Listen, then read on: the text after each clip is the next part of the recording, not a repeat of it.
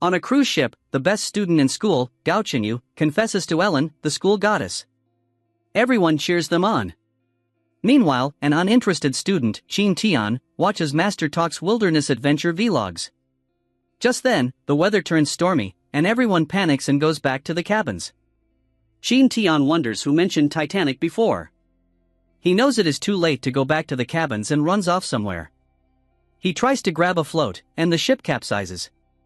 Everything turns dark and the wilderness system activates. Qin Tian got washed up on the shore and woke up. He survived, but he can't see anyone on the island. There might be a rescue team, but he must hold out first. He discovers coconuts in the area, and he is glad that he can use the knife now that he bought after falling in love with Master Talk's vlogs. As he drinks coconut water, he remembers hearing a system when he was unconscious. Just then, the system presents the novice package. He gets surprised by the system window and clicks on the package. He acquired 2 books about common plants and animals. The books got absorbed in his head, and Qin Tian gained some weird knowledge. He notices that he can see the information on the coconuts. Just then, he hears a loud scream and realizes that there is someone else on the island. Qin Tian runs in the direction of the scream and discovers Ellen being attacked by a venomous snake. Ellen screams for help. Qin Tian grabs the snake and slams it against a tree. He then tells Ellen to cover herself first. Ellen gets embarrassed. She feels thankful to Qin Tian but wonders if she is not attractive because he didn't even look at her. They both introduce themselves to each other, and Ellen is glad she got to meet a companion from the shipwreck. Later, they eat coconuts and drink the water. Qin Tian asks if Ellen has a phone, but she claims that all her stuff is gone. However, Ellen is optimistic that rescue teams will come. Qin Tian tells her first to prepare a fire to drive away insects and snakes. Ellen wonders how they can start a fire, and Qin Tian suggests looking for something useful on the beach. They have been walking for an hour, but the beach is too clean. While Qin Tian is thinking, Ellen finds something. She discovers a plastic bottle and plans to throw it away. Qin Tian stops her. Ellen wonders how it will be useful. Qin Tian gathers some wood and grass. He uses the bottle with water like a magnifying glass, and he successfully starts a fire. Later at night, Ellen wonders if they are going to starve to death while waiting for rescue. Qin Tian reassures her that rescue will come in a few days, and they can survive for a week with the resources they have. He needs to lie in order to calm Ellen's mind. Qin Tian then brings out the snake and starts butchering it. Ellen asks if it is their dinner, and Qin Tian confirms. Ellen swears not to eat it. Qin Tian cooks the snake meat and later eats it while exclaiming that it is delicious. Ellen tries to ignore her, but Qin Tian keeps saying that it is delicious. Ellen stops him and grabs a stick of snake meat. She happily eats it. Qin Tian is glad to encounter the snake and wonders what happened to the system. Just then, the system grants him points for lighting a bonfire, surprising Qin Tian in the process. He notices that only he can see the system. Ellen worries, and Qin Tian wonders if he can tell her about the system. He thinks he might be dissected and experimented on once people find out about the system. He checks more details and sees that the system is like those in games. He wonders where to use the points, and an exchange store appears. As he scrolls, he notices something that might be useful. Almost everything is expensive, and he doesn't have that many points yet. He closes the exchange store and lies down on the ground. He plans to collect stranded fish and shrimp to give their bodies nutrients. He then notices that Ellen is already sleeping and plans to talk about it tomorrow. Few hours later, Qin Tian wakes up due to the cold weather. He sees Erin shivering and he wakes her up. Qin Tian is glad that she's fine. Erin gets surprised and panics. Qin Tian tries to explain, but Erin keeps shouting about her misunderstandings. Qin Tian turns around and tells her to get near the fire to avoid freezing to death. Erin feels the coldness and gets near the fire. Qin Tian finds the temperature between day and night weird. The two only got thin clothes considering they were cruising near the equator. The shivering Qin Tian then suggests that Erin and she hug each other to survive the night. However, she disagrees. Even with the campfire, Erin still feels cold and almost numb. She worries about getting close to a boy. However, she sees Qin Tian, her savior, shivering. She stands up and tells Qin Tian to close his eyes. Qin Tian wonders why she is undressing, and Aaron embarrassingly mentions the scenes she saw in movies. Qin Tian claims it only happens when you have thick clothes. They have thin clothes that are enough to transfer heat to each other. Qin Tian then wraps his arms around Aaron and they find it warmer now. The next day, Aaron wakes up and sees that it is already daybreak. She finds the scenery beautiful. Seeing that it is low tide, Qin Tian runs to find stranded crabs and shrimp. Despite Aaron struggling to catch crabs, they manage to acquire breakfast. Later, Qin Tian starts preparing the crabs. Aaron wonders why he throws away the carapace with meat and roe. Qin Tian explains that crabs are cold, which can make your stomach uncomfortable. While grilling their catch, Qin Tian suggests building a refuge in the forest. The beach is colder at night and they are at risk. Qin Tian also mentions that the forest has more resources. Before leaving for the forest, they need to have some water and leave a signal for help. They look up at some coconuts and Qin Tian removes his belt. He turns it into a bipedal rope and uses it to climb the tree. He tells Ellen to get away and starts plucking out the coconuts. He is glad the fresh coconuts got more water and pours it into the bottle they found. Qin Tian tells Ellen to throw away the coconuts she is carrying. Ellen finds it a waste and Qin Tian tells her that she will vomit if she drinks too much coconut water and has diarrhea. They left the beach with a help signal. The two traverse the forest and take a break afterward. While replenishing their liquids, Ellen asks Qin Tian why he keeps observing small bushes along the way. Qin Tian then mentions that the snake from yesterday usually lives in freshwater. Aaron gets excited knowing that there is freshwater nearby. She wonders how they can find one, and Qin Tian points out a path free of grasses and branches. Ellen realizes that animals are like humans, so the animals might have taken the path to get water. As they continue traveling, Ellen asks if Qin Tian is a person who loves outside activities. Qin Tian claims he is someone who loves outside activities without practical experience. Just then, Ellen hears something. Qin Tian hears it too and drags Ellen somewhere. They find a free-flowing body of fresh water. Ellen gets excited and Qin Tian washes his face with the water. Ellen also picks up the water and Qin Tian stops her. The two later move a bit further and Ellen suggests taking refuge on the riverbank. However, Qin Tian reminds her that wild animals will bump into them. They find a flat area, and Qin Tian tells Aaron to collect large leaves and branches while he finds wood for the campfire and tent building. Qin Tian finds some dried wood and quickly makes a campfire. He remembers passing by some trees that he can use for a tent. However, he only got a knife. He remembers something and goes to the riverbank to find a rock, which he turns into an axe later. He uses the stone axe to cut down a small tree. Later he ties up the small trees he cut and returns to their refuge. Ellen greets him with some banana leaves she found. She claims there is a banana field near the riverbank. They now have materials so they start constructing their tent. Qin Tian plans to make a one-sided tent. He sharpens a tree branch and sticks it to the ground. He finishes building the tent but Ellen looks disappointed. Qin Tian claims it is helpful to expose the fire's warmth in their direction. Just then the system rewards him points for building a trash tent. He laughs, seeing the system laugh at his work. Now that they have a tent, the next problem is food. The seafood and coconuts are quite far from their current location. He then plans to visit the banana field Ellen discovered. However, their new problem is jungle mosquitoes that can cause fever if bitten too much. Ellen asks for help and Qin Tian attracts the mosquitoes with a whistle. He burns some leaves so he can smoke out the mosquitoes. Their condition is better now and Qin Tian suggests keeping watch on wild animals. However, Ellen is already fast asleep. She lays her down and decides to keep watch instead. He uses the time to make some rope using tree bark. Morning comes and Ellen wakes up from her refreshing sleep. She finds the rope Qin Tian made and the latter threatens her to do the night watch next. She apologizes and offers to do the night watch but Qin Tian doesn't trust her after seeing that she can easily sleep while sitting. He then asks where the banana field is and she points out the direction. Qin Tian notices the nearby bushes and discovers raspberries. Ellen tastes them but they are too sour. It seems like they are not ripe yet. They later find the banana field and Qin Tian ties a rope to a rock.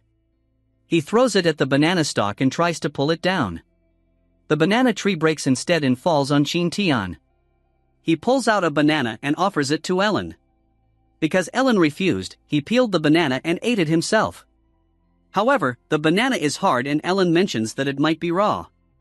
Qin Tian claims that they can't eat it because it is a wild banana with huge seeds. Seeing as the tree hasn't gone into mutation, the bananas are inedible. Qin Tian then suggests eating meat instead. Ellen wonders what it is and Qin Tian shows the banana leaf with a worm. He claims that the banana worm has 6 times the protein content of a buffalo's meat. They return to their camp and they grill the worms. They ate them and Ellen enjoyed them. She finds it more satisfying than the snake meat. She then discovers Qin Tian changing the bottle's shape. He claims it is for catching fish. He saw some fish in the stream and he can use the bottle to trap them. He explains how the trap works. The system awards him some points for creating the trap. Ellen wonders what to use now to drink water and Qin Tian suggests using coconut shells. Ellen worries that the coconut shell will break when boiled. Qin Tian suggests using heated stones in it. He plans to leave the trap first before setting out to the seashore. They leave the trap with banana worms in a shady area. Ellen suddenly smells something and walks away while Qin Tian finds the smell familiar. Ellen finds something and they are bushes of mint. Qin Tian decides to get some to repel the mosquitoes in their camp. Ellen gets surprised by the new knowledge and starts collecting a bunch of them. After getting a lot of mints, they return to their camp and plan the mints around the camp. The two sat down and Qin Tian told Ellen to take her time to rest. Qin Tian creates a stone hammer and gets system points. He realizes he can get more points by making survival tools. Ellen wonders why he is happy. Later they discover the coconuts they left on the seashore have been opened. He notices how the coconuts are broken by a strong force not belonging to a human being. Ellen gets scared thinking it might be tigers, but Qin Tian confirms that they don't eat coconut. He sees a trail and thinks of other coconut-eating creatures present. Ellen remembers the coconut crabs. He points out the small trail that a crab can leave. They follow the trail and discover the coconut crab climbing another coconut tree. Ellen drools at the massive claws of the crab. They prepare to catch it and Ellen notices that it has already come down. Ellen hurries but Qin Tian tells her not to worry because it has nowhere to go. Ellen gets scared seeing Qin Tian's expression. Ellen can't believe a coconut crab can crack open the coconut like a banana. Qin Tian menacingly approaches it and grabs the opened coconut. The crab angrily opens another coconut and Qin Tian grabs the coconut again. The crab gets mad and Ellen realizes Qin Tian's real motive. Qin Tian then easily ties down the coconut crab. They later walk back but Ellen requests a break. She mentions that it is already the 3rd day and there are still no rescue teams. Qin Tian gets worried. However, Ellen reassures herself that it might take them a week instead. She walks again and Qin Tian also worries. They return to the stream and discover that their fish trap worked. He tells Ellen to return to the camp while he prepares the fish. He plans to place the trap again and the system rewards him with points for catching fish. He already had enough points to buy something from the shop. He returns to the camp and discovers Ellen building a stove with rocks to cook the coconut crab. They cook the crab and eat it satisfyingly. Qin Tian goes to sleep first and he will change to night watch with Ellen at midnight. Ellen nervously does her night watch and suddenly a hand taps her. Surprised, she tries to hit Qin Tian with the hammer. She claims that she hasn't called him yet. However, Qin Tian tells her to get some sleep already. Ellen goes to sleep and Qin Tian wants to use this chance to check the shop. But first Qin Tian tries to boil water using a heated stone. However, the ashes make the water unclear. Still, boiling it will remove the bacteria and the mint is also helpful to keep him awake. Just then, Ellen screams in her dream. She dreams of the rescue team rescuing them.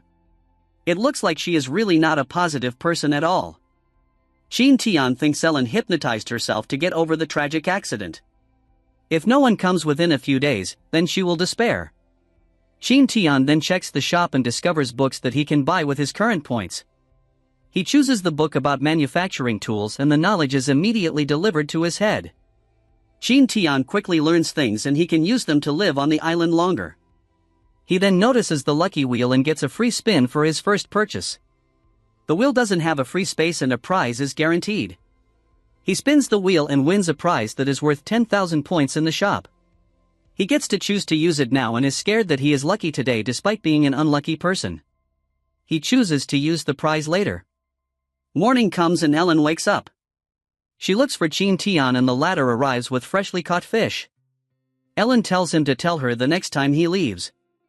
While the fish are being cooked, Ellen shyly tells Qin Tian not to go to the stream. Qin Tian then advises her not to pollute the water. Ellen shouts that she will only take a shower. Qin Tian realizes that they haven't taken a bath since being stranded on the island and he can smell himself. He then shouts at Ellen that he will go look for other resources. Qin Tian looks around and finds wild oyster mushrooms. He is glad that he has the system to identify resources around him. However, some resources don't appear in the book he bought from the store, so he is not sure if they are edible. Qin Tian finds a rabbit. He uses his hammer as a distraction and tries to catch it. However, the rabbit is so fast. He remembers Ellen and goes back to the campsite. Just then he hears Ellen scream. He quickly runs over and Ellen claims that there is a snake. Qin Tian runs and grabs the creature, which turns out to be an eel. Ellen then tells him to get out. Qin Tian is more focused on getting a new type of food to eat. Ellen finishes her bath and sees Qin Tian waiting for her. She tells him to stop staring and Qin Tian blushing claims that she looks beautiful. Ellen gets embarrassed and returns first to their camp. She gets mad at herself for getting shy over Qin Tian's words. Qin Tian also didn't expect to utter such words. Qin Tian then removes his clothes and plans to check for more eels. He finds holes in the wet mud and covers one of them. He can't use his bare hands because some crabs or poisonous snakes might also live in the holes. He remembers grabbing a water snake instead of an eel when he was young. Eels are attracted to water grass. So Qin Tian uses a water grass stalk to lure out the eel. He feels a bite and pulls out the eel. He later returns to the camp with more eels. Ellen worries that they can't do everything at once. Qin Tian suggests smoking the meat to preserve it. He smokes the eel so the meat can last for weeks or months. Ellen asks if she can help with anything because Qin Tian is the one who does almost everything. Qin Tian will teach Ellen how to make ropes out of tree bark so they can finish the windshield. He leaves Ellen to check the trap in the stream. The trap can only catch 2 or 3 fish each time. He makes a small lake beside the stream to store the fish he catches so they won't worry about food. Night comes and the two cook the eel meat with berries. Ellen takes a bite and drowns in the appetizing taste. Qin Tian finds her weird now. 2 days later Qin Tian returns to where he got the mushrooms. They already ran out of eels and he needs to catch some wild rabbits today. In a flashback, Qin Tian breaks the old windshield to create a bigger one. With Ellen's help they made a better version that feels safer to live in. Qin Tian tries to recall the path where the wild rabbit ran. He tries to find a place with less grass and finds trees with burrows. He covers the holes he found and leaves 2 open. He places burning horseshoe fungi near the holes to smoke the rabbits out. Just then a rabbit comes out and Qin Tian easily catches it. However, it is an offspring. Another rabbit runs out and Qin Tian recalls that rabbits live in herds. He checks the hole and discovers more small rabbits. He catches everything and brings them back to their camp. Ellen gets excited over the rabbits. Qin Tian is impressed that Ellen made a lot of ropes. He then claims to butcher them, but Ellen disagrees because they are too cute to eat. However, Ellen claims it is better to fatten them up first before they get eaten. Qin Tian didn't expect that side of Ellen. She knows that they don't have a choice but to kill them for survival. Qin Tian later butchers the biggest one and sets aside the fur for future use. The two eat dinner and find the rabbit meat stinky. Qin Tian asks Ellen why she is cheerful and Ellen claims that the next day is the 7th day. She still thinks that a rescue team will come and Qin Tian tries to act happy too. They are done eating and Ellen wonders what Qin Tian is doing. Qin Tian plans to start a fire using a different method. Based on the camping book he got from the store, there are various ways of starting a fire. He tries using a wooden bow and he is successful in starting a fire. The next morning they leave the camp and arrive at the shore. Qin Tian knows they will be waiting until night so he starts preparing. Dusk comes and Ellen asks Qin Tian why the rescue team is not yet here. She starts despairing and Qin Tian gets worried. Ellen grabs his hand and cries out that they will die on the island by themselves. She continues to cry as she despairs. Qin Tian slaps her and Ellen asks why he did that. Qin Tian tells her to cry everything out. Ellen hugs her while crying out loud. Qin Tian tells her not to worry because he is with her. The night passes by. The next morning Ellen slaps Qin Tian as revenge for the previous night. She also thanked Qin Tian but Qin Tian didn't hear her. She then tries to change the topic and asks him to check the low tide. Qin Tian corrects her saying that it is not yet time. They have a meal first while waiting. Ellen read in a book that a person missing for 2 years is considered legally dead.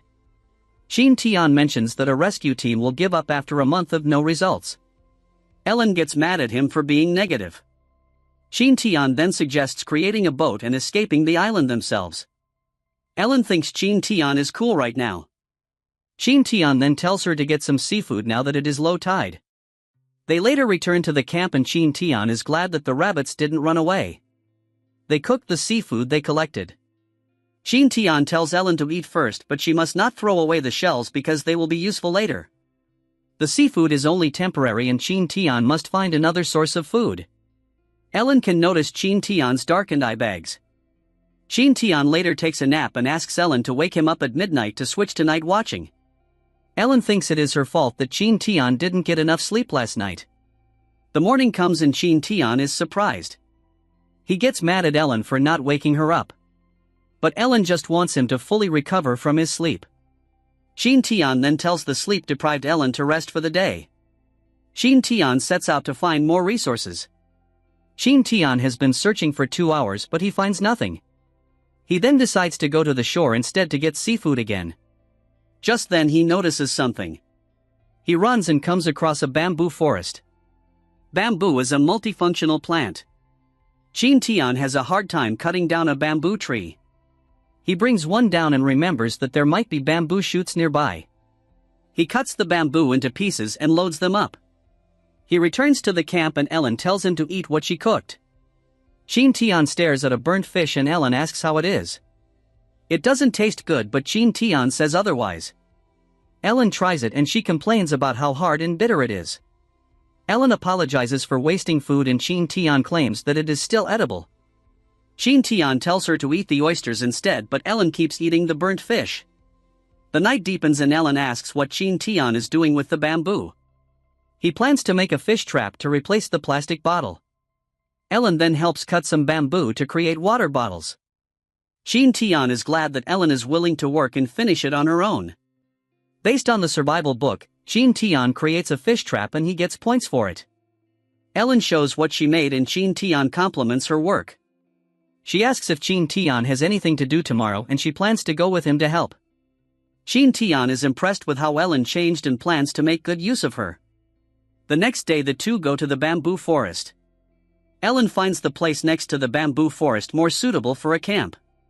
However, Qin Tian points out that food is their priority right now. Ellen is tasked with looking for bamboo shoots and she finds a bunch of them. After she collected bundles of them, she discovered a herd of wild boars. She stays silent and runs over to Qin Tian. Qin Tian gets surprised and Ellen points in the direction of the boars. Qin Tian grabs Ellen's hands and tells her to run and leave the place quickly. Though they are carnivores, wild boars can attack ferociously. However, more wild boars appear on the side where they came out.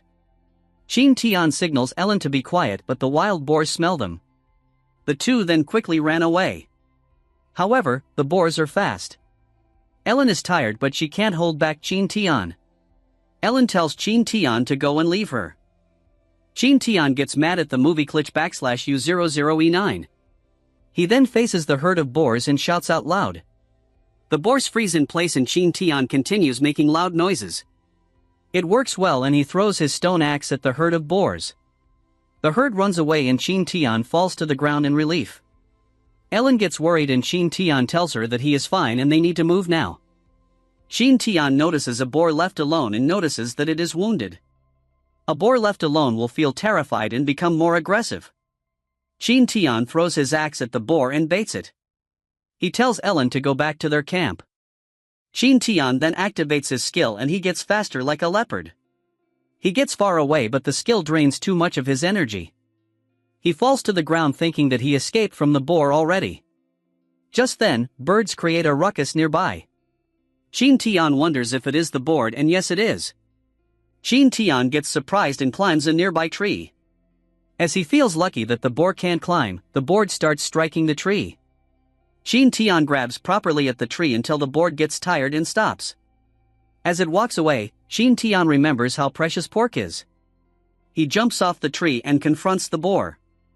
The boar charges at him, which Qin Tian quickly dodges. The boar hits the tree, making it unconscious. Qin Tian finishes it off, but the boar had too much vitality. Qin Tian continues attacking it until it falls dead. He receives points for hunting the wild boar. The wild boar is too heavy, so he plans to get it back the next day after resting and recovering. He hopes that no other predators will find the boar. Meanwhile, Ellen is in a hurry to make a stone axe to help Qin Tian. She rips her dress and collects ashes. Qin Tian asks what she is doing, and Ellen claims that ashes can blind the boars so they can escape. Ellen then realizes that she has been talking to Qin Tian and he appears with a fish in hand. Ellen looks glad and hugs Qin Tian. She was afraid that she wouldn't see him again. She notices that he is wet and he claims it is a long story. It got awkward when Qin Tian started stripping. Ellen tells him that they are not kids anymore and reminds him to dry his clothes first. Just then, Qin Tian flashes himself to Ellen. Ellen quickly covers her eyes and Qin Tian claims he was wearing underpants. That night Ellen feels bad about leaving the bamboo shoots behind. Qin Tian tells her that he killed the boar. Ellen worries about encountering the boars again and Qin Tian can only think of making a bow and arrow to fight back. The next morning Qin Tian quickly returns to the boar he killed and discovers that other animals found it. Luckily, there are more parts left. He notices a scratch mark from another animal. He starts butchering the boar and brings it back to the camp with bamboo. Meanwhile, Ellen is making a needle from a rabbit's bone and Qin Tian surprises her. Ellen gets mad and notices the meat Qin Tian brought back. Ellen wonders how he will use the fat and Qin Tian claims that it can be used to make a fat-based oil. However, they don't have a container. Qin Tian then asks Ellen for help making one. He plans to do pottery and he feels lucky that the clay nearby is usable. He remembers the steps from the survival book. He tries to make one but it looks like something unusable. He throws it away. He then makes a small bowl and discovers Ellen made better looking ones. He then asks her to make one big enough for cooking. Qin Tian makes a kiln for drying the clay until it gets dark. During dinner Qin Tian feels glad that they won't have food problems for the next month.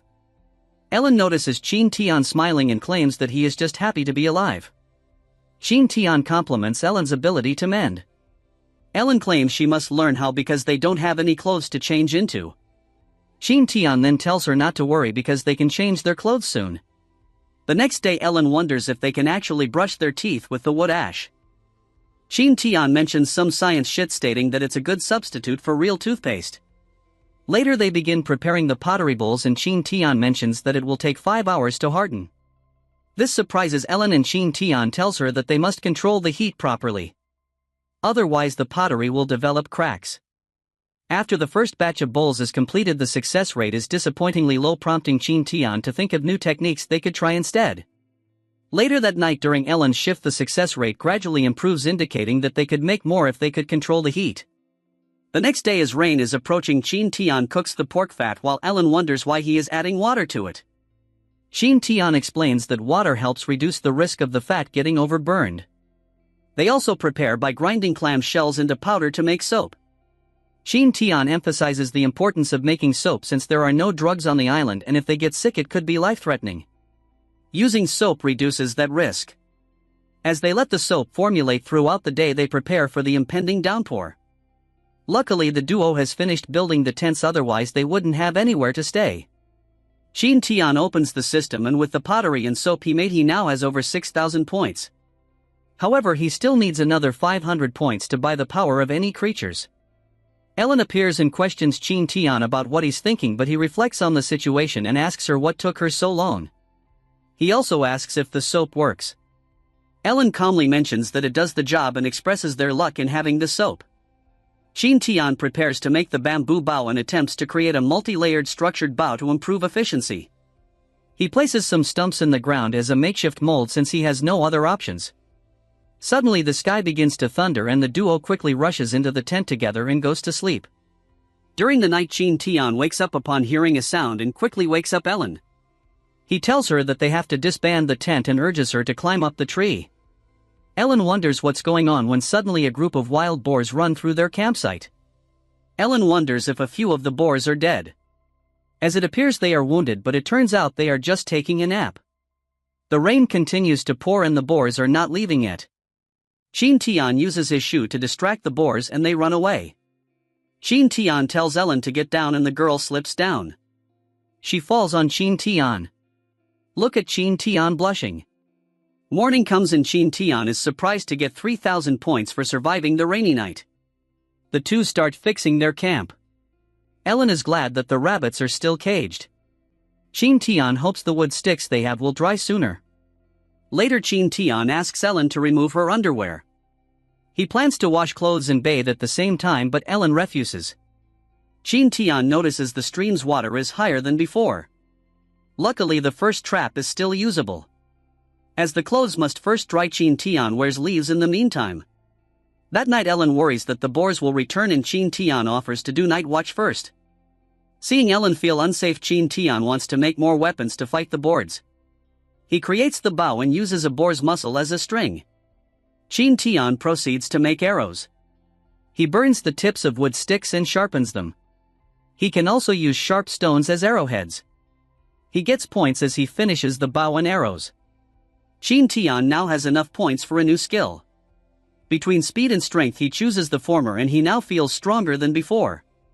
The next day, Qin Tian suggests working on the ceramics after the boars destroyed them. Qin Tian and Ellen remake the ceramics and their skills have improved. Qin Tian practices using the bow, but his aiming skills stink. He keeps training until his skills improve. Following that, Qin Tian goes deep into the woods. He notices some tadpoles and he finds the ecosystem interesting. He later picks up some bamboo shoots. He hears bird sounds and discovers wild chickens. He shoots an arrow but he misses. He notices that the chickens are not afraid of him and don't move. He swears not to miss a shot, but he didn't hit them even once. He tries one more time and finally hits one. He hits two more, but he has already used all of his arrows. The other chickens ran away after that. That night the two had chicken soup. Ellen is overjoyed with the new menu. Qin Tian also finds it tasty with bamboo shoots, however he claims that it will be better with salt. Ellen gets excited and suddenly remembers that they are in the middle of nowhere. Qin Tian then tells her that they will go to the beach the next day to make some. They went to the beach and prepared to boil seawater. While the water is boiling, the two make a sundial so they can keep track of their time. They successfully created one and Qin Tian asked Ellen to watch the shadow while he checked the seawater. Seeing the salt still wet, Qin Tian dries it out under the blazing sun. They made enough for half a month, but it is full of impurities.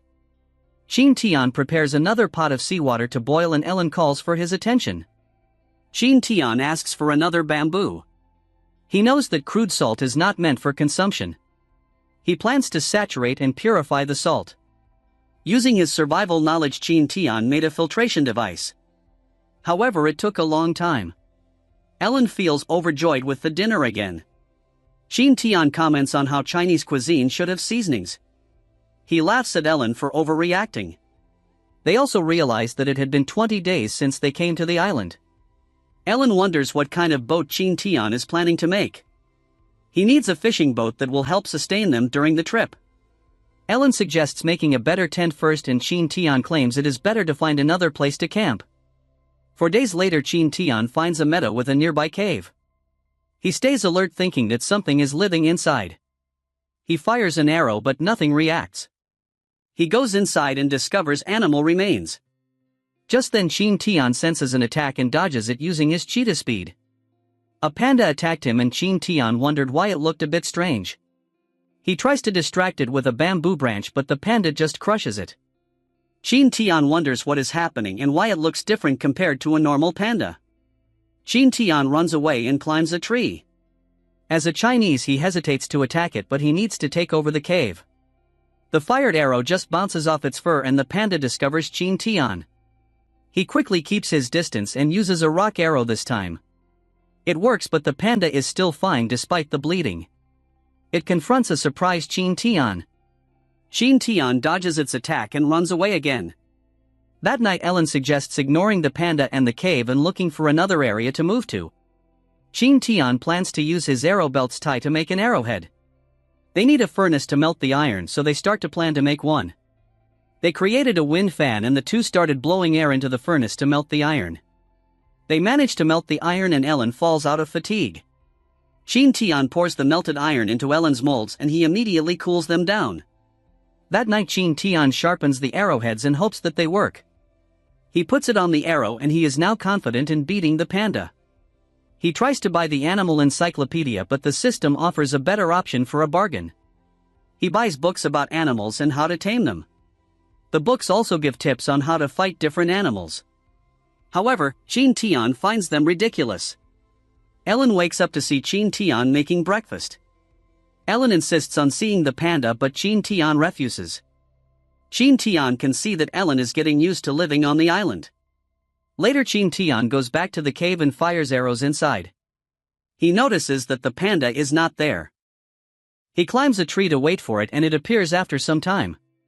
The system shows that it is an ancient panda. It further explains that pandas started as carnivores which humans domesticated until they turned into bamboo-loving pandas. In 2 months, Qin Tian can tame it. He plans to herd it to the point that it can't find food by itself. Qin Tian injures it, retrieves the arrow and runs away. He kept repeating the process for many days. On the 4th day, Qin Tian can't find the panda. It ambushed him and Qin Tian noticed that the panda was learning. It breaks an arrow and Qin Tian runs away. On the way back to the camp, Qin Tian discovers poisoned dart frogs. He now had a solution to his problem. He captures one and plans to use its toxin for his arrows. He goes back to the camp and Ellen rushes to hug him. Qin Tian apologizes for making her worry, but Ellen denies being worried. Ellen notices the poison frog and Qin Tian plans to use it against the panda. The next morning, Qin Tian heats the frog until bubbles form on its skin. Qin Tian applies the toxins to the arrowheads. Ellen gives him the grass balls he asked for and she wonders what their uses are. Qin Tian claims they got their use. Qin Tian later returns to the cave. Seeing the footprints, he knows that the panda is inside. He burns the grass balls and throws them in the cave. The panda gets smoked out and roars. It chases Qin Tian and the latter plans to tire the panda out. Inside the forest, the panda looks for Qin Tian. Qin Tian finds a chance and fires an arrow with the toxins. However, the stone arrowheads are ineffective. Qin Tian dodges the panda's attack. Qin Tian fires an iron arrow this time. The toxin should take effect soon. Qin Tian shoots again and the panda attacks him. However, the panda falls. Qin Tian is glad that the toxins have already kicked in. He observes the panda for 3 hours and the panda wakes up. The next morning, Qin Tian prepares fish and bamboo. He goes to the cave and sees the exhausted panda. He inserts a bamboo shoot into a fish and throws it at the panda. The panda growls and notices the fish.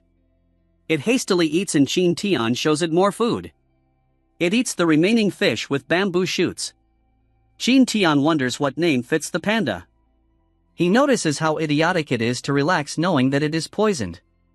He then decides to call the panda Shan, by which means dumbass. Night comes and Qin Tian and Ellen eat dinner. Ellen finds out the name of the panda and she gets worried about whether to compliment his naming sense or not. Ellen puts down her food and claims that she is not in the mood. Qin Tian guessed that it was that time of the month. Ellen tells him to be quiet. She claims it should have started days ago, but it is kind of late for her. It must be because of stress and a lack of rest. Qin Tian then thinks about making paper. However, making a good quality product needs a lot of processes. The next morning, Ellen wakes up due to the smell of urine. Qin Tian claims it is needed to make paper and Ellen calls him crazy. Qin Tian asks Ellen to make square-shaped meshes and they easily create some. Things suddenly go to chemistry class and Ellen is impressed that Qin Tian is doing it on an isolated island. The two continue with more steps and processes to make sodium hydroxide. Ellen comments that it is better to work on it with electricity. Qin Tian claims it is possible with lightning strikes. The two later collected wild grasses to make paper. The grasses are soaked in sodium hydroxide for hours to obtain pure white cellulose. Qin Tian washes it next to the stream and washes it with clear water to get the paper powder. The powder is then put into the mesh frames. They dry the mesh with paper powder and they successfully create paper. Qin Tian is glad that his bottom is not at ease with paper. Ellen says not to mention it during meals. She finds Qin Tian talented at making paper. Days later, Qin Tian sees Shanbai looking comfortable. It wakes up after smelling the food that Qin Tian brought. It looks tame now and Qin Tian is feeding Shanbai. Domesticating Shanbai won't take long anymore. Qin Tian leaves Shanbai and walks along the stream. He finds wild gingers and brings them back to the camp. Ellen is experiencing cramps and claims that it didn't hurt like that before. She also had heating pads and a cup of yolk with red sugar to calm her cramps. Qin Tian then shows the ginger tea he just made. He claims he just accidentally discovered them. But Ellen can see proof that Qin Tian made an effort to do so. Ellen drinks warm ginger tea. The next day Qin Tian visits Shanbai again. Shanbai now considers Qin Tian as a friend. A month later she starts feeding Shanbai with pure bamboo shoots. Seeing Qin Tian's menacing aura, it accepts and eats the bamboo shoots. However, Shanbai is liking it. The system gives Qin Tian points for domesticating a panda. He gets an animal training seal that he can use on Shanbai. He applies the seal to Shanbai and Qin Tian can now see Shanbai's status using the system. That night Qin Tian tells Ellen that she can meet Shanbai now. He brings her to Shanbai the next day and the two easily become friends. Shanbai also changed its diet to regular bamboo. Two later decide to leave the camp with Shanbai. They made a new camp in the field with the cave where Shanbai lives. Ellen enjoys looking at the starry night sky. Qin Tian tells her to continue watching while he sleeps, but Ellen suggests sleeping together because there's no need for night watch with Shanbai with them. Qin Tian gets surprised and asks Ellen to be his girlfriend. Ellen gets flustered as Qin Tian approaches her. Qin Tian teases her and Ellen gets mad. The two do some cleanup before sleeping. The next day comes and the two dig for nearby clay to make more ceramic. Qin Tian leaves with Shanbai to retrieve the fish traps in the stream. On the third day they collect bamboo easily with Shanbai's help. However, the pet is distracted by eating. The fourth day comes and the two start to build a bamboo house kitchen. After a week they have now finished the kitchen. All the effort is worth it because Qin Tian got so many points and bought a new book about plants. They go to the stream to take a break. Qin Tian is happy to see Ellen having fun now after some time. Ellen steps on something. She checks her foot and discovers a rock crystal. Qin Tian checks on it and claims that it is quartz, an ingredient in making glass. On closer inspection it is of high purity. The two go upstream to look for more resources.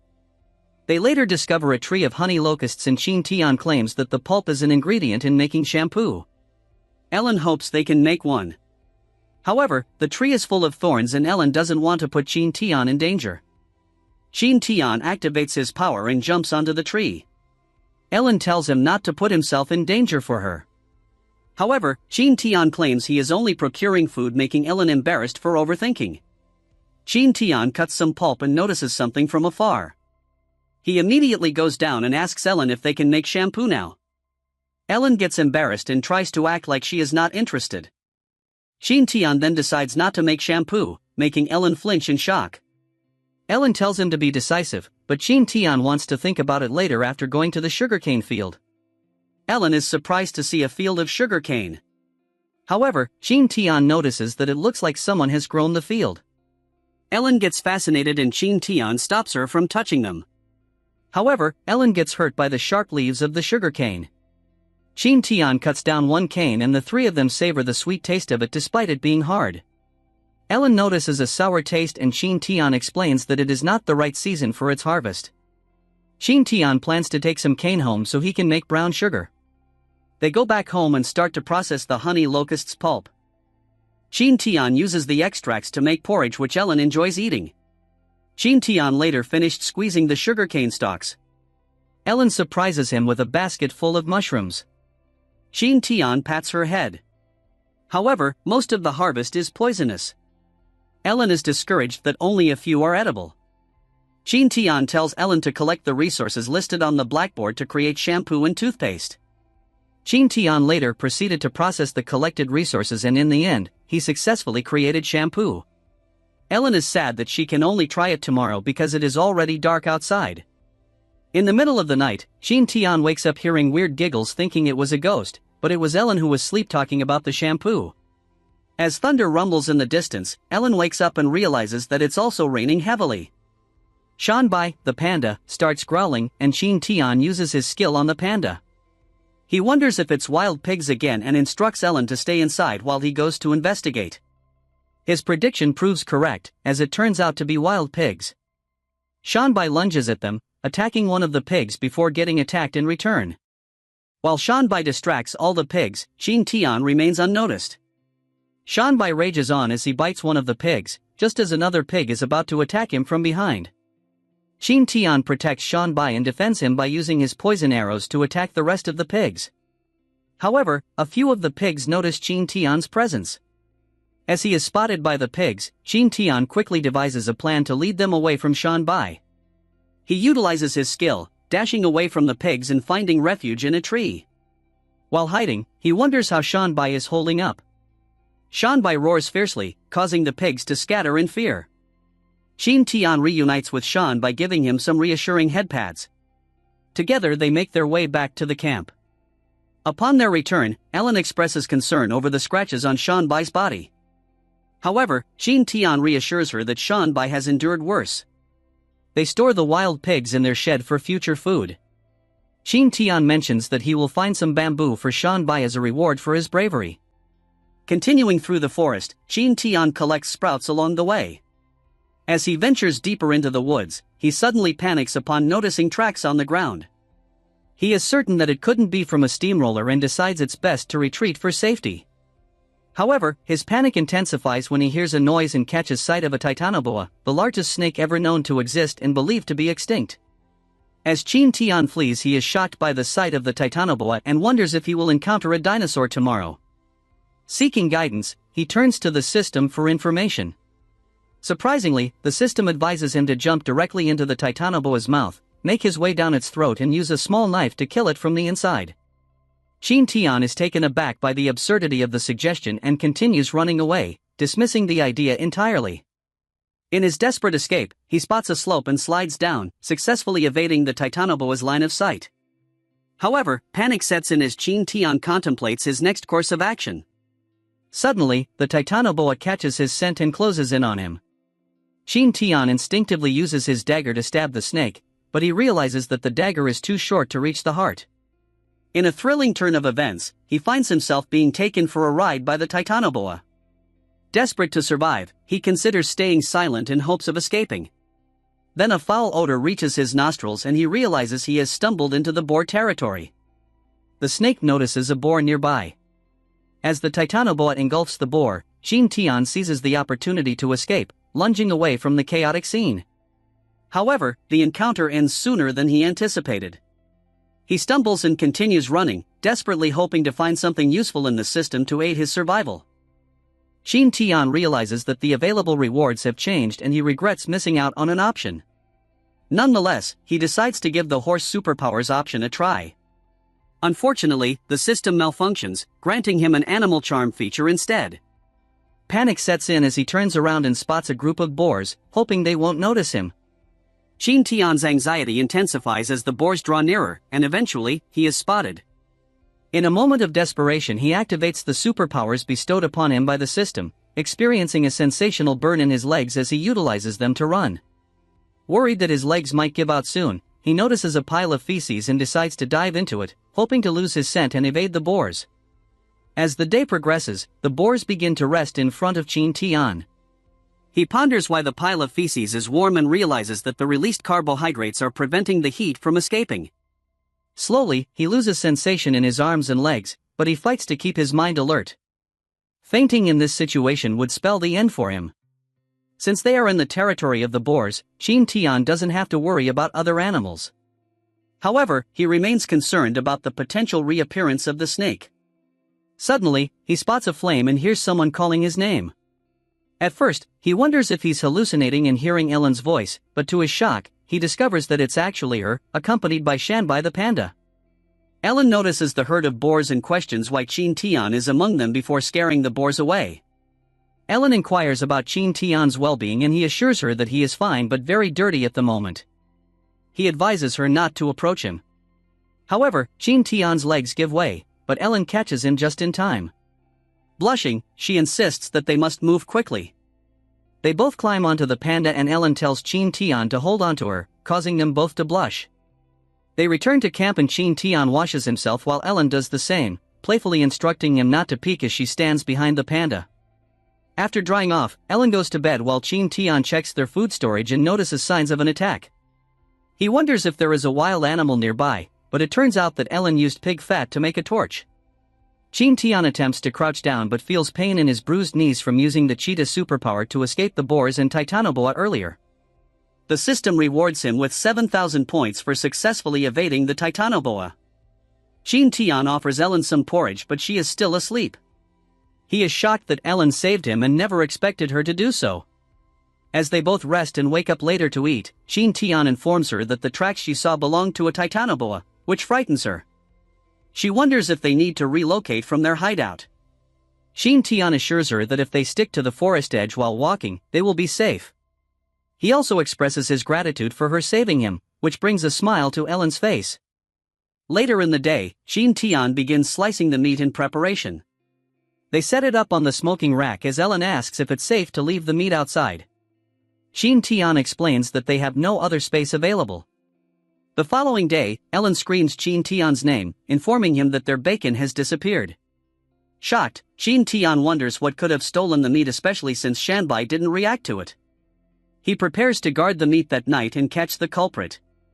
As he rests during the day to prepare for the night shift, Ellen offers him some mint tea, urging him to quickly figure out the situation before they face serious trouble. As dawn approaches, the thief has yet to make an appearance. Suddenly Qin Tian spots a golden eagle swooping down towards the meat. He attempts to protect the meat but is unsuccessful. Later in the day, Qin Tian informs Ellen that the thief is a golden eagle. He shares his plan to trap and tame the eagle, explaining that they need to keep things normal and hang the meat outside so the eagle won't suspect anything. Qin Tian prepares a basic trap but when they test it, it doesn't seem to work. Determined, Qin Tian exerts more force on the trap, causing the bamboo shoot to smack him in the face. He then instructs Shanbai to test the trap, as the panda's thick skin will protect him. As Shanbai pushes on the trap, it breaks, making Qin Tian realize that he needs to make a few more adjustments before it's ready. Later in the day, as Ellen wakes up from her nap, she questions whether Qin Tian is certain the eagle will return. Suddenly, the eagle appears above them. As the eagle swoops down toward the trap, the rope manages to catch onto its leg. Ellen wonders why Qin Tian isn't approaching the trapped eagle, and he explains that it's not the right time yet. The golden eagle has a deadly beak, and if they get too close, it will attack them. So they decide to wait until the eagle becomes exhausted. They discuss what to name it, and Qin Tian suggests the name Desert Eagle. The eagle looks like it doesn't like the name Sand Eagle.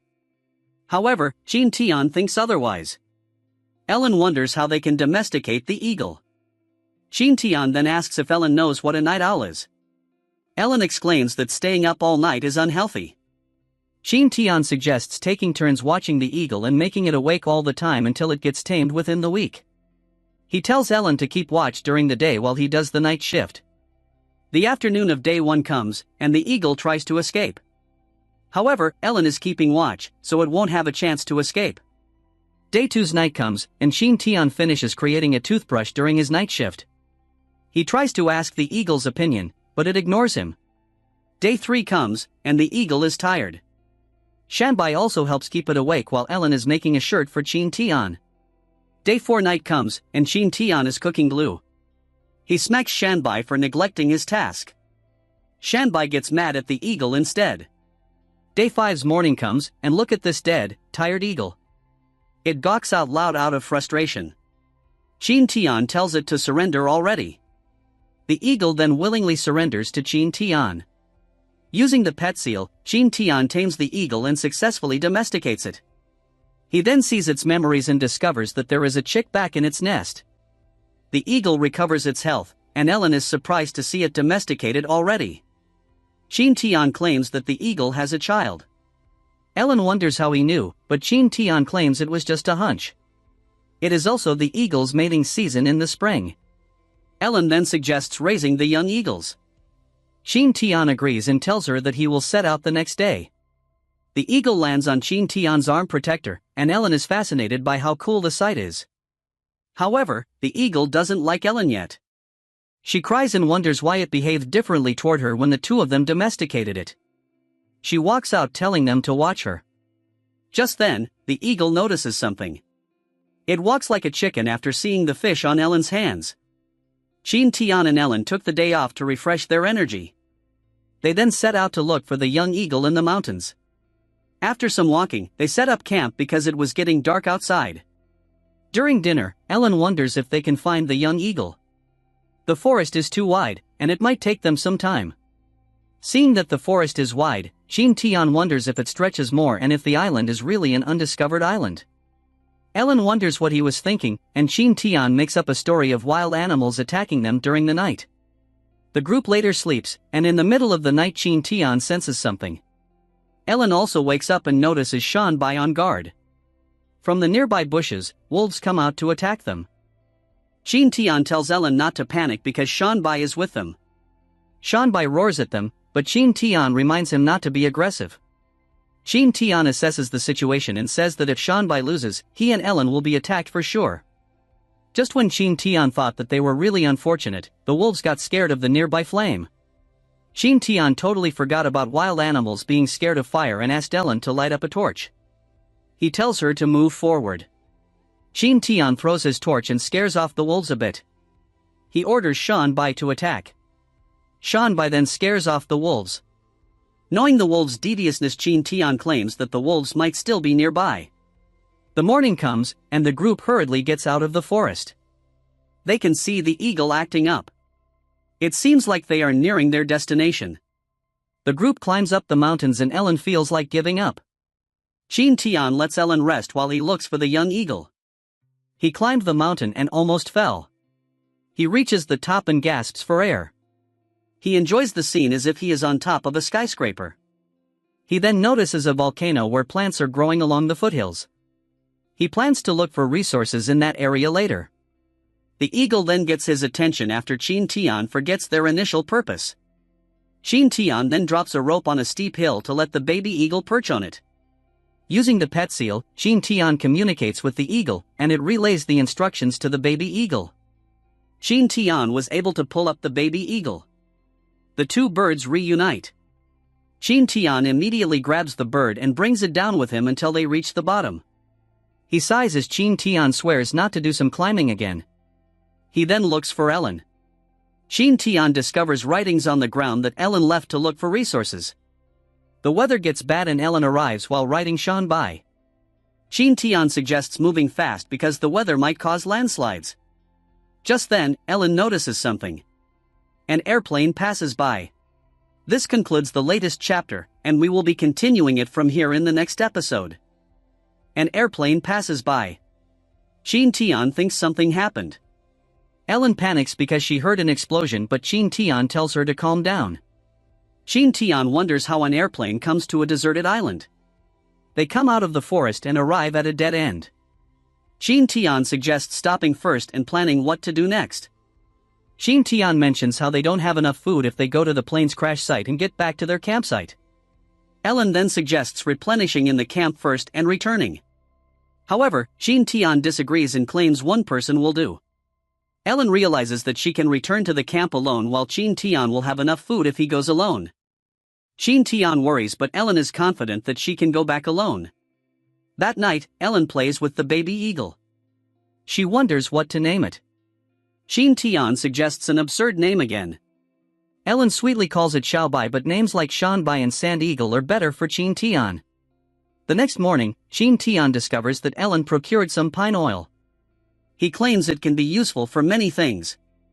Ellen tells him to take care. While alone, Qin Tian uses his superpower every hour, heading to the north. He suddenly arrives in a wetland and orders Sand Eagle to scout the area. He synchronizes his eyesight with that eagle and sees a body of water. He then prepares to head out and check. Qin Tian later arrives at a swamp. He tries to go around it, but the swamp covers a lot of the area. There are also a lot of mosquitoes in the area, making Qin Tian worried about infections. He also can't step into the swamp, seeing that it is unmoving, meaning it is an area for bacterial development. In the end, Qin Tian traverses the swamp. He starts running again to find the plane. He suddenly got caught in quicksand. He changes his position to limit the speed of drowning. He orders Sand Eagle to look for a branch. He brings out ropes and Sand Eagle starts dropping branches. Qin Tian asks for more and starts tying up the branches until he creates a frame of them. He forces himself to climb on the frame of the branches. It took him an hour to escape, and he decides to be more careful in this kind of swamp. He recalls the main character of a movie he has seen before. He disassembles the frame and chooses the driest branches. He bundles them and places each bundle on his feet. Seeing that it works on the swamp, Qin Tian starts moving again on top of the swamp. As he gets near the landing area, he wonders if there are crews on the plane. Meanwhile, on the plane, a blonde-haired woman wonders where she landed. She recalls encountering a storm, losing control, and getting stuck in the turbulence. She was lucky enough to adjust her landing route before crashing. She is glad enough not to have been injured after her accident. She thinks she is in South America because of the swamps. She wonders if someone is living in the area. She starts calling for anyone, but no one is answering. She realizes no one will live on this deserted island. Just when she decided to sleep for the night, she hears some rustling nearby. Not far away, Qin Tian is shouting and looking for someone. Thinking that the crew might be injured, Qin Tian is in a hurry to check on them. Just then Sand Eagle sees a big white bird and Qin Tian asks her to lead him there. Qin Tian finally finds the aircraft and shouts out loud for anyone. He hopes nothing scary happened. Upon checking, he doesn't see any bleeding signs. The plane looks brand new, but it is an old model. Just then Qin Tian hears someone shouting and sees the blonde-haired woman running away from something. She exclaims that there are crocodiles. Qin Tian can see some mugger crocodiles chasing her. He goes inside the plane and extends his arm. The woman grabs his hand and climbs the plane. They stumble down inside the cockpit, and Qin Tian can't help but blush in front of a beauty with her cushions stuck on him. The crocodiles shake the plane with their tails, and Qin Tian feels the woman's cushions again. They look at the ground and see the crocodiles attacking the plane. Qin Tian wonders why they are so aggressive. He tries to attack them, but rock arrows are ineffective against their hides. Qin Tian then tries to target their eyes, but they are too small as a target. His attack just made the crocodile angry, and it won't take long for the plane to get destroyed. Just then Qin Tian uses the system. He got tons of points now and looks for a suitable power for the current situation. Just when he decided to buy the Sagittarius talent, the woman suggests burning the crocodiles. Seeing alcohol, Qin Tian stops her and claims that alcohol is extremely important. Qin Tian asks for the lighter and the woman willingly gives it away. Qin Tian then proceeds to buy a superpower. He activates it, but he can't feel anything compared to the cheetah skill. The crocodiles are getting rowdy again. Qin Tian applies pine oil to the arrowhead and lights it up. He uses his skill and it looks like he is in a FPS game. He also got a sight marker and a ruler. He adjusts his position and fires the arrow, hitting the crocodile's eye. Qin Tian continues shooting as the woman helps him with the arrows. He shoots the rest of the crocodiles and the beasts scamper away. The woman shouts that Qin Tian is her hero. Qin Tian introduces himself and asks for the woman's name. She introduces herself as Jessica Hathaway. She asks where they are. Qin Tian asks her to slow down because his English is not good. Jessica wonders what kind of Asian Qin Tian is and thinks he might be Chinese, but all she met before got long braids. Qin Tian if Jessica has a mobile phone, but Jessica only knows the telephone. The two just realize that communication is hard. Night comes and Qin Tian finds canned food on the plane. Jessica opens it in an old manner. Qin Tian discovers the expiration date goes back to 1928. Jessica wonders if there is anything wrong and Qin Tian hopes he can tell that it is expired. Jessica tells him not to worry because it is beef. Qin Tian can taste that the food is okay. The two got full with a spoonful. Feeling tired, they retire for the night. The morning comes and Qin Tian notices Jessica boiling water. He can't believe she has a lot of things in her bag like Doraemon. Qin Tian brings out meat and suggests cooking pork soup. After their meal, the two try to converse but a language barrier exists. Qin Tian can only show Jessica the rough mapping of the island. Qin Tian thought of having Ellen talk to Jessica, so he invited her to their camp. He feels bad leaving usable parts of the plan out. Just then Jessica notices the sand eagle and panics. Qin Tian tells her not to worry because it is his pet. They start traveling but encounter thick smoke midday. Even Sand Eagle doesn't have any idea. Jessica then asks for a break. While Qin Tian wonders when the smoke will go away, Jessica falls unconscious. Qin Tian can also feel that he is getting tired. There might be something in the smoke. Qin Tian crawls toward Jessica. Jessica's symptoms are quite severe while Qin Tian can still move his hands. He grabs Jessica's lighter and rummages through her bag. A medicine box is among the things in the bag. However, Qin Tian can't read English. He then notices an electric box. He also brings out some other things along with his bamboo tube. Qin Tian connected everything and came up with an electrolysis apparatus. The oxygen produced from the process is then passed to Jessica through a tube. Jessica soon regains consciousness and Qin Tian mentions that the smoke is methane. The two alternately use the oxygen tube as they traverse the methane fog. They see the end point and finally get out of it. They finally get to breathe fresh air. It is getting late and the two are still not fully recovered, so they set up camp. Meanwhile at the camp, Ellen is having trouble with the raccoons. Fish for Xiaobai's meal is now less plentiful. Xiaobai chirps and Ellen gives it a fish. Ellen worries for Qin Tian and decides to look for him the next day. Just then Xiaobai chirps as it sees its parents. Seeing Sand Eagle, Qin Tian is back for sure. Ellen gets excited to see Qin Tian, but seeing Jessica surprises her more. Qin Tian wonders if Ellen misses him after 3 days. Qin Tian introduces Jessica to Ellen and asks her to communicate with the foreigner. The two immediately kick off a conversation in Chinese. The confused Qin Tian wonders why Jessica is speaking in Chinese now. Jessica blames Qin Tian for trying to speak in broken English and not revealing his nationality. We all agree that Qin Tian is at fault. That night the three had a long discussion. The two Chinese learn that Jessica is a paleontologist who travels around the world. She heard of a nose-walking beast and immediately flew off toward the South Pacific. However, she encountered a storm and crashed on this island. It turns out Jessica is not from a rescue team. At least Qin Tian can now pinpoint their current location with Jessica's information and they can start making a boat. Ellen wonders why Jessica is not worried about crashing on a deserted island. Well, the paleontologist's spirit is burning with passion and excitement. Her scary eyes are enough to cut open Shanbai and study him. Qin Tian asks this time if Jessica is not worried. She claims not, because the two mention making a boat to escape the island and the discovery of how Nung cats and individuals on this island is one of the greatest discoveries of the 20th century. Ellen corrects her, saying that it is the 21st century. Jessica claims that would be 70 years ahead of them and wonders if the Republic of China is using a different calendar. Qin Tian claims that it is now the People's Republic of China. Jessica wonders if it is a change of regime again.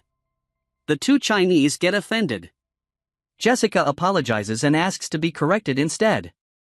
Qin Tian then tells her about the establishment of the People's Republic of China in 1949.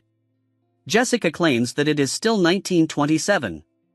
Qin Tian and Ellen are shocked. Qin Tian can see that Jessica is not lying, taking into account the old plane and the canned foods manufacturing date. Jessica then asks what year it is and Qin Tian surprises her by telling her that it is 2020 for them. Jessica then elaborates on what happened until she encountered the storm. Ellen claims that they also encountered a storm. Qin Tian thinks the storm might be a passage of time and space. The topic of time travel is heavy for them because they won't know the way back.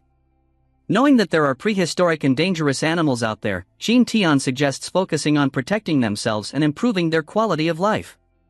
Jessica wonders if Shanbai can also time travel, but Qin Tian finds it impossible since he has also seen a Titan python. As a paleontologist, Jessica knows that such creatures should have lived in a different era and couldn't live in the forest's refreshing temperature and conditions.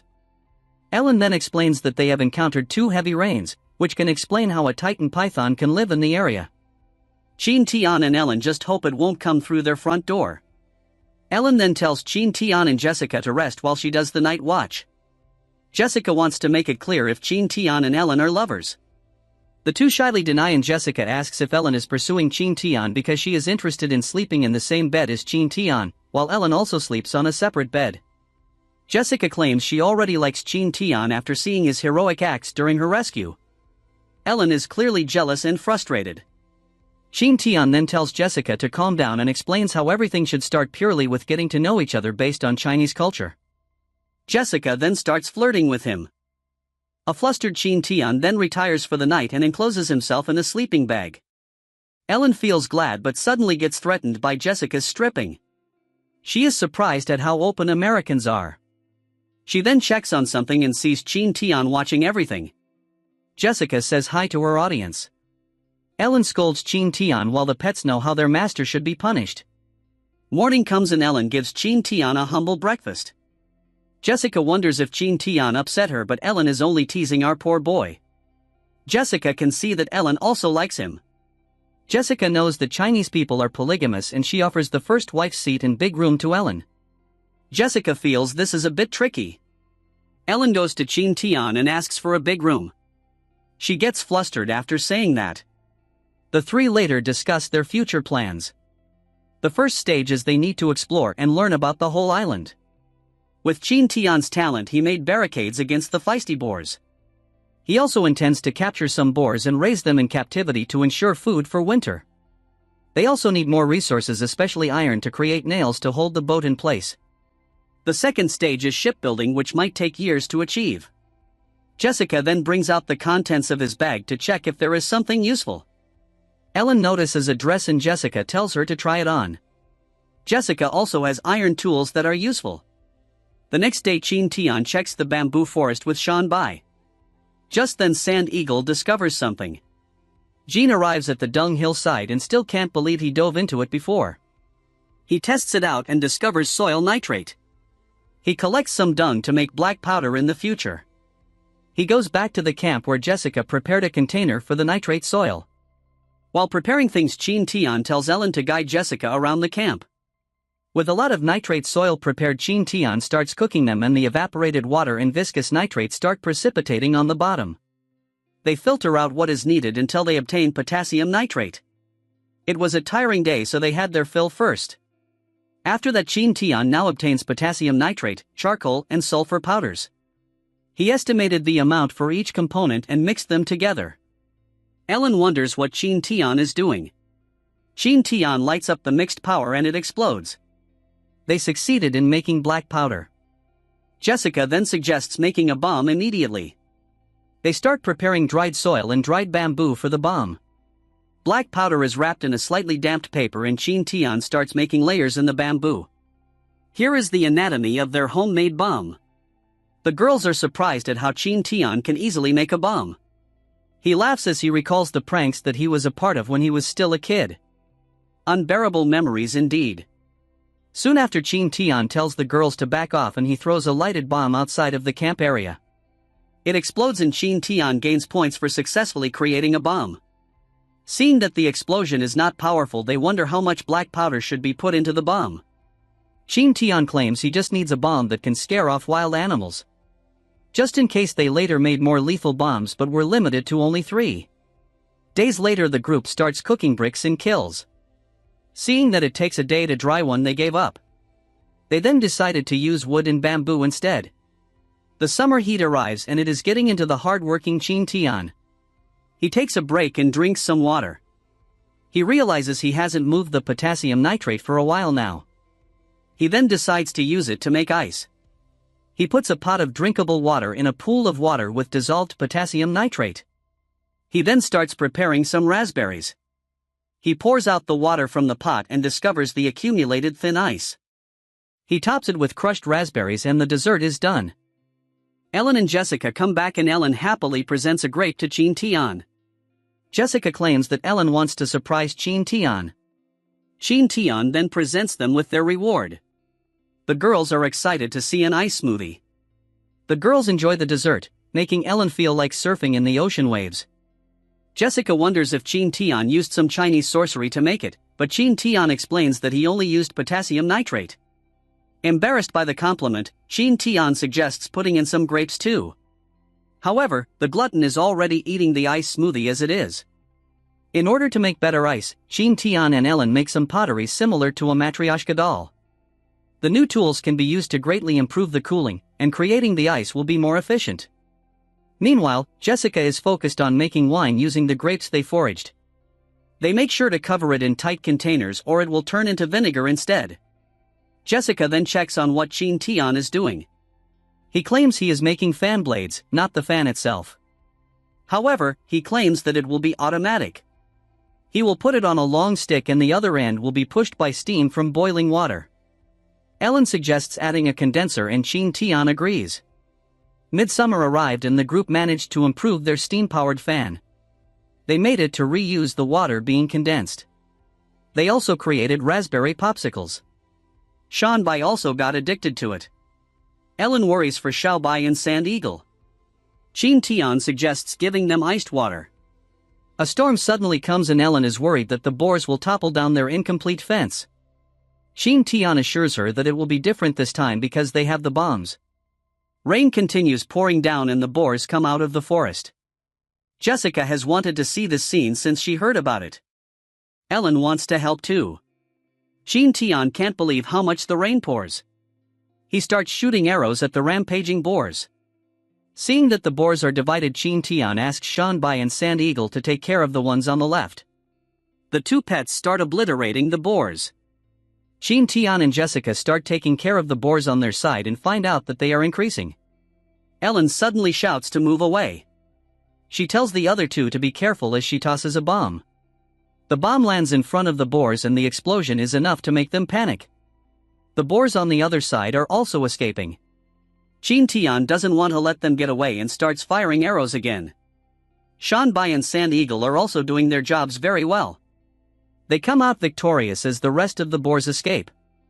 Seeing that they killed a lot, Qin Tian knows that the boars can't reproduce for a while now. He needs to be careful or they will lose their source of meat. With this amount of meat they will have food for 6 months. The group then starts focusing on strengthening their fence during rainy days. During the 2 weeks of rain, they no longer worried about the boar raids. The island continues to experience the rainy season. Qin Tian wonders if the wine they brewed is now fine. The girls are excited but get disgusted seeing the insides of the pot. Jessica wonders if she brewed it wrong. Qin Tian explains that this is a normal phenomenon during fermentation. Qin Tian filters the impurities and presents their homebrewed wine. However, it is too sour to taste. Qin Tian then realizes that they should wait a bit longer. He then tells the girls that they will make distilled spirits. He tells them how the distillation process will go. He claims it will take until the night before the process ends. Ellen arrives with brown sugar and baking soda. Qin Tian concocts something and after refrigeration he lets the girls taste it. Ellen can't believe she is tasting Jian Li Bao, a Chinese carbonated drink.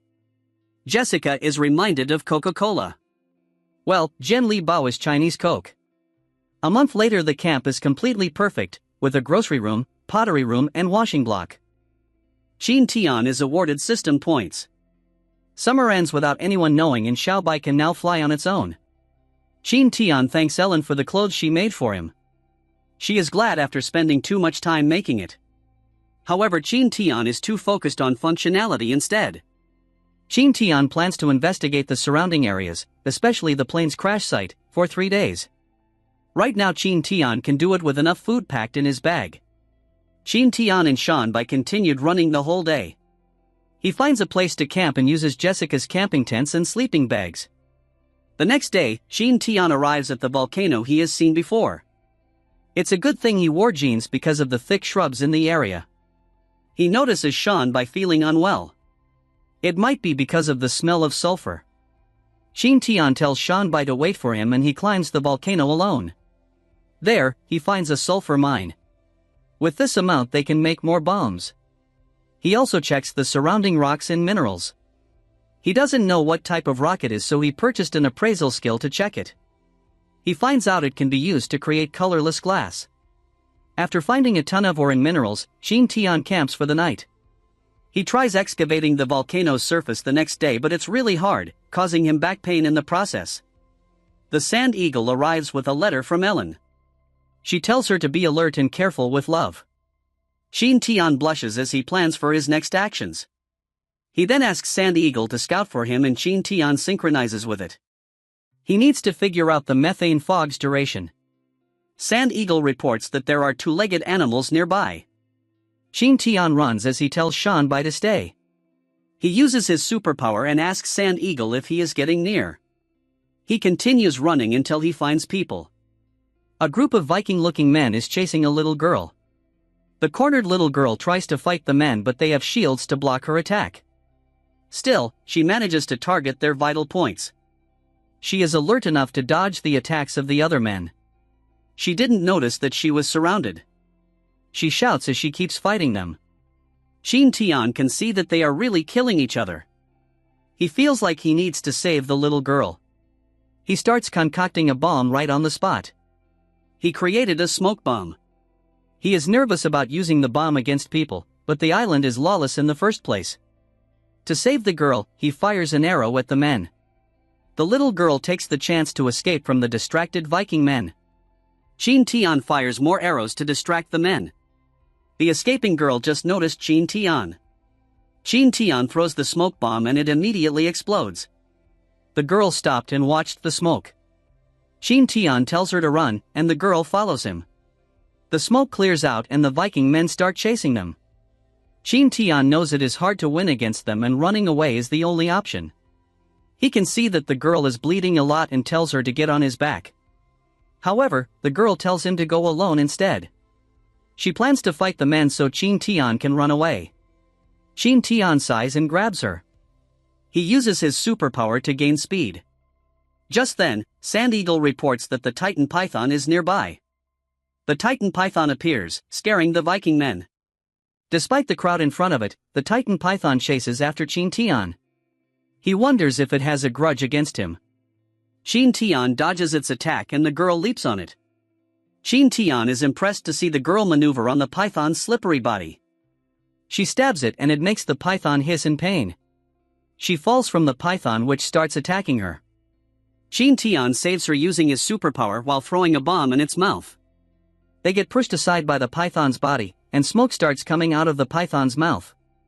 It tries to attack Qin Tian and the girl, but the bomb inside explodes. It falls to the ground and Qin Tian and the girl escape the area. Qin Tian and the girl continue to run away. The Titan boa gets back up and chases after them. Qin Tian promises to pray to God every day if he saves them. The girl exclaims that there is no use in fighting a snake while the two hide in a bush. The Titan boa's senses should be busted up after the bomb explodes in its mouth. Qin Tian sees the chance and orders Sand Eagle to attack the huge snake. Sand Eagle is now distracting the Titan boa. However, Qin Tian was actually holding the girl's chest all this time. Qin Tian claims it is time to move. Later, the two meet Shan Bai.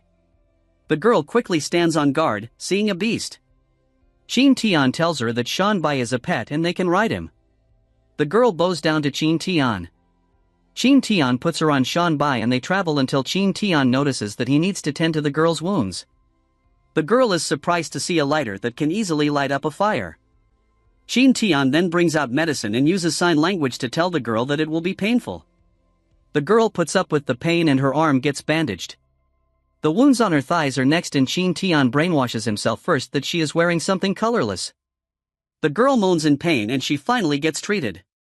After setting up the tent, Qin Tian tries to move the girl inside, but her wildlife alertness kicks in and she attacks Qin Tian. Qin Tian narrowly dodges the blade, causing the girl to bump into him and they both fall. The girl apologizes, but Qin Tian understands her nature. Inside the tent, the girl's stomach growls. Embarrassed, she pats her stomach vigorously. Qin Tian gives her some dried meat and she humbly accepts it. Later, they sleep in a comfortable position. In the morning, Qin Tian wakes up to the sound of the girl screaming. He stops her from fighting with Sand Eagle. Qin Tian expresses gratitude to Sand Eagle for luring away the Titan boa. Unable to communicate well with the girl, Qin Tian decides to take her to the camp. Ellen and Jessica, who had received a letter in advance through Sand Eagle, meet the girl. Jessica now doubts Qin Tian's taste in girls. The girl asks a question and Jessica replies that they are not witches. They continue their conversation.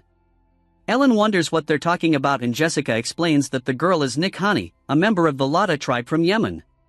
The Lada tribe was self-sufficient but they mysteriously disappeared in August 1939. Soldiers haven't seen any signs of their departure. Qin Tian wonders if their situation is similar to theirs traveling through time and space. Jessica asks Nick for more information and learns that they have been on the island for 3 years. However, a year ago, a group of men on ships started capturing them. Qin Tian recalls the pirates. Ellen suggests aligning with the Lada tribe and Qin Tian agrees. Nick shares that they have been surviving by hunting and foraging. They referred to the area covered in methane fog as the land of the dead since no one has returned after entering it. The fog stretches throughout the island and only disappears for 2 days a year during winter. Qin Tian states that they have 3 months remaining. Nick also expresses a desire for wizard Qin Tian to help them. Qin Tian wonders why he was called a wizard. Jessica explains that Nick saw his actions yesterday as mysterious and now reveres him as a chosen wizard by the saint. Qin Tian asks Jessica to clarify to Nick that he is not a wizard. However, Jessica suggests using this as an opportunity to connect with the Lada tribe. Qin Tian thinks it's a great idea and they start planning, scaring Ellen with their laughter. Later, Nick starts worshipping Qin Tian. Jessica suggests learning Arabic in 2 months but Qin Tian refuses, fearing it will overwhelm him. However, the system suggests buying a book on world languages. They all divide their tasks. Ellen will cook, Qin Tian will bathe in the river, and Jessica will babysit Nick for now. Jessica helps Nick take a bath to prevent her from getting sick. Ellen finishes cooking later, presenting an extravagant dinner for the first time. They all praise Ellen's improvement in cooking. Nick remarks that it's the first time she has seen so much food on a table and finds it delicious. She cries, expressing her hope that her tribe can also enjoy such food. Later, Qin Tian sets up a tent to sleep outside after explaining Nick's situation to the 2 girls. Nick sleeps in the corner of the cave while holding her knives. The next day, Jessica teaches Ellen and Qin Tian the Arabic language. After their lesson, Ellen wonders if Qin Tian will search for the Lada tribe. Due to the fog, Ellen suggests building a boat to go around it. Qin Tian agrees and goes to search for wood. Nick tries to help Qin Tian cut down trees but he tells her not to because she is still injured. She shouts and demonstrates her strength by easily chopping down a tree, leaving Qin Tian shocked. They manage to gather enough wood in 3 days. The following day the smoke from melted pyrite is sufficient to scare away nearby animals. Qin Tian does more processing and finally obtains iron. However, pyrite can only yield a small amount of iron. While melting the iron, Qin Tian notices that Nick fits the lolly standard. Nick gets confused and coughs. Later they pour the melted iron into a mold. During dinner, Ellen reports that their area has limited resources, specifically fruits, and expresses concern about winter. Qin Tian suggests making mixed canned fruits. To store the canned fruits they need glass, so they all go to the river the next day to collect silicon, a material used for making glass. Qin Tian comments on the clarity of something he found and Jessica covers her white shirt. Just then Ellen discovers something sparkly. Luckily, she finds gold. Nick appears with a handful of gold as well. Jessica wonders where she found it and they all stumble upon a gold haven. Jessica also finds a piece of diamond. They celebrate the potential wealth they will have.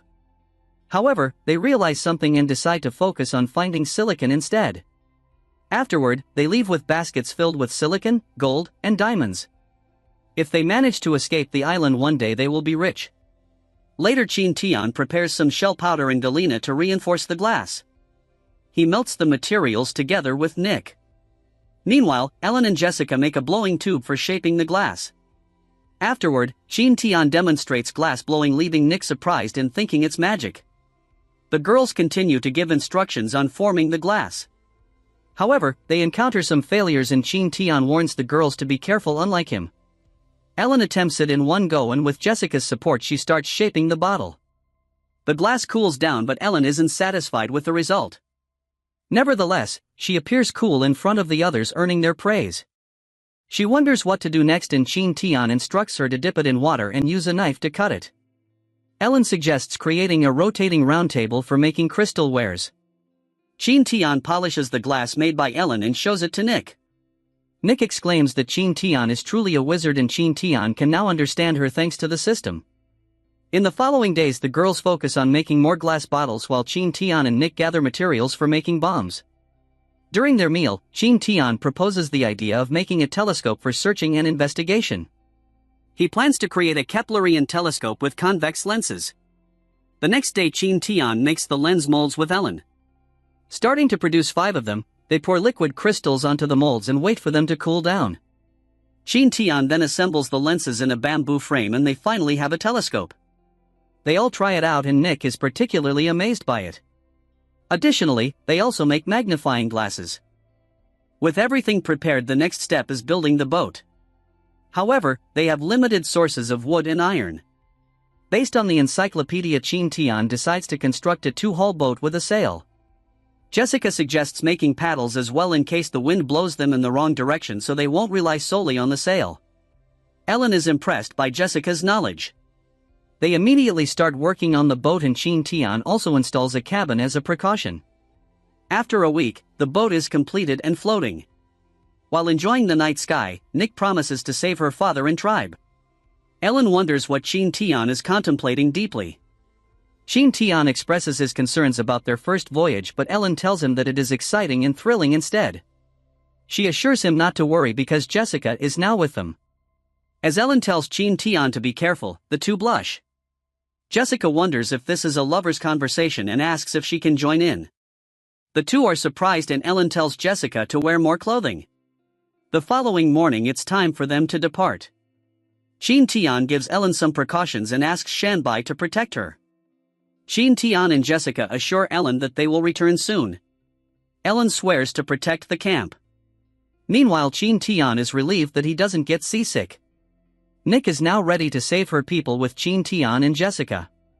Jessica is the one who will navigate the boat but her arrogance irritates Qin Tian. Noon arrives and the wind calms down which continues into the afternoon. Paddling becomes the only solution but they need to take occasional rests. Night falls and they are almost reaching the other side of the island. However, they still need another day to reach their destination. Jessica starts her night watch but after 2 hours Qin Tian wakes up. Jessica tells him to go back to sleep but Qin Tian decides to stay awake and listen to Jessica's field of study. Jessica clings to him and tells the story of the Megalodon, the ancient king of the seas. Qin Tian gets scared and requests a different topic. Jessica suggests the Mosasaurus but being at sea makes Qin Tian afraid of hearing about sea creatures. Jessica then suggests turtles and Qin Tian agrees to that. Like a child, Jessica shares her knowledge about ancient creatures until morning comes. Nick shouts as she sees a coastline. They land and set up a camp for the night. Nick reveals that the pirates are also in the coastal area. The next day they travel through the forest and vegetation until they reach the village. However, Nick suggests hiding first because she finds it strange that there are no guards at this time. Sand Eagle reports that there are many humans around. Qin Tian plans to scout the area first but Nick starts running toward the village. Everyone was actually in a meeting to convince the elder to save Nick who had gone missing. Suddenly Nick appears and surprises everyone. She learns that the men, including her father, are also missing. The elder, Hamel, explains that they had been searching for Nick who had been missing for days. Some men offer to search for the others who are missing but Nick stops them. She then tells them that she crossed the deadly area and reached the other side of the island.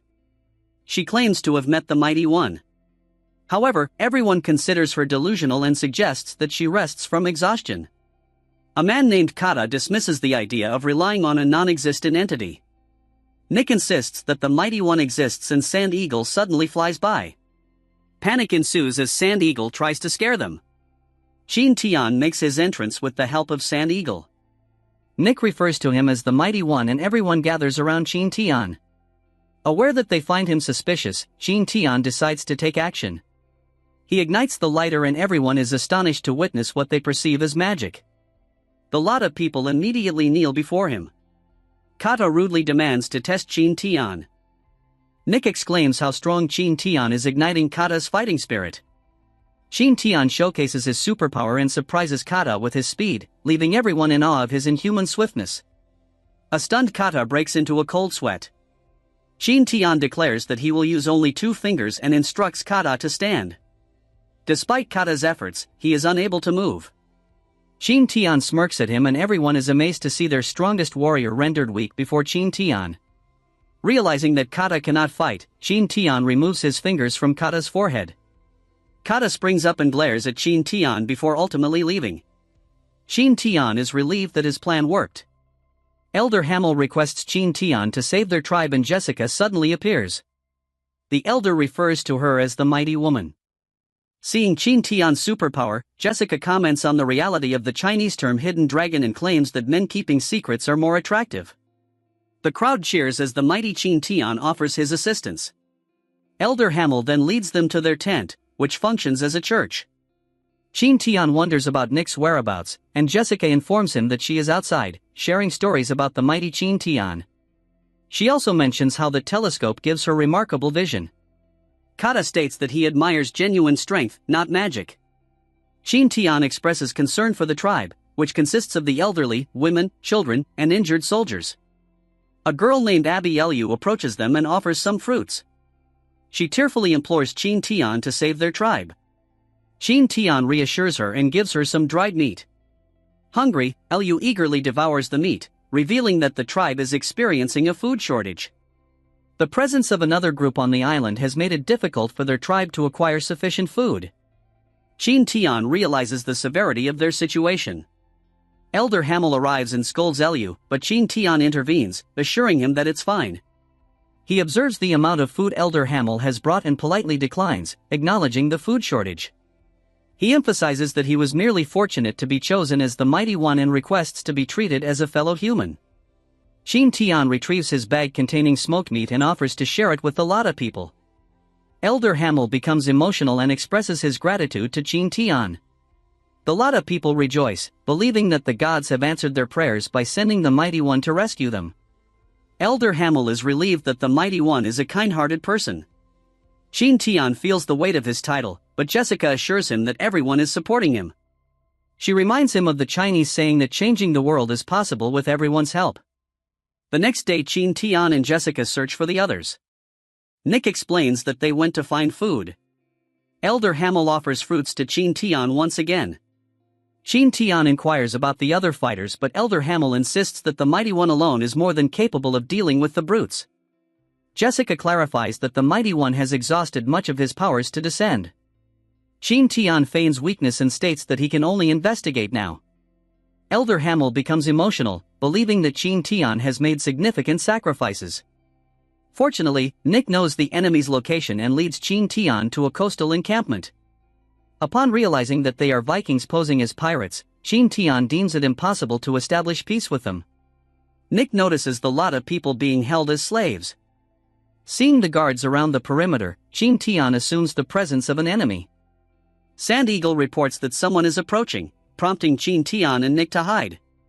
A group of armed pirates appears and they discuss a near-death encounter with a Titan boa. One survivor shares their experience, causing some of them to feel fear. However, another pirate claims they can defeat the Titan boa once they obtain the Fountain of Youth. Following the Titan boa, they believe the Lada people have hidden it. Continuing their patrol, Qin Tian can hardly believe he heard something fantastical. Realizing that these pirates intentionally arrived on the island, Qin Tian suspects they possess a map showing the way home. Nick expresses surprise that Qin Tian understands the pirates, and he explains that he can easily learn any language. Determined, the two set off as Qin Tian plans to discuss a strategy with Jessica. Meanwhile, a group of tribesmen is being pursued by the pirates led by Kata. He instructs Ragna to leave behind the injured Aruba so they can escape. Aruba pleads not to be abandoned, but Kata reminds him that he is a courageous soldier and leaves him behind. Ragna feels guilty, but it is for the sake of the tribe's survival. Suddenly, Nick appears, and an arrow strikes one of the pirates. Kata warns against sounding the horn. Nick struggles in her fight against the pirates. Kata charges forward with a spear, taking down one of the pirates. However, they are outnumbered and Kata calls for Ragna's assistance. Surrounded, Nick whispers to Kata advising him to conserve his energy. Qin Tian arrives and saves Aruba, while Kata and Nick keep the pirates occupied. Aruba weeps as Qin Tian conceals him in a nearby tree. Qin Tian then communicates with Nick through Sand Eagle, signaling her. Nick becomes focused and starts eliminating some of the pirates. Kata follows suit. One of the pirates panics as the tide turns against them. Nick and Kata move to finish off the remaining pirates. Kata throws his spear to kill the pirate with the blowhorn. They start running away knowing that the other pirates are now alerted to the horn. They ask Qin Tian what to do next. He suggests waiting for the night. Pirates start coming to the area and finding their dead comrades on the ground. They laugh at the dead while calling them weak. They see some blood traces and plan to follow their target. Meanwhile, Qin Tian just finished applying first aid in Aruba. Aruba apologizes for being a burden. They travel through the forest until they settle in a cave for the night. Nick wonders if the pirates know their tribe's location, but Kata says they don't.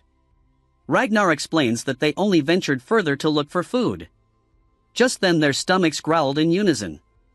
Qin Tian gives them some dried meat, but Kata is still hesitating to trust Qin Tian.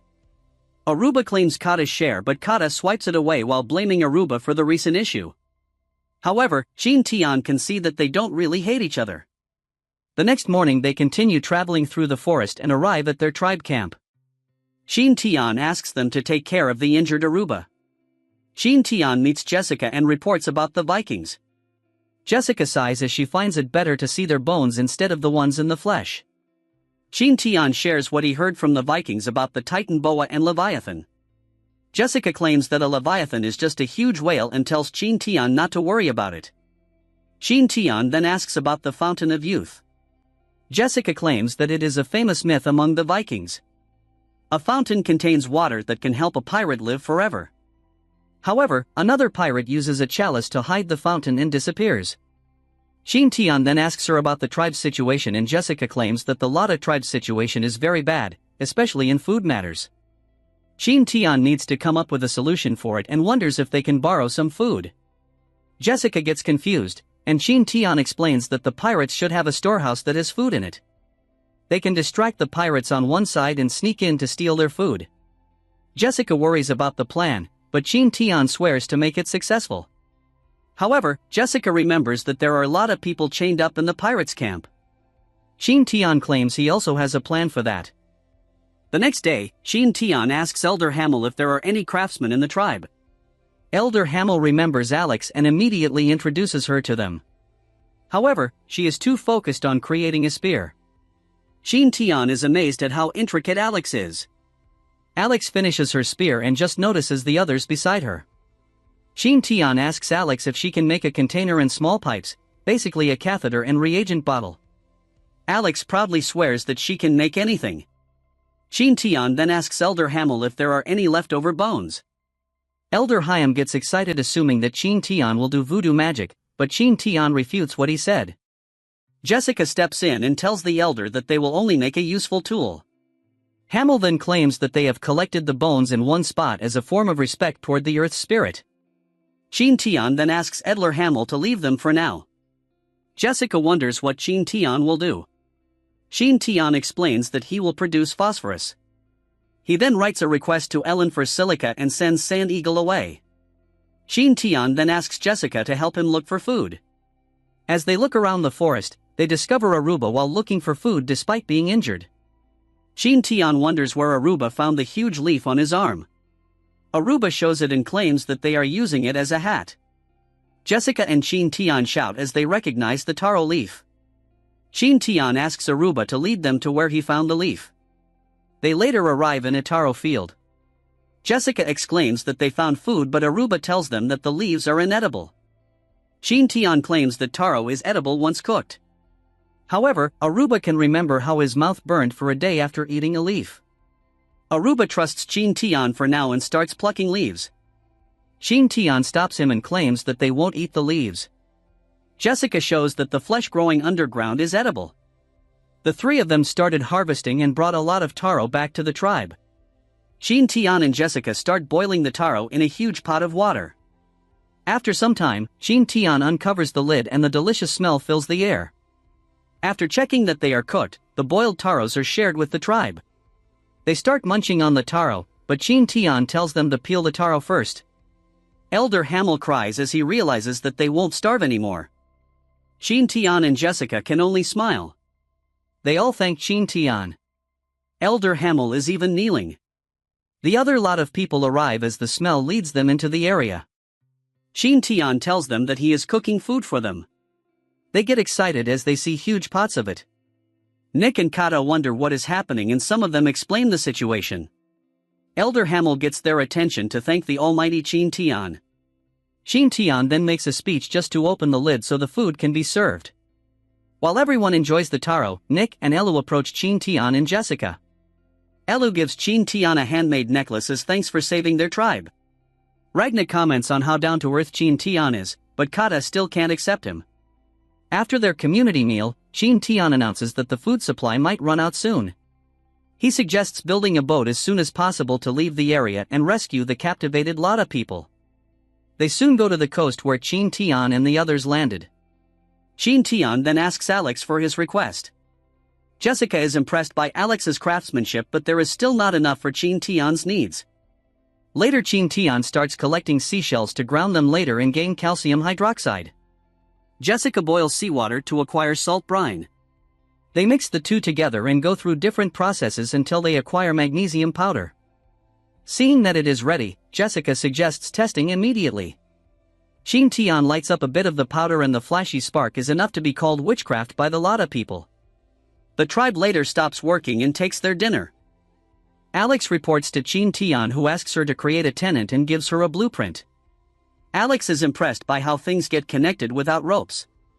She claims it will take a long time if it will be done on the boat.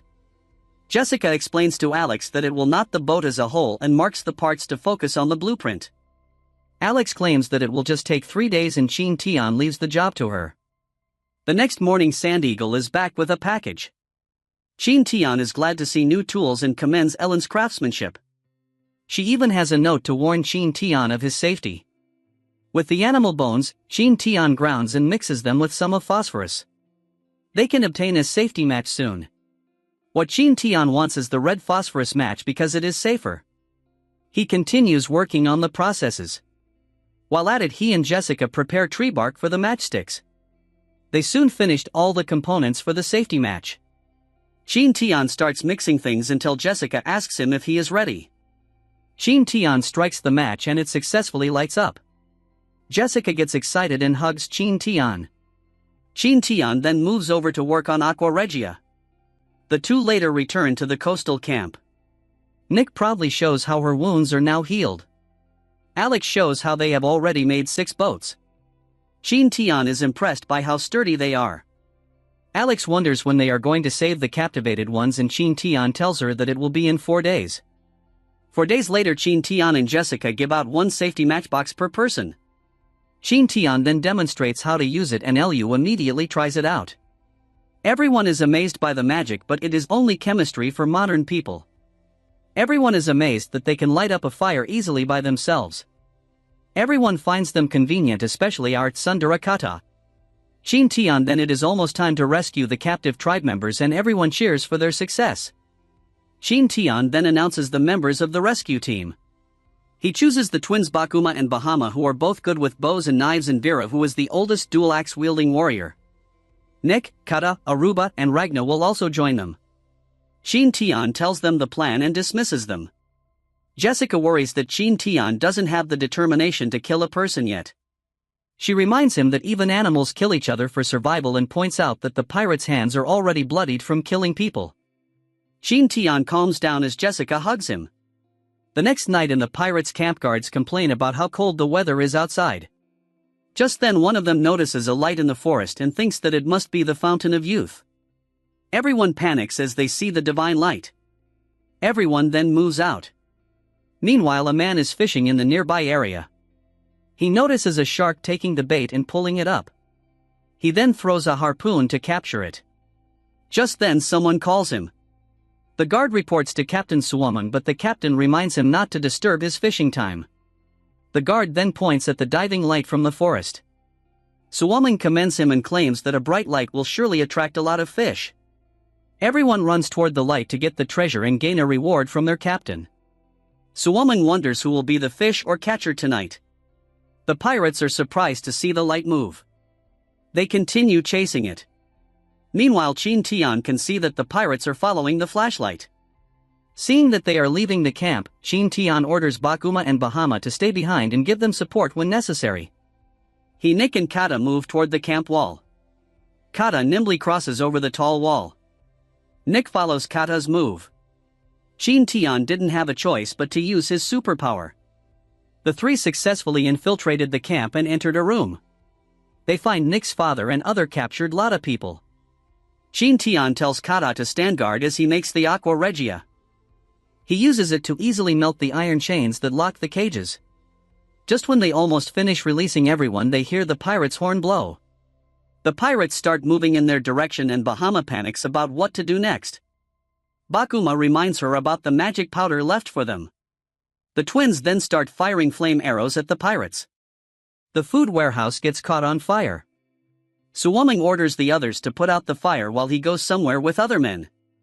Just as he expected, he sees the Lada people escaping. Qin Tian can't believe there is someone smart among these brutes. Seeing their slow progress in escaping, Qin Tian lights up a bomb. He throws it toward the pirates and causes a huge explosion. Qin Tian tells everyone to hurry up. He hopes they can hold out before the pirates can catch them. A pirate suddenly flies toward them and Kata immediately defends themselves. Suomen appears and breaks Kata's spear. He fights as he wonders how he will torture them. Seeing that the pirates are gaining their senses, Qin Tian worries that he and Nick are not enough to stop them. Suomen then offers 200 gold per tribal head for his men. It was enough to revive the pirates' senses. Qin Tian throws another bomb, but a pirate with claws deflects it to the side. The clawed pirate tries to attack Qin Tian, but Nick blocks him in time. Nick asks Qin Tian to leave the pirates to her. More arrows from the twins rain down on the pirates. Their shields and clothes easily caught fire because of the substances Qin Tian added to the arrowheads. He also pulls his bow and shoots at the pirates to incapacitate them. They all became wary of him. A pirate tries to attack Qin Tian from behind, but Chief Rassong defends him. Qin Tian gets help to get over the wall. Chief Rassong shows how much of a fighter he is and easily fights the armed pirates with his bare hands. Qin Tian realizes that Chief Rassong doesn't need any help at all. Everyone tries to mob him, but Chief Rassong scatters sand around. Qin Tian worries that only Kata is having a hard time because he is injured. Kata continues fighting Suomen, but his spear is not holding out. The remaining bomb pirates are also getting back up now. Qin Tian can see that it is time to go and light up another type of bomb. He throws it and orders his allies to close their eyes. It was a simple flash bomb enough to blind the pirates. He tells Nick, Kata, and Chief Rassong to hurry and escape. After they got over the wall, Qin Tian threw a smoke bomb to buy some time for their escape to the forest. Suomen orders his men to hurry and follow the Lada people. However, the forest is too dark for them to travel. Suomen gets mad at his men for letting the fish escape. Everyone panics as they head toward the forest with torches. Qin Tian's team can hear the pirates' horns blowing. Qin Tian realizes that they need to hurry up. However, it will take them a day to reach the coast. They stop as they see pirates searching the area. Qin Tian tells everyone to hide in the meantime and wait for the pirates to leave the area. After half an hour, they encounter another search party. Just when the Lada people were assured that they could escape, some pirates sniffed them out. Everyone from the tribe immediately moved out and easily suppressed half of the search party. The remaining pirates panic as they plan to blow the horn. They try to blow the horn, but Bakuma and Bahama arrive on time to shoot them with arrows. Qin Tian still can't believe how fragile life is after seeing the dead pirates. He then tells the Lada people to move since the confrontation might have alerted the other pirates. However, the pirates immediately arrived in the area. Qin Tian thinks of a way to distract the pirates. He tells the Lada people to go while he distracts the pirates. He tells them not to worry and to keep moving. He lights up another bomb and distracts the pirates with a smoke bomb. Nick tries to join Qin Tian, but her father stops her. The pirates notice Qin Tian running away and they all chase him. Seeing that almost all of the pirates are chasing him, Qin Tian uses his superpower to speed up.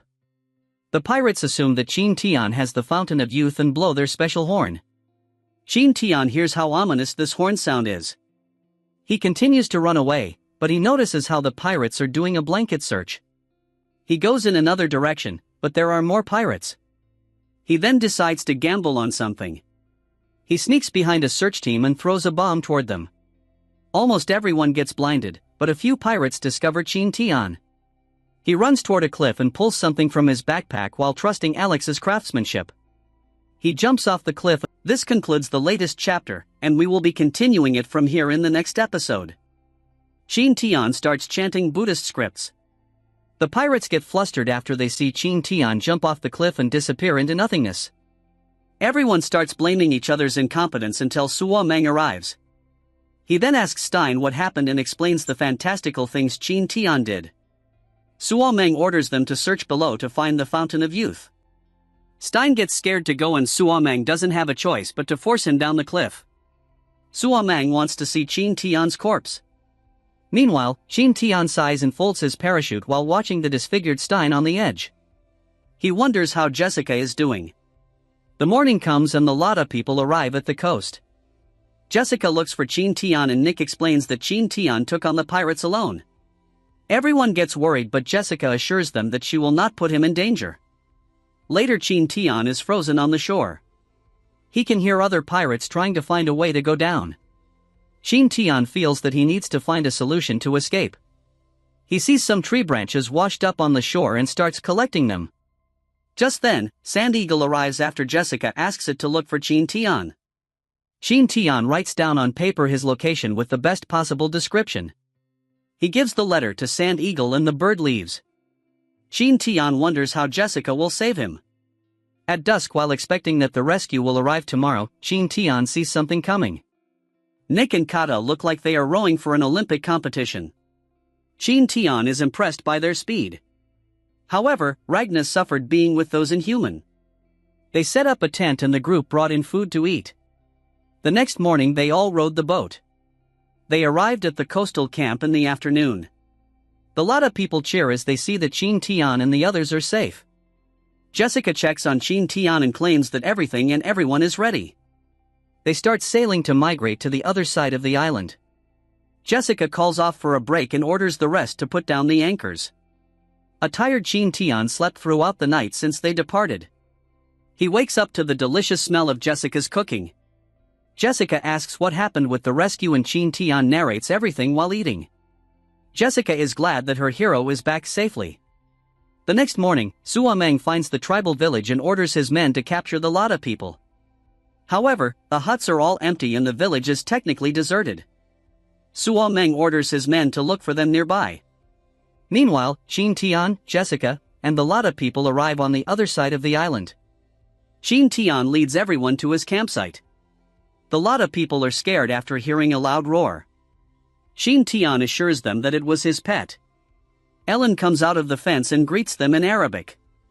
Everyone greets Ellen as the great mistress of the Mighty One, surprising her in the process. Qin Tian tells the Lada people to get inside, and he plans to explain everything to the confused Ellen later. Jessica offers to handle the tribe and suggests not making Ellen wait for him for too long.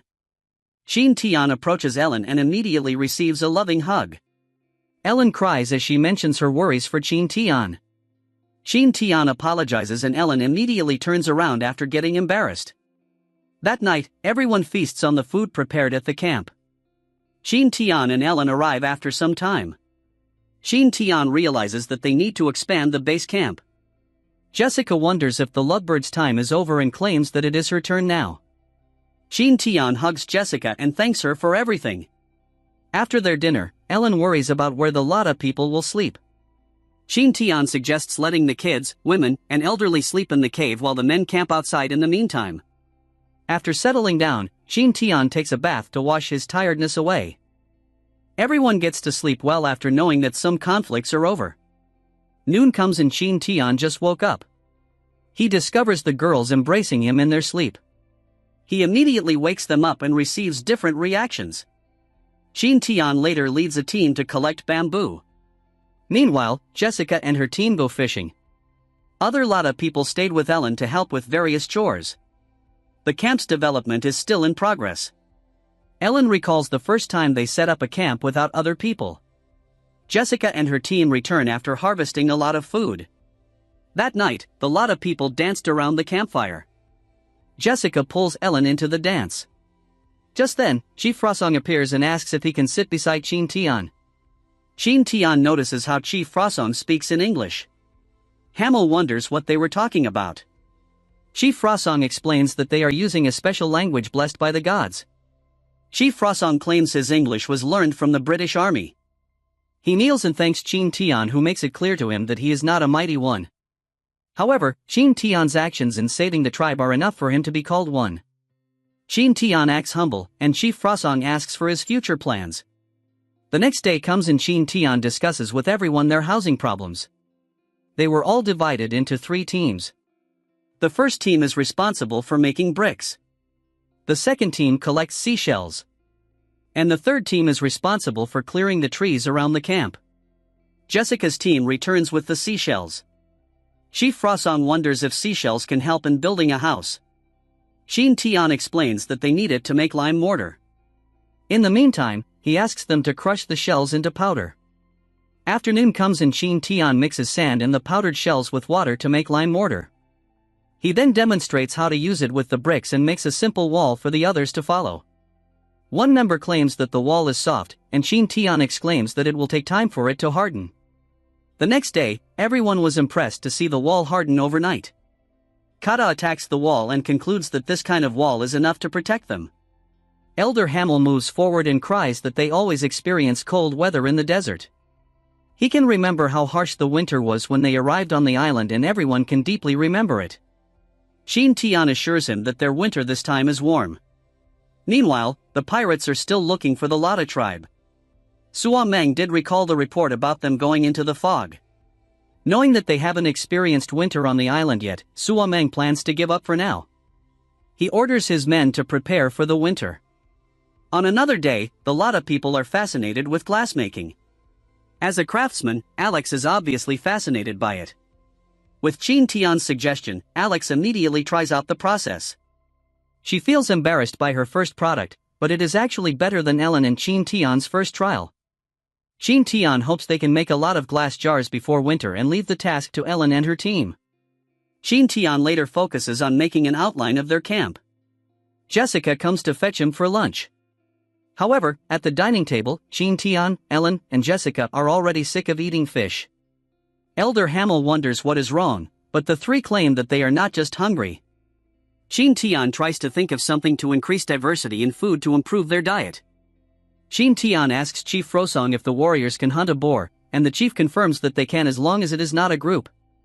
Chief Frosong wonders if they will hunt some, but Qin Tian claims that they will raise some in captivity. Qin Tian explains the idea to them. Frosong is happy to know that they won't hunt for food in the future if that is the case. Them, and Qin Tian reminds the others about their plan. The wild boars were just chilling until Shan Bai appeared to scare them. The boars scatter, but the Lotta people have already surrounded the perimeter. However, there is a huge boar among them. Kata is present to knock it out with his brute strength. They continue herding the remaining wild boars until the animals fall into a hole they have dug in advance. Everyone celebrates as they capture a lot of wild boars. The others feel disappointed that one wild boar managed to escape, but Qin Tian tells them that there is no place for it to escape. Cages on wheels arrive and everyone starts pulling out the boars from the hole. The wriggling boars are giving them a hard time, and Kata offers to lend a hand. Qin Tian stops him and shows them a trick. The boar calms down as Qin Tian covers its eyes with a piece of cloth. They have caged all the wild boars and surprised everyone back at the camp with their accomplished mission. Jessica asks Qin Tian to check something on the wall intended as a pig pen. The lot of people continue to capture more wild boars until they have captured 21 boars. After a few days, Sand Eagle reports that there are no wild boars anymore in the bamboo area. The camp is upgraded to some extent and the system rewards Qin Tian with some points. He wonders what talent he should buy next and gets confused about what to do. Ellen suddenly calls his attention and he is surprised to see a lot of glass bottles. Ellen and Alex are proud of the craftsmanship. Qin Tian then announces the start of making bottled fruits for the winter. It was a simple process of boiling peeled grapes and pineapples. They later sealed them into disinfected bottles and sterilized animal skin. The others wonder if they can really keep the fruits for several months. Qin Tian actually wants rock sugar added to them to make them taste better and be better preserved. He assures them about it and starts explaining about microbes. However, Aruba and Ragnar don't know the scientific term. The next day, Qin Tian reminds the others that the pirates can invade them after the winter season. They should improve their weapons to prepare to fight the pirates. Elder Hamel assigns Nick, Kata, and Ragnar to protect their mighty ones at their next destination. The girls get worried for Qin Tian, who assures them that he will be well. Qin Tian's team sets out and later sets up a camp to spend the night after some distance. Nick wonders what iron can do, and Qin Tian explains that it can improve their weapons. Qin Tian then shows them a pair of daggers and tells them that they are made of iron. Alex, who was trying her best before to make stronger weapons, can now see a way to improve things. She wonders if they can make the same weapon as the pirates with iron. Qin Tian tells her that they can make it better. The group soon arrives at the volcano, and Qin Tian reminds them not to swim on it. They start mining for pyrite, but they haven't found anything for 2 hours. After some breaks, they are still unsuccessful. During the night, they would fix and maintain the pickaxes. Because they have limited drinking water, Qin Tian teaches the others to collect water with dew. Soon after, Nick hits a hard surface and calls Qin Tian's attention. What Nick struck was a volcanic rock, and they have collected a lot already. Qin Tian knows they will find pyrite soon. The 4th day comes and one complains about how he found another volcanic rock. However, Qin Tian notices something. He asks everyone to continue digging. Everyone gets hyped up and soon manages to find pyrite. Qin Tian is glad that there are still pyrite reserves. That night, Alex calls what they found as ordinary stones, but Qin Tian explains that the iron is inside those stones. Kata breaks one open and claims there is nothing inside. Qin Tian explains that it needs to be processed first, but Kata just ignores him. Early morning comes and they install blast furnaces. Qin Tian hopes they can smelt a lot of iron. He plans to make pickaxes and shovels first using the smelted iron. He pours melted iron into Alex's molds and cools them down with lime water. The next day, mining was easier with the new iron tools. However, they can feel the cold weather already and expect snow after a few days. Qin Tian expects winter after a month, but Ragnar explains that this is what usually happens on this island. Qin Tian can see that they have mined enough and tells everyone to clean for today. The next day, they all leave for the journey back to their camp. During their camp at night, Nick wonders how strong the iron weapons will be after seeing the iron pickaxes. Just then, Kata senses something in the bushes. A wild beast appears and Kata hits it with a shovel. Qin Tian sends out Shanbai to fight the beast. Qin Tian is surprised to see a saber-toothed tiger. He tells everyone to be careful. Ragnar gets attacked by another saber-toothed tiger and he falls. Nick comes to the rescue and drives the beast away. A third saber-toothed tiger appears and Kata swings his shovel but he misses. A torch gets thrown at the beast's face and it hides back in the bushes. Everyone groups together as they take arms. Meanwhile, Shanbai gets injured as he fights one of the saber-toothed tigers. Qin Tian is anxious to see ferocious beasts fighting each other. He opens the system and waits for the right time. Kata accidentally drops his shovel, and a saber-toothed tiger suddenly jumps into them. However, it was a feint and Kata dodged. The others block the saber-toothed tiger's escape route and Kata strikes it with all his might. While they focus on the other beasts, a fourth saber-toothed tiger appears from behind. Just then, Qin Tian's system confirms receiving a gift. Qin Tian quickly slices the fourth saber-toothed tiger's belly. Kata strikes one of them. Nick confronts one but Qin Tian swiftly kills it instead. Everyone is impressed by Qin Tian's speed and power. However, Qin Tian gets dizzy after using a superpower for a few seconds. Nick suggests helping Shanbai, but Qin Tian tells her to wait until Shanbai asks for help. He knows Shanbai has his own pride as a beast. Shanbai roars as he kills the saber-toothed tiger. The group continues traveling the next day and they arrive at the camp at night. Qin Tian wakes up and just notices how a lot of things have changed in the camp while he has been away. He goes to the kitchen and Ellen is happy to see him up. Ellen is glad that they are okay after the saber-toothed tiger's attack. Qin Tian asks about the camp's development. Ellen reports that there are now a lot of different functional areas in their camp. They have preserved a lot of fruits too. Viru was leading the fishing every day. Frosong also found pheasants and kept them captive. Qin Tian then asks Ellen to tell the others except those in charge of food that food will be available in the afternoon. They will now start making weapons. The next day, everyone starts making improved furnaces and even frying iron pools for making steel. Alex wonders why they need to cook the iron. Qin Tian starts explaining that there are different irons and processes to be done to get the best iron out there. Qin Tian plans to get the best steel out there. They later manage to start smelting. Qin Tian tells everyone to be careful. Qin Tian plans to copy the process used during the Han Dynasty. While he works on steel making, the women are making scabbards and handles for the weapons and knives. They also process the fish maw to get isinglass, a sticky material that can be used as glue. They later manage to process pig iron.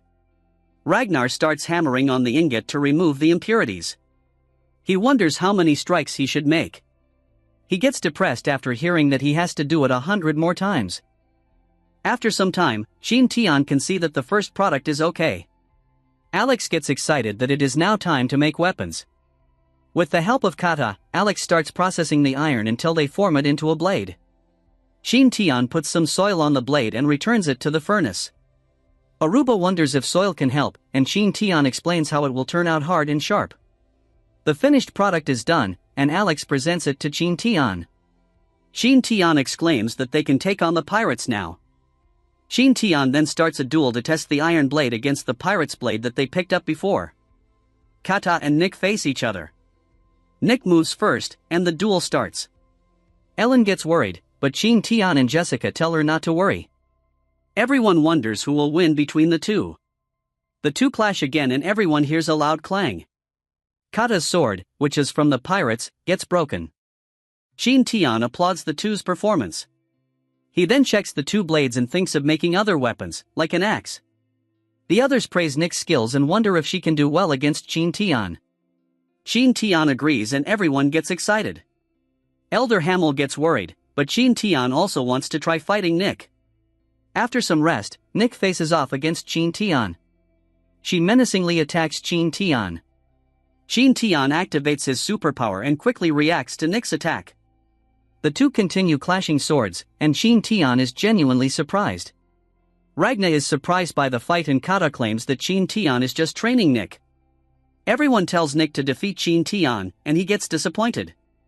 However, he got his women to cheer for him.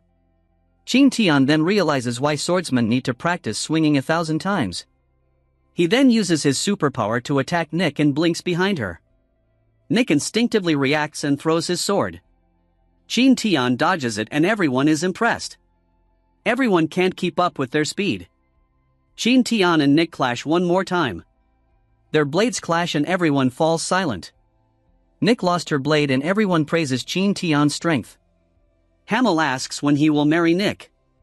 Everyone is surprised to hear about their wedding. Frosong gets excited to prepare for the grand wedding. Qin Tian asks what is happening. Frosong then explains that in their tribe, when a man challenges a woman in a duel and wins, that is considered a marriage proposal. Qin Tian then exclaims that she will consider Nick's feelings.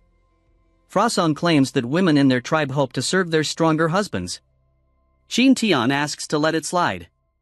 The lot of people can't understand them since the two are speaking English.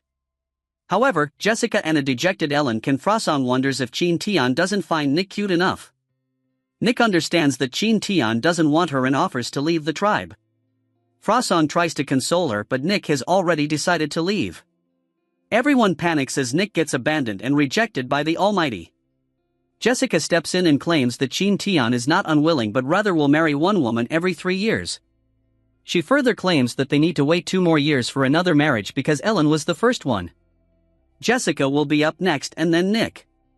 She assures Nick that she is too cute to be rejected. Qin Tian doesn't have a choice but to go along with Jessica's script.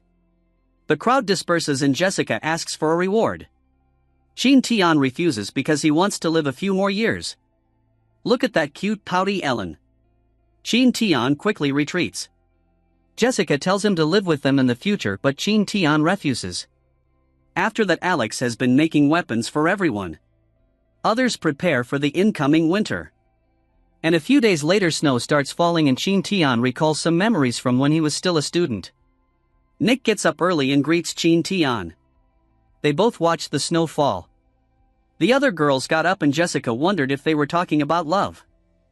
The two get flustered and Jessica can't help but hug the cute Nick. The children wake up and play in the snow. Everyone works in their houses but Qin Tian is not finding the motivation to do so. The cold water brings back his senses and Qin Tian continues working on the matchlock gun's blueprint. It is an ancient weapon but it will be effective compared to bows. However, they lack some materials based on the system encyclopedia. Qin Tian plans to make some changes. He then gets out to check on the others and it is freezing outside. He goes to the townhouse and is greeted by thick smoke. His 2 girls come running to Qin Tian for a hug.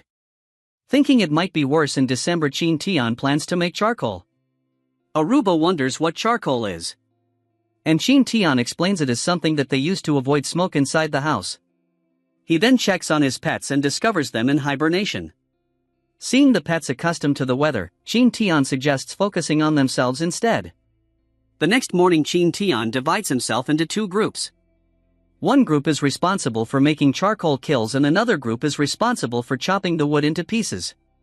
Soon after, they put the chopped wood into the charcoal kiln. Qin Tian expects them to be dry tomorrow. He then asks Alex to follow him. Ellen is surprised that the next project is a gun. Alex is surprised to know that it is far stronger than a bow and arrow. However, seeing the blueprints, Alex can't see the lethality in them. Qin Tian claims it is missing bullets and gunpowder. But first, Qin Tian wants Alex to make the musket. Jessica can't believe that they just leapt in age. Ellen then comments on how they need someone meticulous to help Alex. Everyone knows she's talking about herself. After checking most of the blueprint, Alex calls Qin Tian the god of craftsmen. Qin Tian tells her to study the rest later. The next day they check on the charcoal kilns. They bake it for more and 10 minutes later they get the charcoal that they want. Qin Tian then tells them to test it out. They are glad to be warm without the smoke covering the room. Qin Tian advises them to still leave some openings on the doors or windows so they won't be poisoned by carbon monoxide. Everyone then stores the charcoal in the storehouse. Qin Tian can see that Ellen and Alex are serious about the new project. He plans to take it easy now. He goes out and calls Kata, Ragna, and Aruba. He cheerfully asks them to make beads together. The men start melting iron and form it into a cylindrical shape. The others wonder what the new objects are for. Qin Tian then pours melted iron into molds with small holes. After cooling down, the pellets are put into the cylindrical apparatus. And they all spin. Qin Tian explains that these are bullets for the muskets that are more powerful than a bow and arrow. Aruba and Ragna are happy to have a powerful weapon. Kata comments about easily killing the pirates next time and avenging their dead tribesmen. The atmosphere becomes dark. They collect the pellets. However, Qin Tian can see that they are not yet perfect. He then asks the others to continue making pellets. After some time, the laboratory was finished. Now that the camp is complete, the others wonder what to do next. Qin Tian then tells them to enjoy their free time and do anything they want. Everyone gets confused and asks for confirmation if they can do anything. Qin Tian affirms. And everyone celebrates. Qin Tian wants them to have time off for themselves while Ellen and Alex are still working on the musket. Also, to prepare their bodies for the upcoming battle. That night, howls were heard throughout the area. Qin Tian claims that they are wolves. Nick and Kata come out along with the rest of the warriors, claiming that this is the winter beast's wave. Nick claims that it happens every winter. Jessica thinks they are searching for food outside the forest because it is winter. They only have a few soldiers and can face consequences. However, they can't just sit and wait for death. Qin Tian, Nick and Kata plan to go out. Qin Tian tells the rest to keep the wolves away from the camp. The warriors then move out, nearing the source of the howlings. Just then, a louder howl was heard by the team. Previously, as a loud howl was heard by the team, Qin Tian and the rest discover the wolves fighting the saber-toothed tigers. Everyone stops to watch the fight. The beasts then attack each other ferociously. A black wolf appears and starts ripping the flesh of the saber-toothed tigers. Everyone is impressed by the black wolf. They notice that some wolves are protecting something at the back. Seeing that the wolves are losing, Qin Tian orders the others to support them. While distracted by the arrows, the saber-toothed tigers are attacked by the wolves. They can see that the battle is almost over. The saber-toothed tigers continue to struggle until they notice a few wolf cubs at the back. Nick also notices them and Qin Tian jumps into the fight. A saber-toothed tiger targets the wolf cubs. However, the black wolf blocks it. The two beasts furiously fight each other. The black wolf gets gravely injured. More saber-toothed tigers try to help, but one of them gets killed by a spear. Qin Tian and the others start attacking the saber-toothed tigers. Kata is happy with his new iron spear. Qin Tian is glad that the spear he asked to be made suits Kata's battle style. The others are also satisfied with their new weapons. Seeing that the wolves won, Fukuma wonders what Qin Tian will do next. Qin Tian orders everyone to go back to their camp. Everyone picks up the dead saber-toothed tigers as the wolves still feel wary of them. Everyone praises how kind Qin Tian is.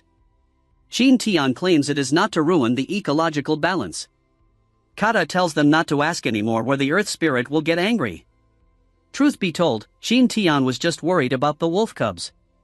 On top of a cliff, the black wolf watches Qin Tian's group go home. They finally get home and everyone greets them. Jessica is surprised to see saber-toothed tigers, but they are already dead. Qin Tian explains to everyone that there was a territorial war between beasts. Jessica can see why, because of the scarcity of food during winter. Chief Farson comments on how they don't need to go outside anymore because they have a lot of food already. In the next few days, everyone gets the sleep that they always need, but it is getting boring already. Alex finishes her project with Ellen. Qin Tian calls Kata, Ragna, and Aruba. He claims they will play a game. They all work on smelting and Qin Tian leads everyone. Qin Tian starts connecting some parts and Alex can't believe that her work turns out to be like this. Jessica claims that this is the birth of the steam machine on this island. Ragna ignites the fire pit of the machine. Qin Tian starts up the machine and everyone is amazed at how the machine moves by itself. It might not be perfect for now, but it is still usable. Alex inserts a log in place of the machine and reduces it to a perfect stick. Seeing that there is no problem, Qin Tian plans to start making gun barrels. A bamboo with clay will have its center pushed out by the fine wood and it will make a mud stick. Melted iron is poured into an empty bamboo with the mud stick. In this way, a smooth iron pipe can be created. Next is to use precious diamonds as a turning tool to polish the gun barrel. Qin Tian assembles all the parts and their secret weapon against the pirates is done. Qin Tian demonstrates how to load the bullet and tries it out on a target. He fires and the loud noise surprises the Lada people. Qin Tian is rewarded with points for making a matchlock gun. Everyone is impressed by the gun's penetrating power and loud noise. Kata and Bakuma can't see the bullet and know that its shield is useless against the gun. Farsong recalls that these are weapons similar to the British Army. Qin Tian announces to produce more matchlock guns. With his newly added points, Qin Tian then checks the store. It is basically empty, so Qin Tian redeems a book about traps for now. He receives what he has ordered and checks the information. He sees all kinds of outdoor traps and starts drawing them on prints. He is also hurrying the production of the matchlock guns to the point that no one leaves the camp. Jessica checks on Qin Tian. She wonders if she can help him, especially with his personal needs after seeing crumpled papers around. Jessica notices that Qin Tian is designing a trap. Qin Tian wants to be fully prepared against the pirates. Jessica loves this ruthless side of Qin Tian. Qin Tian recalls that Ellen W. was making snowboards. Outside, everyone watches Alu using the snowboard prototype. It will be beneficial for a winter battle. Aruba tries it out, but his weight is not suitable for the prototype. Seeing that Kata sinks deeper, Qin Tian asks Ellen to make 4 sizes for everyone. The next day the others also start working on snowboards. Mid-November arrives, and they have finally created enough guns and snowboards for people to fight on the battlefield, for almost 30 people. Currently they are limiting the firing of rounds during training because of low reserves of gunpowder. The end of the month comes, and Qin Tian is going to set out for the time that they are waiting for. Ellen and Jessica worry for Qin Tian. Qin Tian hugs his worried wives and tells them not to worry. Qin Tian's team leaves the camp. This is the estimated time for the methane fog to disappear. It will be a fight to the death. After some time, Qin Tian's team finally arrives in front of the methane fog. Qin Tian orders everyone to rest and build the camp. After some rest, they start cutting down trees. They found a dry place to set up tents made of wooden frames and animal skin. They finally arranged the tents when the sky turned dark and they conducted a meeting. Qin Tian asks Kata's team to lay some sinking traps somewhere. Ragna's team will continue chopping trees but need to follow some special instructions. The others will follow Qin Tian to set up the dark bow trap. Morning comes and Qin Tian reminds them to prioritize safety first and whistles to notify others. Qin Tian's team finds a nice place to set up their trap. Qin Tian gathers his members and demonstrates how to set up the trap. Aruba wonders how it works. Qin Tian throws a rock on the rope and the fixed bow launches arrows. Everyone is impressed by it and Qin Tian asks them to do the same. The Lada people quickly understood how the trap works and successfully set them up in places that Qin Tian designated. Kata's group is struggling to dig holes. Ragna's team is sharpening trees to make thorns. Meanwhile, on the other side of the fog, the pirates complain about the number of mosquitoes in the area. They joke around until their team leader, Larav, tells them to disperse. He takes a pee break somewhere and notices that the fog is disappearing. Larav orders someone to report to Captain Samundsen. Back at the pirate camp, Samundsen receives the report from Larav that the mist is disappearing. Samundsen rewards them and orders them to assemble the whole crew for tomorrow. He is really obsessed with getting the Fountain of Youth. Morning comes and the Lada people come out of an underground shelter. Ragna is amazed by their shelter and Qin Tian explains how it works.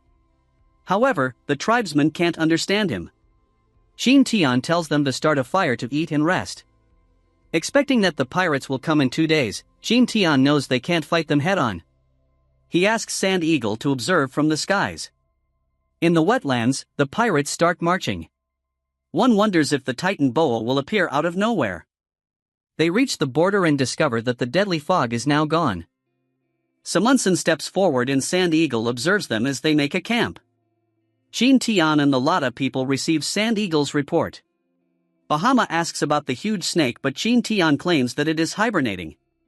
It is quite unfortunate that the Titan Boa is inactive.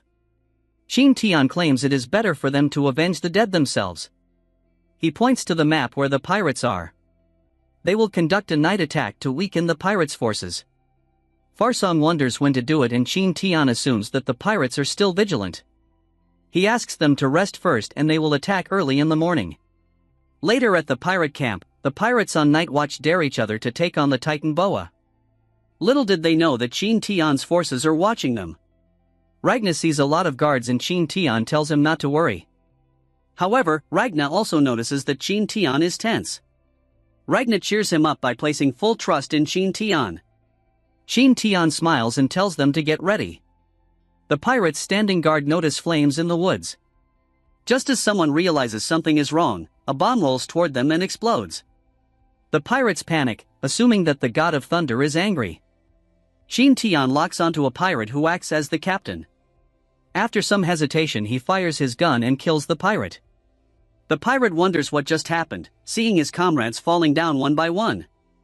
Another pirate runs, claiming it is the curse of the devils. Grim menacingly looks at the shot pirate and slashes him. He discovers the iron pellet and declares that it is not a curse. Samundsen notices how the men in the east fell and realizes that the enemies are in the west. Just as Qin Tian is giving out orders to the Lada people, Kata notices something from the pirates' camp. Salmonson is running towards them, asking for the Fountain of Youth. The other pirates now realize that it was the lot of people attacking them. Qin Tian knows how strong Salmonson is and orders his team to retreat according to the plan.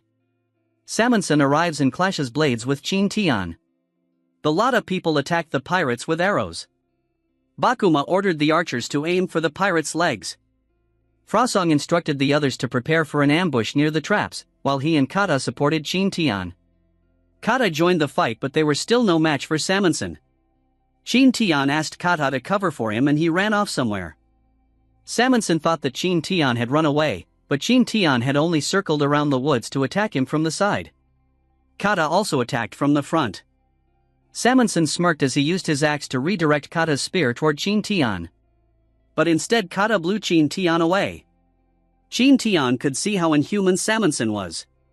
Just then a flash bomb exploded nearby. Rigord ordered everyone to cover their eyes, but some were still affected by the bombs. Frason's team continued to run as the pirates chased them. Salmonson sensed that something was wrong, and Qin Tian and Kata used this opportunity to retreat. Salmonson chased after Qin Tian while demanding a greeting. Qin Tian apologized and greeted Salmonson with a bomb. However, Salmonson already knew how the bomb worked and leaped to dodge it. At the same time, he noticed some incoming arrows and managed to dodge them as well. Salmonson got distracted and Qin Tian retreated with his team.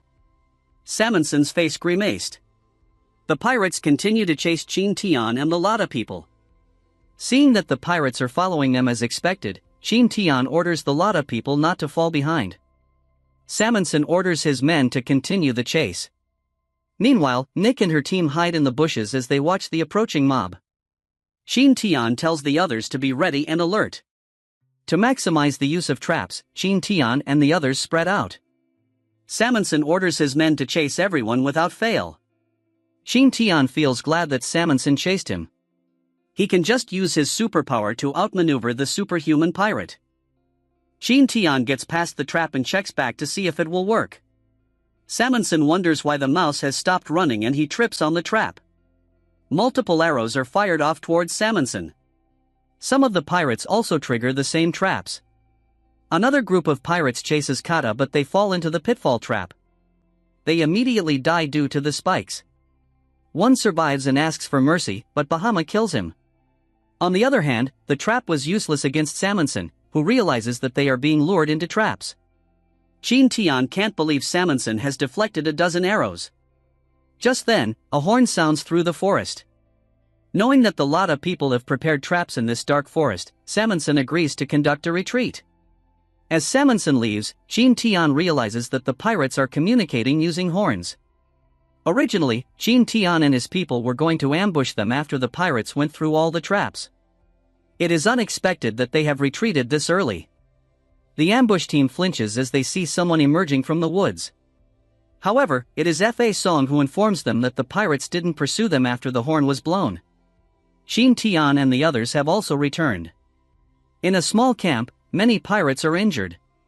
Salmonson learns that most of his men have a slim chance of survival. Salmonson orders Sigurd to ensure that everyone is saved without fail. He also asks Larev to guard Rigord. Just then, Rigord kills his patient. Larev tells the others not to mention anything they saw. Rigord knows how scarce their supplies are after their warehouse was burned.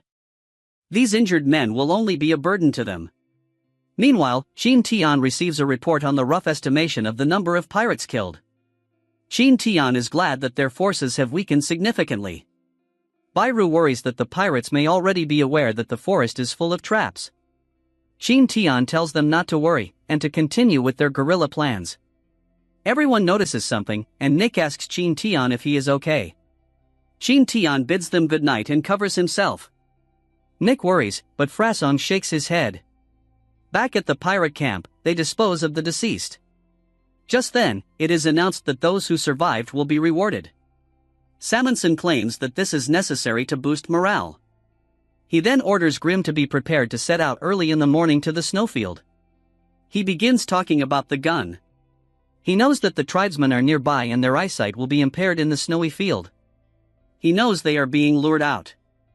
On the other hand, Qin Tian experiences a nightmare about the dead pirates. A corpse tries to attack him and a loud slap echoes through the shelter. Qin Tian wakes up to see that he slapped Aruba.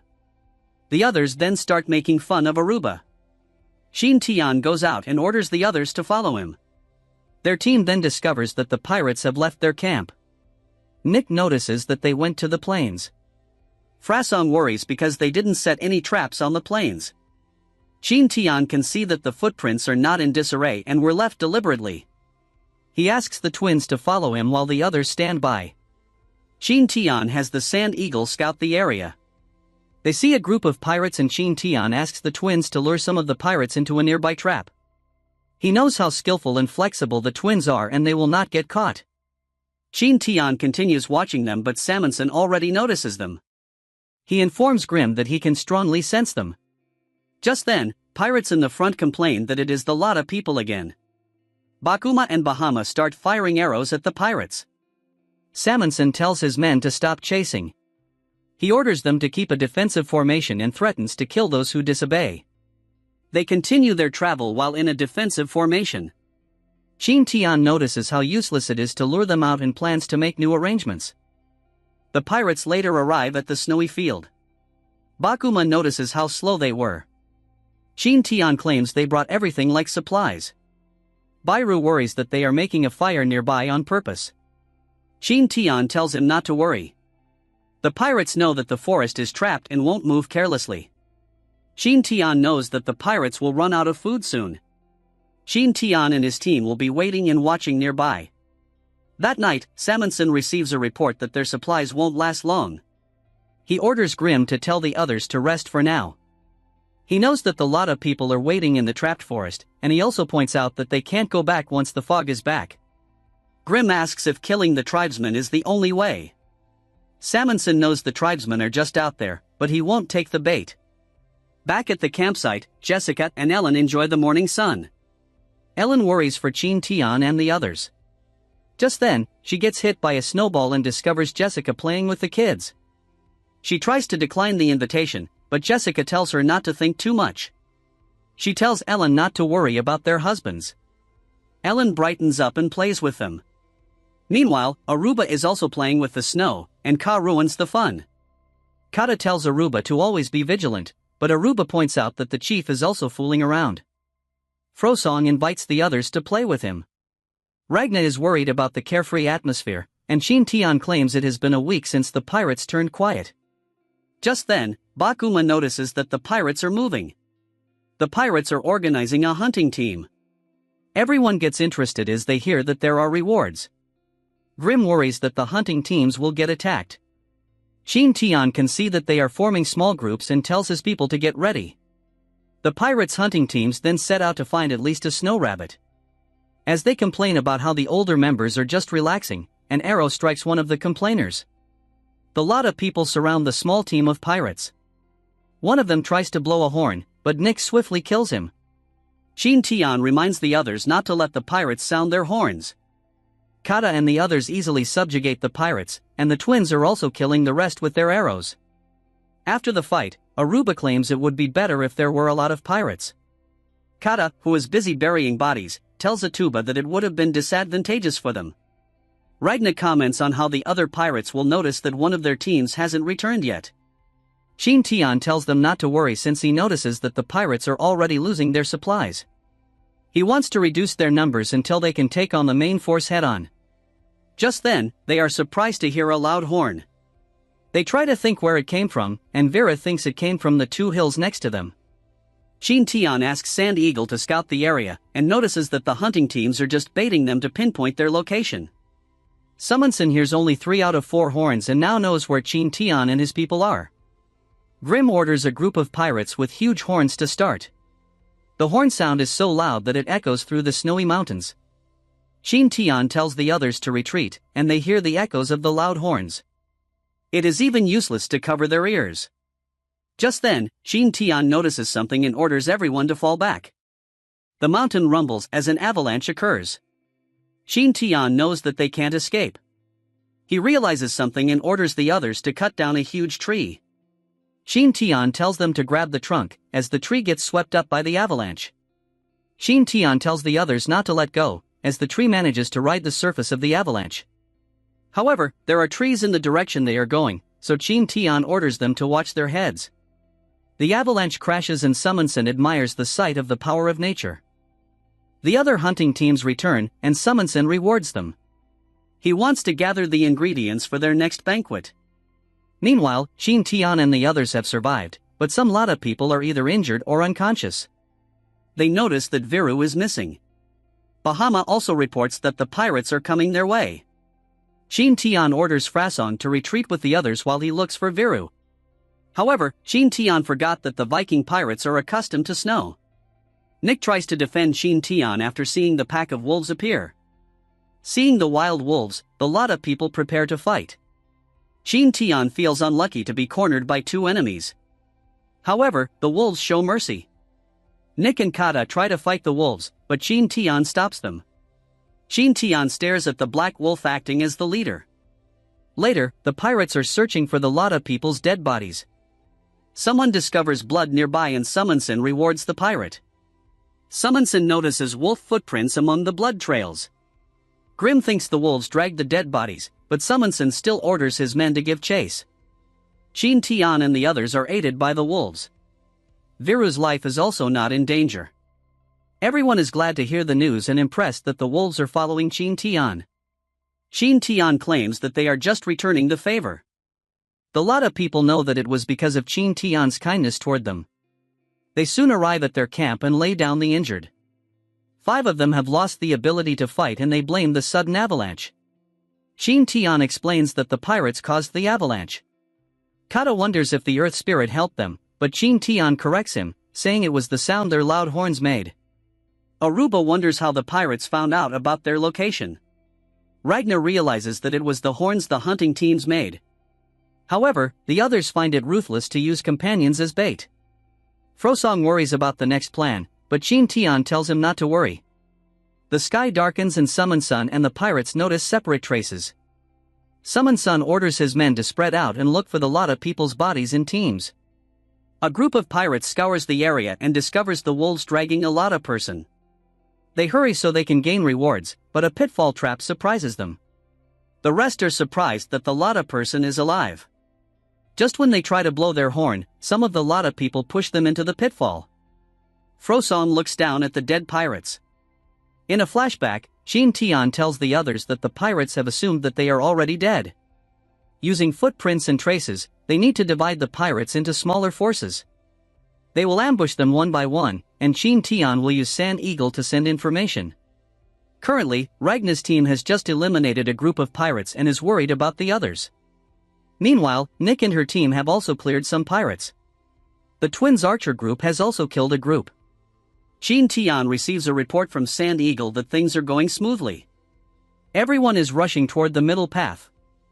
Qin Tian asks the Black Wolf for a favor. A monster is already coming their way. Kata and Qin Tian are waiting for their old enemy. Kata knows traps don't work on that monster. The two are preparing as they see incoming pirates led by Samuelson. Samuelson wonders why they are still alive. Qin Tian gives him a signal and the pirates fall into a pitfall. Samuelson uses one of his men as a foothold and escapes sudden death. He realizes how tricky these tribesmen are and tries to blow his horn. However, Kata and Qin Tian distract him.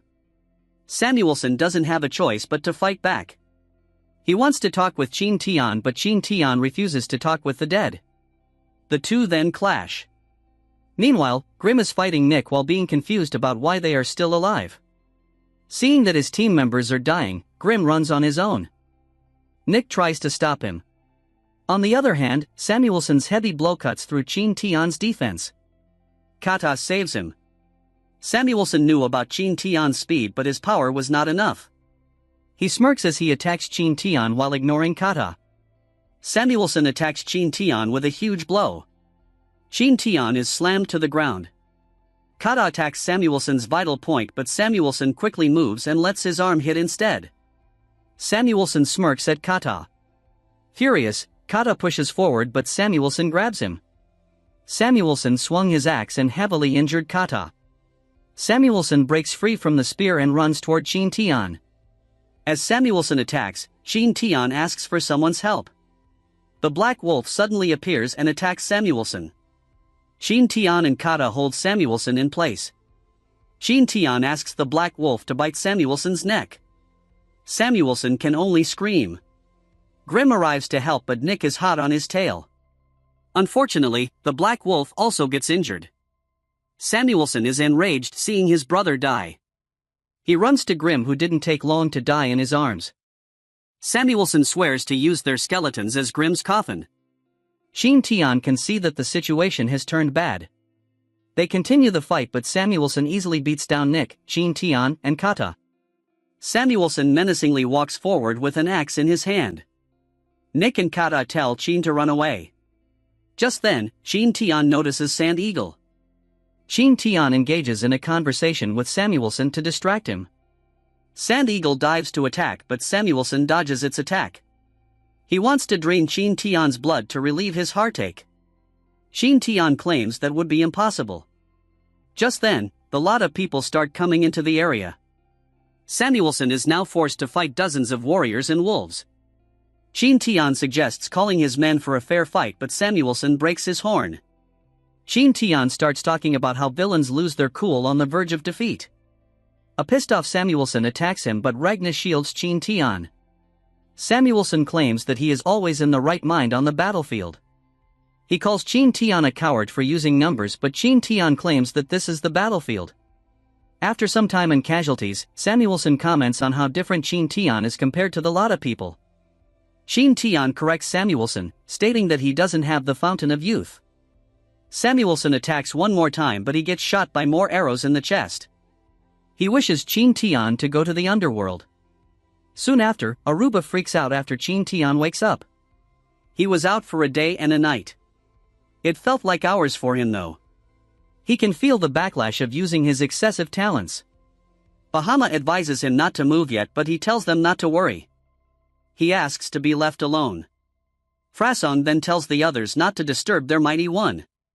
The lot of people begin building a bonfire. Qin Tian leans against a tree, reflecting on the recent killings and acts of violence. His heart feels heavy as he observes the others collecting the dead bodies of lot of people and wolves. Qin Tian falls into deep silence and he asks Bakuma about the identities of the deceased.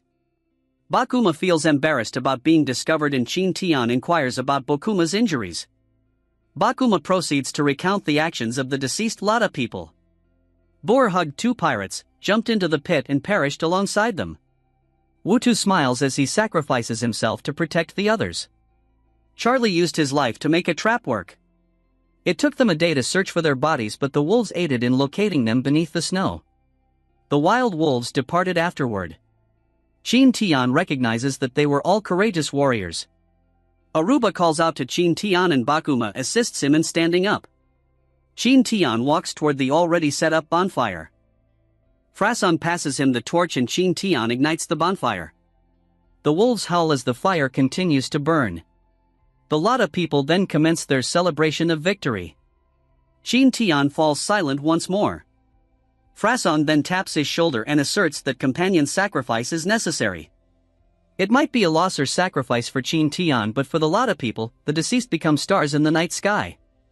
Frasong tells Qin Tian to grab the stars tightly in his hands, put them within his soul, and they will always exist within him always. They will always be stars in the sky, watching over the living. This concludes the latest chapter, and we will be continuing it from here in the next episode. In the camp, Jessica, Ellen, and Alex talk about cars. Ellen then hears something from the outside.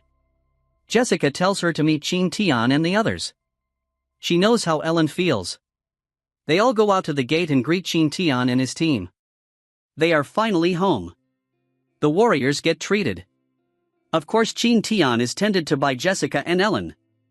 Qin Tian worries that his odor might bother the girls. Jessica warns Qin Tian that she will pull the glued bandages off his skin. Qin Tian puts up with the pain, and Ellen brings in a hot towel to soften the blood clot. Qin Tian tells Jessica to do a countdown before she peels the last layer. However, Jessica rips it out without properly counting down. She claims that experiencing short-term pain is better. Poor Qin Tian. Ellen wipes off Qin Tian's sweat and blood. She worries that Qin Tian is badly hurt, but Qin Tian tells her not to worry. Qin Tian gets to sleep and rest in the cave, and the two girls go outside. Jessica checks on Ellen, who immediately cries into her arms. She is emotionally glad that Qin Tian is back. 2 days later, Qin Tian and the others visited the sacrificial corner of their camp. Qin Tian throws a vase that contains the ashes of their fallen friends. The lot of people in Qin Tian pray for their souls. They probably return to the spirits of earth. It felt like a long time for Qin Tian. It was indeed unreal, like everything was just a long dream. Qin Tian is glad to have peace of mind in building the ship. However, it was reported that wolves are lurking around. Qin Tian wonders if the wolves followed them. The girls get confused. Qin Tian then explains it to them. A minute later, Jessica gets excited hearing about the black wolf, while Ellen wonders if they will ignore them. Qin Tian wants to check on them first. After handling the pirates, there are no more outside threats for them. However, their main labor force is currently injured and everyone is forced to stay in their houses because of the weather. Qin Tian is also recuperating, and this is the most relaxing time he has had since he came to this island. One night, while Ellen and Jessica are talking about the wolves howling, Qin Tian comes out of the cave. Ellen wonders if Qin Tian feels better now. Qin Tian wants to go out and check on the wolves. The girls get worried and plan to ask the others to follow him. Qin Tian wants to go alone on his own. Jessica tells Ellen to let Qin Tian be alone this time. Qin Tian rides on Shanbai while dragging a butchered boar. Qin Tian and Shanbai travel through the harsh weather. Qin Tian notices that Ellen still sent some men to follow him. Well, Qin Tian understands her first wife's sentiment though. They finally arrive at their destination and Qin Tian tells Shanbai to relax. Qin Tian opens the quest of becoming the island owner and gets his reward points. He buys another slave beast seal, which is seriously expensive. If he subdues the black wolf, then he will have the entire wolf pack. He has already formed a camaraderie with them, so taming should be easy. Just then the forest turns into something like a thriller movie with shining eyes showing from the darkness.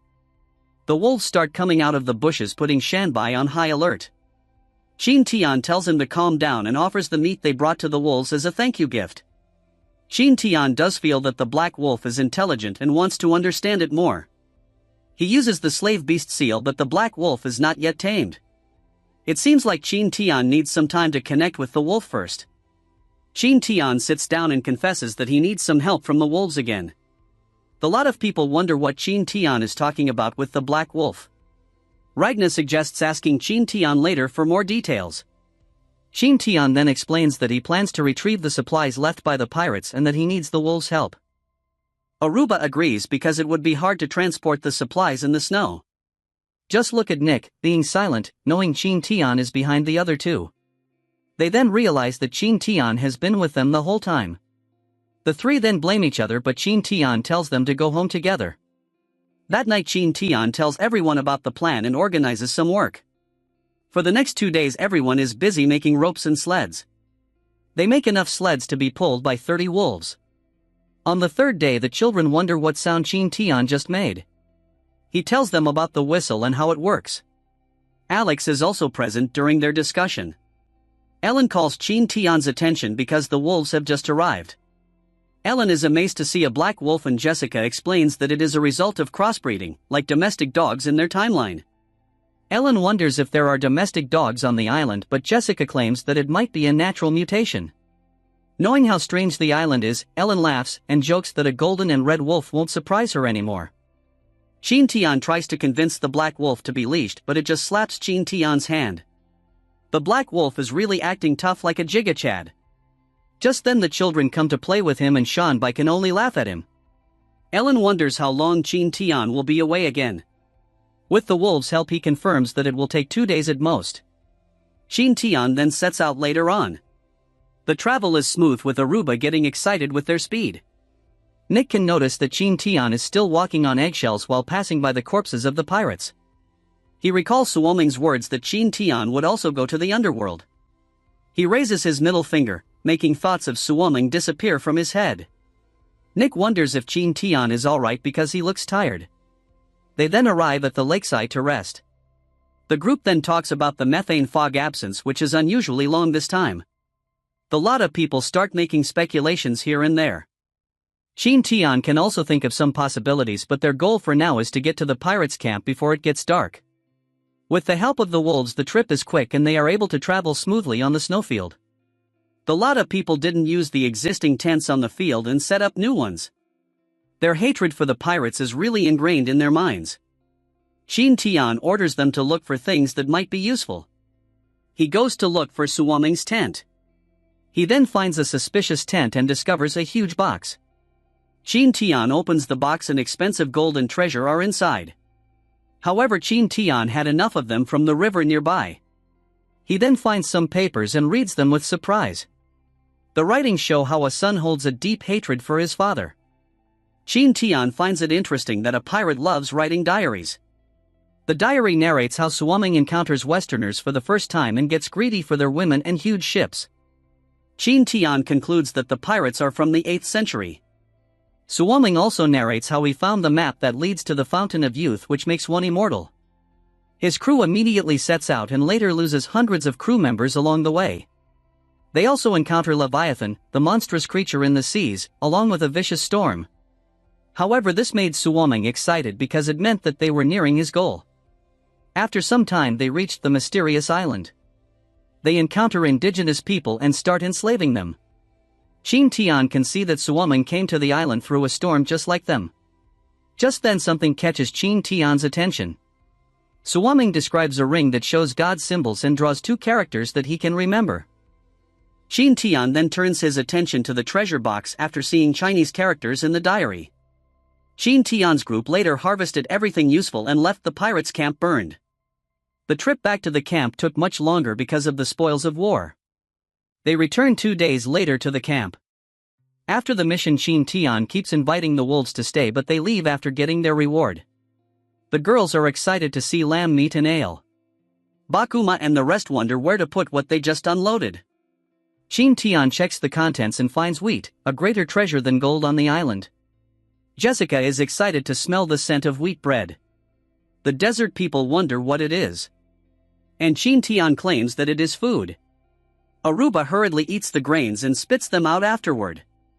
Qin Tian explains that they need to cook the wheat first. As long as they plant it correctly, they don't worry about food anymore. Later, Qin Tian, Jessica, and Ellen analyze the ring that Suwaming has described in his diary. Ellen comments on how unfamiliar the sense of technology was. Qin Tian then asks them not to be surprised and shows them the futuristic technology the ring has. Both girls are amazed by the hologram. Qin Tian explains that this technology is way ahead of their era.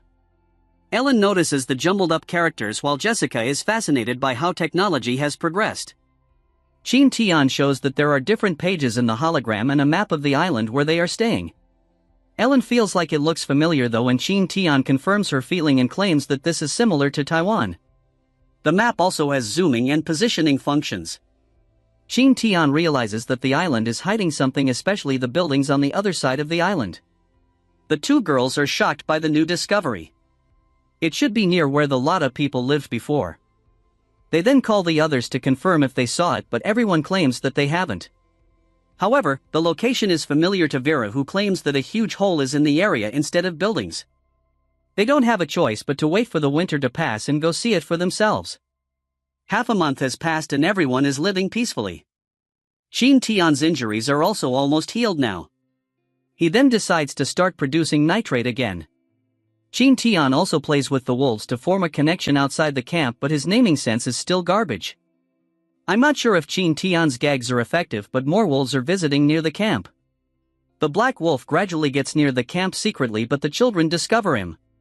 2 months later, the black wolf settles into the camp. Meanwhile, Alex, Jessica and Elon are using a stone mill they made to process the wheat grains. Qin Tian also returns from outside and checks on the flour the girls were processing.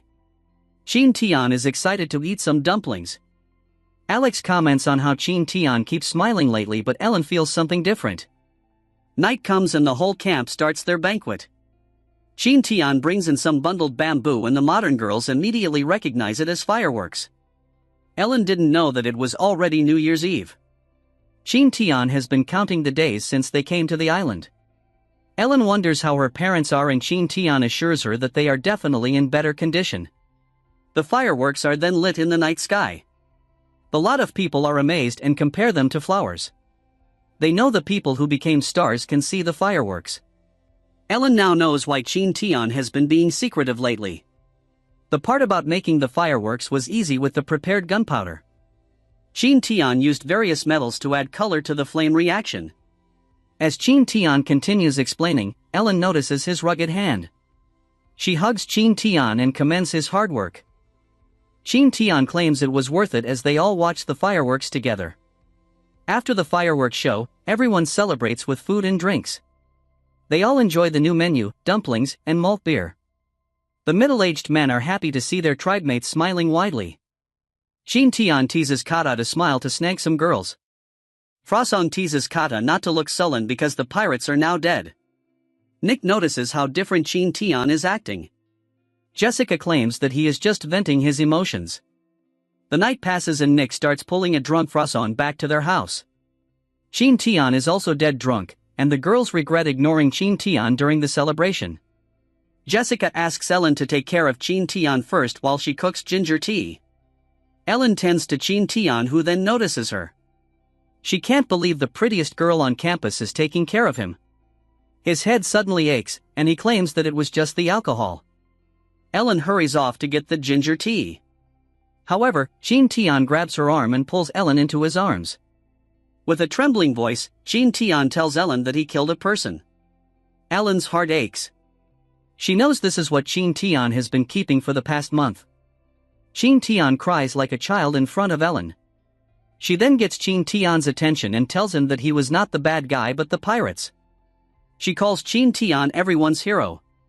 She keeps on repeating those words to calm Qin Tian down. Ellen kisses Qin Tian. Qin Tian is surprised. Ellen wonders if he feels fine already, and Qin Tian gets flustered. Jessica suddenly appears and notices the atmosphere. She knows something just happened. A flustered Ellen then pushes Jessica outside. Qin Tian lets out a deep sigh. Suwoming talks about how the kissing part of any epic legend is so disgusting. Qin Tian refutes Suwoming and calls him an illusion. He tells Suwoming to get out of his head. The next day Jessica wonders how Qin Tian became energetic overnight. Qin Tian starts designing the ships. 2 months have passed and the methane gas has disappeared for real. Still, they prepare weapons against other dangers like the Titan Python. The wolves were still arrogant and left the camp after the winter ended. The rainy season comes and everyone is getting bored with a week of rain. Ellen worries that the Titan Python's hibernation will end sooner than expected. Our archaeologist, however, wants to see it up close.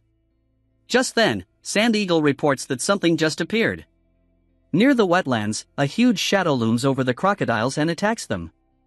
The Titan Python is back in town, but there are people sneaking on the sides. Just then, the Titan Python notices Qin Tian, who greets him. Qin Tian wonders if his old friend forgot about him, but the Python immediately attacks him. The others appear to be throwing Molotov cocktails at the monster. The Python wriggles in pain as it gets burned and hit by arrows. It then tries to escape, but the twins are there to blind it with their accurate shooting. Everyone then gangs up on the Python until it dies, earning points for Qin Tian in the process. Everyone cheers as they hail Qin Tian's presence in the fight. Qin Tian notices how low the points are compared to when he escaped from it. It seems like getting help from others lessens the points earned. Jessica cries out to see the Python dead. Aruba tries to take a bite, but Kata stops him out of curiosity. Qin Tian and the others then wish that it would rest in peace. Well, getting snacked on by the crocodiles is not peaceful. Qin Tian's group continues deep into the swamp to retrieve Jessica's plane. If there is a treasure on the island, it would be Jessica's plane. Even if it can't fly, the parts can be used as materials for other things. A lot of people are impressed to see the flying machine that they heard about before. Jessica confirms that it can't fly anymore, but the engine is not damaged. Qin Tian still decides to bring everything back home and do what they can later on. Bahama worries that they can't lift the plane, and Qin Tian confirms that the plane is indeed heavy. Just then, Kata and the gang manage to lift it up and move it to the trolley. Jessica comments on how strong the physique of the Lotta people is compared to that of normal humans. Qin Tian just hopes they didn't drink anything weird. However, Kata accidentally snaps off the plane's wing. Noon comes and Qin Tian manages to create a simple hoist with a pulley with the others. The others are impressed by how simple wheels can help pull up a huge heavy object. He tells everyone to pull it off with such complicated calculations. Question marks appear in their heads, but they still get fired up to do it. Everyone then counts to 3 and they are able to lift the heavy plane. Everyone is surprised that it didn't take much effort. Qin Tian then tells his girls to go back to the camp with the plane while he goes to check on the sinkhole the others had described. Qin Tian, Nick, Kata and Ragna then travel back in the direction of the sinkhole. They encounter a lot of snakes and they know there are still crocodiles around. They can't stay overnight in the marshlands. The group later arrives at the old village of the Lada people where they stay for the night. The next day they immediately set out and traveled until Qin Tian could hear the sounds of waves. Nick warns her that the sinkhole is just in front of them. They got out of the forest and Qin Tian finally saw the sinkhole. Ragna comments on how the hole makes the people who visit it feel insignificant. Just then, the ring shows a hologram of an arrow pointing in a certain direction. Qin Tian then asks the others if they know what is under the sinkhole. Nick wonders if Qin Tian wants to go down. Qin Tian can see though that it will be hard to go down or up in this sinkhole. Kata warns Qin Tian that the underwater currents are vicious. Qin Tian is surprised that he knows. Ragna explains that all their warriors have gone down as a test of the spirit of the earth. Kata then starts explaining their spiritual beliefs. They had to retrieve the stone marked and thrown by the patriarch under the water to pass the test. Qin Tian wonders how deep the water was, but the meatheads don't care about it as long as they get the stone. Ragna suggests asking Viru or the twins about it instead. The group then travels back to the camp but uses a different route with the help of the ring's map. They actually got back to the camp earlier than expected. Qin Tian didn't mind other matters for now and asked others to meet up with him instead. Bahama claims that the environment under the sinkhole was a bit special. It was clean and free of plants and there is also a deeper hole inside. It was a black hole that Viru accidentally discovered. Qin Tian really needs to check the bottom of the sinkhole by himself. Qin Tian then asks Aruba about his findings, but the other explains that Aruba only lasted 3 minutes and was the first to the surface. Since then, Qin Tian has been busy making oxygen cylinders in preparation for diving into the sinkhole. It was difficult to make the cylinder. They just need to pour molten iron into a mold. However, the other intricate parts like the bottle mouth check valves and pumps are harder. The production is kind of cumbersome. After some time, they have successfully finished what they need to finish. Qin Tian had Aruba pump the air inside the oxygen tanks and feels confident about it. The girls worry about the pressure making the cylinder hotter. That is why Qin Tian placed it in ice water to cool down the cylinder and the air inside. Ragna's help was not enough, so Kata and Prasang also joined in to pump. Qin Tian tells them to rest and another group will take over. After everything was prepared, Qin Tian and the rest set out for the sinkhole. They arrive at the sinkhole and they start preparing for the diving operation. 3 days later, all preparations are done. Qin Tian, Kata and Ragna dive into the water. Qin Tian thought it would be too deep, but they already reached the bottom as soon as they dove. The ring continues emitting light and they all follow the direction it is pointing at. While looking at the unusual environment, Kata taps Qin Tian to stop. Qin Tian finds himself in front of the second hole that Viru has described before. Kata wonders if Qin Tian will go down. Qin Tian doesn't have a choice but to go down and check. He can feel the water pressure increasing as they go down into the dark waters. Just then, they discover a familiar building. Kata and Ragna find the place magical, but this is the building from the map. They approach the door and Qin Tian notices how tightly shut it is. Surprisingly, the ring emits a light toward the door, triggering something inside the building. The door opens and Ragna wonders if they will go inside. Qin Tian denies it because they might lose oxygen inside the building if it is submerged. They decide to go to the surface of the water first to plan things out. However, a man who is monitoring them from inside the building gets mad after he opens the door for them. He presses a button and the three get sucked in by a water vortex.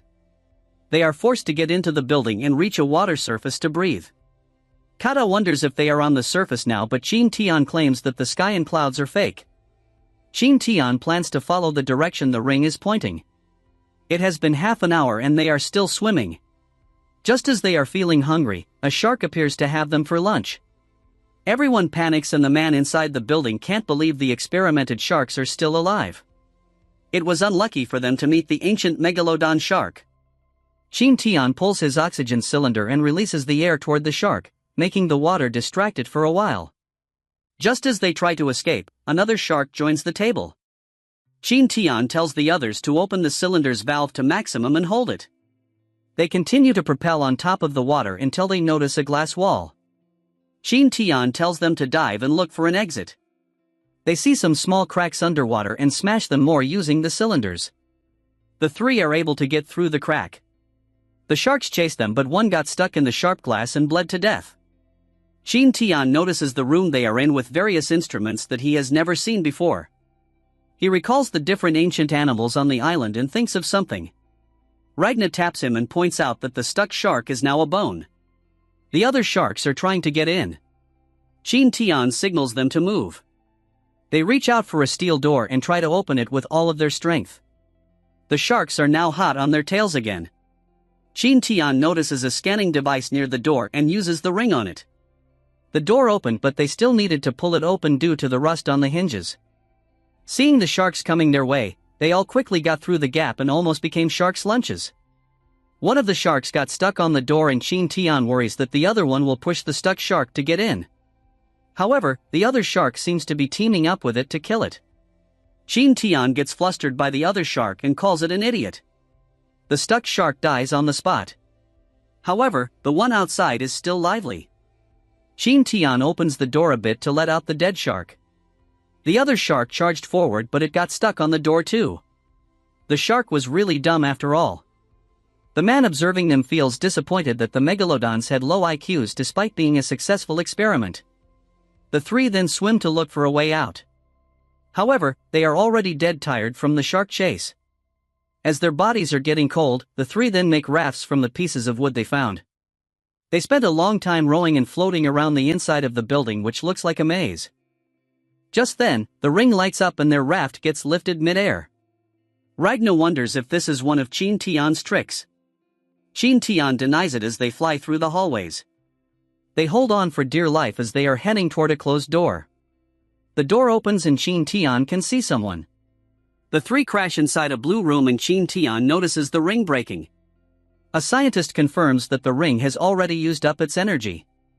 Kata and Ragna got alerted because they didn't notice the scientist's presence. The scientist tells them to calm down because there is not much time. He creates some chairs and tells them to sit. He forgot that they are foreigners, so he launches a language translation system. Everyone gets dumbfounded and the scientist angrily tells them to bring out the cameras or recorders for the interview. Qin Tian informs him that they have nothing because they got swept into the island due to a storm and lost contact with the outside world. The scientist can't believe what he just heard and goes blank. Qin Tian wonders if the scientist is okay and asks if they can get out. The scientist gets mad and forces them to watch something instead. The television shows scientists panicking in the laboratory. The same scientist starts recording something. He is called Zhang Feng from Baodao No. 2 Wufan Laboratory in the New Era year of 336. Qin Tian can't believe the dignified person on the TV is the same as the one in front of them. Zhang Feng on TV is trying to explain the situation to anyone watching it, whether they are from the future or the past. He explains that Earth has reached its maximum usage of resources and energy. It has been a new era and humanity can travel freely through space and gather resources. However, it is still lacking. Because of that, they have opened the laboratories. They created a man-made island with the design of Taiwan. The main research of the laboratory is the eternal preposition of time for the scientific community. They managed to conduct research in three-dimensional space to solve the shortage of energy. However, accidents are bound to happen. Just when Zhang Feng starts talking pompously again, a foot pushes him aside. Another scientist tells him to run away too. Zhang Feng claims that there is nowhere to run because the whole island is already affected by the turbulence. Just then, Zhang Feng in the present shouts as he got the password wrong for something. Continuing on the recording, Zhang Feng and his friend calmly took a tea break while the others were panicking. His friend is apparently the head researcher, Lin. Lin cutely introduces himself with a heart. Qin Tian can't believe these people are the heads of the lab. Lin explains that the whole island will jump for 200 years in an instant. The whole island will disappear from its current timeline and disappear in the gap between time and space. However, because the time gap is extremely unstable, the island will appear irregularly in different places at different times and in different spaces, taking the missing ships and the Bermuda Triangle as an example. Lin expects the destined people will come to see this recording. Zheng Feng then asks if there is a way to escape their current crisis. Lin then shows them an escape capsule that can help them get out of the lab and can travel 500 kilometers per hour. Still, that is not enough to escape the turbulence. In other words, they can only wait for their deaths. Just then, Zheng Feng claims that their bodies might not survive the crisis, but their consciousness can. Zheng Feng and Lin are discussing the preservation of their consciousness as stored data when they suddenly realize that it is possible. They both begin working on uploading their consciousness.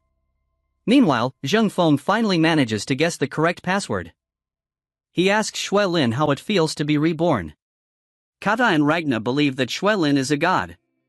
Qin Tian is amazed by the advanced technology he is witnessing. Lin then starts attacking Zheng Feng. Later, they all sat down to talk about how they got to the island. Qin Tian asks for a way to get back to their original timeline, but the scientists tell him to stop dreaming. There is nothing they can do. However, there is a chance for them to go back.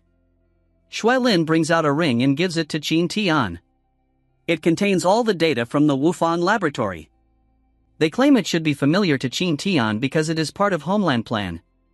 Biosphere number 3. Qin Tian recalls reading about Biosphere 2 during his high school days. Biosphere 2 was a miniature artificial ecology cycle system built in the desert of Arizona. It is basically a simulation for Earth's ecosystem to prepare for migrating to other planets. However, it was a failure after the ecological factors drastically changed. It became a warning to the world to protect the environment. The Homeland Project is the continuation of Biosphere 2. Baodao 2, the island they are currently on, serves the Biosphere 3. They are producing the raw materials on the island and providing them to Biosphere 3. Biosphere 3 should still be fine and not totally damaged like Baodao 2. Qin Tian can use the data from Baodao 2 to look for a solution to go back home. The ring can help guide Qin Tian to Biosphere 3's location. Qin Tian asks the scientists to go with him. However, it is impossible because their current bodies are integrated into the laboratory. Qin Tian wonders if they are not afraid that Qin Tian might misuse the data they just provided. They just realized it. Still, they entrust Qin Tian with it as long as he promotes the progress of civilization. At that moment, a realization dawns on them that the lab's energy is nearly depleted and will collapse in an hour. Qin Tian becomes filled with panic, yet the scientists reassure him that the escape capsules can swiftly transport them to safety within a minute. However, Qin Tian harbors suspicions that these two individuals might seize control of their bodies upon laying down on the capsules. Zheng Feng then points a gun at Qin Tian's head. Lin punches Zheng Feng and tells him not to joke around. He claims that if they harbored ill intentions, they should have done it from the beginning. He asks Qin Tian to bring the data to Biosphere 3. They ask if Qin Tian needs something in return. Qin Tian then asks for high-tech guns or ships that can help the three of them. Lin can detect multiple life signs on the island. He tells Qin Tian not to overthink and claims that everything they have operates with reserved energy. The ring they just gave out can operate for up to 100 years. He then confesses that Baodao 2 is also operating on energy. After the lab collapses, the island will also start to collapse within the next 2 years. The early stage will be the disappearance of the mist. The middle stage is the awakening of the volcano. The last stage is the volcano's eruption, and its magma will cover Baodao 2 until it sinks. Qin Tian realizes that they have a year left to leave the island. Qin Tian then bids farewell to the scientists. The three get into their escape capsules. Zheng Feng hopes they didn't choose the wrong person. The two then start making their meal. They feel sad that they can't see the end of what they have started. The noodles are cooked, and the two enjoy the taste they knew a long time ago. The laboratory starts announcing the evacuation. They also regret not seeing their grandchildren. Zhang Feng suddenly gets serious and claims he needs to take a dump. 3 escape capsules come out of the building. However, the capsules are starting to decay. The capsules got destroyed, and the 3 finally reach the surface. He tells everyone to go back up immediately. An explosion occurs in the laboratory, and it starts collapsing. The explosion starts making the water in the sinkhole turn into a vortex. Jessica wonders what happened below because the 3 were underwater for 20 minutes. Qin Tian realizes that time flows differently in the laboratory. Qin Tian tells them to move back home because they don't have much time. Qin Tian gained a lot of information on this excursion and tried his best to explain everything to everyone. The lot of people didn't really understand everything, but they knew for sure that they needed to build a big ship. The next day, Qin Tian sets out with a team to cut down cedar trees for shipbuilding. It only took half a month to gather the necessary wood for the ship. It would take time for the trees to sun-dry, and everyone resorted to forcefully drying them. Alex wonders if they are cooking the dried wood. Qin Tian explains that cooking them in brine will make the wood buoyant. Qin Tian later finds some rose flowers that can be processed into medicines. The children also helped him pick the flowers. Qin Tian goes to the land they are tilling and tells the others to take a break. Alex wonders what Qin Tian is doing and Ellen claims he is making an acid-base indicator.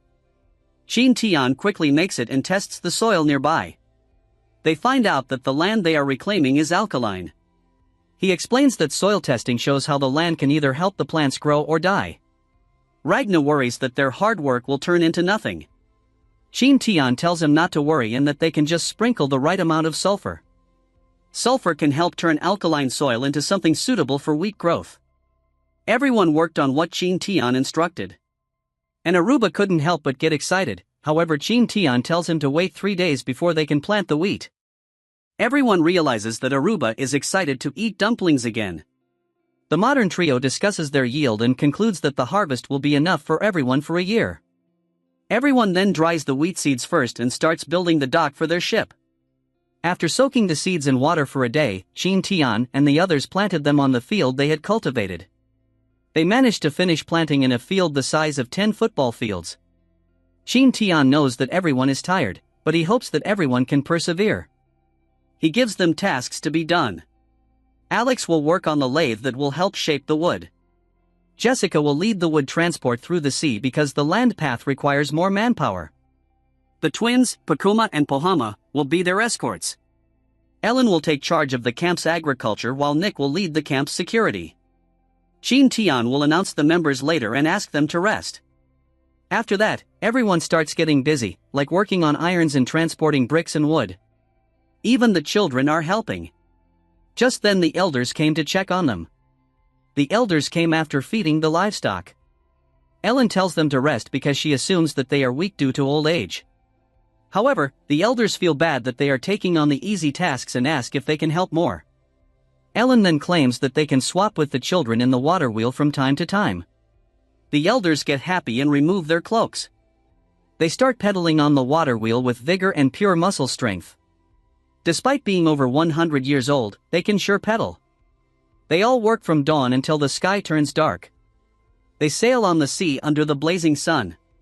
Time passed so fast and they did a lot of things. A warehouse near the docks, the upgraded lathe and the completed transport of wood to the plain beach. When they return to their senses, everyone realizes that it is now summer. They all try whatever they can to survive the heat. Qin Tian then shows the upgraded map from the new ring he got. He can now see the names of the vegetation and search for them. Jessica then recognizes Rami, a natural fabric source coming from the Old East. Qin Tian leads a group to the location and they find the Rami plants. Qin Tian gets excited and asks everyone to gather as much as possible. Days later, Aruba flaunts a new dress made of Rami hemp. They manage to find a source for making clothing instead of using anime skins or fur. They then process it by drying it and later spinning it in a machine. They also successfully created a spinning wheel. Qin Tian is amazed at how Ellen is proficient with it as soon as she touches it. The lot of children are impressed with how the machine works. The output is more surprising for them though, and they find the cloth more comfortable. Ellen feels sad that they don't have dye to put colors on the clothes. Qin Tian informs them that he has already prepared some. He had Milan leaves soak in the water to get a green color. Ellen discovers that Qin Tian made more dyes from madder, comfort, and gardenia. The girls get excited as they can now add more colors to the woven clothes. Shipbuilding was paused for a while because it was more important to prevent heat stroke. Making more clothes is the current priority. Ellen was the most excited about making the clothes. A week later, Qin Tian finally got a new shirt. Ellen calls for his attention and Qin Tian comes out of his cave. He sees a dazzling Ellen with her new set of clothes. Qin Tian can't help but call her beautiful. Of course, Ellen is overly flustered by her husband's sudden compliment. As Ellen tries to change the topic and check on Qin Tian's shirt, Jessica appears with a changsam. The university students approve of seeing a Westerner wearing a Mandarin dress. However, Qin Tian has different thoughts. Ellen drives him out while Jessica asks Qin Tian if he wants her to wear stockings too. The Lada people are also looking civilized now with clothes on. Nick and Alu are also cute in their new clothes. The two modern girls come out and they all mingle with other female Lada members. Now that they have food, clothing, and transportation, the only thing left is to leave. With clothes to protect them from the sun's rays, they all continue to work in shipbuilding. Ellen leads a team to collect food for the voyage. Everyone worked on their assigned tasks with no issues and half a year has passed. Wild animals are starting to run away from the center of the island in panic. The wolves run to the campsite and the guards call Qin Tian. They all got woken up by the black wolves howling and Qin Tian told them to pack up. They all move together with the wolves. As he runs, Qin Tian recalls the scene from minutes ago. Shanbai claims that the ground is hot and shaking. Qin Tian realizes that this is the time. He orders everyone to move to the beach because the volcano is about to erupt. They all move to their ships and leave the coast on time. The volcano erupts and Qin Tian tells the others to cover their mouths and noses with wet woolen towels. The eruption sends strong winds and clouds of dust in their direction. The animals are shaking in fear. The Lada people claim that the spirit of the earth is angry. The rumbling ends and Qin Tian checks on the others. Hokoma and Frasong also report that their sides are okay. Qin Tian can see that the island is now covered in volcanic ash. The girls claim that the eruption is not strong enough to cover the island with magma yet. However, they had half a year left in the first place. The morning comes and they discover that the eruptions are done. Qin Tian feels the heat enough to burn trees, but there is no fire in the forest. He tells the others to return to the camp. The camp was still in one piece, but the Lada people stayed in the kitchen building because they were scared of the eruption. Qin Tian and Kata go out to investigate and find out that the lava only covered the volcano's surrounding plains. What Shinfeng said was true, and the second eruption will be the final in half a year. Things finally got relaxed and they all continued building the ship. The eruption destroyed the wolves' hunting grounds and forced them to move near the camp instead. Half a year later, snow starts falling again and it has been 2 years since Qin Tian came to the island. Everyone is obviously excited because it is a new year. It will also be comfortable for them because the ship is done and they can leave at any time. As everyone prepares things for their departure, Qin Tian notices something. He sees the black wolf as fashionable all of a sudden. The black wolf growls as the culprits praise his gentlemanly look. Qin Tian feels bad because he can't save him. They then depart for the beach. After reaching the beach, they set up things for dinner. As usual, they light up fireworks and celebrate the new year. They eat and drink until they fall. However, in Qin Tian's case, he became a pillow for the girls. He gets up and checks the ship. The girls also got up and Jessica wonders what the ship's name will be. Qin Tian starts his lame name generator again and Ellen calls them ordinary. As Qin Tian thinks of a better name, the sun rises from the horizon. Seeing that the dawn is coming for them, he thinks of naming the ship Breaking Dawn. Qin Tian followed the custom of not working for a few days after New Year's Eve. Instead of working, they strolled around Bao Dao too. They are just enjoying the rest of their time on the island. Qin Tian also informs the Black Wolf that the island is collapsing. The Blacks didn't hesitate to join Qin Tian on their journey. After a few days of leisure, they find ways to cause trouble, like looking for treasure in the river. They start loading their food on the ship, and Jessica reports that they have less wheat than expected. That night, Jessica could see from the skies and stars that it would be a bright and windy day tomorrow. She checks on a busy Qin Tian, who is looking for more information about the island. He found some experiment logs by the dynamic duo of Zhang Feng and Shui Lin. They find out that gender attractions are related to the time and space cracks effects. Some creatures will also change habits or appearance, reach some breakthroughs, and gain faster recovery speeds. Well, that explains what they have encountered before. Ellen comes to report that she informed everyone of their departure. The lot of people are feeling sentimental about leaving the island, where they experienced a lot of things. Even the hard-boiled man Kata is crying. The next day, Qin Tian announces their departure, and they set sail. Everyone feels sad about leaving, but they need to survive nonetheless. Qin Tian then cheers them up and tells them to get ready to meet new friends. At sea, they prepare a whole pig and open its stomach. They plan to use it as bait with explosives for sea monsters. They let go of the bait, and Qin Tian reminds the twins to be alert. The twins continue to watch as something swims under the bait. As expected, Jessica can also navigate a ship after learning how to steer at the age of 9. Just then, Pakuma reports something. Qin Tian comes out and sees the same storm that they encountered prior to living on the island. It is the thundercloud that the scientists have mentioned. Qin Tian orders the others to go to their posts. Jessica continues to steer the ship. The warriors hold on to the sails. Ellen stays with the others in the cabin. Alex and some others continue burning the steam. Just then, Pakuma reports that Leviathan has come. The sea monster has come for the bait. Ragna can't believe it waited for them to get tired. Qin Tian pulls up a fire arrow and shoots the fuse connected to the pig. They also prepare their ballista. The sea monster turns out to be a mosasaur from the late Cretaceous era.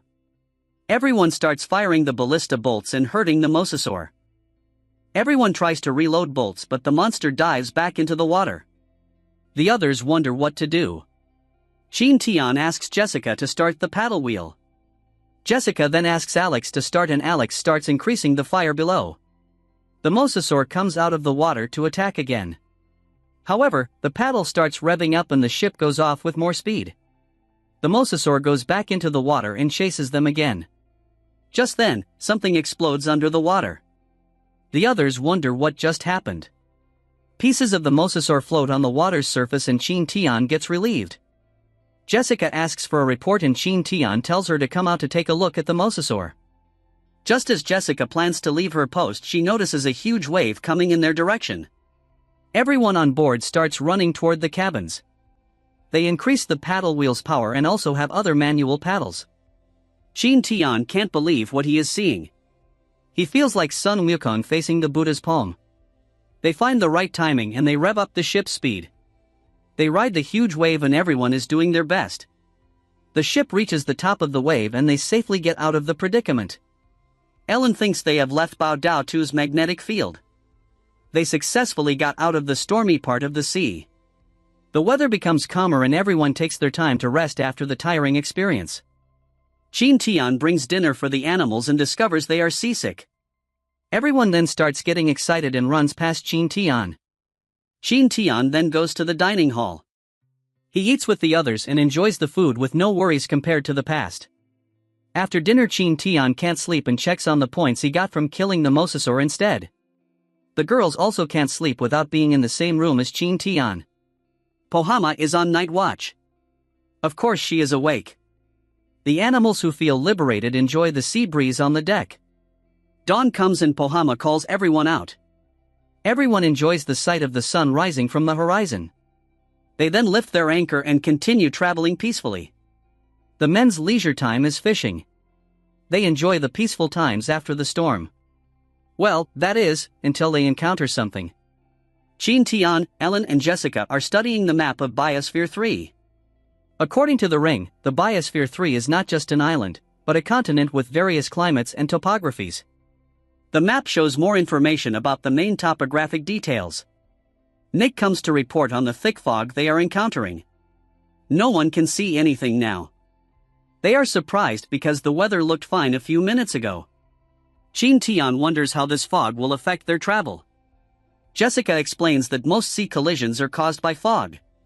She claims it is better to turn on the fog light. They ask Pohama to turn it on.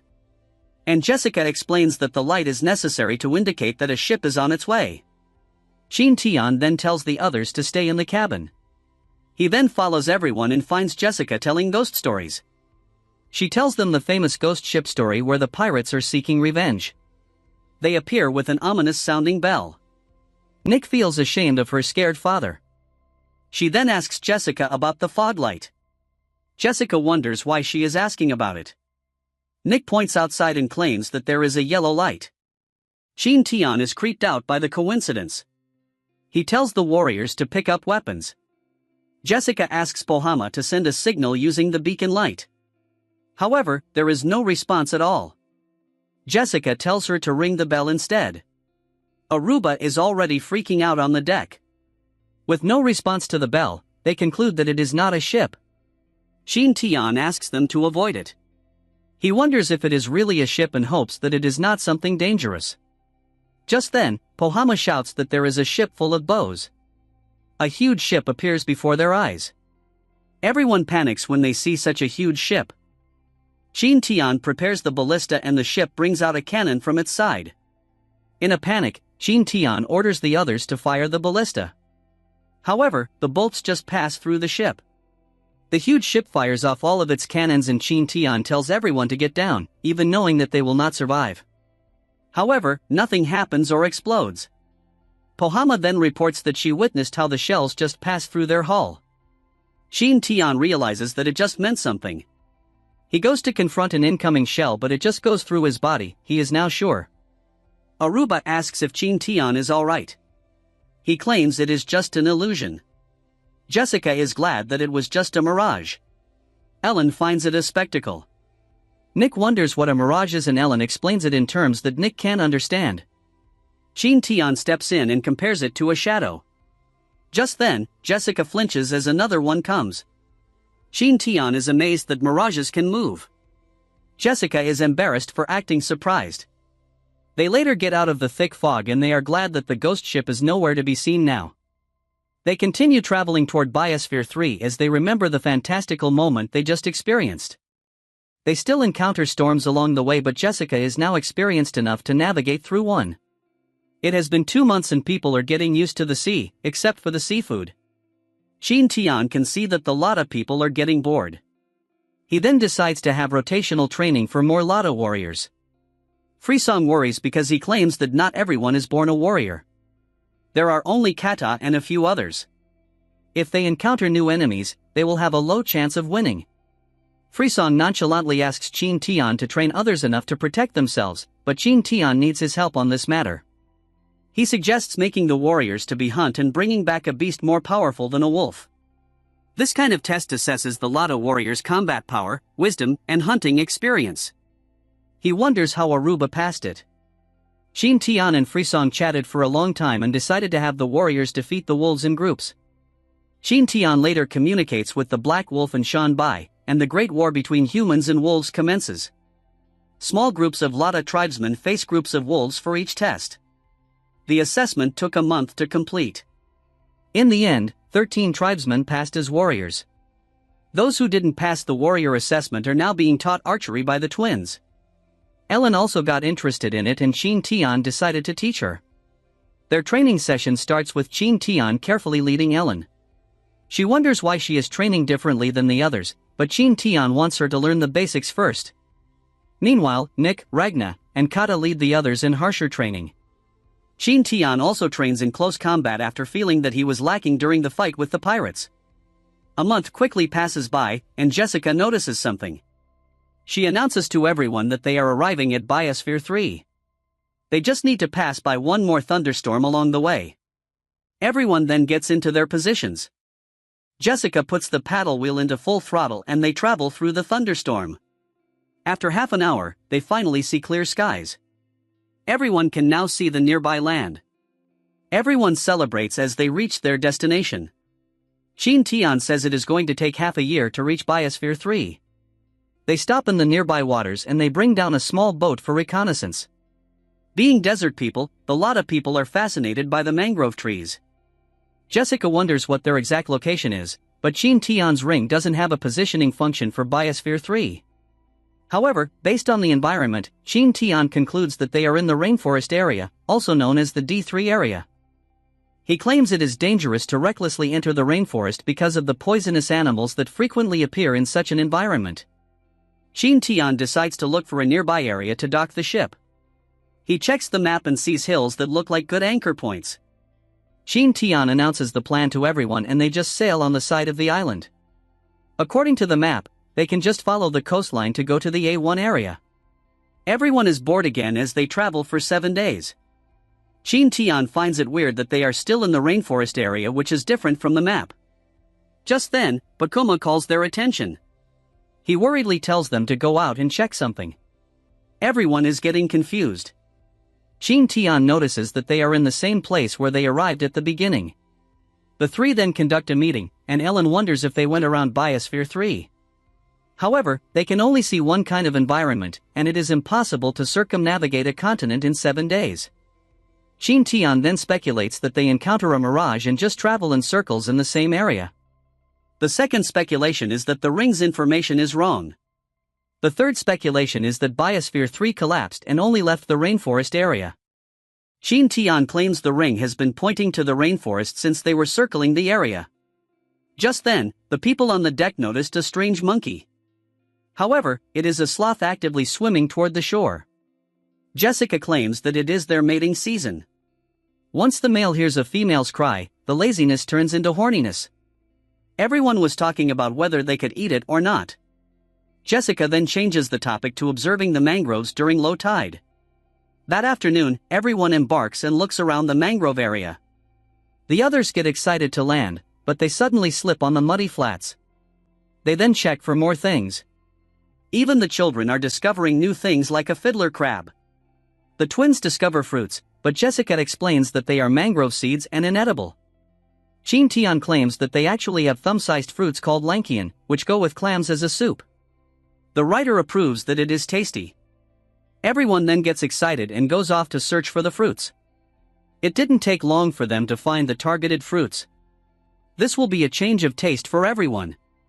After picking lankian fruits, everyone then collects clams and crabs on the seashore. During dinner, everyone exclaimed how delicious the soup was. Even the girls enjoy the soup made with seafood other than fish. After dinner, Jessica suggests taking all the warriors with Qin Tian during the rainforest reconnaissance. Qin Tian declines and tells her to have the others protect the elderly and children on the boat. Qin Tian spent some time alone preparing the materials to bring for the mission. Ellen did an idol and made more tight-fitting clothes with other tribeswomen.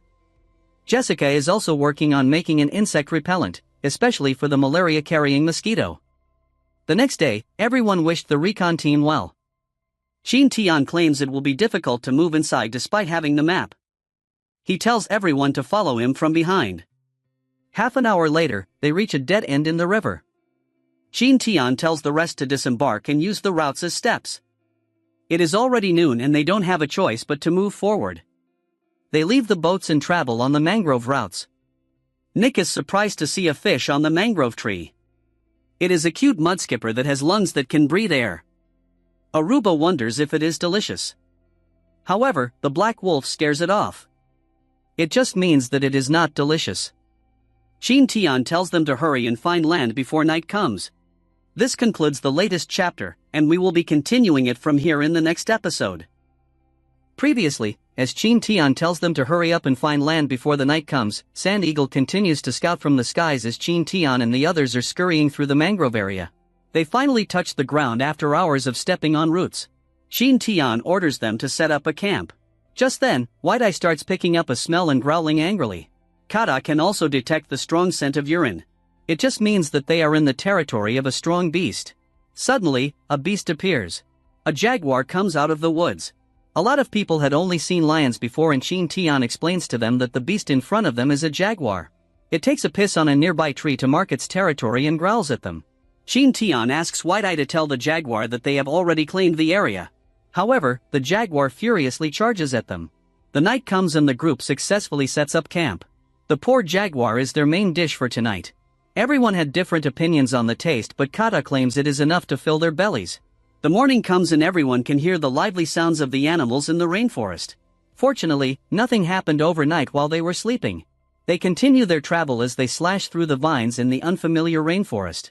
As Qin Tian worries about the weather and their sweating, he discovers something on Kata's boots. It is a highly poisonous Amazon giant centipede. He orders everyone not to move. He tells Kata not to be scared and lets the giant centipede pass by him. Qin Tian then kills the centipede. Everyone is glad that Qin Tian notices it, and Qin Tian warns them that there are poisonous things around the rainforest. After a few more trips, they finally got out of the rainforest. Qin Tian suggests taking a rest because the deeper they go, the more they need to be careful. Mosquitoes bite them here and there as they continue in the dry woodlands. Aruba is a favorite of the mosquitoes, by the way. Qin Tian gives him repellent as the others are done slathering their bodies with it. Seeing the mosquitoes go away, Qin Tian is glad that he asked Jessica to make repellents. They continue their journey until Kata hears something. He tells them that he hears the sound of flowing water, and everyone claims that a river is nearby. Qin Tian can't believe he is the only one not hearing it. Qin Tian leads the way, and everyone arrives at the riverbank. However, Qin Tian is not sure if the water is drinkable. He plans to have White Eye test it first, but Abba already went ahead and drank some, claiming that it was sweet. Everyone then chases after reckless Aruba. Knowing that rivers are good landmarks, Qin Tian checks the map from the ring. The map displays lots of rivers and Qin Tian needs more references to determine their current location. Seeing that it is getting dark, he plans to camp out in the area first. They set up camp again as usual and got into action to procure food. Everyone can see that the fish in the river are small and won't be enough to fill their bellies. They will also be hard to catch. Kata suggests catching something like the jaguar again. Qin Tian on the other hand discovers something. He discovers some sorrel leaves that can be used to create traditional Chinese medicine, repel insects, and paralyze small fish. Qin Tian had an idea of what to do. Everyone then sets things up on the river and Pakuma wonders if the leaves are going to be effective in catching fish. Qin Tian then put a lot of sorrel leaves in the water and the fish started floating on the surface of the water. The rocks they put in advance prevent the fish from being swept away by the current. Dinner for tonight is a grilled dish, and a lot of people can't get enough of the taste of the fish. They were actually tilapia, which wouldn't survive on the previous island. Still, Qin Tian can't believe how rich the resources are. Just then he notices something and a person can be seen floating on the river. First Qin Tian tells the scaredy cat Aruba not to freak out. Nick wonders what is wrong. Qin Tian points to the direction of the river and asks them if the shadow they can see is a person. Confirming that it is a person, Qin Tian runs first to save them. After some time everyone observes the wounded person looking like a tribesman from an earlier civilization. Seeing the man's attire, Qin Tian can only think that this person came from a more advanced civilization than the Lada people. Kata notices how the injuries were inflicted by stone tools. Kata wonders what to do with the corpse, and Qin Tian tells him to dispose of it. Kata immediately throws it back into the water and prays for the person's soul. A typical Aboriginal water burial. After the dinner everyone had a meeting and concluded that there are other tribes on Biosphere 3. Out of precaution they started to have a night watch and take turns every 2 hours. The next morning they all set out after eating small fish again for breakfast. After following the river, they reach an elevated area. Aruba notices how muddy the water is. Qin Tian recalls the vlog episode he watched about muddy water in a downstream area after a rain. And the survival host suggests going to higher ground to escape the torrent. Qin Tian orders everyone to get up the cliff. With a rope tied to a tree they all start climbing the cliff. Aruba wonders why Qin Tian is in a hurry. Qin Tian did speculate something based on what he watched before. Just then an earthquake occurs, and they all see water furiously flooding downstream. They then climbed in a hurry and barely escaped the torrent. They just realized how wide the river is. Fukuma notices something on the water and it is an Amazonian anaconda.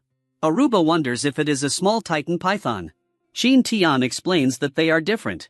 Pythons have obvious scales while anacondas are slippery like loaches. Qin Tian tells them to be careful, but a lot of people are seeing the anaconda as dinner. The cute anaconda sees a tree branch and slithers on it. What welcomes it at the end of the branch are the foodies from the Lada tribe, who see it as a dinner. Another poor wild animal has fallen into the hands of the Lada people. They all discuss how to cook the anaconda, and Qin Tian can't help but feel bad. Qin Tian notices how the animals they have met so far are normal. Different from the mutated and ancient ones back in by Dao 2. Anyway, he can't believe the others are really bringing the whole anaconda, weighing 225 kilograms. Because of the flood, the team didn't have a choice but to continue traveling in the rainforest. As the skies darken, they start clearing out an area to set up camp. Dinner for tonight is anaconda meat sprinkled with salt. Even sand eagles and white-eyed vultures enjoy the food. Just then White-eyed notices something and growls toward the bushes. The sand eagle immediately reports that something is coming.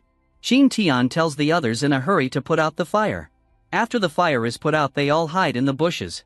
What Sand Eagle described were more likely aboriginals. It would be worse if they were cannibals. Torches can be seen from afar and 3 men who look like a patrolling squad appear. Qin Tian tells the others to wait. 2 hours later they lit up the campfire again as they heated up the cold meat they left. Seeing the decorations on the men before, Qin Tian thinks that they are cannibals. Nick wonders if those men originated from their tribe because she understood their words. However, the others don't recognize them, and Aruba suggests asking Frason later.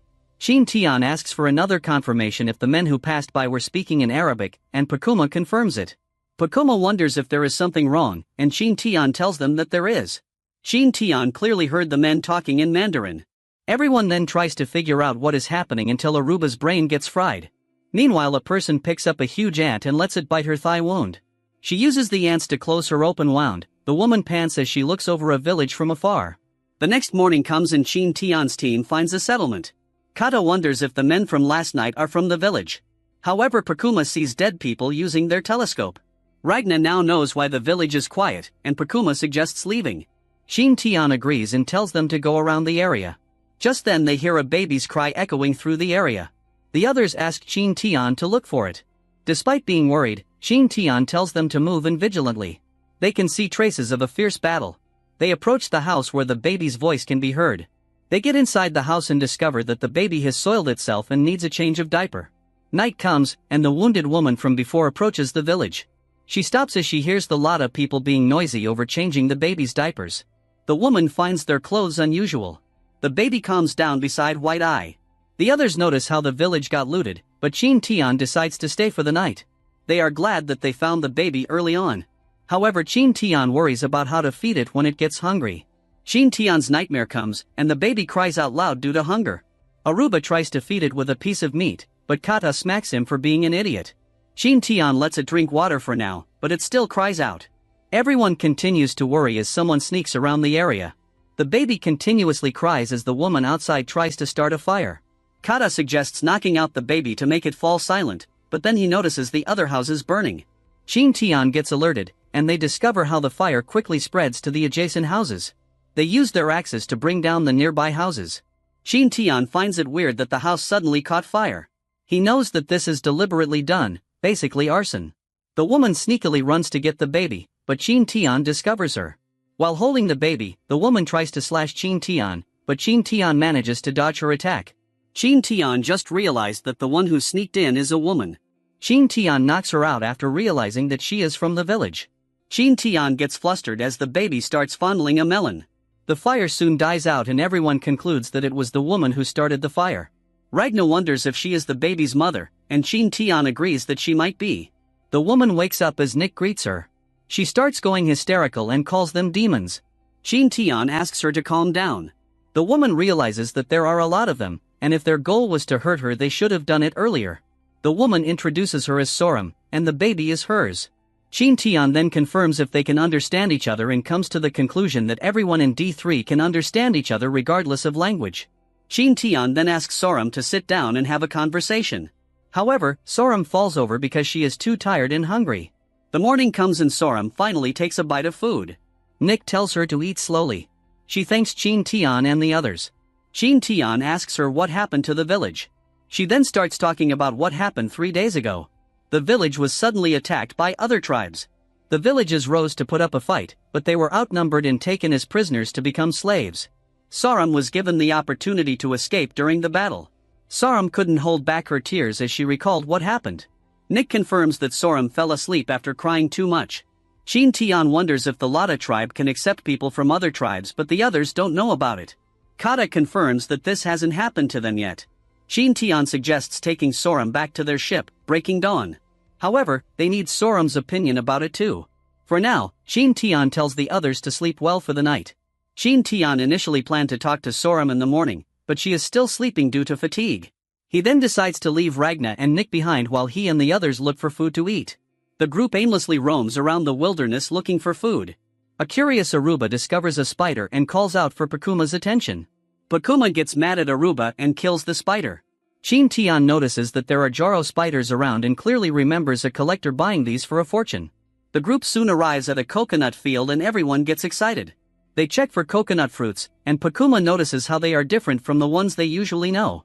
Qin Tian explains that this type of coconut tree doesn't bear fruits, but the starch inside the trunks is edible. The others misunderstood him and started biting on the coconut trunks. The group cuts down one tree and Qin Tian shows them the edible starch. However, they need to filter out things first using water. The others are worried that they don't have water anymore and haven't seen any sources nearby. Qin Tian claims that there is a nearby source of water since Soram's tribemates have cut down some of the trees before. They see two trails with one showing signs of the trunks being dragged away. They soon reach the river and Aruba wonders if they can catch some fish. They then start extracting the starch from the trunk. They started chiseling the starch and also created some containers using the outer barks. They did some rubbing and then used a cloth to filter the starch liquid. They left it for some time until the starch gradually sank into the bottom of the container. Qin Tian explains that starch flour is basically the same as wheat flour. He then tells the others to start moving back to the village. Meanwhile, Soram wakes up and thanks Nick. However, Nick tells her to thank the Mighty One instead. She claims Qin Tian is the messenger of the Almighty. Qin Tian's group returns and Soram starts prostrating herself in front of Qin Tian while calling him a priest. As they cook the starch, Soram explains that the priests in their eyes are those who communicate with God and lead others. Qin Tian then asks Soram what she wants to do next. Soram wants to go to the city-state, much to Qin Tian's surprise. She claims she only heard from the elders that the city-state is a large tribe with huge stone houses. Corn and cocoa are abundant, and there are kings and nobles living there. During festivals or disasters, the king asks the priests to conduct a ceremony with offerings to seek blessings and protection for the people. Qin Tian falls silent upon hearing new information. The silence broke when the starch popped off. Soram didn't know they could cook the starch that way. Meanwhile, Qin Tian ponders the fact that the pattern of the continent is indeed bigger than expected. Qin Tian asks how Soram's tribe usually cooks the starch. Soram explains that they usually make porridge out of sago starch. Qin Tian wonders if it was the priests who imparted their knowledge and Soram confirms it. Qin Tian knows that the word sago is modern. He then asks if Soram really wants to go to the city-state. She overheard during the raid that the invaders plan to sell her tribemates in the city-state. She plans to buy them back. Everyone goes to sleep as Qin Tian is still digesting the information she got from Soram. He assumes that the city-state is in the center of the surrounding tribes. The tribes can plunder other tribes and offer the captured as slaves or human sacrifices to the city-state. However, Soram doesn't know where the city-state is located, and Qin Tian plans to follow the directions that the rings point to for now. He then worries about helping Soram because it would be reckless to travel through the rainforest with a baby. He wonders if the priest is a modern person and can be asked to join them. The next day Qin Tian and Aruba start digging under a house where money is kept. They dig until they uncover a skull. Aruba panics and Soram explains that they bury the patriarch under their houses to have them protect them. They finally find a jar that contains coins. Qin Tian worries that it might be someone's ashes because the jar looks like a ceremonial urn. However, the jar contains colorful shells instead. Soram claims that with those shells she can buy the clan back. Qin Tian wonders when she will leave. Soram gets excited to hear that Qin Tian is willing to help her. She then asks Qin Tian to conduct a Hertzmark ceremony for her child. It is a ceremony conducted by the patriarch or an invited priest to baptize a name for the child. Qin Tian asks when the ceremony is, and Soram is glad to hear that Qin Tian agrees to it. She claims it can be done after a month. Qin Tian worries but Soram suddenly mentions that it will be in 20 days. Qin Tian is surprised to find out that there are only 20 days in a month in the calendar the tribesmen are using. Qin Tian and the rest start going off to their respective tasks. Aruba then suggests fishing, but Qin Tian remembers that D3 is basically a miniature version of the Amazon forest, with dangerous creatures like crocodiles and piranhas. They must be careful when working beside the river. Aruba has a lot of worms to be used as bait. He discovers Qin Tian, who has made another unique fishing device that will automatically hook the fish once it bites the bait. After setting it up, they catch fish easily while processing starch at the same time. Just when Aruba finds the process convenient, a line suddenly moves viciously and he asks for the others' help. Qin Tian notices that it must be a big one for Aruba to struggle. Despite having Qin Tian's help, the two get pulled into the river by a strong force. Kata throws a spear but it just bounces off the scales. The water splashes and an adult arapaima leaps out of the water. It is considered the biggest fish on the South American continent. Qin Tian knows it will be hard to pull it over once it goes back to the water. he asks Pakuma to aim for its head. Pakuma enters a state of concentration and hits the jaw of the arapaima with his arrow. The huge fish finally calms down in the water.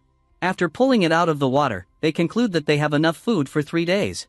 Qin Tian pulls out the scales and explains to everyone that they are usable as armor. Seeing that Kata's spear bounced off them, Pakuma now realizes why Qin Tian asks him to aim for the head. However, Qin Tian claims he was not sure in the first place if the head was the weakness. Pakuma can't believe that he was just asked to do a chance shot. That night, they feasted on the arapaima's meat. At the same time, Sorum is busy with something and Nick asks what she is doing. She is using the arapaima's scales to make armor. They didn't worry about having meat for the next 3 days, but they still need to process the remaining starch for their next trip. Meanwhile, Sorum and Nick are preparing things for the ceremony. Soon after, Priest Qin Tian leads the ceremony but finds the process troublesome. He just mumbles random numbers and alphabets as chants. A few minutes later, Sorum presents her child to Qin Tian. Sorum guides her on what to do, and Qin Tian lifts up the child and realizes something. He unconsciously shouts the name Simba. Qin Tian, tries to calm himself after the absurd memory he just recalled. The others behind him also shouted the name Simba, thinking that it was a chant. Sorum then asks Qin Tian to introduce 9 items to the child to determine his purpose in life. Qin Tian then starts to present various things to the child. He puts down the child and watches him crawl toward the items. Surprisingly, the child picks up everything. Qin Tian wonders what blessing to say because he only prepared a speech for each item. He suddenly gets an idea and claims that the earth contains everything. Hence, the child's name is Earth. Sorum is glad that her child now has a name. Everyone is impressed by what they just witnessed, even though it felt like the Lion King for a moment. Night comes, and Qin Tian checks on Sorum's injuries.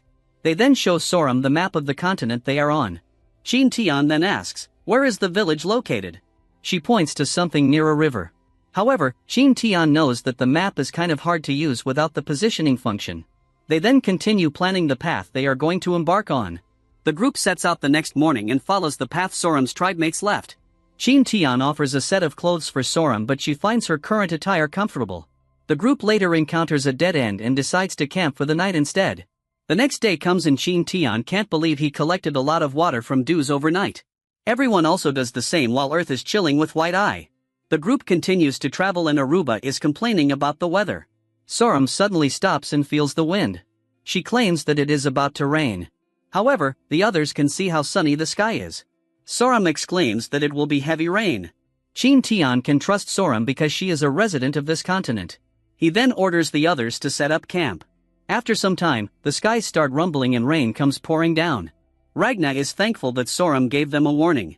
Nick wonders how Sorum did it and Sorum claims that she just needs to listen to the rainforest. Qin Tian is really glad he listened to Sorum. Seeing how the rain pours, the group realizes that it will go on for the whole day. It's a good thing that Jessica's tent has a bottom to keep the water away. The rain continues through the night and all they can do is camp out for the rest of the day. The skies cleared up the next morning, but the rain came back just like Sorum predicted. As the skies clear up again, the group continues to travel. However, their boots are too soaked from the rain. Ragna suggests taking them off, but Qin Tian denies his suggestion. Sorum gives out a signal again and Qin Tian tells them to set up the tent. It starts raining again but weaker compared to the beginning. This time, they use an animal skin tent so they can put up a fire. Just then, Aruba notices that Kata has 6 toes on his feet. Kata looks down and checks on his foot. Ragna and Pakuma claim that they have the same thing. Qin Tian scolds them for not telling him about it early on. Qin Tian then starts asking them for symptoms. Qin Tian worries that they might be fatal. He then opens up the system store and uses 2,000 points to buy a book about first aid in the wild. Qin Tian can feel the information entering his mind again after a long time. He finds the information that he needs in his head and diagnoses the condition of the others as warts. The others are worried that they might die because of warts. Kata then starts leaving his will to Nick. Pakuma asks Aruba to take care of his twin sister Pohama. Ragna cries with a confused white eye. Qin Tian then tells them that a small problem won't kill them. The treatment is quite simple. Pour some hot water on the wart and cut it off with a knife. It won't even hurt when cut off. Kata wonders if it is done, but Qin Tian claims it might grow back again and they just need to cut it off. He presented another method using needles, but the others looked scared. Sorum claims the rain is going to take a day, so everyone decides to rest for now. Qin Tian knows the cause of warts. Long-term travel, friction and the wet environment that let the bacteria breed on the wounds. Qin Tian tries to look for more books that can help their current situation, but I see something familiar in the store. Sheesh, other manhwas are uploaded on the system. Qin Tian is tempted to buy them. He quickly snaps out of it and continues to browse for something useful. He then finds an upgraded book about field crafts. Despite being expensive, Qin Tian buys the book and gains new knowledge. He then stands up and exclaims that there is a way. He then mixes lard with sodium hydroxide to make glycerin. He then mixes it with starch, baking soda, vinegar and water to make degradable plastic. Sorum is fascinated by the glass tube and Nick starts acting proud. Qin Tian continues mixing and the others are starting to wonder what he is doing. He claims he is making plastic that is waterproof. Half an hour later they acquire waterproof boots. Aruba then offers to do the test. He then starts stepping on a puddle like a kid and Kata punishes him for splattering water on him. Qin Tian is glad that they can protect the others from warts now and prevent them from redeveloping them. The rain boots were quite useful during their travels. It can even help them when they accidentally step on shallow puddles. The rain was really terrifying because it accumulated too much water in the forest. They even discover a shark in the river, which soon becomes a meal. Because of the climate, Qin Tian's group is traveling unnecessary distances. During their travels they encounter avocado trees that bear fruits that are highly nutritious. Our foodie friend Aruba starts climbing to pick the fruits. However, he notices something from afar. He shouts back to the others below that he can see fire ahead. However, Sorum claims it is not a flame. It is actually a colony of flying fire ants. They use their jaws to clamp human skin, which can cause blisters, burns and even anaphylactic shock with the risk of death. Qin Tian tells everyone to run away. While running, Aruba points out that it was just ants, but Qin Tian exclaims that this kind can kill people. Qin Tian realizes that they can't just run away from the colony. He brings out his lighter and asks the others to bring out the alcohol. They put alcohol in their mouths while holding torches. The fire ant colony comes and they spat out alcohol towards the fire torch. Unlocking fire breathing, killing the fire ants in the process. However, there are still a lot of them. Qin Tian tells the others to cover their heads and get out. The fire ants start biting them. Just then the sand eagle comes. Sand eagle uses gust. It is super effective. Qin Tian commends sand eagle. The fire ants target sand eagle this time. Qin Tian tells it to get away and throws the bottle of alcohol away. Pakuma shoots an arrow breaking the bottle and causing an explosion. Qin Tian tells them to run. Qin Tian and the others run away from the fire ants. Qin Tian knows that fire ants don't have natural enemies. However, the system shows him Mahatma, a parasitic fly, and yellow dragonflies which both prey on fire ants. The ring points out a direction and they all run to it. They are getting near the yellow dragonflies' breeding grounds near the river. Qin Tian and Pakuma distract the fire ants again with small explosions. They finally arrive at the river and Qin Tian tells them to hurry. Everyone dives into the water and Qin Tian gives the fire ants the middle finger. The yellow dragonflies start to mobilize. They all preyed on the fire ants until nothing was left. Look at them burp. Everyone gets out of the water and checks on each other's condition. Qin Tian is glad that no one had allergic reactions. Sorum and Nick appear and they regroup. They set up their tents nearby and Qin Tian starts giving the others first aid, making the itch go away. This is the most embarrassing day for Qin Tian and the others since they entered the rainforest area. They take their time to recuperate their fatigue and stress. Their rain boots were also damaged in the encounter with the fire ants. However, they are lucky to camp nearby milk trees. Qin Tian explains that it is a tree that produces milk. Well, its sap has the same composition as milk. Qin Tian collects some sap and cooks it to remove the unpleasant smell. The smell became more pleasant and everyone got to taste milk for the first time. Qin Tian feels amazed by nature after encountering sago palm trees and milk trees. Later that night, Qin Tian comes out of the tent to check on Sorum, who is praying outside. He wonders if she is worried about the safety of her clan. She claims that there is a month left before the sacrificial ceremony. Qin Tian recalls that Sorum did mention it before and her clanmates might be the ones offering this time around. Qin Tian reminds her that it will be just a few days before they reach the city-state. However, Qin Tian's group doesn't know the exact location of the city-state. Hence, they can't estimate the distance that they are supposed to travel. Along the way, with the help of Sand Eagle, Qin Tian discovers other villages that range from small ones to larger ones. Qin Tian thinks the city-state is just nearby because of the villages gathering in its proximity. Still, Qin Tian and his group decided to avoid the villages to avoid unnecessary troubles. A few days later, Qin Tian's group discovers some traveling tribesmen. They think the path they are taking is toward the city-state. Just then, they hear something in the nearby woods. A man is running with his little sister on his shoulders while following a strong scent. He then stops as soon as he discovers Qin Tian's group. Qin Tian can see that the siblings pose no threat to them. The little sister then exclaims that she wants to eat what Qin Tian's group is cooking. The young man puts her down and tells her to wait. The young man brings out a deer's leg and asks Qin Tian for an exchange. Qin Tian smiles and looks at the others. The young man wonders if he needs to find another leg, but Qin Tian tells him that it is enough. Qin Tian plans to ask for information from the young man. The young man introduces himself as Tiger Claw, while the little sister is named Aya. They both thank Qin Tian for the food. Aya exclaims how delicious the cooked starch is and wonders if it is a gift from God. Tiger Claw wonders if Qin Tian's group will also participate in the sacrificial ceremony, but Qin Tian replies that they are not sure if they are going the correct way. Just like he expected, Qin Tian gained information from Tiger Claw. Tiger Claw explains that the people walking on the same path are going to participate in the sacrificial ceremony. In terms of their current location, it would still take them 2 more days to reach the city-state. Tiger Claw tells them to take their time because there is still time before the ceremony of the priesthood starts. Tiger Claw then reminds Qin Tian about the entrance fee. Qin Tian wonders how the fee is calculated. Tiger Claw mentions that shells are the main currency used to buy products like cocoa beans, tobacco, and corn.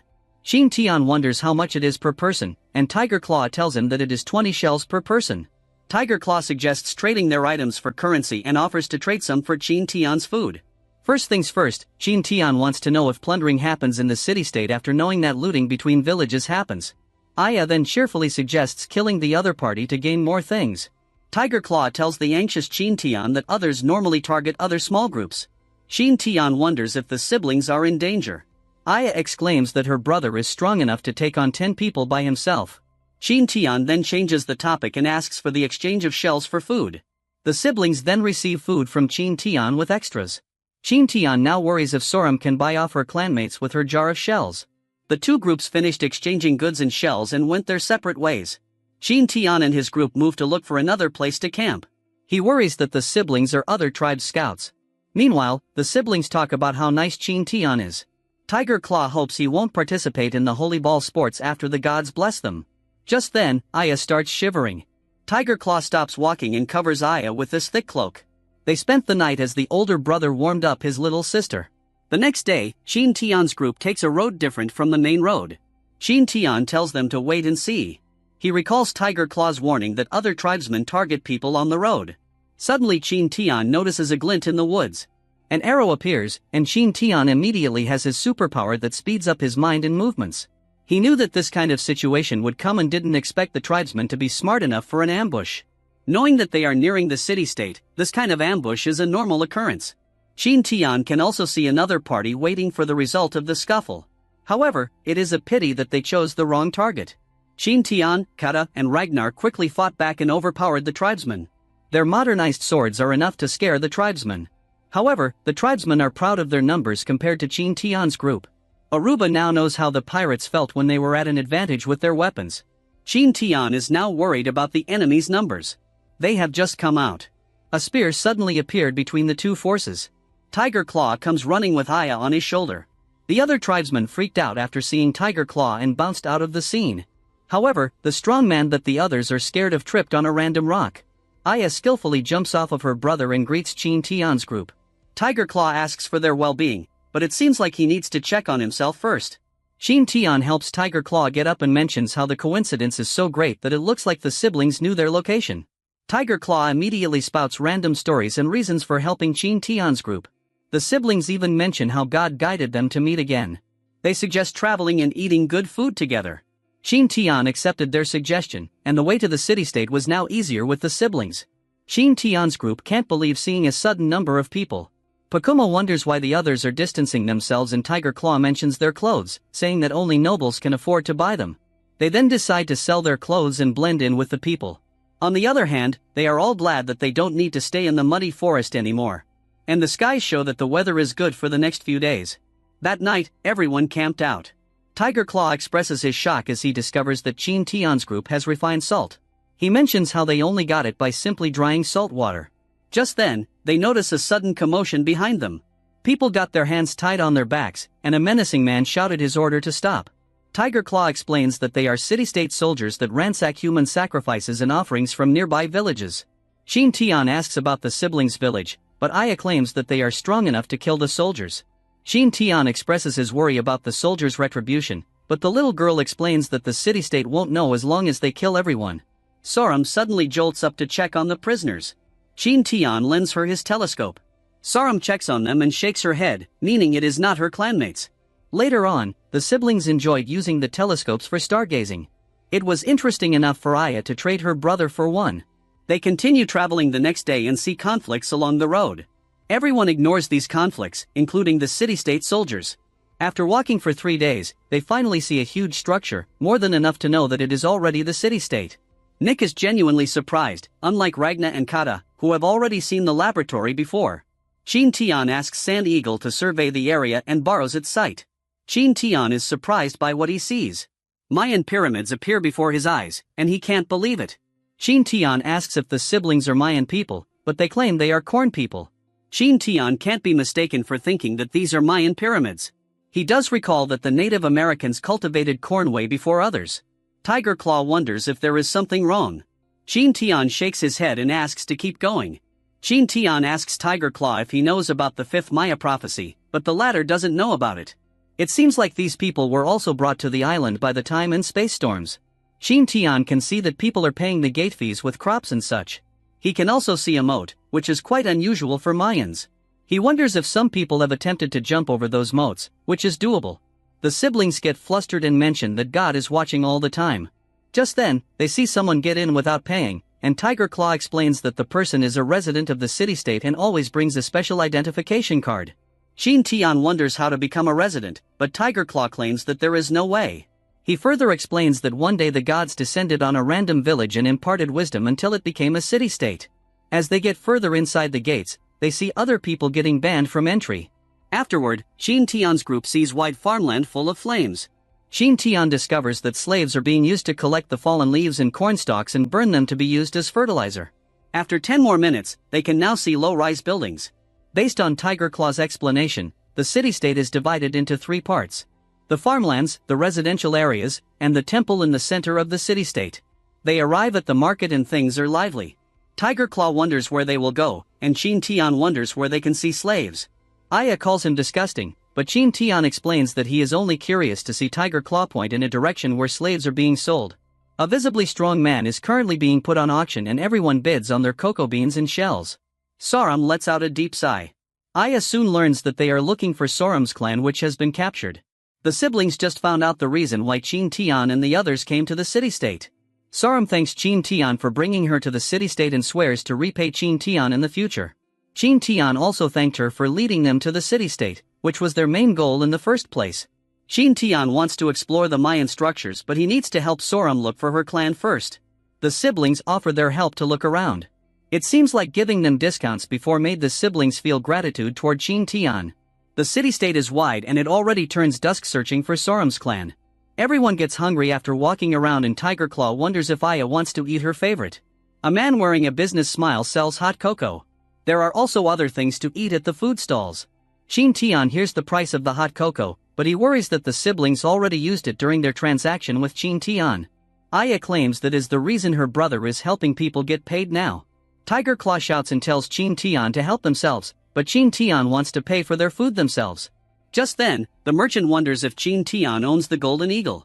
A bowl of hot cocoa is slammed on the table and Qin Tian, Ragnar and Nick are unaccustomed to the taste of cocoa with chile. Meanwhile, Aruba and the siblings are enjoying the delicacy. He tells everyone to thank the Sand Eagle for providing its feather as currency. Poor Sand Eagle got its feathers plucked out. Night comes and it is camp time again. Qin Tian recalls the rumors that the Mayan civilization was built with the help of aliens. Aya suddenly feels hot and Tiger Claw starts taking out some of the fire. Tiger Claw quickly leaves with Aya and tells Qin Tian's group not to worry. Tiger Claw easily jumps over the moat with ease. Despite warning Qin Tian during the morning, Aya continuously feels hot. Tiger Claw then jumps into a river while holding onto Aya. Poor Sand Eagle became their piggy bank again for the next morning's meal.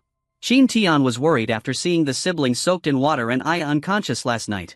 Some people then talk about the holy ball games in the temple. Qin Tian gets curious about it and Tiger Claw claims that it is a very sacred sport. Their group soon arrives at the temple and a lot of people are amazed by the Mayan pyramid's size. Qin Tian finds the statues on the side interesting because they look like Chinese dragons. They get inside the pyramid and discover massive paintings on the wall. Qin Tian is amazed by them. Tiger Claw then starts introducing the gods depicted in the paintings. Ikikwa, the black god of war. Chuk, the rain god. Apyush, the god of the underworld. And Ichil, the goddess of the moon. There is also the Quetzalcoatl, Kukulkan, the lord, who has a giant snake on his head. Qin Tian then asks who the god is in the other painting, which looks like it was added recently. Tiger Claw explains that they are the god of wisdom, who descended from the city-state to impart knowledge. Qin Tian can't help but think of the ancient Chinese frescoes. However, the Mayan frescoes show more content and the process of their brutal human sacrifice ritual. It didn't take long for the group to exit the pyramid and later discover more of them, like hills. The Mayan pyramids are concentrated in the middle part of the city-state. There is a square in the middle of the pyramids where the holy ball sports are being conducted. The cheering audience gets heated up as the participants play the sports. Tiger Claw explains that they need to throw the ball into the ring without using their hands and feet. They can only use their elbow, forearm, knee, or buttocks. Suddenly, the participants start beating up each other. Qin Tian can't believe that they are allowed to punch others or even kill others while playing the game.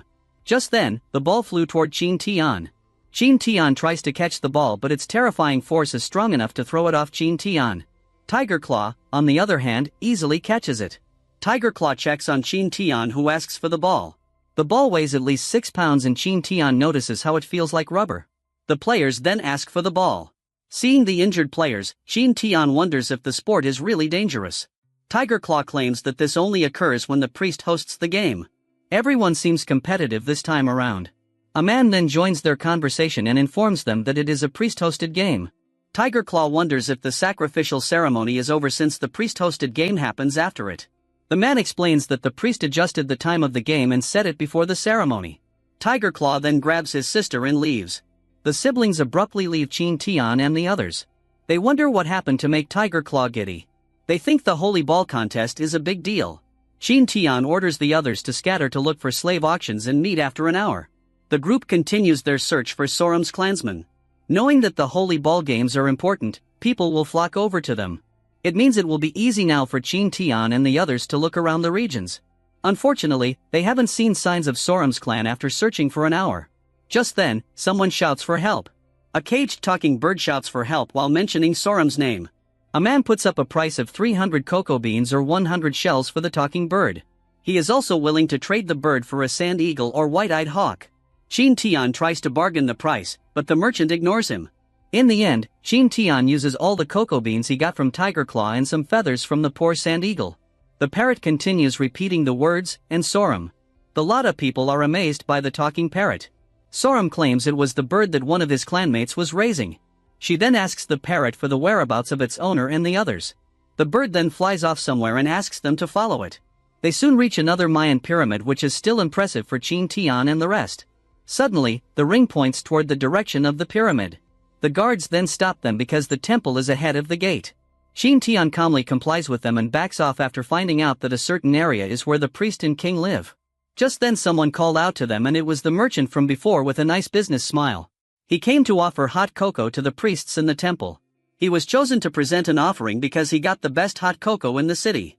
The guards then shout at them, and Qin Tian leaves as the merchant gets escorted inside the gates. Qin Tian tells the others to leave for now. He tells them about the area's tight security, which makes it hard to sneak in. He tells them to prepare so they can be invited inside the temple area. The others wonder how they were invited inside. Qin Tian reminds them how the merchant from a while ago got inside the temple.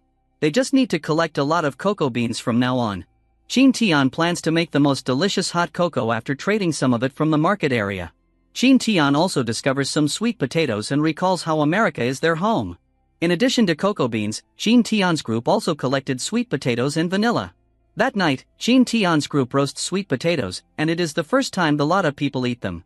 Qin Tian claims it is easy to use as a reserved food and can easily fill your stomach. However, it makes your stomach gaseous to the point that you fart like Aruba.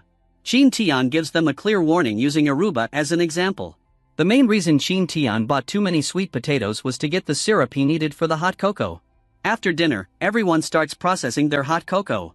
Qin Tian's group is responsible for getting the syrup out of the sweet potatoes, while Soram's group is in charge of dehydrating the cocoa beans.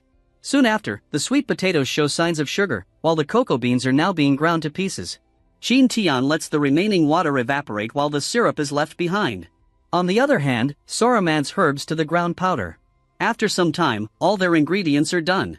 Everyone then starts cooking hot cocoa in a large pot, and Qin Tian adds syrup to add sweetness to the bitterness, milk to enhance the drink's smoothness when drunk, and finally, vanilla to enhance the flavor of the hot cocoa.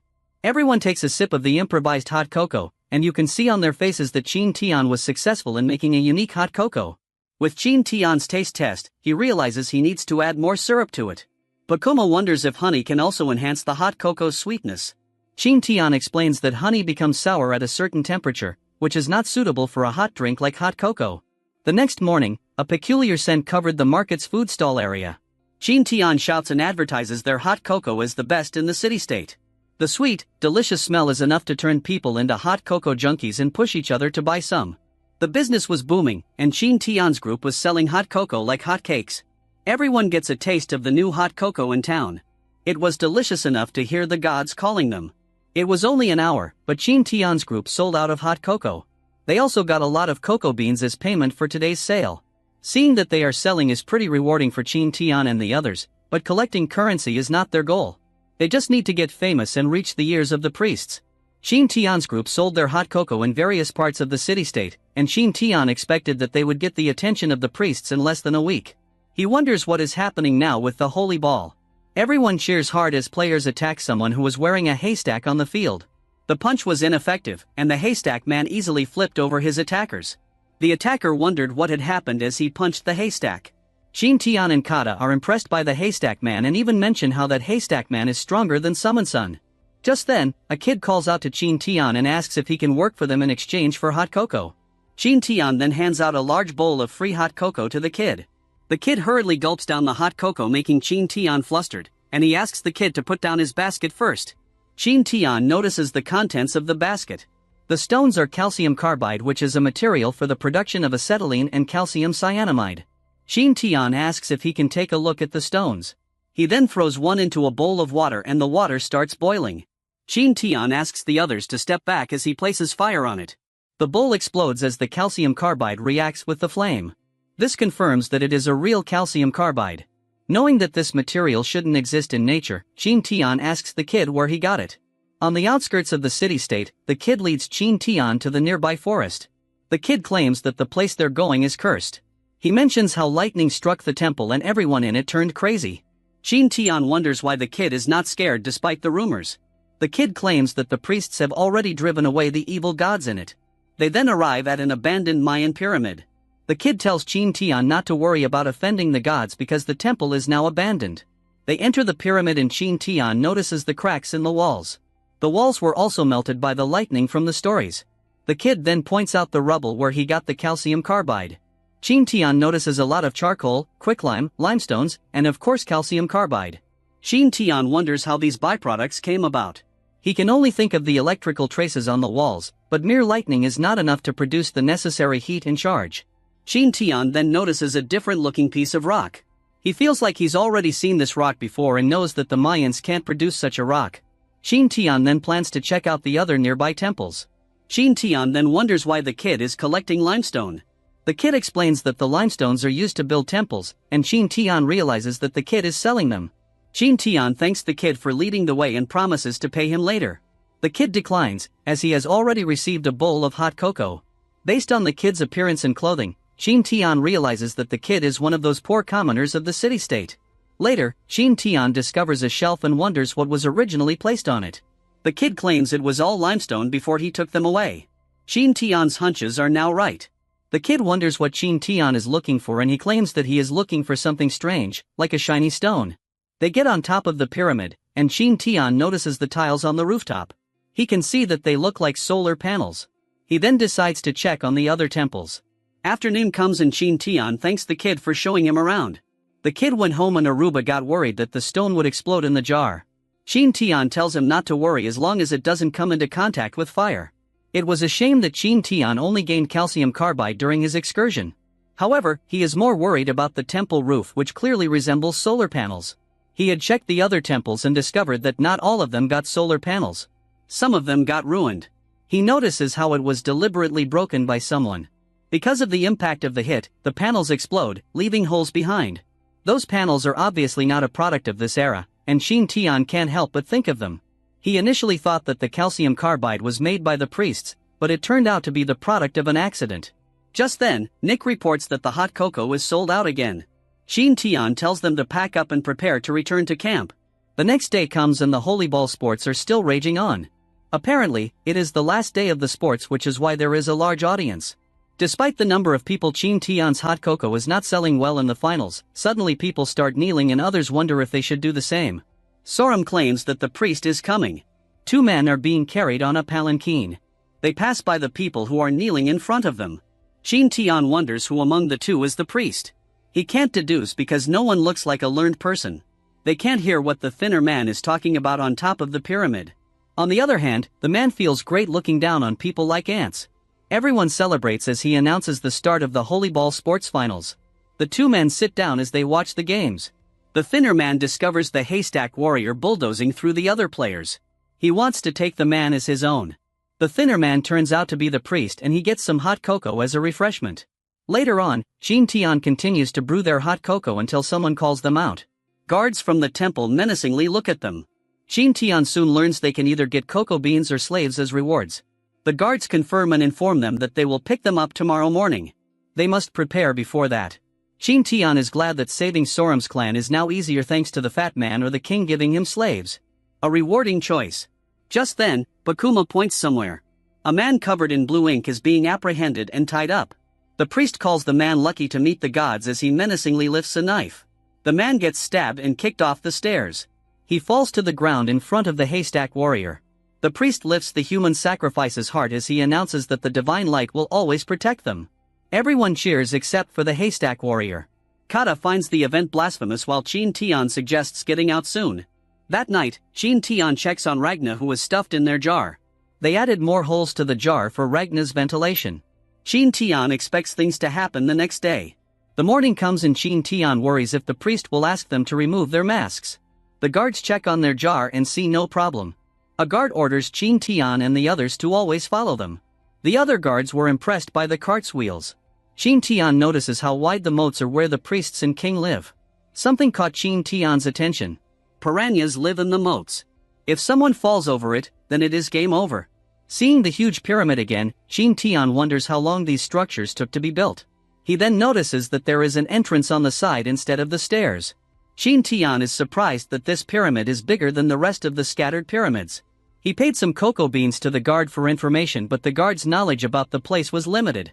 The large pyramid's residents are divided into 3 groups: the king, the nobles, and the slave soldiers. Qin Tian's group soon arrives at the 2nd floor where nobles reside. They soon arrive at the kitchen and the guard orders them to get the famous hot cocoa ready in an hour. Seeing that they are heavily guarded, it is impossible to run. Qin Tian decides to prepare the cocoa first. Sorum is amazed to see the smoke being ventilated. Qin Tian explains how the chimney works. However, the principle of building it is not simple and some unknown forces are working behind the scenes in the city-state. This concludes the latest chapter, and we will be continuing it from here in the next episode. Previously, Qin Tian and his group managed to sneak into the temple under the disguise of hot cocoa merchants. A guard stood by outside the kitchen. He suddenly heard coughing from inside. He checked if there was a fire, but Sorum claimed that the firewood suddenly went out. While the guards were helping to solve the crisis, Qin Tian sneaked out of the kitchen. Ragna, who was inside the huge jar, replaced Qin Tian. However, the guards noticed how he got a different height compared to before. Just then, the parrot distracted the guards by flying away, but Sorum told them that it would return on its own. Qin Tian was glad that their plan had worked. He sensed the urgency because he only had an hour to move around. Qin Tian soon ran through the hallways while looking at the ring's navigation arrow. Seeing that the light was getting stronger, Qin Tian sensed that he was getting near something. However, there were still other people walking around and Qin Tian hid to take more precautions. Suddenly he heard people shouting that they could see God. He checked a room and discovered that most of the residents of the temple were enjoying their own time in their rooms. Well, it is thanks to their behavior that Qin Tian can move around undetected. Going left and right, Qin Tian continued following the ring's direction. However, he reached a dead end where the ring was strongly pointing. He wondered if he needed to phase through it. Meanwhile, the guards are fascinated that the parrot really came back on its own. Just then, smoke started coming out of the kitchen again. The guards checked on them again while Qin Tian sneaked back inside. They hid Ragna during the commotion and joined Sorum in apologizing to the guards. The guards got mad and warned them not to repeat the same mistake. Qin Tian found nothing when he roamed around outside. He got stressed after seeing the ring point into a wall. Thinking that it was the same as the adventure video games, Qin Tian thought that the arrow might be pointing somewhere behind the wall. However, Qin Tian ran around it, but the ring still pointed in the wall's direction. After calming down, Qin Tian realized that there might really be something on the other side of the wall. He thought of destroying the wall, but the covert operation that they started is the priority for now. They finished the hot cocoa. Qin Tian is sad that he can't confirm if the priest is Mayan. It was a pity that his group was left behind in the kitchen. The guards soon returned and gave them the rewards that the priest had provided. Of course, Qin Tian chose slaves as the reward so they could rescue Sorum's clanmates. Soon after, Qin Tian's group is escorted back to the outside of the temple. He then notices someone being escorted inside. It was the Haystack Warrior. Apparently the Haystack Warrior won the holy ball game. The Haystack Warrior's goal was to meet the priest. It didn't take long for Qin Tian's group to be led to the dungeons where the slaves were being kept. The guards tell Qin Tian to pick 2 slaves as rewards. He was surprised to hear that they could only get 2. It was a blunder that he didn't ask for the number of slaves as a reward in the beginning. Qin Tian wondered if the slaves could be bought. The guard confirmed it and gave a price for each. 200 cocoa beans for a man, 150 for a woman, and 80 for a child. Qin Tian then noticed that a lot of slaves were painted with blue dye. It just means that there will be a lot of slaves to be sacrificed by the priest again. Just then, the parrot started talking about something in another cell. The parrot landed on someone's arm. A group of slaves immediately recognized the bird that their clan had been keeping. Sorum called out to Heiyu and the rest of her clanmates. Heiyu, the owner of the parrot, was surprised upon seeing Sorum. The guard asked if Qin Tian wanted to buy all the slaves in the cell. Qin Tian confirmed as he already realized that they are Sorum's clanmates. He also noticed some children that are meant to be used as human sacrifices. He couldn't bear to see meaningless deaths and asked the guard if he could also buy the children. Suddenly, Qin Tian's ring shone, and a light came out of it as it hit the wall. A systematic voice confirms that their identity has been confirmed and access has been allowed. The ground started shaking as the gate opened. Everyone panicked because of the sudden earthquake and the voice they heard, which they called God's voice. Qin Tian wondered if a laboratory was behind the wall. He got anxious because of this sudden development without being prepared at all. The guards started calling Qin Tian an evil god and attacked him. Qin Tian knew that he was being misunderstood now because of the voice he heard moments ago. Qin Tian then fights back in self-defense to knock out the guard. Kata and Ragna also defend themselves against the guards, who are calling them evil. However, the gate failed to open, and the system rebooted. Qin Tian ordered Sorum to get out of the cells with her clanmates. Qin Tian was glad that he hid some things in the jar beforehand. He used a smoke bomb and ordered Kata and Ragna to open the other cells. This is a chance for the slaves to escape their fate as human sacrifices. Qin Tian's group and some slaves started running away while the guards were distracted by the smoke. The system's sound continued, announcing the failure of the gate opening. The priest wondered how the sound got turned on because it didn't have any energy in the first place. The Haystack Warrior wondered if it was God's voice that they were hearing. A guard then comes to report to the priest that evil spirits have appeared. The priest immediately went out to check on the situation and discovered Qin Tian's runaway group. He noticed the strange light on Qin Tian's hand and got anxious that the secret place had already been found. Knowing that the door had resonated with them, the priest wondered if they also got the inheritance. The priest immediately ordered the Haystack Warrior to kill Qin Tian's group. Qin Tian's group finally got out of the gates and Bokuma's group noticed them getting surrounded. Nick immediately dashed off to help Qin Tian. Bakuma caught up to her and the two confronted the guards at the outer gates. Bakuma and Nick swiftly dealt with the guards. Meanwhile, Qin Tian is also doing well fending off the soldiers. He suddenly hears the parrot shouting instructions at someone. Heiyu dodged an attack after listening to the parrot. The parrot told Heiyu to go for the hit and he was able to punch the soldier. Qin Tian is somehow impressed by how Heiyu and the parrot fight. Suddenly Kata warned Qin Tian to check his ride. The Haystack Warrior appeared out of nowhere to attack but Qin Tian quickly dodged him. Qin Tian then attacks and stabs the Haystack Warrior with his sword. However, it was ineffective and the Haystack Warrior moved fine. Kata then joined the fight to fend off the Haystack Warrior. Qin Tian got flabbergasted and realized that there was no feeling of hitting or stabbing. Seeing more soldiers coming in, Qin Tian realized that they needed to escape as fast as they could. Just then, Nick and Bakuma arrived as reinforcements. Kata kept the haystack warrior busy while the others tried to escape the area. The haystack man noticed the others and Kata used this chance to attack the haystack warrior. The haystack warrior retracts his arm and a spear comes out of the haystack. Kata got surprised and dodged. The haystack man used this chance to chase Qin Tian. Kata shouts from the top of his lungs to warn Qin Tian. Qin Tian blocked the haystack warrior's punch, but he felt the heaviness of the attack. Ragna tried to support Qin Tian, but Qin Tian told him to escape with the others while he dealt with the haystack warrior. Qin Tian knew that only he could stop the haystack warrior. Meanwhile, a sick Aya woke up because of the noise from outside.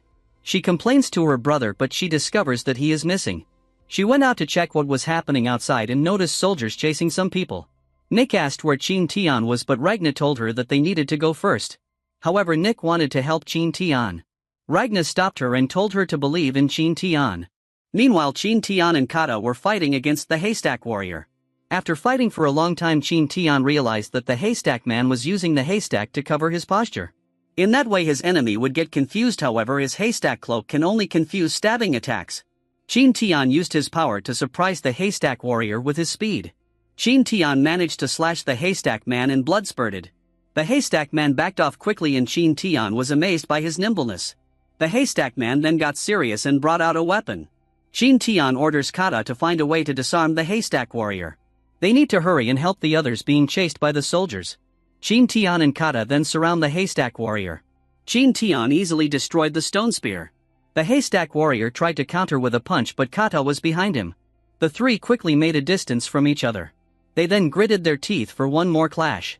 However, a familiar voice intervened in the fight, shouting at her brother. Everyone was surprised to hear and see Aya, who was out of the house after running. Hearing her call the haystack man her brother means only one thing. Aya then asks her brother what he is doing and the haystack man tries to make up a reason. Aya wonders if Hu Zhao is doing this for her. However, Aya disliked the fact that Hu Zhao was hurting their friends. Qin Tian and Kata now fully realize that the haystack warrior was Hu Zhao all along. Qin Tian tells Kata that this is their opportunity to run away. Just then Hu Zhao menacingly turned toward their direction and dashed past them. Using the stick part of his spear, he knocks out a soldier. Hu Zhao finally removes his haystack coat. He cried a river as he felt really bad for hurting his friends. Aya suddenly felt dizzy and fell unconscious. In the temple, the priest hastily ordered everyone to kill Hu Zhao and Qin Tian. He needed them to die. However, Hu Zhao easily overpowered the soldiers by himself. Hu Zhao then tells them that he will help them get out despite being unqualified as their friend. The trio along with Aya continues to run away while fighting the soldiers. They got near the outer gate and threw the soldiers toward the river full of piranhas. More soldiers caught up to them and fired some improvised arrows. Hu Zhao noticed the attack and used his haystack coat to fend off the arrows. The group ran toward the rainforest and immediately got away from the sight of the soldiers. Qin Tian can see that it is only a matter of time before he gets away from the soldiers in the dense forest. Just then he notices the sand eagles chirp. Ragna and Nick had led Soram's clans away from the temple. Soram kept telling Heiyu and the others how magnanimous Qin Tian is. Nick notices Qin Tian coming with the Kata, Hu Zhao, and Aya. Hu Zhao kneeled to the ground and Qin Tian got worried. He claims that it was his punishment for betraying his friends. He did use his body to defend himself against the multiple soldiers. Aya then calls her brother's attention and reminds him about their promise. Hu Zhao has brought their friends to a safer place. He fulfilled his promise to Aya. Qin Tian notices Aya's visible symptoms and asks the siblings for more symptoms so he can save her. Hu Zhao panics and wonders if they need a sacrifice. Qin Tian tells him to calm down and Hu Zhao does his best to calm down Aya. He then shares how Aya feels cold despite being near a fire. She will also become very hot and her breath will be the same. Those two cases will alternate from time to time. Qin Tian deeply wonders what Aya's real condition is since the symptoms are too common. Hu Zhao mentions how Aya must have offended the gods for the mosquitoes to attack her relentlessly before. Qin Tian then confirms one more time that Aya was attacked by mosquitoes. Qin Tian tells Hu Zhao not to believe in the gods' punishment since Aya has malaria instead. Everyone wonders what malaria is and Qin Tian explains that it is a disease. Hu Zhao then asks if Aya will be cured since it is a disease instead of a curse. Qin Tian then checks his knowledge database on first aid in the wild. He then finds the section that contains information about malaria. Qin Tian also finds a method for treating it. He quickly asks Hu Zhao to help Aya get up. Qin Tian doesn't have anything right, so she decided to use acupuncture for now. He then goes to apply pressure to Aya's acupuncture points. Aya suddenly became a bit better. However, what Qin Tian did was only to ease her pain for now. He exclaims that they need a special medicine to treat her. Soon after, Qin Tian found a lot of medicinal materials on the map projected by the ring. He then discovers the cinchona trees that are native to America. Quinine and artemisinin, which are extracted from its bark, are used to treat malaria. The map immediately points out the place where cinchona trees are growing. Since this is an emergency, Qin Tian, Kata and White Eye will set out soon to find the medicinal materials. He reminds the others to hide and be careful. Ragna wishes them luck and safety. It will take half a day for them to get to their destination. Meanwhile, the priest watches over a map that is also holographic. He claims he is the god of this area. Using the map, he quickly finds Qin Tian and the others. Qin Tian, Kata and White Eye travel through the dark forest. Despite having a flashlight, they still need to be careful in the dense forest. However, they must hurry to save Aya, who is at risk. Qin Tian finds a shortcut to traverse the nearby river stream. White Eye jumps in first, but he gets electrocuted. Worried, Qin Tian runs to save White Eye. After stepping on the water, Qin Tian also got electrocuted. Kata tries to save him, but Qin Tian warns Kata not to get near the water. Kata uses his spear to get Qin Tian out of the water. They wonder what is in the water. After their electrocution, Qin Tian's flashlight got busted. Kata suggests using torches from now on, but Qin Tian tells him that they will just make a new flashlight. Qin Tian started fiddling with the broken flashlight and put it together in a bamboo. He also uses the calcium carbide that he brought. It took 2 hours for Qin Tian to create a calcium carbide lamp. They then put down a log as a bridge. They then cross the river, and Qin Tian now realizes that the electrocution was caused by the electric eel, which was mostly distributed in the Amazon River. It's a good thing that they didn't get directly in touch with them. The morning comes, and they finally arrive at their destination. Kata then starts to gather the bark while Qin Tian starts to work on something. Qin Tian prepares his materials and the recipe he got from his knowledge database. Qin Tian starts processing the acetic acid using the substances he currently has. He prepares a setup, and now he can finally make quinine. Actually, the bark needs to be dried first. However, they are in a hurry. Qin Tian uses ethyl acetate to forcefully extract what he needs from the bark. With a few more processes, Qin Tian got what he needed. That night, Huizhou continued holding his unconscious sister in his arms, assuring her that their friends would be back soon. Nick notices something and thinks Qin Tian is back. Fukuma doubts it since it looks like a huge group. He then uses his telescope to check. Meanwhile, Qin Tian and Kata came back to their camp. However, they were soldiers from the city-state. The soldiers then discover them. The two then decided to kill the soldiers so their location wouldn't be exposed. The soldiers are also out for blood since the priest promised them rewards. Just then, someone appears from the tree branches above. The man plummeted 2 soldiers to the ground. Qin Tian and Kata recognized him from Saram's clan, and they joined him to fight the soldiers. It didn't take long for them to finish off the soldiers. Heiyu and the parrot lead Qin Tian and Kata to the new location of the camp. Heiyu tells them that the soldiers discovered them 3 hours ago. In a flashback, Fukuma discovers that the approaching group is composed of city-state soldiers. Aruba panics because Qin Tian is not with them. Ragna asks him to get away with the others as he stalls the soldiers with smoke bombs. Huizhou and Heiyu also want to help Ragna. Fukuma notices that they have not been found out yet and that they need to get out as soon as possible. End of the flashback, and Heiyu tells Qin Tian that he stayed back to escort Qin Tian and Kata in case they appeared. The parrot suddenly informs them that they have arrived. Still, Qin Tian wonders how the soldiers easily find their rough location. Fukuma then sees that Qin Tian and the others are back. Huizhou is happy because Aya can now be treated. Soon after, Qin Tian administers the drug to Aya and hopes that Aya will wake up by the next day. Huizhou loudly expresses his thanks. Qin Tian hopes the medicine works after they did their best to get it. Qin Tian then orders the others to put out the bonfire. Qin Tian leans on a tree since he hasn't rested since yesterday. Since then his ring flashes. Surprised, Qin Tian hopes it won't act weird like during the time in the dungeons. Suddenly a woman's voice calls out for Zhang Feng. Qin Tian hasn't seen the ring glow like this before. He also wonders who the woman was. A holographic message then appears and shows that a user named Chewbacca is asking for communication. Suddenly the system shows that it is being hacked. A woman's voice resounds with a scream and a hologram appears. A beautiful woman wearing a modern lab outfit appears out of nowhere. Qin Tian gets surprised and wonders if she is Wang Yichu. The lot of people were surprised that a woman appeared from Qin Tian's ring. Sorum and her clan are also in shock. The woman then notices something and looks around the area, looking confused. She can see that Zheng Feng is nowhere to be found. The woman then asked about their identities, how they got the ring and the whereabouts of the two idiots. Qin Tian can see how charismatic this one Isan is. Qin Tian asks her to introduce herself before imposing such questions. Qin Tian is irritated that the woman started grilling them. The woman looks at them and sighs. She claims that they won't understand because they are from a different era. She asks them to listen carefully so they understand the situation. Qin Tian kept a poker face and assured them that they wouldn't interrupt her. The woman introduced her as Ichu, the director of Zone D3. She wonders if these people have gotten in contact with the two idiots since they got the ring. Her appearance was unexpected, but this was a good piece of news for Qin Tian. Qin Tian held back from asking questions since he promised not to interrupt her. After Ichu discussed everything, Qin Tian explained that he met Zheng Feng in Xuelin. The two continue talking while the others are confused about what they are talking about. However, Ragna notices some torches and warns the others that the city-state soldiers are coming.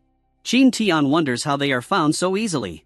Ichu then explains that the priest's ring is connected to the laboratory and can see everything in D3. She tells them not to worry later since she tweaked the system a bit and the priest won't find them later. The soldiers only discover the fire that has been put out lately. They are confident in their ability to chase down Qin Tian's group since they know that their priest is communicating with the gods. They left the area while Qin Tian and the others were hiding nearby.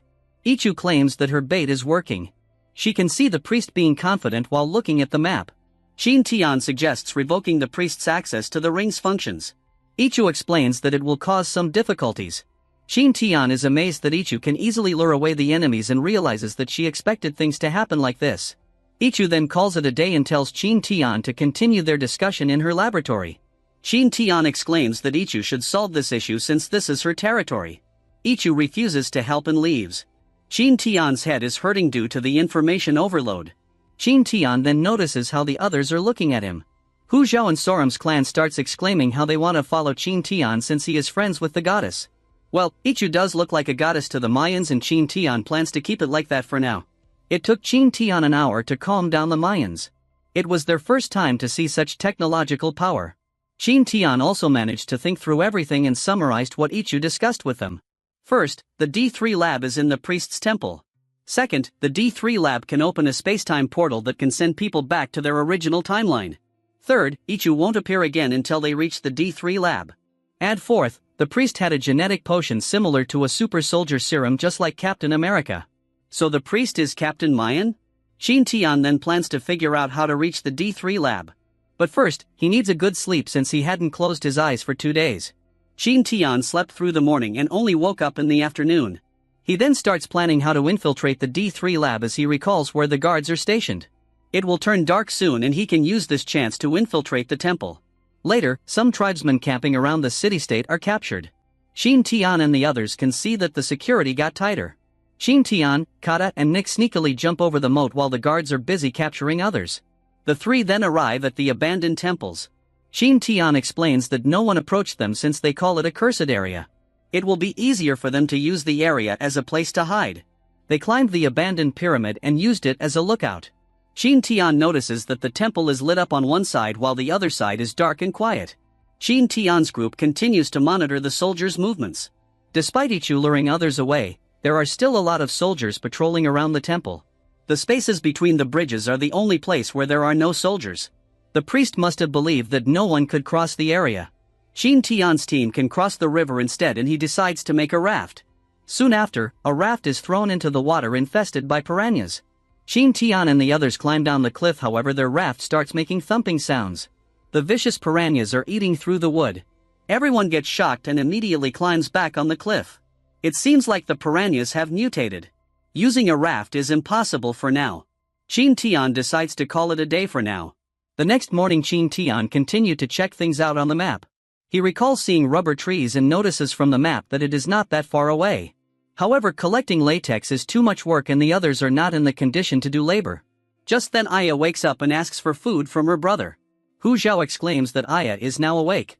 Qin Tian then checks on Aya, who is busy munching food. Qin Tian confirms that Aya is getting better. However, she needs to continue taking the medicine to get better. Hu Zhao cries after learning that Aya is getting well now and lifts her like Simba.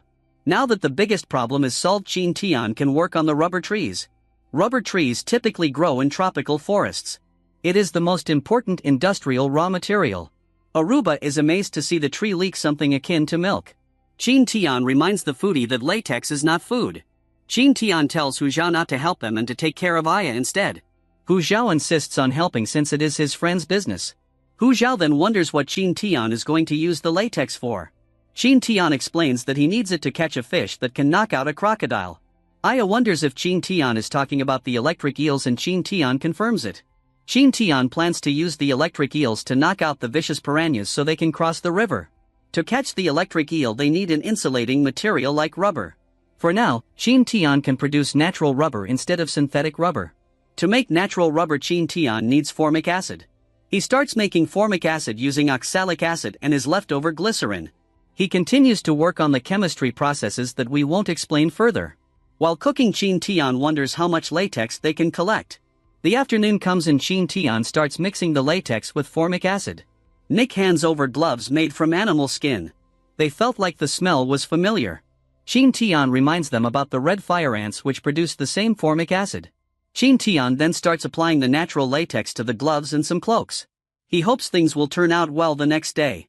The morning comes and the natural rubber has been dried out. Everyone is amazed at how the formic acid quickly coagulates the latex, which takes 2 days on its own. Kata is amazed that it feels like he is touching plastic. Qin Tian explains that the two are basically the same and brings out his battery. He turns it on and he finds the rubber glove making successful. He gains some points for it.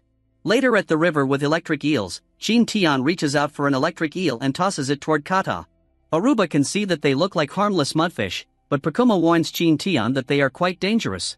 Curiosity got into Aruba's head and reached for the electric eel. Of course he gets electrocuted. While Aruba is unconscious, Qin Tian explains that the infiltration team will be composed of him and Kata while Ragna, Nick, Pakuma and Aruba wait from the outside. Qin Tian leaves the rest of the group to Ragna's care. He asks Pakuma to watch over the reckless Aruba. Qin Tian reminds the three who will be on standby to ignore things if the temple suddenly gets rowdy. Qin Tian recalls Ichu's words and assumes that they will be fine. Heiyu eavesdropped on them. Sorum calls out his attention and Heiyu apologizes for being distracted. Qin Tian then approaches them.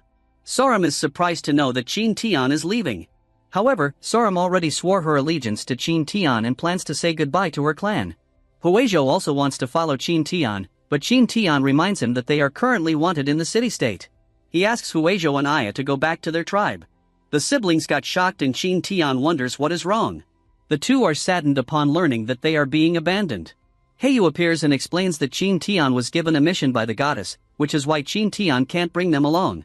Qin Tian makes it clear that he is not abandoning them. He feels grateful for Heiyu's assistance. Qin Tian left in secret after only informing Sorum and Heiyu. It would be trouble to tell everyone since they now revere Qin Tian as God's messenger, after Ichu suddenly appeared in front of them. Qin Tian's group silently left in the afternoon after saying goodbye to Sorum, Heiyu, and the siblings. However, Qin doesn't know that this is not a parting goodbye. That night, Ragna's group sees that Qin Tian's group was successful in lowering the raft. Qin Tian lowers a latex bag and Kata receives it. Qin Tian tells Kata to hurry and bring out the electric eel since the piranhas have sensed their movement now for sure. Speaking of the devils, piranhas are approaching their raft. Qin Tian tells Kata to hold still. The chilling electric eel notices the piranhas and lets out a strong electric current. The water shines bright and Qin Tian and Kata check on the water. Cooked piranhas start floating to the water's surface. Now they are safe to cross the river. Kata is amazed at how the electric eel was effective and feels the labor during preparation was fulfilling. Qin Tian and Kata then started paddling the raft. Qin Tian notices how the piranhas have mutated and takes note that he must be prepared for unexpected things like these. The two then reach the other side, but it is too much to climb with a single rope. Kata offers to go ahead since he is experienced with rock climbing. Kata then leads the way, and Qin Tian follows him. The two then reach the top but immediately hide as soon as the soldiers appear. They come out and sneak through the bushes. Qin Tian then starts figuring out how to get inside the temple. It's a good thing that the temple is heavily lit. Sand eagles can scout with no problems. The sand eagle flies over the temple and Qin Tian uses his eyesight to check on the guards. Qin Tian orders Sand Eagle to make a distraction. The Sand Eagle started squawking and it got the attention of the guards. Ragna's group notices the signal. Ragna asks Pakuma and Aruba to cover him and Nick. He reminds Nick about Qin Tian's plan. The two then start moving and split up. Pakuma lights a fire arrow and shoots it toward the temple. A soldier thinks it is a shooting star. However, he was late to notice that it was not, and he gets shot by the flaming arrow in the most dangerous part where a man could get hit. The poor soldier screams in pain. The other soldiers heard about the poor soldier and they went to check it out. Ragna finds his chance and starts charging toward the gatekeepers with a sword and shield. He easily knocks out the soldiers on the west side, while Nick slashes through the soldiers on the south side. The soldiers are now alerted that there are intruders. Just then, soldiers come pouring out, and Nick and Ragna start running away toward the forest.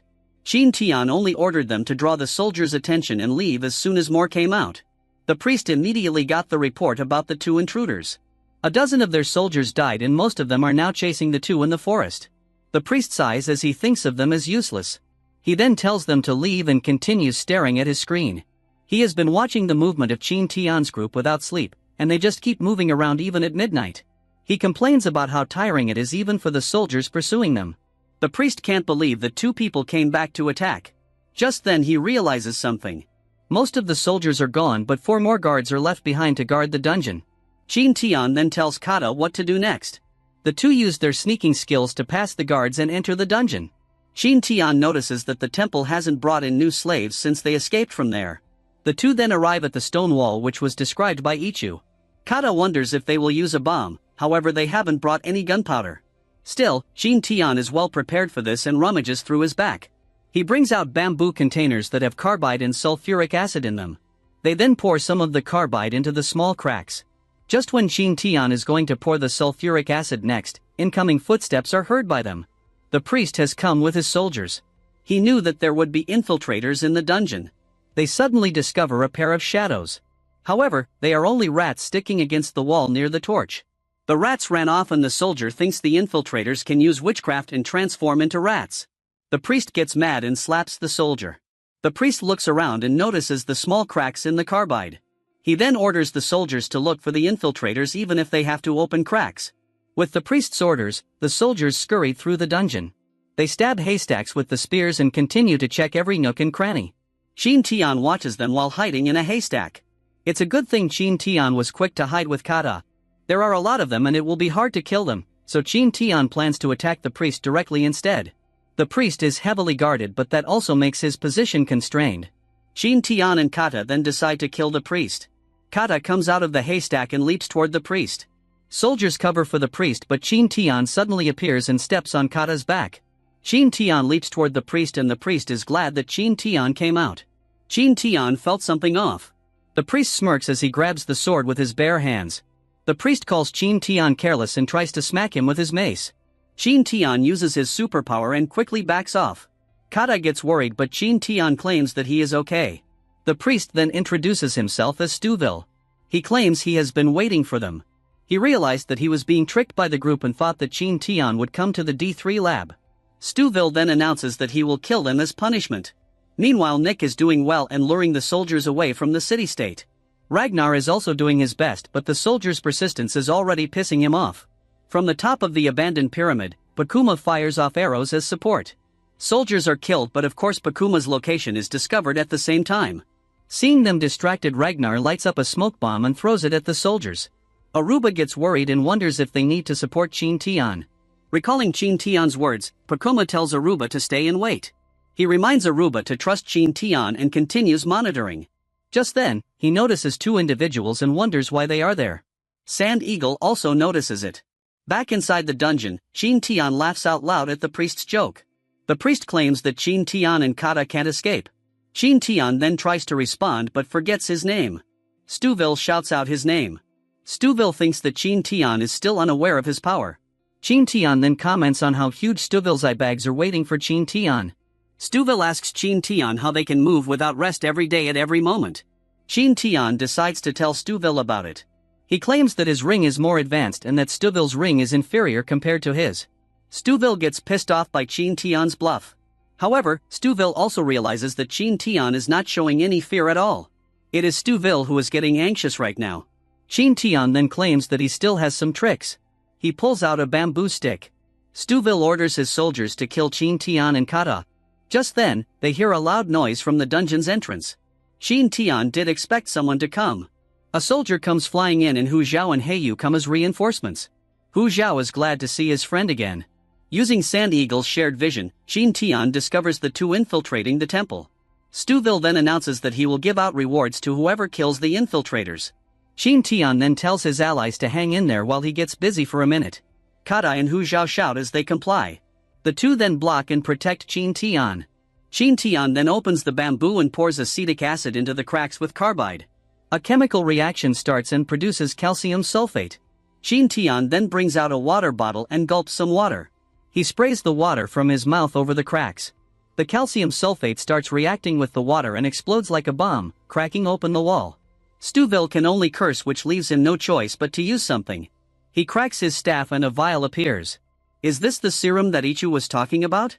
Qin Tian knows that the substance is not something Mayans can produce. Stuville then injects the serum into himself. As the serum enters his bloodstream, Stuville's body starts changing. His heart is pumping harder than before, enough to make him scream in pain. Stuville screams out loud like a berserker. Qin Tian notices that the cracks are gradually increasing. Stuville then dashes forward and even swats aside his own soldiers. Kata quickly covers for Qin Tian. He can sense a power more terrifying than Samonson's. However, a warrior like him should always face someone stronger. Stuville quickly dodges Kata's spear and counters with his own. The impact was so strong that it sent Kata flying. Kata can feel the numbness in his hands after defending Stuville's strike. Stuville attacks one more time and Kata blocks. He almost cracked his skull open. Stuville overpowers Kata. Kata is already saying his goodbyes to Qin Tian when Qin Tian surprisingly appears behind Stuville. However, Stuville notices Qin Tian and attacks instead. Qin Tian can't believe Stuville looks like he's got eyes on his back and dodges. Captain Stuville is now stronger and fiercer because of the power serum. Qin Tian gets anxious because even the strongest Lada warrior was just swatted to the side like a rag. Stuville attacks Qin Tian instead. Qin Tian dodges all of Stuville's attacks. Stuville then mocks Qin Tian for bluffing before and wonders if he is only good at talking. Stuville claims that Qin Tian will die at his hands. Meanwhile, Kata keeps beating down other soldiers around the area. Knowing that they will be rewarded, they flock on Kata. Qin Tian gets worried that Kata is outnumbered. However, he is also quite busy with Stuville, who is relentlessly attacking him. Stuville tells Qin Tian to stop worrying for others and focus on himself instead. Hu Jia exclaims that they will be on Qin Tian's side soon. Even with Hu Zhao and Heiyu, Qin Tian knows that they are still at a disadvantage. A soldier suddenly tries to attack Qin Tian for the reward, but Stuville knocks out his own soldier. He orders his men to get out of his way. Qin Tian suddenly got an idea. He then starts mocking Stuville that he kept missing his attacks for a while now. An offended Stuville tells Qin Tian to die with a scream. Qin Tian continues mocking him while leading him somewhere. The soldiers panic as they see the rampaging Stuville coming their way. Qin Tian runs in between the soldiers. On the other hand, Stuville smacks his soldiers away. Heiyu wonders what is happening. Hu Zhao tells him that this is their chance. They knocked out more soldiers and decided to assist Qin Tian. More soldiers went away to assist Stuville. Only a few are left to confront Kata. Seeing their few numbers, Kata then easily defeats them with no issue. Meanwhile, Qin Tian is still playing tag with Stuville. Stuville gets more frustrated. His soldiers call his attention and discover that almost all of them are incapacitated. He just realized that he went berserk, fueled by Qin Tian's teasing. He gets mad at Qin Tian, who is still teasing him. He describes how beaten up the soldiers are by the priest that they believe in. The enraged Stuville orders his remaining soldiers to attack Qin Tian. However, the soldiers are now faltering. Stuville then decides to take action by himself. A spear suddenly comes flying and Stuville dodges. Kata, Heiyu, and Hu Zhao have come to assist Qin Tian. Kata tells Qin Tian to go and do whatever he needs to do while they stall Stuville. Qin Tian then leaves and runs toward the dungeon. However, he already reached his limit and is getting tired. He worries because despite being alone, Stuville is still strong. Even if he redeems for new abilities, he won't be able to use them. The only choice he has right now is to open the lab's door. An enraged Stuville gets mad that Qin Tian left without permission. He then chases for Qin Tian, leaving the others. Qin Tian hears some noise behind him and discovers Heiyu thrown toward him. Qin Tian catches Heiyu and checks on him.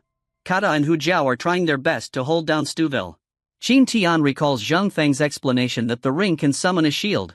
However, it will consume a lot of power and the ring will turn into a scrap. Heiyu then asks Qin Tian if he can snuff out the flames in the dungeon. He claims that no one can defeat him in the dark. Seeing Heiyu's cloudy eyes, Qin Tian realizes that Heiyu is blind. Qin Tian then lends his sword to Heiyu. Qin Tian then extinguishes the flames and Heiyu attacks Stuville from behind with a surprise attack. Stuville gets slashed and he orders his remaining soldiers to do something. However, everyone is having a hard time in the darkness. Stuville still notices Qin Tian in a direction. Heiyu appears to confront Stuville. Stuville dodges as he wonders what is going on. He notices that Heiyu is more agile than before. Stuville realizes that Heiyu must have trained his ears to have his hearing amplified. Everyone, we are seeing Captain Mayan versus Tribal Daredevil. Heiyu is amazed by Qin Tian's sword and swears to take Stuville's life using it. Stuville is worrying because he can't see that well and knows that he is at a disadvantage. He then runs off somewhere and uses his ring to emit light. Using his heightened senses due to the serum, he looks for Qin Tian. Qin Tian is amazed that Stuville suddenly got clever. Just then more people scream in the darkness, making Qin Tian wonder what is happening. Everyone tries their best to be calm. Stuville orders them to be aware of their surroundings. Still more soldiers are letting out their dying screams. Qin Tian knows that only Heiyu can do this. Stuville gets anxious as his soldiers' numbers are thinning out. Stuville cries in panic and starts waving his spear left and right without knowing that he is hitting his own soldiers. Heiyu then appears beside Qin Tian. Qin Tian wonders what is happening and Heiyu explains that Stuville is going crazy and hitting his own men. Qin Tian then realizes that this is a ruse to lure him out. Stuville is pretending to have gone mad and his soldiers are just waiting to attack while lying on the ground. However, Qin Tian claims that Stuville has missed one thing. He then whispers something to Heiyu and Heiyu agrees with the plan. Stuville continues swinging his spear. He also wonders why Qin Tian is not making any moves right now.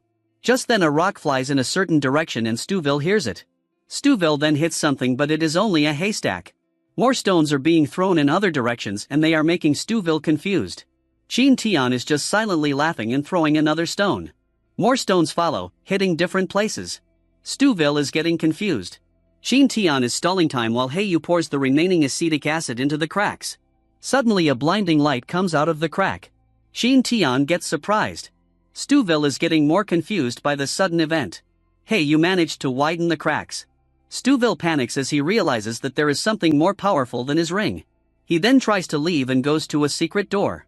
The soldiers see him running and they also follow. Kata assists Su Zhao, who wonders if it is fine to let them go. Qin Tian tells them to ignore their enemies.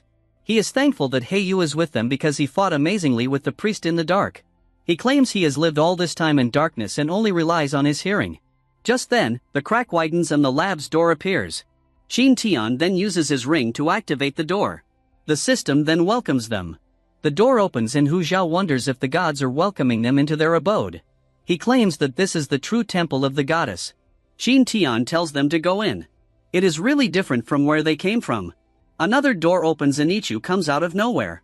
Ichu wonders if Zheng Feng gave Qin Tian a modified version of the potion. Qin Tian wonders what Ichu is talking about. Ichu might have been suspicious of Qin Tian's super speed. Qin Tian asks if she is watching them. Ichu claims she only appeared right now because she is also saving on power. Ichu tells Qin Tian to enable the backup energy. She also confirms that she saw everything since she is part of the lab. While walking, Qin Tian wonders why they are not using any transportation. Ichu apologizes and explains that the D3 lab is not the same as the big labs like the Wufan lab. She only had basic equipment. Ichu then snaps her fingers and transport appears. She tells them to hop in and the men follow her like chicks following their mother hen. She claims that the vehicle is autonomous and sets off immediately. They travel through the lab with sheer speed and soon arrive at the infirmary. Ichu activates and opens the capsules. She orders the 3 tribesmen to enter them. Qin Tian wonders how long these Dragon Ball-like capsules can heal them. Ichu is not sure, but the wounded will undergo hydrotherapy and the medicine will hasten their recovery. The 3 then got inside and got locked. Liquid starts pouring into the capsules. The 3 tribesmen get shocked and wonder if they will drown to death. Ichu tells them to relax so they can breathe normally. Kata inhales air as much as he can and finally gets covered by the liquid. Kata soon realizes that he can breathe. Ichu commends how they trust Qin Tian a lot. The other lot of people also arrive in the dungeon. They went in after waiting for so long and discovered the lab's door. They wonder if they should also get in. Okumer reminds them how terrified that priest was when exiting the dungeon. He knows Qin Tian is alright. Nick suggests taking a rest and Ragna agrees. Meanwhile, Qin Tian gets excited and wants to try the capsule too. Ichu then snaps her fingers and another capsule appears. However, the tank got a different liquid suited for the patient and it might produce a hypnotic effect on him. Qin Tian wants to rest and sleep, but he can do it later since the others are waiting for him outside. Ichu then wonders why Qin Tian didn't use what Zheng Feng has left behind. Qin Tian claims that he doesn't want to dig himself into a hole. If he used the shield, then the ring would be useless. Qin Tian then wonders what was up with the priest's genetic potion. Ichu then decides to check the records back to when she awakened. She then notices Qin Tian looking around and claims that he is looking for a stool to sit on. She then discovers the footage of Qin Tian meeting the two idiots. Ichu then claims it is fine not to listen to her. Qin Tian then sits on the floor and asks for her story while they are extracting the data from the ring. Ichu then claims that the situation of the D3 lab is the same as the Wufang lab. They also experience time turbulence. Everyone died and Ichu is the only one who managed to upload her consciousness into the computer at the last minute. During the tragedy, Wufang went into standby mode to maintain the whole treasure island and uses as much as little energy to go on. On the other hand, D3 was not affected much by the time turbulence and didn't use much energy compared to Wufang, and the dome was also taken with it. Ever since that day, Ichu started investigating the cause of the accident and figured it out after a year. She started reverse engineering the data recorded and ultimately discovered the way to return to the original world. The process was indeed long and it took Ichu nearly 60 years to figure a way to open the cracks in spacetime. Qin Tian gets excited that there is a way home. Ichu did mention it the first time they met. Qin Tian felt the beat-up he experienced was useless since the ring was not significant. However, Ichu explains that she needed invaluable data from the ring for the scientific development of their country. Of course it is not important for the young Qin Tian. Qin Tian then claims that he is obligated to contribute to his country and he feels honored. Qin Tian then asks what happened next. Ichu then tells him that the D3 lab went to standby mode. She discovered that the D3 lab doesn't have enough energy to open the portal between two timelines. It was a certain amount way beyond anyone's imagination. She then mentions how Qin Tian's group is from the 21st century, but Qin Tian claims that there are some from the 20th century. Ichu then mentions that a different timeline needs a different amount of energy. Qin Tian then complains because he knows Ichu can produce energy on her own, like sending out robots to build nuclear reactors or something. Suddenly, they discover the Mayans banging on the lab's door. Qin Tian is so relaxed that he is inside the fortified lab. Qin Tian then asks Ichu to continue. Before shutting down the lab, Ichu programmed it to reactivate once someone arrives at the lab. She also sent out a drone to find human beings, but it never found anyone. Suddenly the lab activates after 100 years. Ichu knows that it is an outsider since the lab personnel were wiped out. She soon finds out that the detected humans were Mayans from ancient times. At first Ichu intended not to interfere with their lives, however the mutated beasts and plans imposed dangers on them. She appeared before them using the drone as a projector and she suddenly got revered as a god. She then established a subordinate supervisor relationship with them and she provided the knowledge that they needed. Qin Tian got surprised that the Mayans' technology was from Ichu. Soon after she ordered them to create solar panels, and since then the lab was hibernating to save energy. At that time the Mayans continued developing cultural knowledge based on what she taught them. The Mayan pyramids were their one product since they needed a high place for the solar panels. This is a shocking discovery for Qin Tian, but the sacrifice ritual was not an idea from Ichu. Qin Tian then wonders why the panels were destroyed.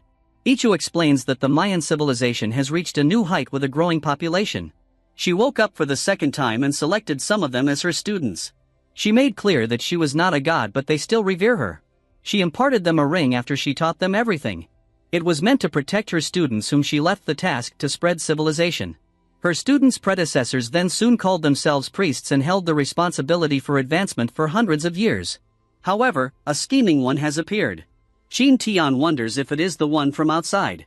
Now that Qin Tian mentioned it, Ichu activates something and the door outside starts shining. A laser beam shoots out and hits Stuville's head.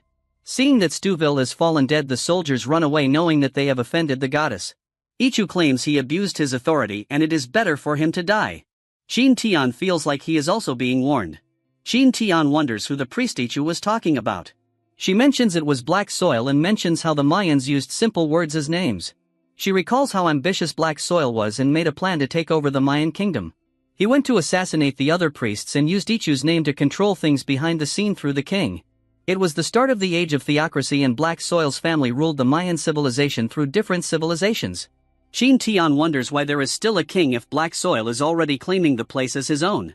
Ichu explains that Black Soil wanted a shield in case of natural disasters, sacrificing the king. They also went ahead to destroy the solar panels and surround the main temple with boulders to prevent any treacherous factors. The time that Ichu woke up again, she found herself trapped and didn't have a choice but to lock down the lab for good. She saved some energy in case of an emergency, like when she appeared for the first time in front of Qin Tian. Just then, the system suddenly lets out an alarm. Qin Tian gets surprised to see the king with other citizens apologizing to Ichu. They continue to beg for mercy. The soldiers went to the king after the real ruler was killed. Qin Tian wonders what the goddess will do. Ichu claims it is better to lie since Black Soil's line is already wiped out. She then reappears before the Mayans and mentions Stuville's arrogance. She then forgives them since they acknowledge their mistake. The king then starts praising Ichu. Qin Tian can't help but recall how he also used his position to gain the trust of the Lada people as God's messenger. However, his fake identity is making sense now, and he plans to lead them further in the future. Ichu then uses this chance to push the responsibility to Qin Tian by appointing him as her divine incarnation. Suddenly, the capsule started opening. Heiyu, Kata and Huejo can't believe that they got better in such a short span of time. However, long-term issues like Heiyu's impairment were not cured. Qin Tian then interrogates Huejo and Heiyu. Heiyu claims that he overheard the plan and told Huejo about it. They were just observing at first but soon jumped in after sensing that Qin Tian was in danger. Qin Tian then thanks them and everyone laughs as Huejo exclaims that they are friends. Ichu then comes back because the calculation report is done. She claims that it is both good and bad. They can open the portal, but it would only be up to the Mayan period. Ichu further exclaims that the lab has only enough energy for up to 100 years, and they can only manage to open the portal to the Mayan period. Qin Tian claims it is a good thing while looking disheartened. Huejo tells him not to give up and Qin Tian realizes that he still has them. Qin Tian then wonders if they can put back the solar panels and replace human force with robots. Ichu agrees, but it will still take a long time to accumulate energy. She is afraid that Qin Tian will die of old age before that. Qin Tian gets depressed again. He suddenly remembers the dome Ichu mentioned before. Ichu explains that the dome lab was the central lab in Biosphere 3. It serves as a solar core, which is an emergency energy source for the lab. If Qin Tian can find it, then they will have enough energy to send Qin Tian to his timeline. Qin Tian is glad that he now has a chance to get back home. He then wonders if Ichu didn't mention it on purpose from the start. Qin Tian realizes how much of a teaser Ichu is. Qin Tian then wonders how to get there. The broken ring he got from Zhang Feng should have led them there, but it pointed in the D3 lab's directions instead. Ichu then claims that there is no problem with the ring, but with Biosphere 3 itself. After the accident, the dome lab was swept up somewhere after the Biosphere 3's continental plates shattered. Zhang Feng from Treasure Island 2 didn't know that and only set up the only coordinates they knew, the D3 lab. That was the reason Qin Tian and his team encountered a confusing situation. Ichu claims that the initial problem is solved since she added the dome lab's coordinates to the ring. She also added another ring that can bring out a shield. So Qin Tian won't worry about erasing the data in Zhang Feng's ring. Qin Tian then wonders if there are still genetic potions so he can train super soldiers. Ichu then shows a projection of the dead Stubble with a shriveled body. She then sets the corpse on fire and it turns to nothing. She mentions the side effects. Qin Tian then confesses that he didn't get a potion from Zhang Feng, but he made a breakthrough instead after getting through the space-time turbulence. Ichu suddenly gets near Qin Tian and scans him. She discovers that Qin Tian has mutated due to the space-time storm. She discovers that Qin Tian has surpassed 99.9% of humanity from his era. Ichu now wants to do a full checkup on Qin Tian, but the latter refuses. Ichu then shares the information that there are other potions out there. One can increase one's maximum lifespan and Ichu recommends it for Qin Tian. Qin Tian thanks her and asks for it, but she doesn't have it. She claims he might find it at the Dome Lab. Qin Tian feels sad that he can't take anything from D3. Ichu then tells him that Qin Tian can use the capsules anytime he wants.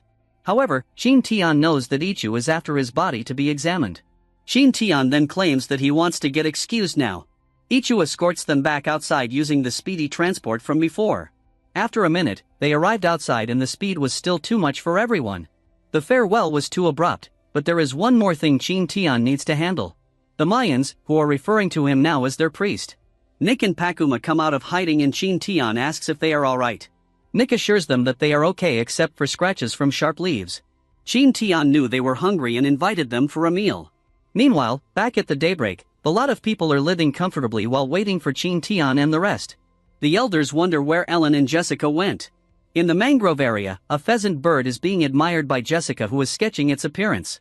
Jessica claims that this is a musk pheasant that is endemic to tropical rainforests. It looks like ancient dinosaurs, which is why Jessica is researching it. However, Ellen complains about how stinky the area is. It is normal since musk pheasants are known for their strong odor. Since then, a familiar eagle appears and the musk pheasant got alerted. It dives into the water and Jessica can't help but get mad at Sand Eagle. Sand Eagle gets anxious as it delivers a piece of paper to Ellen. The two girls read Qin Tian's letter and learn about what happened with their Mayan expedition. Back in the Mayan city-state, everyone helped themselves to some delicious meat. Qin Tian then suggests making a toast. However, the others don't know the concept. Qin Tian teaches them how to do it. A female servant appears informing Qin Tian that they have roasted lamb meat. Qin Tian expresses his gratitude to the king and swears to grant blessings to their kingdom. The female servant is ecstatic to hear that. Night comes and Qin Tian wants to resign for the day and check things tomorrow instead. Suddenly the ring glows and Ichu comes out scolding Qin Tian for being late. She then shares the news that she is done building the space-time portal. Qin Tian is surprised that it was built so fast after assuming that it will take months. Instead of sleeping, Qin Tian runs off to meet Ichu. While riding the transport, Qin Tian still can't believe that the portal was done overnight. He then enters the lab and discovers Ichu in a bikini while chilling on the beach. God damn that body. Seeing that Qin Tian has arrived, Ichu snaps her fingers and the environment changes back to the laboratory. Qin Tian discovers the energy core that powers up the D3 lab. Qin Tian asks if it is possible to postpone opening the spacetime portal because he needs to gather enough supplies for the journey. Ichu claims that it is too late since there is less remaining energy. The island will sink soon, and Ichu advises Qin Tian to leave within half a month. She claims that Qin Tian can gather enough supplies within that time frame for a half-year journey. Qin Tian wonders if Ichu now knows the exact coordinates. Ichu has already uploaded the data to Qin Tian's ring. Of course Qin Tian hasn't checked on it since he was tired and hungry. Qin Tian then recalls that Ichu is currently a part of the lab and remembers what happened to Zhang Feng and Xuelin. Ichu confirms that she will also disappear once the lab disappears. Biologically speaking, Ichu is already dead and is only a piece of data right now.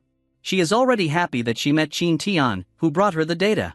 However, she was indeed alone and just served as the lab's guardian for a very long time. Qin Tian then thanks her personally and on behalf of the country for her great contribution to the scientific community. Ichu turns around after hearing how dramatic Qin Tian was and tells him to get out so she can continue sunbathing. Ichu silently cries as Qin Tian leaves the lab. Qin Tian then meets the others and wants to talk to Huizhou and Heiyu about something. He tells them that they are going to leave the island and head to a faraway destination. Huizhou wants to join, but Qin Tian tells him that the goddess already planned to send the Mayans somewhere more abundant and spacious. This is Qin Tian's only way to convince them to return to their original world. Huizhou agrees quickly and Qin Tian asks the others to help him prepare supplies for the journey. Qin Tian looked for the king's assistants to gather as many supplies as they could. Afterward, he had some alone time to check on the new information in the ring. He also went around to discover anything good and useful. He also has time to join Ichu for a conversation. But he is just keeping that lonely person company. After 5 days they have gathered enough supplies and it is time for Qin Tian's group to leave. They can now go back to the dawn in a shorter time since they got a guide, Heiyu. On the other hand, Heiyu looks like he is in a bad mood since this is a sudden farewell. 2 days later Jessica wonders why Qin Tian is not yet back since they knew it would be today based on the previous letter sent. Ellen tells her not to worry and to wait a bit more. Suddenly they hear rustling in the nearby woods. Someone hanging on the coconut tree exclaims that Qin Tian and the others have arrived. The group then comes out of the thick woods. Ellen and Jessica immediately jump into the arms of Qin Tian, asking him if they missed them. Qin Tian exclaims that he did. Soon after Qin Tian presents the Mayans with an angry bird plushie as a present. Aya calls it ugly but Sorum says otherwise. Qin Tian wants to give it to Earth as a farewell present. He then tells Aya not to forget a kind big brother like him, but Aya claims Qin Tian is an uncle. Ellen and Jessica give Qin Tian some time to say his farewells to the Mayans. It didn't take long and a lot of people are done loading up the supplies on the ship. Qin Tian then moves to ride the boat. The Mayans hope they see Qin Tian again, but only if fate brings them together. Qin Tian waves his hand for his last farewell. He knows they won't meet again and is glad to have met them. That night everyone had a welcome back party on the Daybreak's deck. The wives are now forcing their husbands to eat more food since it is visible that Qin Tian hasn't eaten well lately. However, Qin Tian only shared their tough journey and didn't include the indulgent experiences they had. He tries to silence Nick about it. Ellen and Jessica insist on giving Qin Tian leisure time. But Qin Tian backs off for now, claiming that he doesn't deserve it. Later in his room, Qin Tian checks the list of supplies he got from the Mayans. He plans to sort them out, but he resigns in the middle since he is tired and sleepy. Sometime after the daybreak encounters a raging storm, Qin Tian tells the others not to worry since they have experienced this kind of situation before. The daybreak continues to travel through the stormy sea with Qin Tian's leadership and Jessica's maneuvering skills. They manage to survive and get away from the storm quickly since everyone was prepared this time around. Kata then wonders why Qin Tian called everyone on the deck. Qin Tian claims he's got some good news and activates the ring. Everyone gets surprised as someone appears out of nowhere as a hologram. Ichu compliments their ship and Qin Tian's stamina since he has 2 wives beside him. Nick suddenly starts blushing and is about to say something. Ichu notices her and corrects herself, saying that Qin Tian got 3 of them. Ichu then talks to Jessica, and the two start complimenting each other's beauty. Qin Tian asks Ichu to save the compliments for later, and asks to start discussing the main topic now. The spotlight is on Ichu and she then shows something to everyone. She shows footage of the Mayan city-state. Qin Tian asked her before to show them how the spacetime portal would open and send the Mayans back home. Just then, the city-state starts rumbling and everyone gets shocked. The Mayans are also panicking, but they recall the king announcing that the goddess would help them transfer to lands with more food and resources. The main Mayan temple then lights up and the spacetime portal opens. A bright light shoots out into the sky. The Mayans wonder if the goddess is angry. Suddenly some of them also started lighting up. One by one the Mayans are getting sucked into the sky. Everyone is pulled into the spacetime portal until no one is left in the city-state. The skies turned back to normal as the city-state became abandoned. Suddenly Qin Tian gets surprised by someone shouting Ichu's name. Ichu claims that there is not much energy left after the transfer. She can only wish them a happy trip. As she disappears, Ichu can only say thanks to Qin Tian. She feels thankful that someone went out and wasted their time with her until his last moments. She asks them to take care. The lab's core loses its power, and everything inside the D3 lab shuts down. Qin Tian assures everyone that the goddess went to a better place and calls it a day. The girls can see how down Qin Tian is. Jessica wonders if they need to console him, but Ellen tells her to leave Qin Tian alone for now. Meanwhile, the Mayans wake up somewhere. Aya exclaims that it is the same environment they have had. However, they left all tools and supplies in D3. Heiyu suggests starting everything from scratch. Huizhou panics that they lost their belongings, including the 5 fables he wrote down after Qin Tian shared the stories with them. He then plans to write them down before he forgets about them. The king suddenly gets their attention and announces the start of their new civilization, abolishing slavery along the way. Suddenly the weather gets bad and rain comes pouring down. The king then leads them all to shelter. Back at the daybreak, the kids are playing as usual and Ellen and Jessica commend their energy. Surprised, Jessica notices something. This concludes the latest chapter, and we will be continuing it from here in the next episode. Qin Tian is in his room checking his system points. He made some purchases that are very useful in the D3 area. He made new items along the way too. He then browses for new skills to buy and thinks that the bull's strength is useful. He recalls having the speed to beat Stuville but lacking the strength to fight back. Curious, Qin Tian checks on the store's mystery items. He discovers a new list with vague descriptions. He complains about how he needs to buy and use them first before he can know their full description. He then purchases something and prepares himself for the usual pain. However, it doesn't hurt this time. Qin Tian also notices how the homepage has changed. He got a skill, a weaker version of Wolverine's regenerative ability. He also gains a skill that increases his agility while holding his breath. Qin Tian also has a poison tolerance skills. Qin Tian really went on a shopping spree and lost most of his points. He also checks the 2 rings he got. The 2 rings can be used for communications. He names the one with data the pentagon and the one with a shield the D3 ring. Just then, the ship violently shakes, and Qin Tian wonders what is happening. Jessica announces over the intercom that they are on a highway and will sail faster. Curious about the highway thing, Qin Tian comes out and asks Jessica about it. Ellen tells him to take a look. Qin Tian then checks the sea and discovers a whirlpool. Jessica explains that this one is an ocean current that forms when the water current is fast. Qin Tian then recalls the geography class he had about ocean water movements and realizes that the daybreak is moving fast because of it. Ellen hopes that it will lead them to the A1 zone, and Jessica claims that it will be up to their luck. Feeling that the wind is too strong, Qin Tian tells the girls to get inside the cabin. Ellen now realizes why the Mayan and Chinese civilizations share some similarities. The Mayans from the D3 area passed their knowledge to the Mayans in the Americas, which resulted in the Classic period. The Mayan civilization was divided into 3 periods, the pre-classic, classic, and post-classic periods. The Classic period was the most glorious time of the Mayan civilization, and it happened overnight. Archaeologists had a lot of theories, like how the Mayans came from outer space or were backed by aliens because of the modern-looking murals and artifacts. As an archaeologist, Jessica feels pumped up knowing this revelation. The reason they were adept at astronomy is because their teacher is a top researcher from the future. Jessica then wonders why their calendars are different. Qin Tian explains that they used Ichu's calendar from her era when planets experienced a significant change in position. That is why the Mayans' calendar was similar to that of their era. Meanwhile, Pakuma notices something from afar. A ship is approaching them. Pakuma immediately reported it to Qin Tian. Jessica claims that they have seen the ship before. She claims that it was the ghost ship that they had encountered before. Everyone is amazed by its structure and weapons for the second time. However, Pakuma claims that he can see the ship clearly this time because there is no mist around, especially the black flag with a skeleton on it. Qin Tian checks on the ship himself and realizes that it is a pirate ship. Qin Tian thinks that things are different this time and orders the others to go back inside the cabins. He orders Kata and the others to be on high alert and start the paddle wheel. Qin Tian has the feeling of avoiding them at all costs. Just then he notices the pirate ship bring out paddles to speed up.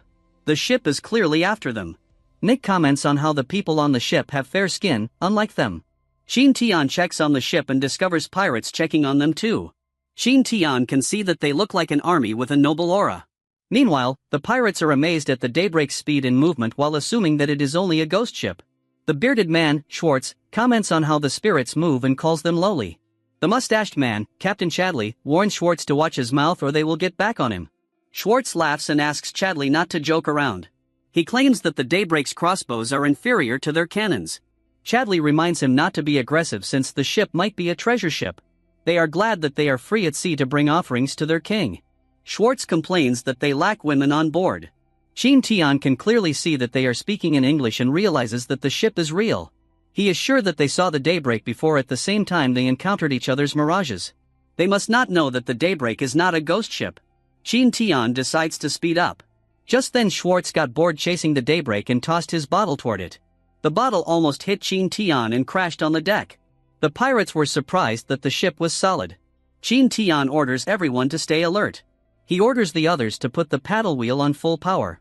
The others load up the ballista and use this chance to strike first. Schwartz fully realizes that the Daybreak was real all along and gets excited to see women on board. He orders his men to speed up and the pirate ship chases the Daybreak. Nick wonders how they can easily catch up to them. Qin Tian explains that they had more manpower. Schwartz gets frustrated that Daybreak is faster. Chadley then orders his men to launch the chain and obtain wealth and women from the Daybreak. Qin Tian wonders what is happening. Chadley's men prepare ballistas and Chadley orders them to fire them. Hook chains are launched from the pirate ship and they lodge on the Daybreak's rear. Schwartz laughs and orders the men to get on the chains and prepare muskets to cover. The twins start firing arrows at the pirates and take down some of them. Schwartz asks the musketeers to hurry. Qin Tian orders the others to take cover.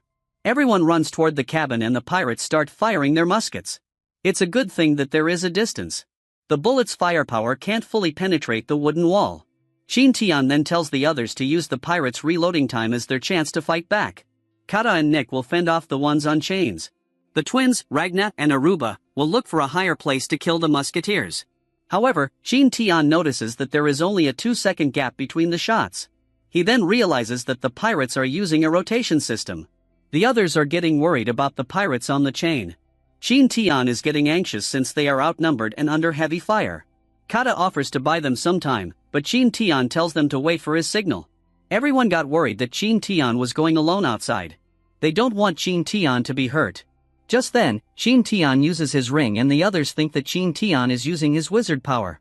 A shield appears and blocks the incoming bullets. Qin Tian is lucky that it works.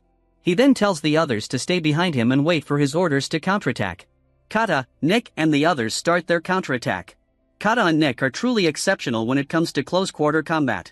The twins are also good at marksmanship. The pirates then start panicking after seeing their comrades die. Qin Tian knows that the daybreak is at a disadvantage, but they must use this chance to injure or kill as many as they can. Qin Tian orders the others to hit the pirates hard. Chadley can't believe that they are not scared of bullets and assumes that they are indeed ghosts. Schwartz is also in disbelief and decides to use the big guns. The pirates then prepare their cannons. Qin Tian tells the others to hide behind him. They fire a cannonball, and Qin Tian hopes that the shield will work. The cannonball bounced off of the shield, but the impact was enough to make Qin Tian's hand numb. He orders the others to counterattack, and ballista arrows start flying toward the pirates and even the cannoneers. Just when Qin Tian is praising the shield's effectiveness, the ring notices that it is now low on battery. He then hands over the ring to Aruba, who is scared to use it. Qin Tian tells him to wait there. Qin Tian barges into the animal cabin and picks up some chickens. He goes to the experiment lab and puts the chickens in a weird position on the wooden floor. She learned this during childhood, a Taoist method to make the chickens immobile. When he got to college, he learned that these animals' tonic immobility is a survival mechanism when they are in danger. He then places a board on top of the chicken's head, and Qin Tian now has a stable desk in the moving ship. Next, make a miracle. Qin Tian calms himself down. He then prepares the sodium carbonate solution. He added concentrated nitric acid next. Saltpaper is added to cool down the solution. Next is concentrated sulfuric acid, and the hardest part is the glycerin acid. The chin must be steady, and let the glycerin acid drip every 10 seconds. The solution starts dropping like the pirates outside are dropping into the ocean. Nick checks on Aruba, who is barely holding out when using the ring's shield.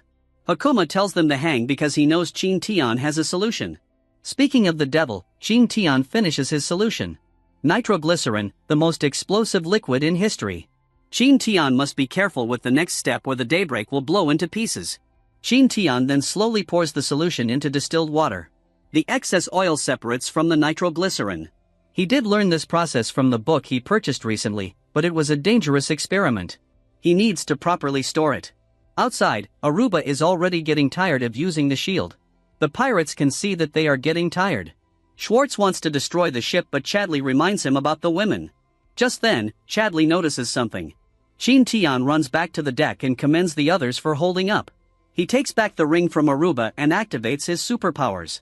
He lands on the chain and runs on it while carrying a chicken with a bamboo container tied to it. Chadley is surprised to witness Qin Tian's inhuman movements and orders the musketeers to kill him. Schwartz tells Chadley to leave it to him and confronts Qin Tian on the chain.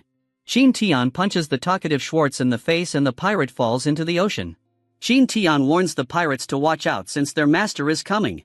The pirates wonder what Qin Tian will do. He found what he was looking for and ran past the pirates with his super speed. The pirates kept shooting him, but Qin Tian got his shield up.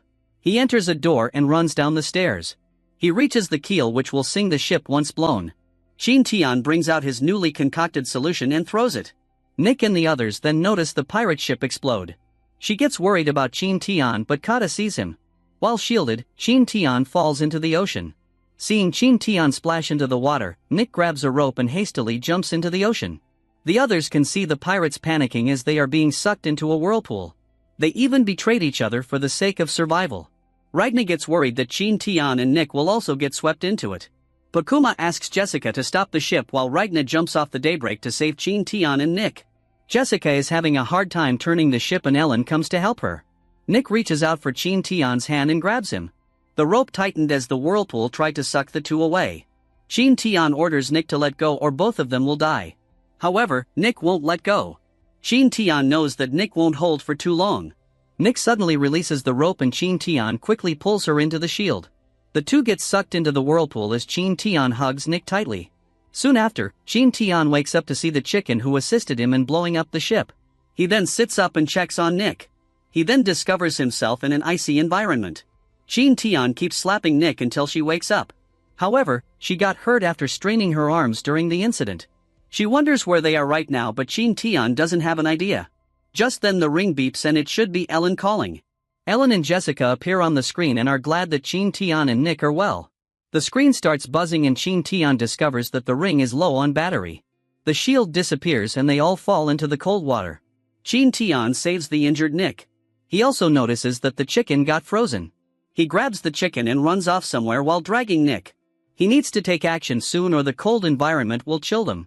This region must be the polar environment and the middle must be the mountainous forest. However, Qin Tian doesn't know when they can reach it, especially with Nick, who is injured. Nick suddenly falls flat to the ground and Qin Tian carries her off somewhere. He tells her not to fall asleep and he starts digging for a snow cave. After some time he orders Nick to get in. They take a quick breather then start digging again. Nick finds it interesting that it is warm inside even though they are on ice. She also wonders what the pit is for in the middle. Qin Tian explains that it conducts the sinking cold air. The carbon dioxide they breathe out then makes the air around them warm. Nick confesses that she doesn't understand, but she is feeling hot now and starts stripping off her clothes. Qin Tian realizes that Nick has hypothermia and tells her not to move. Undressing means that they are freezing to death. Experts say that the blood vessels in the limbs will shrink to maintain blood flow during the cold. Qin Tian tries to hold the struggling Nick, who wants to strip off her clothes. Luckily, Qin Tian brought a lighter and it still works despite falling into the water. Qin Tian undresses and warms up Nick with the lighter's flame and his body heat. Suddenly Nick starts moving in her sleep and hugs Qin Tian. Qin Tian gets flustered and swears to the reader that he didn't take off his clothes for perverted moments. He explains that wet clothes will only freeze and bring down their temperature. It is better to take them off. Qin Tian needs to persevere in this do-or-die situation. However, something else is also reacting to this situation. Nick wakes up while panting. Qin Tian tries to explain something but Nick shuts him up with a kiss. Qin Tian didn't even put up resistance against Nick's advances. After the long kiss, Qin Tian tries to keep his sanity. He holds Nick tighter and Nick soundly falls asleep. Qin Tian now needs to plan how to get out of this situation. The afternoon comes and Nick wakes up. She sees Qin Tian soundly sleeping while topless. Nick lets out a loud scream and Nick suddenly acts embarrassed while backing off. Despite that, the blushing Nick returns to Qin Tian's chest. Qin Tian watches Nick enjoy his warmth. He recalls their first meeting and becoming her husband. He only agreed before to protect her. He now feels bad that he keeps dodging the topic and keeps forgetting it. Jessica and Ellen are already causing him trouble. A third wife is too much, but he can't give up on Nick. Nick quickly saved Qin Tian, who was in trouble, and Qin Tian feels lucky to have her on his adventures. Night falls and Qin Tian tries to explain again. Nick knows that Qin Tian did it to keep her warm. She claims she won't read into it. She knows that she is nothing compared to Jessica and Ellen. Qin Tian hugs her tighter and claims that he did it for their survival. The tight warm embrace just made Nick happier. Nick enjoyed the warmth more until she noticed something poking her. Qin Tian tries to calm down what needs to be calmed down and apologizes. The morning comes and Nick still wants some hugs. However, Qin Tian won't fall for her seduction in the meantime. Their clothes became dry after the ice froze. They start moving around their bodies to promote blood circulation and generate heat. Just then someone's stomach rumbles. Qin Tian brings out the frozen terrorist assistant. He cuts off the chicken's cold body. The parasites should have frozen to death too. They can eat chicken meat like sashimi. Nick wonders if they will eat the offals, but Qin Tian claims there might still be a risk of parasite infection. They can use them as bait instead later on. Nick gets excited over the thought of catching wild animals. In this kind of environment there should be animals native to the region. Among them, Qin Tian wants to try hunting a polar bear. Polar bears have a keener sense of smell compared to dogs and they can be attracted by offal. However, they have a home advantage when it comes to fighting. Nick then wonders why Qin Tian is still not eating. Our modern protagonist finds it hard to eat chicken meat raw. He takes a bite, chews on the meat and spits it out. Nick reminds him that they should survive together. Qin Tian also knew that he tried to take a bite again. He retches, but Nick grabs a handful of snow and blocks Qin Tian's mouth with it. She exclaims that this is for their survival. With a determined look, Qin Tian swallows the raw meat. Later, while the snow is blowing outside the cave, both Qin Tian and Nick are panting for air. Nick particularly looks to be struggling to even move, and it has been revealed that they are just exercising to keep their blood flow going. While Nick does around 50 to 100 sit-ups, Qin Tian does 100 push-ups at twice the pace of hers. After the exercise session, Qin Tian notices that the weather is getting warmer and the temperature is rising, so he decides to go out of the cave and see if it will be okay for them to go outside. After having a proper inspection, Qin Tian and Nick decide to leave this natural freezer, and Qin Tian takes the chicken's offal with him that is now frozen. They proceed to walk through the snowy mountain, but after some time Nick begins to feel that they are just going around in circles.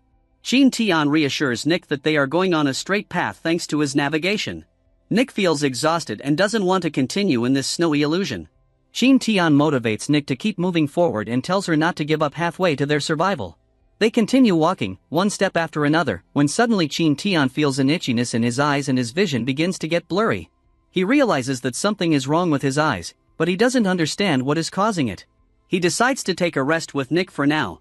After thinking for a while, Qin Tian assumes that he might have drained too much energy while exercising back then, and hence there is not any sufficient blood supply in his brain, which is causing his eyes to malfunction. Nick holds Qin Tian's hand and asks him if he is alright, but before he can answer, Qin Tian's vision gets completely blurred out and he basically becomes temporarily blind. Nick assumes that Qin Tian is exhausted, so she offers to carry him from now on, but that's not going to happen because our protagonist is not a woman. Qin Tian checks the system's wild first aid collections, hoping to find some relative information in them so that he can figure out how to get over this situation. He closes his eyes and concentrates to look for the information in the wild first aid collection. After some time, Qin Tian finally finds the reason for his temporary vision loss. Apparently this state is called snow blindness, which is a form of photokeratitis that is caused by UV rays, damaging the cornea and conjunctival epithelium. Basically, it's an illness that occurs when there is an excessively cold temperature that constricts the patient's eyes' blood vessels or even freezes their cornea, and it can cause blurred vision, double vision, or even loss of sight. Qin Tian learns that the most probable way to tackle this illness is by going to a dark place or covering the eyes with an ice towel. The information says that the blindness will cure after several days once the damaged blood vessels have been replaced by new blood cells. However, Qin Tian is in no place to take shelter or rest for several days, and so he begins to look for another way to cure himself. He finds out that fresh milk can be used as eye drops to cure the condition, and it can also relieve the pain. Qin Tian then learns that in an emergency, the patient needs to use acupuncture or rub the points of Sibai, Higu, and Naguan to relieve the symptoms. While the Higu point is at the back of the hand, the Naguan point is at the wrist and the Sibai point is right below the eyes. He also learns that repeated snow blindness will gradually weaken the vision and cause chronic eye problems and even permanent blindness. After learning all that, Qin Tian feels kind of lucky that he hasn't gotten permanently blind and decides to treat his symptoms. The only possible way to do so is to use a cloth to cover his eyes, as he is in no place to find other things to treat his eyes. Qin Tian cuts off a piece of his jeans and instead of covering his own eyes he gives the piece of cloth to Nick. He tells Nick to cover her eyes with the piece of fabric, and since the fabric is made of cotton, he is sure that she can see through it slightly.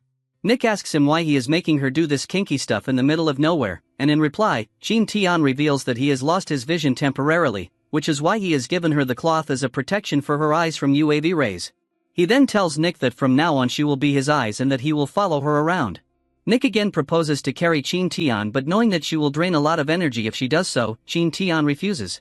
Nick mentions that the only reason they are not frozen to death is because they are constantly moving, so if Nick carries Qin Tian, he will freeze to death within minutes for not moving. Nick finally understands and becomes the navigator to guide Qin Tian out of the snowy fields. While moving onwards, Qin Tian realizes that if they run into any wild animals, they will be as good as dead. To prevent any unfortunate incident, Qin Tian quickly turns on the system menu to buy the silver wolf skill so that his eyes can recover in the shortest amount of time. The system opens up, and thankfully, unlike other times when it acted like it was visually present, this time the system has appeared directly in Qin Tian's head. He sees everything thanks to that and opens the shop menu to buy the silver wolf skill. After purchasing, Qin Tian sees that the stats of the silver wolf blessing are that if the host of this blessing has enough energy in him, he can improve his power to a certain extent several times to strengthen his physical function. Qin Tian quickly collects the blessing and receives it, making him surrounded by a huge red and white glowing aura. After using the blessing, Qin Tian's strength increases to its current limit, and he also begins to get warm because of the increased blood circulation thanks to the blessing. Qin Tian's pain in his eyes become relieved, although his vision doesn't improve. Still, that makes him feel glad that his gift works. Qin Tian realizes that the reason his vision hasn't increased is because the description of the silver wolf blessing states that it doesn't recover the host's health, but rather improves the host's resilience. Seeing Qin Tian smile, Nick realizes that Qin Tian must be finally feeling better. She asks Qin Tian if he is feeling okay, and he claims to be just fine. So, they proceed to walk towards the end of this snow-filled biome. Qin Tian knows that he cannot recover his vision now, but knowing that his blessing can accelerate his recovery, he realizes that his survival odds in the snowfields have increased greatly. Qin Tian notices the sudden drop in temperature and heat, so he realizes that the sun is about to set. Apprehending the fact that walking anymore is no less than taking his own life, Qin Tian decides to stop for today and find a place to sleep. Both he and Nick dig up a snow cave like last year and manage to complete it just before sunset. Then, Qin Tian again hugs Nick to exchange heat, and while doing so, Qin Tian assures Nick that if they keep moving towards their destination at this pace, they will soon get out of this biome. After spending the night in the cave, the two head on their journey again, but they don't find their way out of the snow fields before sunset. So, once again, Nick and Qin Tian make a snow cave for themselves, and before sleeping they both exercise to keep themselves warm. While sleeping while hugging each other, Qin Tian wakes up as his nose begins to bleed, not because he is hugging a girl but because of the sheer cold. It seems that even with the silver wolf blessing, Qin Tian's body can no longer hold onto itself, so Qin Tian realizes that he must get out of the snowfield as soon as he can. He notices that his ears are also bruised up. He also notices that his feet have gotten swollen even though he is wearing boots and socks. His feet are so swollen now that he is not even able to curl the soles of his feet. He explains that even if he tries to move his feet slightly, that move brings him a very sharp pain, as if a knife is being stabbed through his feet. Qin Tian also notices that his entire back has turned red and chapped because of the frostbite. He touches the dead skins and feels like these would come off even if he touched them. Even the parts that were covered by warm clothes have begun to swell up, so it's clear to him that he wouldn't survive much longer in these conditions. But that's not the biggest problem for him. For Qin Tian, the most terrible problem is that the low temperature of the snowfields has damaged the physiological functions of his body. Qin Tian feels his strength depleting and realizes that his body is getting weaker.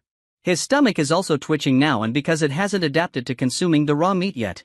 On the other hand, Nick Ha has also gotten seriously frostbitten.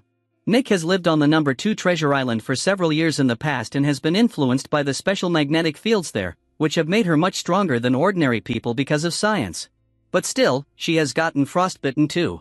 In addition, Nick's arm muscles that were sprained before have gotten worse because of the suffering she is going through recently. Qin Tian notices that Nick's entire shoulders have turned stiff, and he assumes that even a minor movement is causing severe pain because of that. Qin Tian also feels the immense heat coming from Nick's body and realizes that she also has a fever, and that makes him feel sorry for her. Suddenly, Qin Tian hears something approaching their snow cave, so he wakes up Nick, telling her to stay on guard. Qin Tian realizes that whatever is approaching them is attracted by the chicken's offal, and it's probably a snow fox or a snow wolf. Qin Tian decides to use this opportunity to capture the wolf or fox before it can get to them first. However, the animal is neither a snow fox nor a snow wolf but a giant polar bear. Qin Tian sees the stats of the polar bear once it becomes visible. Apparently, polar bears are the biggest predators on land. They have huge and highly durable bodies, and they can reach 8.3 feet when they stand up straight. Their heads are smaller than those of other bears, and their ears are small and round. Their necks are longer and thinner than those of other bear species. And although the polar bear's skins are black, because of their fur, they usually look white. In addition, these fierce beasts' feet have 5 toes, and their front paws are so huge that they are suitable for swimming and walking even on thin ice. Moreover, the polar bears live in the ice-covered water area of the Arctic Circle. So, sometimes, they will be forced to live on land for several months once the ice melts and cannot return until the sea surface freezes again. Even after learning all this, Qin Tian and Nick still decide to fight the polar bear and bring out their knives to attack it. The polar bear sends a deafening roar, but Nick remains unaffected and stabs both of her knives at the stomach area of the polar bear. Then, Qin Tian comes from behind and tries to stab at the back of the polar bear, but it blocks Qin Tian's attack with its hand. Qin Tian sees that his attack didn't even pierce through the polar bear's muscles, and that makes him realize how weak he has gotten. While Qin Tian is lost in his thoughts, the polar bear tries to smash Nick using its gigantic right arm.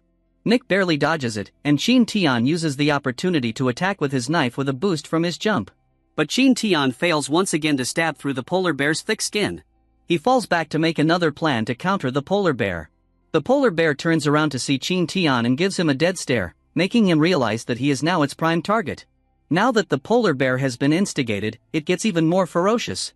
Our protagonist seems to have just the plan to instigate it even more. He throws a snowball at the polar bear, and because of that, the polar bear begins to chase him.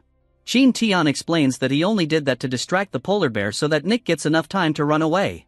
However, Qin Tian didn't expect that the polar bear would move so fast, as he saw the polar bear quickly catching up to him. He thanks his silver wolf blessing once again as he believes that he would have been defeated by the polar bear at the very beginning if he didn't have that blessing. The chase continues, and Qin Tian realizes that in this state, he will get worn out soon, and then the polar bear will catch up to him. In order to prevent that from happening, Qin Tian realizes that he must fight the polar bear with all his might and all the energy he has left inside him. Qin Tian turns around and brings out his dual knives once again. This time, Qin Tian quickly and swiftly cuts one of the eyes of the polar bear, giving it no chance to use a counterattack. Qin Tian reveals that because of his blessings and gifts, the polar bear looks slow, like a sloth in his eyes, and that is why he can move at a faster pace. Qin Tian proceeds to use his real strength and makes slashes everywhere at the polar bear's body. He makes several cuts at the back and at the front, which makes the polar bear go mad, and it tries to stomp on Qin Tian. Qin Tian easily evades the incoming attack, moves away, and judging by the polar bear's reaction, realizes that he might be able to win this fight. The polar bear loudly roars once again, implying that it is about to use its ultimate attack on Qin Tian, but instead the polar bear begins to run away from Qin Tian, which completely throws him off. He realizes that the polar bear made the gesture of attacking only to catch him off guard so that it could make its escape. However, Qin Tian isn't just letting the polar bear get away. He reveals that the polar bear has already eaten his chicken's offal, so Qin Tian decides to murder the polar bear for revenge. He will get a lot of food as well, plus the polar bear's fur can also be used as a blanket to resist the cold. The prey becomes the hunter this time, and Qin Tian begins to chase the polar bear. He controls his breathing, quickly reaches the polar bear and stabs it with his knife. The polar bear loudly roars in pain again, but it knows that it will die if it stays here, so it begins to run away once again. Qin Tian cannot believe his eyes as he sees how tough the polar bear is. Even with so many wounds in its body, Nick comes there and calls Qin Tian from a distance. Once Qin Tian unknowingly turns around, the polar bear uses this opportunity and tackles Qin Tian to the ground. Qin Tian realizes that the polar bear is smart, as it only pretended to run away and was looking for a way to attack him. But there's no time for any acknowledgement as Qin Tian is cornered by the polar bear, which is ready to prey on him. But before the polar bear can attack Qin Tian, Nick rushes there and throws her knife at the polar bear's eye. In the meantime, Qin Tian quickly enters the system menu and purchases a new blessing. Once he receives the blessing, he suddenly gains the strength of a raging bull. Using his newfound strength, Qin Tian stabs the polar bear's neck and instantly murders it.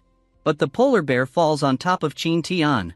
Nick asks Qin Tian if he is alright, and in reply, Qin Tian explains that he is only fine because the snow has cushioned the 1 ton's fall. Otherwise, he believes that he would have been crushed. Nick drags Qin Tian out from under the polar bear's dead body and they begin to cut open its stomach. After pulling out the intestines, both Qin Tian and Nick go inside the belly of the dead polar bear to take shelter inside, as it is warmer than the outside. After staying inside for some time, Qin Tian feels that the polar bear's body temperature is dropping. So they come out and decide to dig another snow cave for themselves. Qin Tian tells Nick that once they are done with digging the cave, he will give her a special gift. Nick eagerly digs the snow cave, waiting for the special gift from her crush. Once they are done digging, Qin Tian dissects the skin of the polar bear and makes an overcoat for him and Nick. Nick gets amazed at the craftsmanship of Qin Tian and calls him skilled, as the fur hasn't been damaged at all. She begins to play with the bear paw gloves and once again thanks Qin Tian for such an amazing gift. Qin Tian doesn't think it's a big deal and tells Nick that even she could do this if she had an idea about how the subcutaneous tissue of the polar bear works.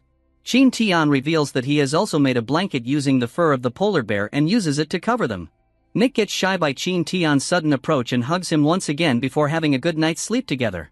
Before sleeping, Qin Tian laments how Nick got her arms hurt just to save him, and moreover, she has been suffering in this snowfield. He expresses his worries for her, as he is afraid that her fragile body will soon reach its limit in this barren Iceland. Next morning, they begin to feel a lot better than before and notice that their frostbite is fading away thanks to the new warm clothes. For today's task, Qin Tian begins to cut the meat of the polar bear, and while doing so he tells Nick to open her mouth. Once she does it, Nick shoves something ball-like inside her mouth which makes her gag and she asks what he put inside. As Nick begins to chew and crunch on it, Qin Tian reveals that it's just the polar bear's eye that she is eating right now. He tells her that a polar bear's eye contains many nutrients like fats, vitamins, lipopolysaccharides, fatty acids, collagen, and most importantly, water. He also hesitantly chews the other eye and tells Nick that because of the nutritional values, the eye is very good for health, although his mouth indicates otherwise, but the act doesn't last too long as Qin Tian is no Bear Grylls. He vomits out everything and finally accepts the truth that the eye tastes awful. Even after seeing Qin Tian vomit, Nick doesn't worry much as this has become normal for them. Instead, she turns her attention to the polar bear meat and asks Qin Tian when they are going to leave. She even wonders if they should abandon such a delicacy in the middle of nowhere. Qin Tian expresses his desire to carry all the polar bear meat with him to their home, but unfortunately they just cannot do so. In this harsh, freezing environment, it's not a very sensible choice to travel alone, let alone with another ton of weight. But still, Qin Tian decides to take the best and most useful parts of the polar bear. Before setting out, the two of them rest again inside the snow cave, as Nick still hasn't recovered from her injuries. While Nick is sleeping, Qin Tian looks at her and smiles as he has also started to develop feelings for her. He knows how tired Nick must be and knows that just one day of sleeping is not going to be enough to relieve Nick's long-term tiredness. Unlike Nick, Qin Tian isn't very tired, as his resilience to the freezing temperature has improved thanks to the silver wolf blessing. He looks at the system to find more useful blessings to tackle this hostile environment, and remembers how he spent a grand total of 11,000 points to purchase the tough ox blessing to murder the polar bear. With that, Qin Tian was able to get the strength to pierce the polar bear's throat, even though he was exhausted. On the system menu, Qin Tian sees that he has received 10,000 points for making nitroglycerin last time, but now he has only 3,000 points remaining. Qin Tian feels disappointed to see that he is now basically broke, but still heads to the mysterious items section to see if there's anything new. There he finds many gift boxes of whole life experiences, such as the Snowfield Experience Pack, the Snow Forest Experience Pack, the Marsh Experience Pack, etc. Qin Tian notices that he only needs 1,000 points to buy these packs, so he begins to wonder why the prices are so cheap. He soon realizes that the Snowfield, Snow Mountain, and Snow Forest packs were separated when they were originally united, and that explains why the prices are so low. Qin Tian curses the system for treating him as a fool, and tears up as he has fallen for yet another scam by the system. Still, Qin Tian is somewhat grateful, as these experience packs will help him save his life in this harsh environment. So, he purchases all 3 packs and the data begins to transport into his brain. Once the items have been distributed successfully, Qin Tian gains newfound knowledge as he has learned a lot in mere seconds. At first, he looks at his own snow cave and realizes how it can be improved in so many ways. For example, if he turns the ceiling into an arch-like form, that will make the cave more stable than it is right now. In addition, in order to prevent wild animals like the polar bear from coming to the snow cave, it is also important to make more exits to avoid being caught inside the cave. Qin Tian also realizes that it is not good to build a snow cave here in the first place because a pile formed by falling snow is different from a pile formed by the wind, as the latter is worse. Qin Tian becomes grateful again for having this experience pack and decides to buy all of it. However, since his points are low, he instead decides to save those points for the time being. Qin Tian feels much more confident in his ability to get out of the snowfield. He has found another piece of information according to the Snowfield Experience Pack, and that is that one should not use an igloo or a snow cave for more than a few days, as the chances of these buildings collapsing increase every day. So after 7 days, Qin Tian decides that he and Nick will go back on their journey. They pack their bags made out of animal fur and begin walking towards their destination. While walking, Qin Tian senses that the wind is getting weaker all of a sudden, and that makes him realize that he and Nick are getting closer to the center. The snow beneath them is knee-deep, which is making it difficult for the two of them to walk. Qin Tian wonders if he can make a sled out of scraps and begins to look for the perfect materials to do so. However, he finds nothing, so he continues walking on the journey. After 2 days of walking endlessly, Nick notices something in the far distance. What she sees seems like a tree, so she asks Qin Tian if he sees the same thing. At first, Qin Tian sees nothing, so he assumes that Nick is having hallucinations, but once he takes a closer look he realizes that it's not a tree but rather something else. So he hurries up ahead to have a closer look, and when they reach there they do find a tree that is completely dead. While Nick is disappointed to see just a dead tree, Qin Tian gets excited and hugs Nick. Qin Tian holds Nick tightly with a wide smile and reveals to her that this was the place he was looking for all along. Qin Tian gracefully approaches the dead tree and touches them with his right hand. He tells Nick that a tree in the middle of the snowfield means that they have entered the forest at the center of the snowfield in area E7. However, Nick doesn't see anything close to a forest nearby, so Qin Tian explains to her that the lively forest must be up ahead and will only take them some more time to get there. But instead of rushing towards the forest, Qin Tian decides to get some rest first. He informs Nick that he is going off to get some wood that is scattered around to set up the campfire, and he tells her to stay there and get some rest. However, Nick isn't just a baby who is going to listen to whatever he tells her, so instead she decides to dig a snow cave once again. Qin Tian thanks Nick for being so cheerful and helpful at the same time and presses both her cheeks hard, showing how much he appreciates her. Then Qin Tian goes up ahead and begins to collect dead branches off the dead trees. He explains that these trees look like they have been dead for a long period of time. Since they are at freezing temperature, Qin Tian is certain that these branches do not have any moisture inside and are completely crisp, which makes these dead branches the best fuel to light up a fire. After collecting a pile of wood, Qin Tian heads back to their prior location and sees that Nick has already started digging the snow cave. Nick gets excited seeing her husband back and welcomes him back home. Qin Tian shows her the wood he has brought with him and tells her to cut these branches into small chips so that they can burn at a quicker pace. Qin Tian then scrapes some cotton wick out of a lighter. He explains that the cotton wick is an excellent ignition point as it is soaked in kerosene. He places the cotton wick on top of the wood and lights it up. It instantly begins to blaze and the two of them celebrate as they see fire after a long time. However, their celebration is cut short as the wind suddenly gets strong and begins to blow out the campfire. Qin Tian realizes that there is about to be another snowstorm, so he tells Nick that they should quickly complete their snow cave beforehand and move the campfire inside. So they get to work together, and after a great team effort, Qin Tian and Nick successfully dig the cave and bring the campfire inside. Nick sees that it's getting dark outside, so she asks Qin Tian if they should close the entrance since wild animals can ambush them once they are asleep. Qin Tian reassures her that nothing like that will happen as wild animals stay away from fire and tells her that they must keep the entrance open to make the smoke go out. He then asks Nick if she is feeling hungry, and in reply she tells him that she is starving. So Qin Tian decides to cook something for her and brings out the polar bear meat from inside his bag. He gets happy as he and Nick no longer need to eat raw meat thanks to the campfire and begin to sizzle the meat on the fire like marshmallows. After some time they both enjoy actual tasty and delicious meat, and Qin Tian apologizes to Nick for making her go through such tough times these couple of days. Nick makes Qin Tian understand that she doesn't feel bad if she is with him and tells him that even if she goes to hell with him she will probably be fine. Qin Tian understands her feelings and begins to eat the cooked meat himself. He laments how he had to eat rubbery raw and disgusting meat all these days and now feels relieved that he can finally taste a top-notch delicacy. After having their meal, Nick goes to sleep, but Qin Tian doesn't. He begins to tie a pile of wood, and seeing that Nick asks him why he is doing that, she offers to help him with his tasks, but Qin Tian tells him to go back to sleep and not to worry about it. Once he is done tying the wood, Qin Tian goes back to the bed and hugs Nick. Before sleeping, he assures her that they will have a good night's sleep tonight and tells her that they are going to set early tomorrow morning. The next morning the two begin their journey once again and finally reach the taiga forest at the outskirts of the snowfields. Qin Tian didn't expect that the forest would be so far from their campsite, and he reveals that it took them all day to reach this place. But he still feels happy, as now they are finally here. Nick wonders if this taiga forest is going to be the place where she will live with her future husband from now on.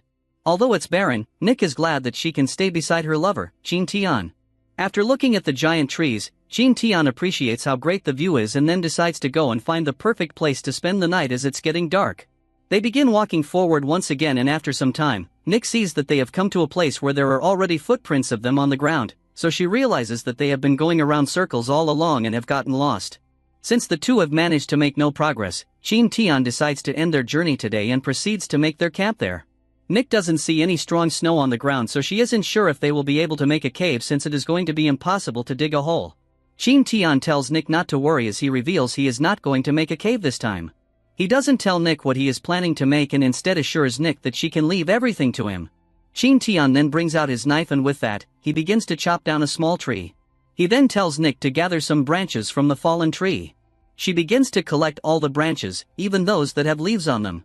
Qin Tian also collects some branches of the same size and portion, and piles all of them together. He finally reveals to Nick that he is planning to build a house and promises her that they will be able to make it using these branches. But they are going to need more branches, so Nick decides to gather everything, telling Qin Tian to leave everything to her. But still Qin Tian helps her and they gather tons of Y-shaped branches and pile them up together. After that, the two use a giant log as the roof of their triangle-shaped house and then put all the Y-shaped branches on top of the log in the opposite direction, giving them shelter from both sides. But the gaps between the leaves are still wide, so Qin Tian comes up with the idea to use the snow to fill the gaps between the leaves. After doing that, he sees that the cold winds are no longer blowing in from behind, so the heat is stored perfectly inside. The two of them then enter their DIY house, and Qin Tian reveals that this design of the house was similar to the design when he made the first camp on the number 2 Treasure Island. But the main difference, according to Qin Tian, is that this place is Area E7, and the one with him is not Elon but Nick right now. Speaking of Elon, he wonders how she and his other side chicks are doing right now. However, Qin Tian doesn't have time to think about them, as he needs to spend all his precious time with this side chick, Nick. He lights up a campfire, sits with Nick, and takes a rest together while hugging each other. Nick feels something itchy inside her nose suddenly and notices that blood is coming outside of it. She turns around to show Qin Tian her nose bleed, but she sees that Qin Tian's nose is also bleeding, which surprises her. However, Qin Tian doesn't think this is anything serious and explains to Nick that the only reason their noses are bleeding is because their bodies are failing to adapt to changes in temperature. According to his hypothesis, after their bodies become warmer, the blood rate has accelerated, and the capillaries in their noses, which are originally contracted and fragile due to cold, have ruptured. And because of the rupture, their noses began to bleed. Qin Tian then reveals the basic medication needed to treat this condition and tells Nick that she just needs to cool her nose with snow. He even demonstrates it by rubbing snow on his face, so Nick goes to try it as well. But before she can pick up the snow, Nick's left arm begins to shiver in pain because her hand is still injured. Qin Tian helps her and uses his 2 fingers to rub the snow on her nose, telling her not to move a muscle. He also tells her to get some rest as they can finally relax now. Nick understands and later falls asleep on the lap of Qin Tian. He pities Nick and decides to do the night watch tonight since she is badly injured. Although the two haven't run into any other wild beasts other than the polar bear along the way, Qin Tian believes that they are far from the safe zone. He doesn't think that the taiga forest is totally safe and is certain that there must be wild animals hiding around them in silence waiting to prey on them. Later at midnight, Qin Tian's eyes begin to shut on their own. He knows that the chances of encountering any danger are small, but they are still not zero. So, he must be on night duty. Otherwise, if an unfortunate event occurs, it will be life-threatening. That is the reason why he cannot let his guard down after all the hardships that he has been through. But as Qin Tian keeps repeating the sentence, "I can't let my guard down," he lets his guard down and falls asleep. After some time, Qin Tian wakes up to the noise of the wood burning and immediately looks down to see if Nick is safe first. He realizes that he only fell asleep because he hasn't kept himself busy. So, Qin Tian decides to think about something rather than staring blindly. Qin Tian chooses the past events as the topic and begins to think about how he had a video call with Elon before the right energy ran out. But they didn't know how big the world was, and even if they knew Nick and Qin Tian were still alive, it would be too difficult for them to get here. He remembers how Nick and he were caught in an ocean current that went back and forth between the two areas. He believes that if there were no tributaries with the current he and Nick encountered, then Elon and the other girls might have followed it here to look for them. But if there were any tributaries, or if Nick and Qin Tian drifted here because they were out of the current on the way, he assumes that Elon and the others won't find them, and the only hope to leave this place is by traveling alone. Either way, based on their current situation, Qin Tian believes that it is impossible for him and Nick to get out of here with a short plan. He realizes that he needs to make a plan to live here in the barren lands for a long time. Currently, they can get water by melting snow using fire and even have enough food rations thanks to the polar bear. So, there's nothing for them to worry about for the time being. Keeping warm is the key in this low-temperature environment, and this DIY woodhouse is helping them do so. However, the shed is too small for the two of them to have a good night's rest, and besides, it's not even solid. If any large beast gets hostile, it can destroy the shed very easily. Judging by the time and date, Qin Tian also realizes that it's summertime and the temperature here is still not too hot. He understands that if they stay here until autumn, the temperature will decrease even more. That gives him more reason to build a proper house in order to protect himself and Nick from cold winds and wild beasts. He also needs to find a way to hunt animals so that he can make better clothes. Otherwise, they might get frozen to death or worse, become vulnerable to diseases. Qin Tian also decides to make weapons to hunt wild animals. The next morning, Qin Tian puts the fire out and wakes up his waifu Nick. She still feels sleepy, so Qin Tian tells her that if she wants, she can sleep a little longer. Seeing Qin Tian's tired face, Nick realizes that he might not have slept at all, so she stands up and claims that she too does not need any sleep. Her hand begins to hurt again and she screams in pain. Qin Tian gets worried, tells Nick not to move and promises to help her get relief from the pain. He realizes that her motion is restricted because of the strain in her left hand, which gets stiff whenever she is trying to move. To get Nick relief from the pain, Qin Tian tells her that he is going to take off her clothes now since she cannot do it herself. After taking off Nick's top, Qin Tian begins to massage her neck and back softly. He explains that he is only doing this because he has learned from wild first aid collections that massaging helps to relieve the strain. Since Nick is restricted from moving because of the strain in her hand, he is massaging her vital neural points to make her feel relief from her pain. Nick asks Qin Tian if there is any other way to treat her condition other than massaging her, and in reply, Qin Tian tells her there isn't. However, he reveals to us with an evil smile that there are indeed other treatments available, but all of them require drugs, which are hard to collect right now. That is the reason why he can only give Nick a massage to relieve her pain and accelerate her recovery. He says that in the case of shoulder and hand strain, the massage therapy of traditional Chinese medicine is mainly about acupressure, dredging the meridian zone and swiveling the shoulders. It can also be used to relieve spasms in the shoulders and arms. Dredging the meridians means flicking the channels around the shoulders to remove stasis and relieve pain, while swiveling the shoulders is to make the patient bend their elbows, lift them from a lower place in front, rotate outwards, and then put them. This process needs to be repeated 3 to 5 times for the effects to apply. Moreover, acupuncture can be used to stimulate other muscles around the shoulders as well, so it's a perfect massage method to treat any stress. After massaging Nick thoroughly for an hour, Qin Tian tells Nick to lay on the bed and get rest from now on. She apologizes to Qin Tian for worrying him so much and regrets becoming a burden to him. Qin Tian makes it clear that in no way Nick is her burden, and instead he thinks that she is the only reason why he is alive right now. He tells Nick about the time when he became temporarily blind and she let him out of there. If she hadn't done that, he might have been frozen to death on the snowfield. Additionally, when the polar bear attacked them, it was also Nick who saved Qin Tian at a critical moment. So, he expresses his forever gratefulness to Nick, and again tells her not to consider herself a burden. He tells Nick that he needs her beside him, and all she needs to do from now on is recover by taking rest. Nick blushes at hearing such kind and warm words coming from Qin Tian, and thanks God for letting her find such an admirable man. On the other hand, Qin Tian brings out the cooked meat from last night from his bag and begins to eat it without even reheating it. He explains that although it's cold, the meat is still edible, so he is fine eating the cold hard meat. After eating, Nick decides to do the primary work to build a house as he planned last night. He explains that a house can keep both him and Nick warm and defend against beasts. But then something clicks in his head, and he remembers that there is another thing he needs to make before building a house. He chops a wood log and then makes a wooden mug out of it by burning the insides of the log with a boiling rock. After refining everything and giving it the finishing touch, Qin Tian fills the wooden mug with ice and puts it beside the campfire to melt the ice. He explains that since he and Nick haven't had any water in days, this would be a great chance for them to finally have proper drinking water. Although the water is hot, it's not nearly hot enough for Nick's appetite, so she tells Qin Tian to make it even hotter. But Qin Tian cannot do that, as he explains that it would take him a little extra effort.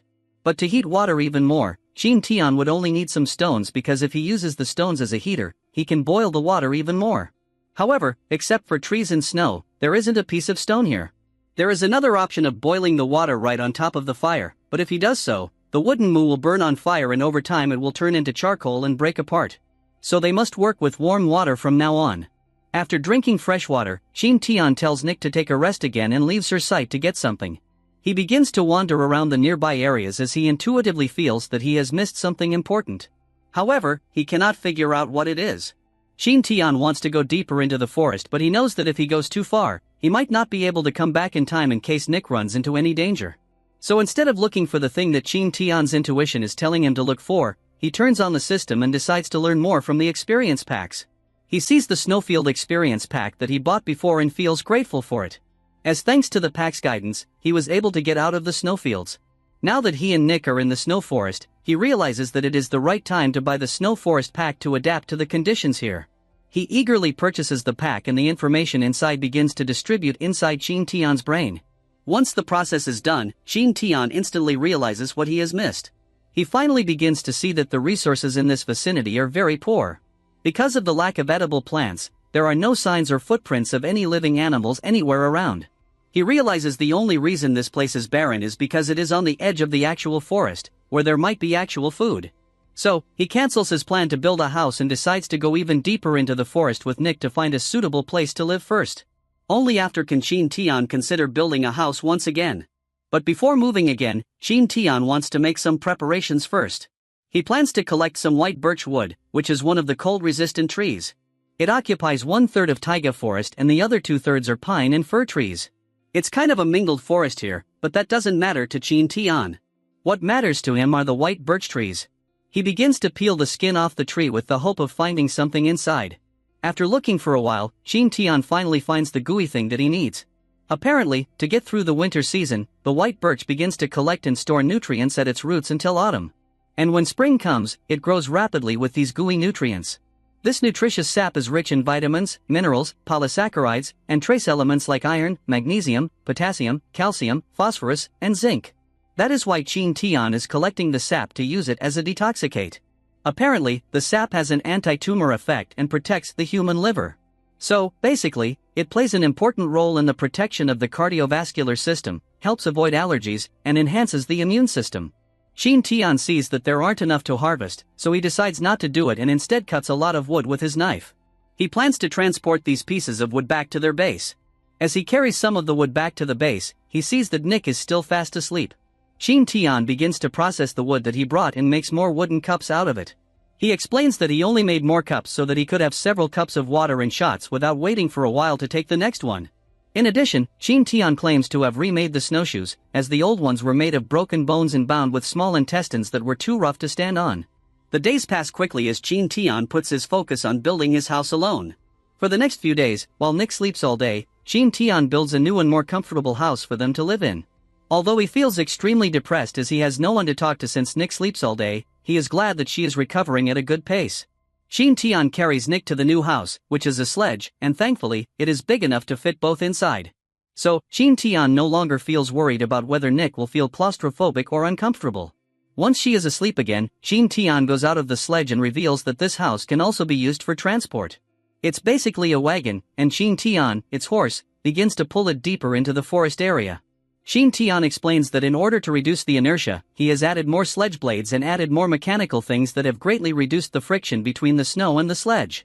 Qin Tian mentions that he can only pull such a heavy sledge thanks to his blessing named Tough Ox, but even after using the Tough Ox to move the sledge, Qin Tian has discovered that this blessing can only stimulate the potential of his body and cannot empower him. Since his strength is still within the reach of humans with the powers he has now, he can arm wrestle with kata, but he still feels tired when sleeping and needs to take a break occasionally. It is like an ordinary person carrying a large watermelon. Although he can carry it, he cannot do it for long as he would feel tired. Qin Tian pulls the sledge towards the forest, and after some time, he decides to take a break for now. As the sun is setting, he lights up a campfire and thinks that the pace of moving is too slow since they haven't reached the edge of the forest yet. But Qin Tian feels fine with the slow pace, as he will no longer need to build a house once they reach the deep ends of the forest since they already have a transportable house. Nick finally wakes up and comes out of the sledge looking for Qin Tian. He turns around and invites Nick to have some fresh food for dinner. While eating the polar bear meat and drinking water, Nick asks Qin Tian where they are right now, and in reply, he tells her that they are still at the edge of the forest periphery. Realizing that their pacing is too slow, Nick offers to help pull the sledge as well.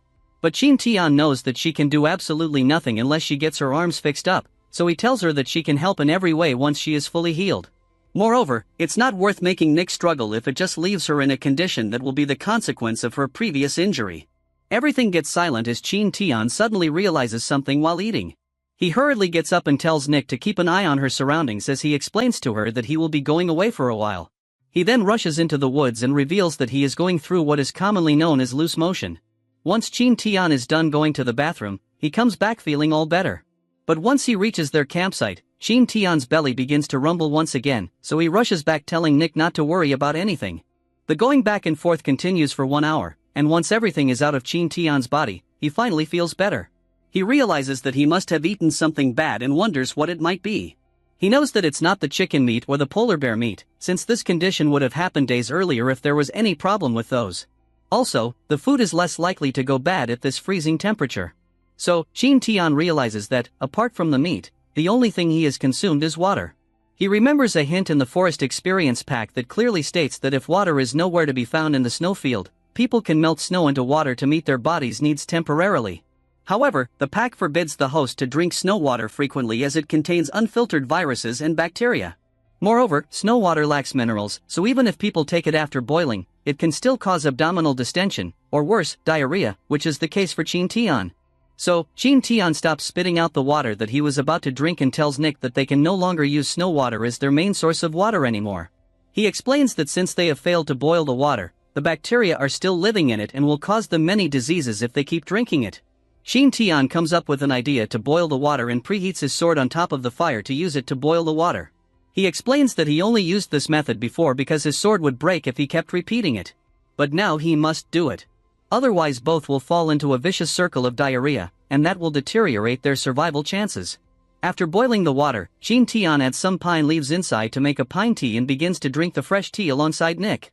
The next day Qin Tian makes a wooden shovel and digs the ground to find some stones so that he doesn't have to use his sword anymore to heat the water. After collecting a few, Qin Tian then begins to pull the sledge again. After traveling for a while, he sees a moss on the roots of a tree, so he begins to eat it and even offers some to Nick. This concludes the latest chapter, and we will be continuing it from here in the next episode.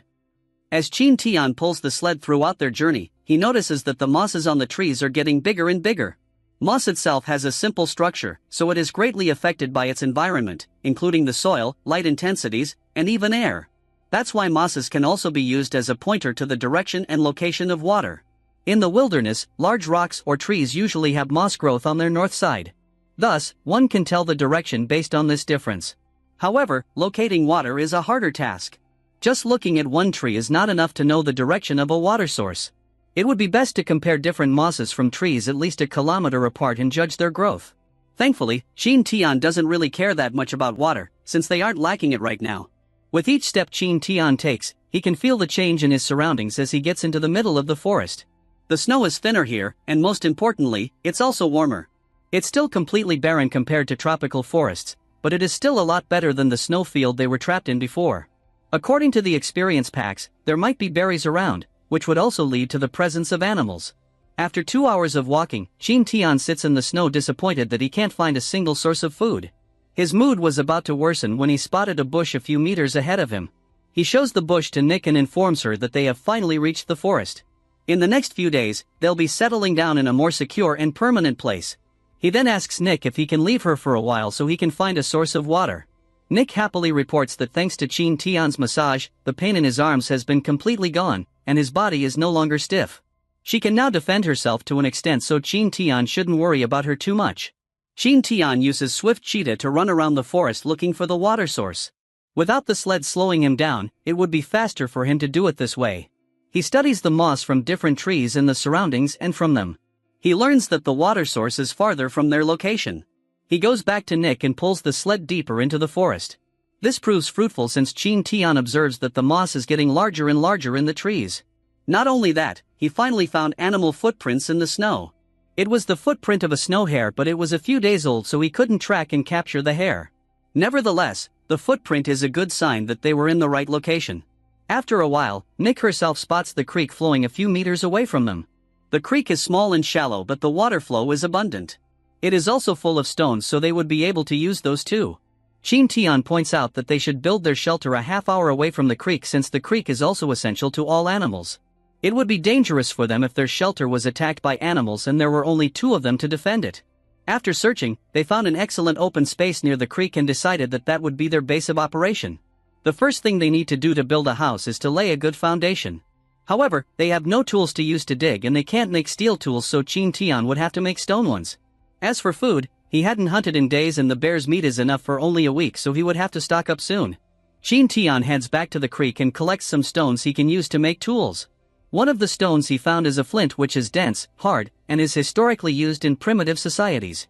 Back at their camp, he found Nick cooking dinner, so Qin Tian started polishing the stones into axes and hoes. The next day, Qin Tian leaves once more to gather more materials while Nick, feeling guilty from resting all day, wants to help. She decides to polish the stones Qin Tian collected since polishing doesn't require her soldiers to move too much. Meanwhile, Qin Tian spent the day tracking down animals. He found another fresh trail left by snow hares, which meant that this place was a regular trail for them. It would be too time-consuming to follow the footprints all the way to their nest, and the nest might even be empty, so he just decides to create a trap. First, he made a tripwire using a piece of stick and then laid down a net under it. If the tripwire is activated, a tree branch above would pull the net shut, capturing any animals that might be on top of it. He then hid the trap under a fine layer of snow. It only took him 10 minutes to set the trap up, so he decided to continue searching for other materials. Qin Tian's search was rewarded with some oyster mushrooms growing in the bark of a tree. Luckily, the mushrooms were not only edible but are also rich in protein, essential amino acids, and carbohydrates.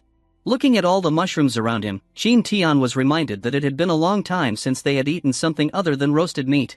He uses the remainder of the net and some bearskin to create a makeshift bag and gather more mushrooms. He wishes that he could use the other furs as bags, but they need them to keep out the cold from their shed. He decides that he should just get more furs later so that he can create some bags. Meanwhile, his mouth is already watering at the thought of mushroom soup for dinner. After walking around some more, Qin Tian also spots some acorns on the bottom of a tree. He could tell squirrels have been through the tree, so he rigs another trap using some tree branch and the pine cone as bait. If a squirrel tries to get the pine cone, the trap would activate and the branch would pin the squirrel into the trunk. Qin Tian can see that the day is still early, so he puts down his bag of mushrooms and decides to create another trap he learned from the experience pack. He pulls out his spade and digs a pretty large hole in the ground, using some pointy pieces of wood that he sharpened with a knife. He made a pitfall trap, which he hid with some snow and a small piece of meat as bait. After his fruitful trap-making day, Qin Tian heads back to the camp with his mushrooms. He was surprised to see the rows of tools Nick made. Nick didn't sleep without Qin Tian there to keep watch, so after Qin Tian commended her for the stone tools, she went back to sleep.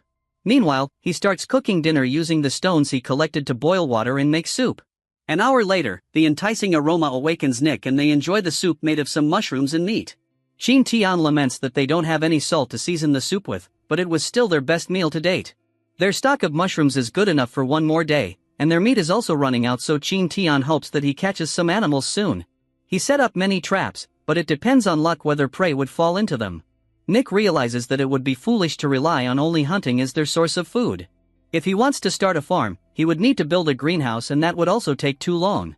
Thus, he decides that they might need to rely on aquatic animals as a reliable source of food, so they would need to search for larger bodies of water soon. Nick falls asleep in front of the fire, so Qin Tian carries her back to their shed. Their bleak situation is annoying Qin Tian since autumn is fast approaching in 2 months. Before then, he would need to build a cabin and get enough food to last through winter, or they would die. The next day, when Qin Tian checked his traps, he managed to catch snow hares, some squirrels, and a snowy owl. His trap success rate was 50%, so if he created more traps, then he would capture more animals. Thanks to the experience packs, he could place the traps at the right location, which really improved his chances. Unfortunately, the pitfall trap didn't catch any large predators. There's not even a footprint around it. Qin Tian wonders if he should improve the bait with live animals, but he realizes that the animals are just enough for him and Nick, so he can't do that. He then creates a few more traps and heads back to their camp where Nick is grinding their stone tools. He informs her that he had managed to create hundreds of traps around their camp, and divided them into 4 zones. That way, he would only go to 1 zone per day because the animals might get scared if he only targeted a specific place. However, the animals would disappear when winter comes, so they shouldn't rely on them too much. He then hands the animals he caught to Nick. For the next few days, Nick would be the one to collect the trapped animals and reset their baits, while Qin Tian would focus on creating their cabin. He uses the stone axe to chop off some wood to use as walls, and he digs into the ground using the stone hoe so that he can erect the cabin's foundation. A few days later, their clearing gets larger as more trees fall while their cabin also takes shape. Since they don't have any nails, Qin Tian carves the edges of the wood into joints that perfectly fit together. This was something the ancient Chinese did. 1.5 months later, the cabin is finally finished, with evergreen leaves as a roof and fur to act as their door. Qin Tian was disappointed that the system only grants points upon accomplishing a task the first time, so he didn't really get any points now. He had already created cabins back on the island. Inside the cabin was a comfortable bed big enough for the 2 of them, and a fire. Nick asks him why he made 2 windows in the cabin when it's so cold outside. But Qin Tian reminds her that smoke still needs to escape the cabin. If there were no windows, they would be poisoned by carbon monoxide. They also couldn't make a larger cabin since the heat will dissipate quicker, and it would be harder to keep it warm. When the campfire inside the cabin burns, the rising smoke continuously smolders the roof, filling the room with warm air, which would also help reduce the moisture in the wood and prevent it from rotting. The smoke also contains tar, which would penetrate and seal the small holes in the house, improving its insect resistance and waterproofness. Nick asks him what they should do with the piles of frozen hares and squirrels they stocked up for winter. It would be creepy for them to stay inside the cabin, and Qin Tian doesn't want to wake up seeing hundreds of dead eyes staring at him, so he decides to build a small chest outside in the next few days. As Nick heads outside to prepare the wood, Qin Tian appraises their progress. They have collected over 100 animals, ranging from hares, squirrels, owls, lemmings, and even snow foxes. They also have a wide and thick fur blanket. He wants to make some pottery jars next because boiling water with stone is too time-consuming. However, this would delay his search for possible fisheries. He then heads outside the cabin to start on the small chest made of wood for their storage of animals. The cold would also prevent the animals from going bad. Later that night, Qin Tian ponders the approaching autumn while creating nets made from some ropes he made. When Nick wakes up, they exchange tasks and Qin Tian sleeps, exhausted from all the preparation they have been doing for the upcoming winter. When Qin Tian woke up, something confused him. He didn't sleep for too long, so why is there already sunlight outside? When he opened the window, it indeed was daybreak, confusing him some more. He wonders if this is a polar day phenomenon, but such a thing happens only in the polar regions. Nick asks him what he's talking about, so he has to explain that the polar day is also known as the perpetual day or midnight sun. Since the Earth is tilted on its axis, one polar region of the planet would receive more than 24 hours of day or night. Nick is amazed to learn this, but Qin Tian admits that it can also be annoying. He doesn't have any tools to accurately measure the time, so he has been adjusting his schedule based on the amount of daylight. If they truly are having a polar day, then his regular life would be disrupted. He doesn't want to rely on just his own biological clock to tell the time, so he wonders what he could do. He can create a sundial that would tell the time based on the position of the sun in the sky. However, right now, the sun shines more than 12 hours during the day, so it would be useless. He also cannot use the stars, since most of the time it would be too bright to see them. If this continues, their schedule might fail to keep up with their biological clocks. Unfortunately, he couldn't really think of a solution, so he would have to rely on his biological clock for now. It may not be very accurate, but at least it can provide him with a rough judgment. He then goes back to sleep after asking Nick to wake him up when she feels hungry. 3 days later, the two set out on another expedition to look for a good place to fish after preparing multiple boxes. It was still summer, so the wind was still warmer than before. They follow the creek upstream in the hopes that it will lead to a much larger body of water. After walking for a whole day, they stop to rest for the night. The sun is still shining above them, but Qin Tian's biological clock is telling him it's already 6 p.m. While Nick is setting up their camp, Qin Tian leaves to set up a simple hangman's trap nearby. The trap would strangle any animal that will put its head through it, since the more it struggles, the tighter the noose would become. They brought a lot of food with them, so Qin Tian doesn't really need to hunt, but it would be great if he did catch something. The next day, a large animal spots Qin Tian's simple trap, but instead of getting caught, it just destroys the branch the rope is connected to.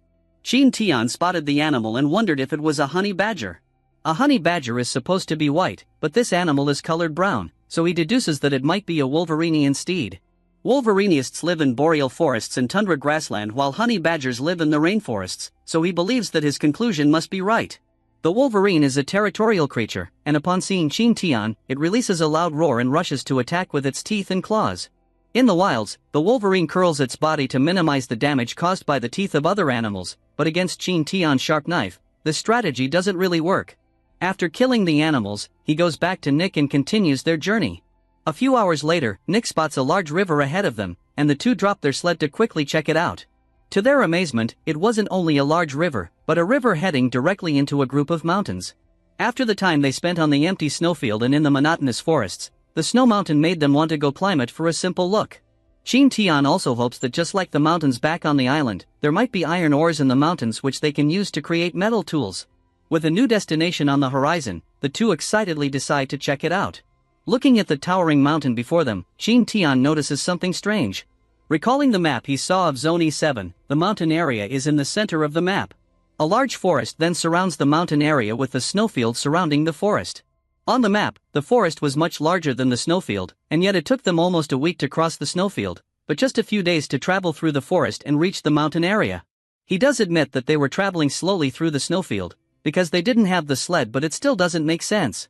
Nick notices his troubled face, but Qin Tian doesn't want to worry her, so instead they continue following the river. A little while later they spot what they are looking for, a fish. Qin Tian recognizes the fish as an Arctic char, a fish that usually lives in the polar regions of Europe and America. Arctic chars usually travel in rivers through the year, spending summer in the sea but retreating back to rivers in the autumn. This makes Qin Tian realize that more fish should be upstream of the river, and they hurriedly pull their sled. After a day of pulling, they finally reach their destination and a beautiful pond opens up before them. Strangely, they hear some trees being felled and they quickly check if someone is there. However, Nick sees a strange large mouse gnawing on the fallen tree. Qin Tian explains to her that it's not a mouse but a beaver. The beaver starts running away upon seeing them, leaving Nick to wonder what beaver meat tastes like. Meanwhile, Qin Tian studies the fallen tree and the way it was cut up. The tree wasn't hollowed by insects, nor was it forcibly broken by external forces like strong wind. That must mean that the beaver from earlier had gnawed through solid wood to bring the tree down. Beavers usually have 4 huge and hard front teeth, and they can easily gnaw through a tree as thick as a human's head within just 2 hours. Nick is getting more and more astounded by beavers the more she hears about them. This was further intensified when Qin Tian guessed that the pond before them could have evolved from woodland after beavers built dams. They truly are the master architects of nature. Qin Tian was knowledgeable about them thanks to the system, but he was still shocked to see the beaver's capabilities with his own eyes. The pond before them looks huge, but the largest dam built by beavers back on Earth was more than 850 meters, so it still makes sense. Beavers are also herbivores, mainly eating tree branches and bark. That would mean they don't have to share the fish in the pond with the beavers. The fish in the lake are so plentiful that it should be enough for 2 humans to survive through the winter. He tells Nick the good news and that they don't even have to set traps for wild animals. Instead, they can just relax and focus on catching the fish. A few minutes later they started fishing by using spears made by Qin Tian. After they catch a sizable amount, they roast them in a fire and happily eat their new meal. There are only a few types of fish on the pond, but thankfully, they don't have too strong a taste, unlike the animals they have been eating the past few days. After eating, they organize everything they need to catch more fish. Nick pulls out the fish traps they made while Qin Tian prepares some hare meat to be used as bait. After putting the meat inside the traps, they drop it into the water. Now, they have a steady supply of food. In winter, all creatures become quiet as animals either hibernate or migrate to escape the severe cold. However, fishes are different since they live in the water. Thus, it's a natural steady source of food. Qin Tian's next challenge is to prepare warm clothes for winter. However, he first wants to see the snowy mountains some more. The two of them put their items back on the sled and set off once more higher into the mountain slopes. As they climb the mountains, Nick stops as she notices some weird animal hair hanging from the trees. Qin Tian recognizes the hair as reindeer hair that must have fallen during the seasonal changes. That means they might be able to get warmer furs for the winter. According to the Snow Forest Experience collections, reindeer migrate 8 months of the year to find food and escape the cold. There might be a chance that they wouldn't be able to find the reindeer herd, but Qin Tian couldn't let go of this chance. After 2 days of tracking, the two finally found the herd consisting of at least 200 reindeer. Qin Tian could easily capture one of them using his gift Swift Cheetah, but that would frighten the other reindeer and drive them away. Instead, he tells Nick that they should retreat in the meantime and prepare themselves. Then, they can dig a trap near the herd so that the reindeer would run into it one by one. After 3 days of preparation, they are ready to enact their plan. Qin Tian quickly jumps out of the bushes yelling at the top of his lungs and waving his stone axe. Upon seeing him, the reindeer obviously get frightened and run for their lives. Qin Tian manages to catch up to one of them, and with one swing of his axe, the reindeer falls to the ground dead. Meanwhile, another reindeer distracts Qin Tian due to its strange behavior. Despite him being so close, the reindeer wasn't running away. The reindeer then suddenly grunts an exertion before running away, leaving behind a newly born reindeer fawn. On the other side of the clearing, the pitfall trap they created was activated and 7 reindeer got caught in it. However, this wasn't enough for Nick and she quickly charged at the herd of reindeer. Using her dual knives, she manages to take down a couple more of them, but the majority manages to escape. She hurriedly goes to report to Qin Tian, but she finds him nursing a baby reindeer fawn. Qin Tian informs her that the fawn was choking on the amniotic fluid, and he hands the fawn to her for a while. Meanwhile, Qin Tian approaches one of the trees around them and peels off its bark. After fashioning the bark into a pipe and lighting it on fire, Qin Tian blows the smoke into the fawn's face. The smoke causes the fawn to cough, and it manages to cough out the amniotic fluid it was choking on.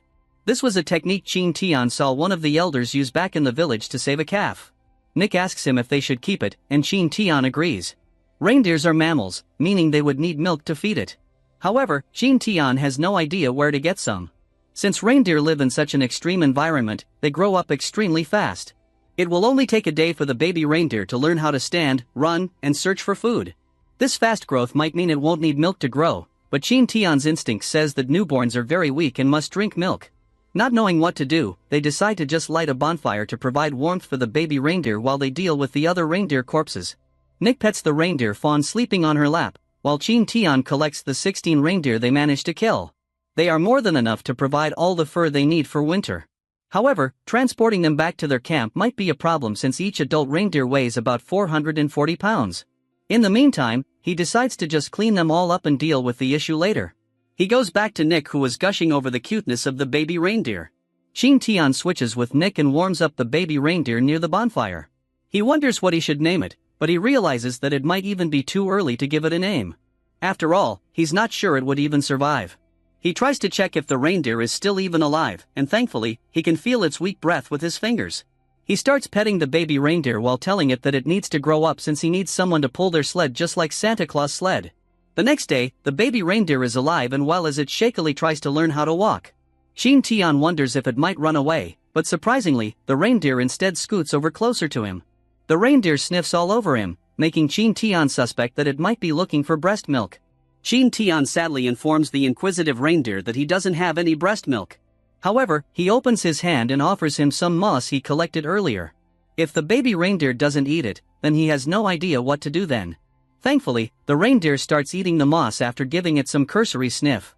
Nick exits the shed after resting, and she is happy to learn that the baby reindeer can now stand up and even walk. She giggles as the reindeer licks her face, showing its affection for her. Qin Tian guesses that the reindeer might have remembered her smell. Nick did help in saving the reindeer's life by cleaning up the amniotic fluid.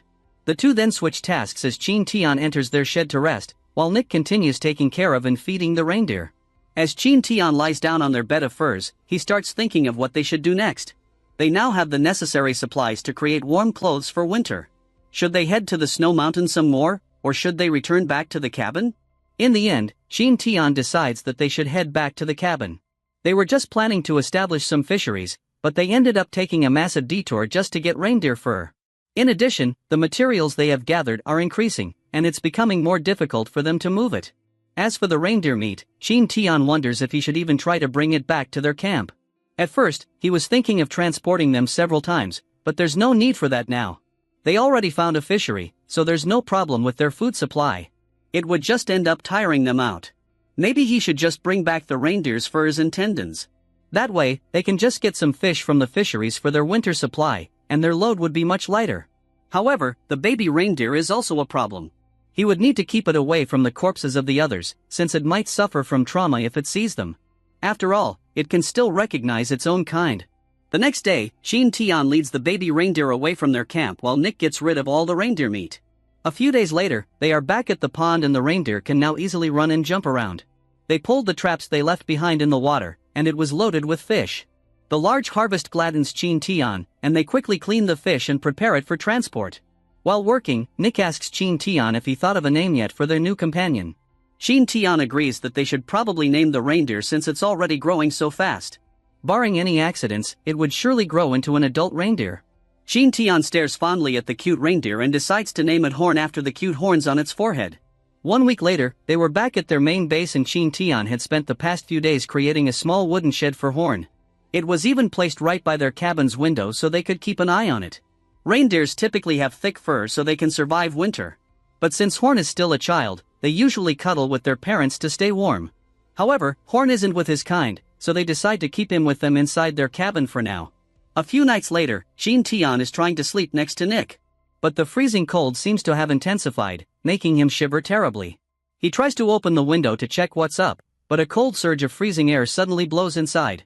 Qin Tian hurriedly shuts the window close. He then tells Nick that it's snowing heavily and the polar day is finally over. It's finally dark again, and it looks like the change in season is finally starting. They would have to deal with the snow as soon as possible, and their trip to the snow mountain is cancelled.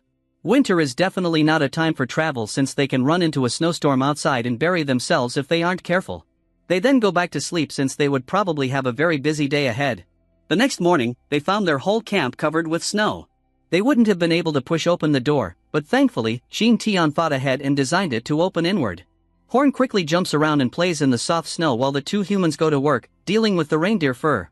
Their food stock is so large that Qin Tian also suggests making a warehouse to store them in.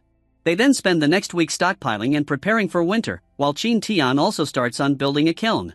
They now have everything they need for winter, so next, he wants to improve their quality of life. With a kiln, they can make pots and pans, and he might even be able to make a bathtub.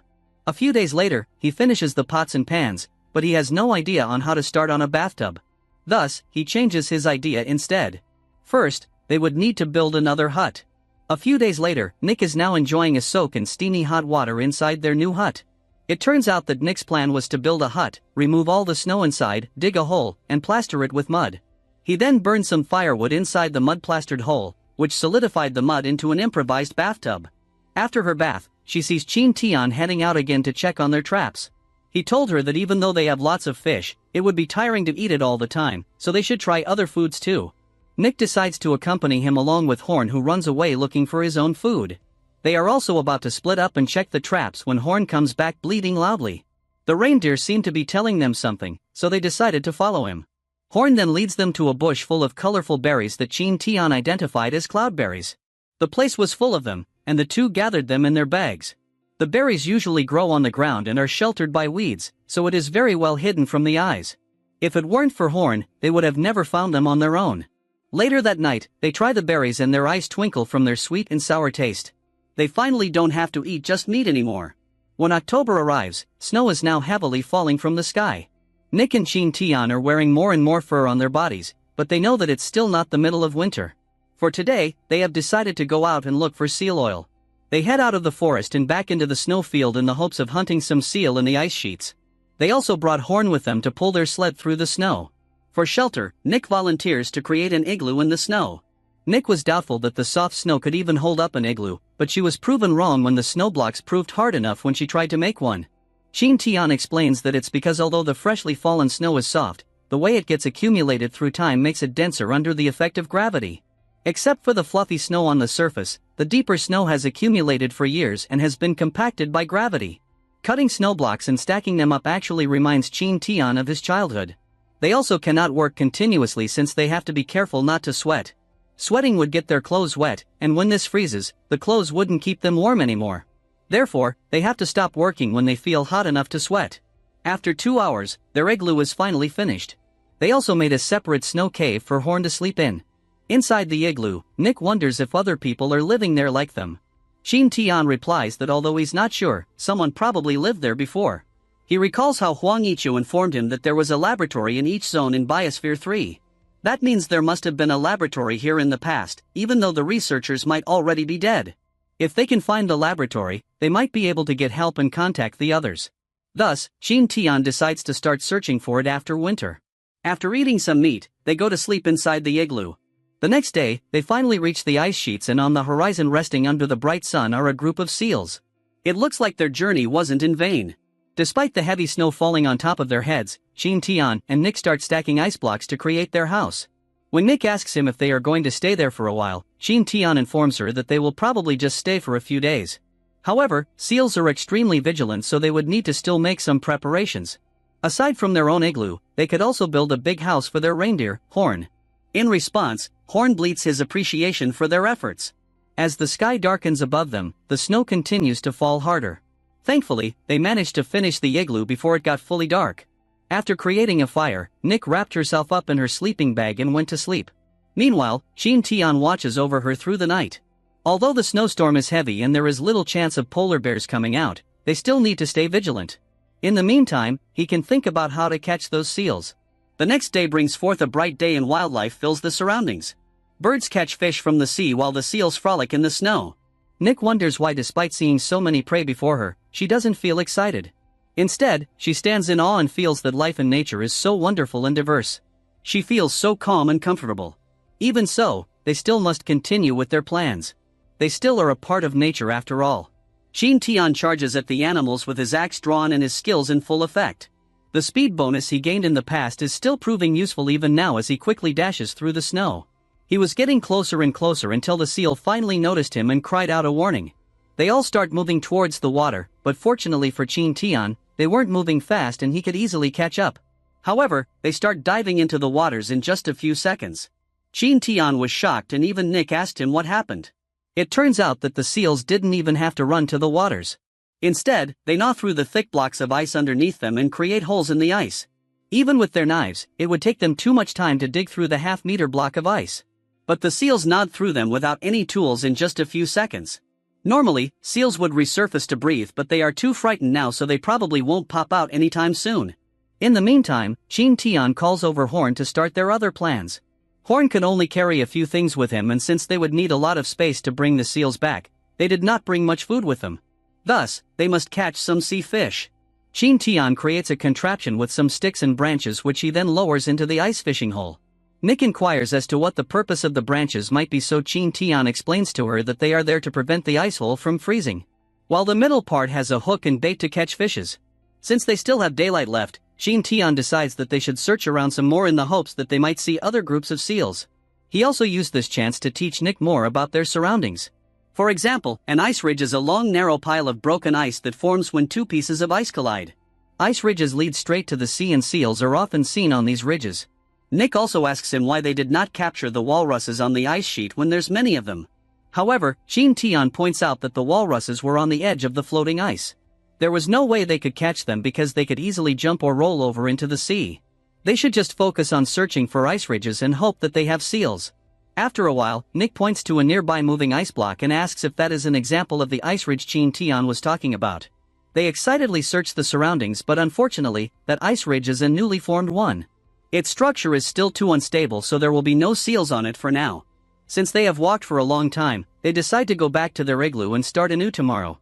Thanks to Nick's contraption, they managed to catch a pretty big fish that would be enough for them for at least 5 or 6 days. Qin Tian advises Nick to go eat and rest while he thinks up new plans to catch the seals.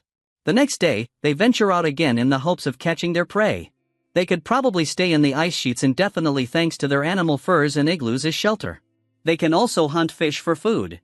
However, Horn needs mosses and lichen for food. These are abundant in the snowfield but none in the ice sheets. Although both places are heavily covered by snow, the snowfield still has soil underneath it where plants can grow. While there are only solid blocks of ice under the ice sheets, thus, they can only probably stay here for 10 to 15 days before they must go back to feed Horn. Nick was concerned that the seals might not show because it was heavily snowing and few animals usually go out. However, Qin Tian was confident. Last night, he spent 1,000 points to purchase the Ice Sheet Experience Pack, so he knows that seals would be in the ice sheets even under this weather. Thankfully, they finally managed to spot some seals after a while. This time, Qin Tian has a new plan and he orders Nick to stay behind with Horn. To start hunting the seals, Qin Tian first laid out his animal furs on the ground.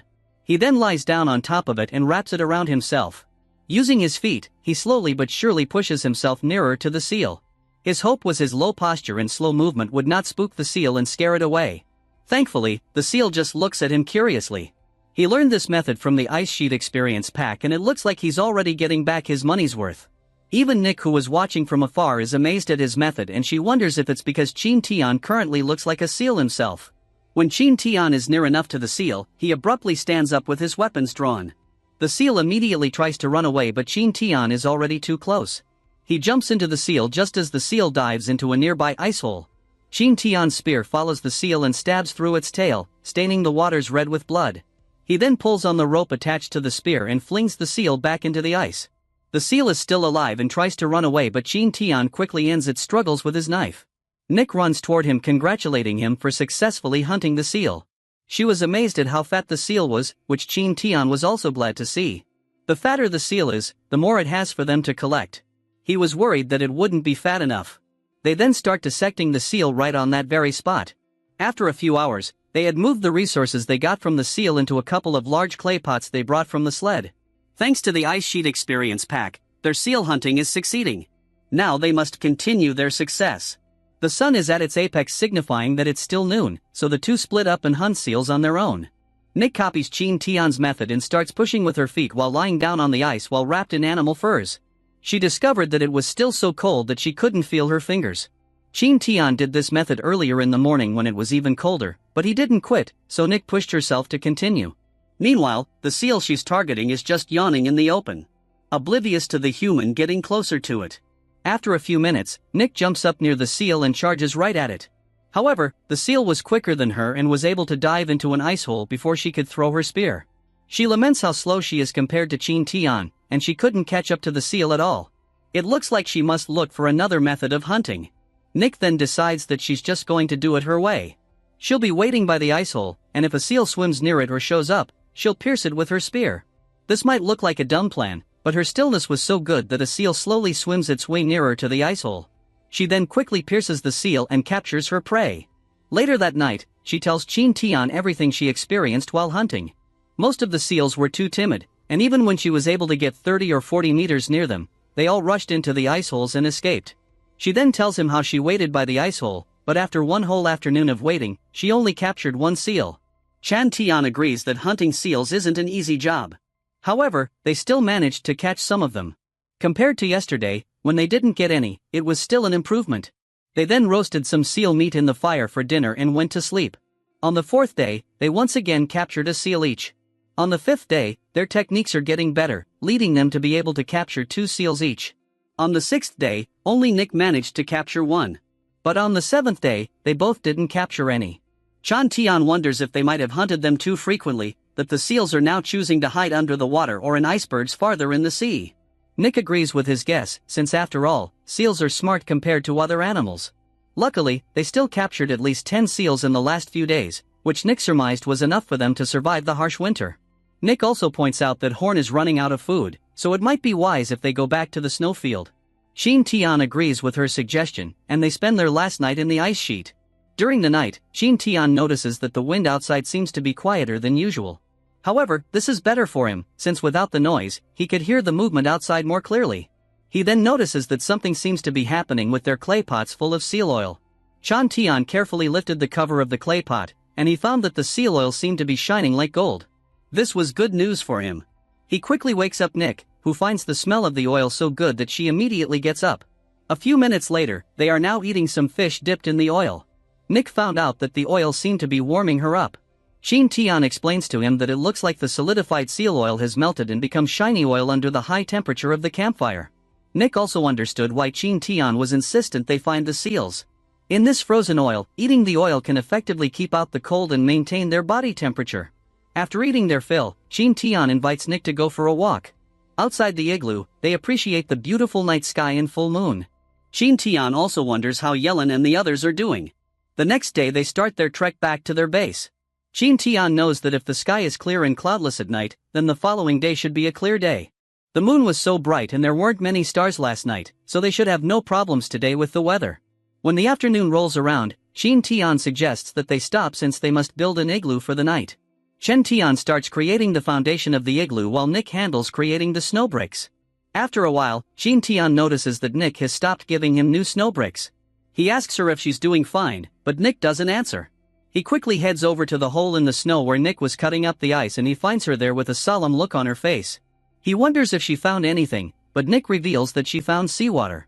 When she was cutting the snow bricks just now, she suddenly heard a sound under her feet.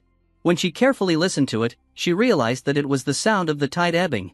Nick was surprised by this since there is snow all around, so how could there be a sea under them?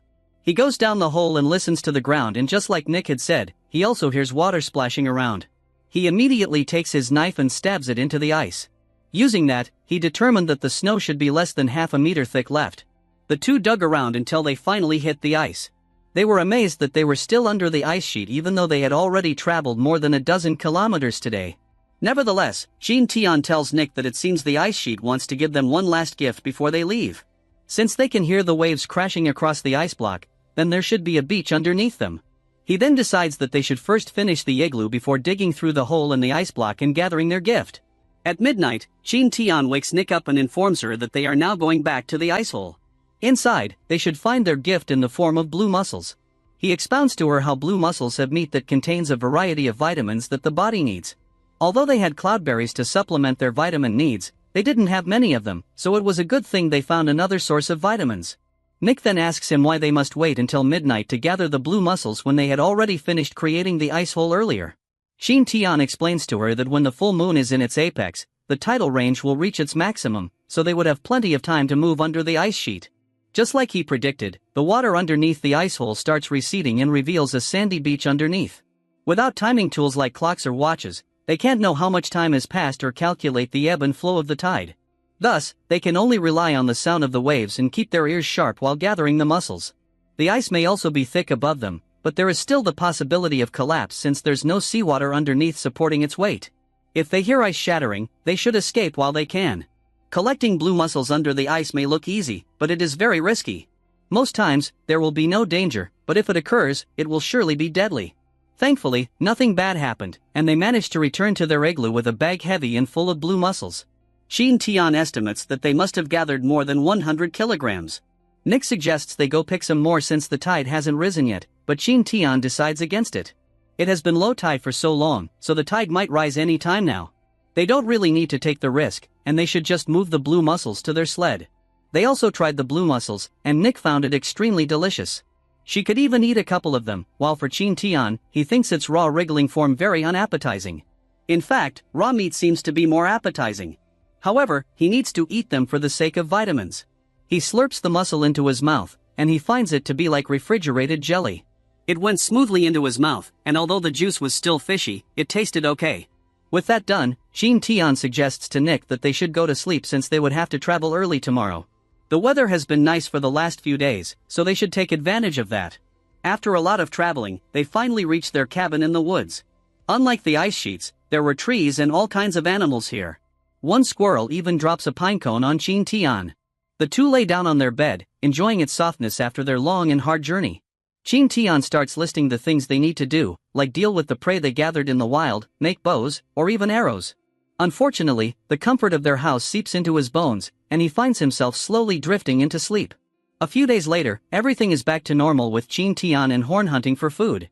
While Nick takes care of the household chores, Qin Tian returns after capturing 2 hares in their traps. While Nick finishes skinning the sealskin, Qin Tian suggests that they use sealskin to create waterproof shoes. Their shoes are often drenched by snow, making them wet and cold, so having waterproof ones would be helpful. Nick also reminds Qin Tian that he was planning to make bows and arrows. However, Qin Tian replies that it's not easy making bows powerful enough to murder seals. He would need to do more preparations, but he first needs to focus on the upcoming winter. When winter arrives, the two are stuck inside their cabin in front of a roaring fire. Qin Tian knew that it would be colder during the winter, but he never expected it to be so cold that they would be almost freezing. Since mid-November, it has been snowing almost every day, but thankfully they have stored enough food. Qin Tian decides that no matter how the weather is, he will never go out to hunt. However, staying at the cabin for weeks at a time became too boring for Qin Tian. They decide to go on walks outside. The snow makes the visibility poor, so they still just go around the cabin for the sake of safety. When it gets too cold, Qin Tian runs back home. Meanwhile, Nick remarks that Horn's food supply seems to be running low. They would have to seek some more in the coming days. Reindeer usually migrate to some warm places with rich food for winter. But since Horn is their pet, it couldn't migrate, so they are now responsible for taking care of him. They head back inside their cabin and warm themselves up after their cold trek outside. While eating some of their jam, Nick wonders how the others are doing this winter. Qin Tian assures him that they should be fine since the boat should be stocked with supplies and they have more people to work with. In fact, they could even have already arrived at their destination, Zone A1. They would eventually meet in the future, so they should just go to sleep and focus on surviving through this winter. Meanwhile, outside the cabin and under the night sky, nature is still doing its thing. A snow hare is peacefully rambling about in the snow when wolves suddenly appear all around it. The hare shakes in terror before these predators, but the wolves mercilessly hunt it down. The pack of wolves successfully hunted their food, but they also noticed something in their environment. In the distance, in a clearing in the forest stood a couple of shelters. The wolf howls into the night and calls his pack, as they prepare for another hunt. Inside their cabin, Nick and Qin Tian are sleeping peacefully while Horn is shaking in fear. He could smell the wolves just outside the door. The door slowly creaked open, and a wolf can be seen salivating over the tasty deer. Horn makes a lot of noise that thankfully woke Nick and Qin Tian up. They realize that something must be happening outside, and they hurriedly exit their cabin. What greeted them was a group of white wolves growling at them. Nick fiercely faces them while Qin Tian also activates all his gifts. With Flash Cat and Swift Cheetah, his speed increases, and with Tough Ox, his strength and durability heighten. Qin Tian then grabs one of the wolves by the throat and slams it into the ground. Meanwhile, Nick dodges a wolf's attack and kicks it in the head, knocking it out. But it wasn't over yet. Wolves jumped down from the roof of their cabin, and the two humans found themselves surrounded with nowhere to run. Han Tian calls for a hasty retreat, and the two of them run back inside their cabin, leaving the wolves outside. They immediately close the doors just as the wolves slam into it, trying to get in. Qin Tian was annoyed at the wolves. He never hunted them while it was spring, so how dare they try to eat him now? They never discovered a trace of white wolves before, so where did they suddenly come from? Qin Tian pulls out his dual blades, while Nick hefts her large hammer. They must go outside and rescue Horn from the wolves. Meanwhile, the wolves keep trying to break into the cabin. The door shakes with a loud bang as they try to ram their bodies through, while Qin Tian asks Nick to close the cabin windows to prevent them from getting inside. From the window, Nick reports that they are badly surrounded while a wolf is already digging a hole outside the door of Horn's house, and it's almost halfway in. This angers Qin Tian, and he kicks the door out himself, destroying it and sending the debris hurtling towards the wolves. The wolves yelp in pain, but this doesn't deter Qin Tian from slashing and destroying them. Nick also jumps in front of Qin Tian and swings her gigantic hammer at the wolves, hurtling them back. In the distance, they can see the back of the wolf trying to tunnel its way into Horn's house. They run towards it while Horn is shaking in fear inside. The wolf was about to burst from the ground, but thankfully, Qin Tian managed to reach them in time and murder the wolf. They ask Horn if he's fine, and Horn happily bleats inside. With their pet's good health confirmed, the two armed humans focus on fighting the other wolves. There are still more of them surrounding them. Qin Tian observes that if they want to defeat the wolf pack, then they would have to eliminate the Wolf King. This should cause the others to panic and separate, allowing them to counterattack. However, all the wolves look almost the same, especially in the darkness of night. It's too difficult to find out which one is the Wolf King. He laments that his pet wolf, White Eye, wasn't with them. If he was, then this wolf pack would be a tremendous boon to them. Normally, there are two types of fights between wolves. First there is a group fight, while another is a fight between wolf kings. Since White Eye was the leader of his own pack, if he could have defeated the Wolf King here, then they would have been able to get this wolf pack in their territory too. He could hear the Wolf King howling his orders, but there were so many he couldn't see which specific one was howling. The wolves then started attacking them, so they had no choice but to fight back each and every wolf attacker. Unbeknownst to Qin Tian, the Wolf King stalks behind the other wolves and abruptly pounces on Qin Tian. Qin Tian falls over backward and the other wolves immediately rush in and start biting him all over. Nick shouts out to Qin Tian and Qin Tian starts berserking, shaking off all the wolves on top of him. He then grabs the Wolf King by the throat and starts squeezing. He commends the Wolf King for using his followers to exhaust him first before attacking. However, he is also pissed off at how the Wolf King is just using his companions and not fighting by their side. He grabs the Wolf King by its tail and throws him into the other wolves. Surprisingly, the Wolf King stood back up despite his injuries. This surprises Qin Tian, so he uses his skills to appraise the wolf. It turns out that it's not just a normal white Wolf King, but a dire wolf. Dire wolves are the largest canine in history, living in the Ice Age 400,000 years ago. Compared with today's wolves, a dire wolf's body and limbs are shorter and stronger. It has a terrible biting force and a durable body like a hyena. Qin Tian realizes that there must be prehistoric creatures in all the areas of this place. Nick stands in front of Qin Tian with her weapons out and asks him if he's okay. Despite his wounds still losing blood, he smiles and assures her that he's fine. He warns Nick to keep herself safe, and he then walks toward the wolves. The wolves glared at Qin Tian and growled at him, but they had all stopped attacking. Nick wonders why they stopped, and Qin Tian guesses the wolves must be planning something, or starting to be more wary of them. One of the wolves abruptly howls into the air, and the others immediately turn around and run away from the two humans. Qin Tian was relieved to see them go because his wounds were causing him a lot of pain. If the wolf pack hadn't retreated, then he really didn't know how it would end up. After checking up on Horn, Nick helps him go back inside their cabin. She lays Qin Tian down on their bed and offers him a hot drink. She knows that he was badly injured, but she has no idea what to do. Thankfully, Qin Tian instructs her to first tie his thighs with animal tendons to stop the bleeding. Next, she should bandage the wounds on his shoulders with his shirt, not the hide. Qin Tian wasn't sure if his skill, Silver Wolf, would enhance his immunity, but he couldn't risk his wounds getting infected. He asks Nick to use her method to stop the bleeding. Nick was apprehensive, but she quickly took a burning wood from their campfire. She then lets Qin Tian bite on some cloth, and then uses the burning wood to cauterize his wounds. The wounds sizzled and closed under the intense heat, and the night air was filled with Qin Tian's cries of pain. The next day, Qin Tian was left on bed rest while Nick took care of him. She leaves to heat up some fish and smoked meat for him while Qin Tian tries to assess his physical condition. He could barely close his fist, and any movement he made sent a sharp pang of pain striking him. He has no strength at all, and it looks like he would have to stay still for the foreseeable future. Truthfully, he wanted to go out and destroy all the wolves. Due to them, they had suffered such great loss. He wonders if the cold was so brutal that the wolves were forced to leave their territory to look for food there. They couldn't get anything this time from their camp, but they might strike again. It would be bad if they came before he could finish recovering from his injuries. Nick returns with a bowl of food, and she helps Qin Tian feed himself. After a while, Qin Tian stands up and checks his surroundings. Strangely enough, he felt a warm sensation spreading around his wounds while he was eating. It must be his skill, Silver Wolf, working. He was surprised because his skill wasn't that strong in healing him when he was injured by the polar bear in the past. It must be because they now have plenty of food like fish and meat to help in his recovery. He gives Nick his empty bowl and asks for more meat to eat. A few hours later, Qin Tian wakes up again from his bed rest asking for Nick to bring him some food. Nick was surprised since Qin Tian had just eaten his large meal 2 hours ago. This also surprises Qin Tian, so he asks her to prepare more food since it looks like he may be hungry soon after his meals.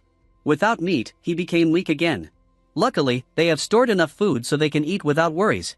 Qin Tian eats the smoked meat Nick brought him, and as expected, the effect of his gift was enhanced. In other words, if he has enough energy, his gift Silver Wolf can be fully used. He was starving and feeling ill when they fought the polar bear, so he never noticed it before. In summary, his gift was like an engine, running slow or even stopping when he had insufficient power. In the past, his gift must have been using the energy inside him to cure his wounds, which was why he always felt weak and stumbled down on the ground a lot. When he got Silver Wolf, he thought the function of it didn't match the name, but after this incident, he finally understood why it had that name. With this speed of recovery, he might be able to regain his full health in under a month. He was sure that he could take down the Wolf King again the next time they met. Of course, he still needs to rest before all those things can happen. Meanwhile, outside, Nick buries the corpses of the wolves they murdered under the snow. She noticed that the wolf fur seemed to be good, so she decided to harvest them too. She moves the corpses in good condition into their warehouse, and she plans to deal with them when she has more time. However, she was surprised when she opened their warehouse. Nick immediately runs to Qin Tian and reports the bad news. All the meat in the warehouse had disappeared. The two put on their cloaks and investigated the warehouse. Behind some of their clay pots, they discover a tunnel under the ground leading outside. It seems that while they were fighting against the wolves, another group of wolves had dug a hole and stole their food. That would explain why the wolves were just encircling them but did not dare attack them. Obviously, the wolves knew that some of them would die if they attacked, so they chose to just do a trick instead. Now, it would be tough for them to get through winter. They did get 12 white wolf meat, which would support them for a while. The next sunny day, Qin Tian suggests that they go back to the lake again. Given the current situation, even the wolves can't find food in the woods. If they are having trouble, then the two humans would find it hard to hunt and trap animals too. They can only get something to eat in their fishery, but before they set off, they first must prepare their materials. 1 week later, they had finally finished fixing the door, prepared a stock of Horn's food, and even put a plan on the floor of Horn's cabin. They then attach Horn to their sled and start the journey towards the lake. Qin Tian was worried about the worsening weather, so after a while, Nick suggested they take a break. However, Qin Tian points out that the longer they stay outside, the bigger the chance they might run into danger. As such, they should just continue traveling. The earlier they get to the lake, the sooner they can come back. After walking for just 2 hours, the parts of their skin that are exposed already hurt so much because of the cold wind. Moreover, even though they are wearing thick animal fur clothes, their body still feels icy cold, and their toes are nearly numb. They are now forced to take a break. They stop, enter their sled, and start a small campfire using embers. They also try to eat something to warm up their bodies before moving on. Qin Tian also reminds Nick that they would have to listen to each other's breath when they go to sleep. They must make sure neither of them freezes to death without the other noticing. After their hazardous travel, they finally reach the lake. However, the lake was frozen. Qin Tian figures that he can set up the fish traps after he breaks the ice, but the injuries from the previous battle with the white wolves haven't healed yet, and he doesn't want to do any strenuous activities. Meanwhile, Nick found some animal fur nearby and showed it to Qin Tian. She guesses they are white wolves' fur, but they should have been gone for a long time.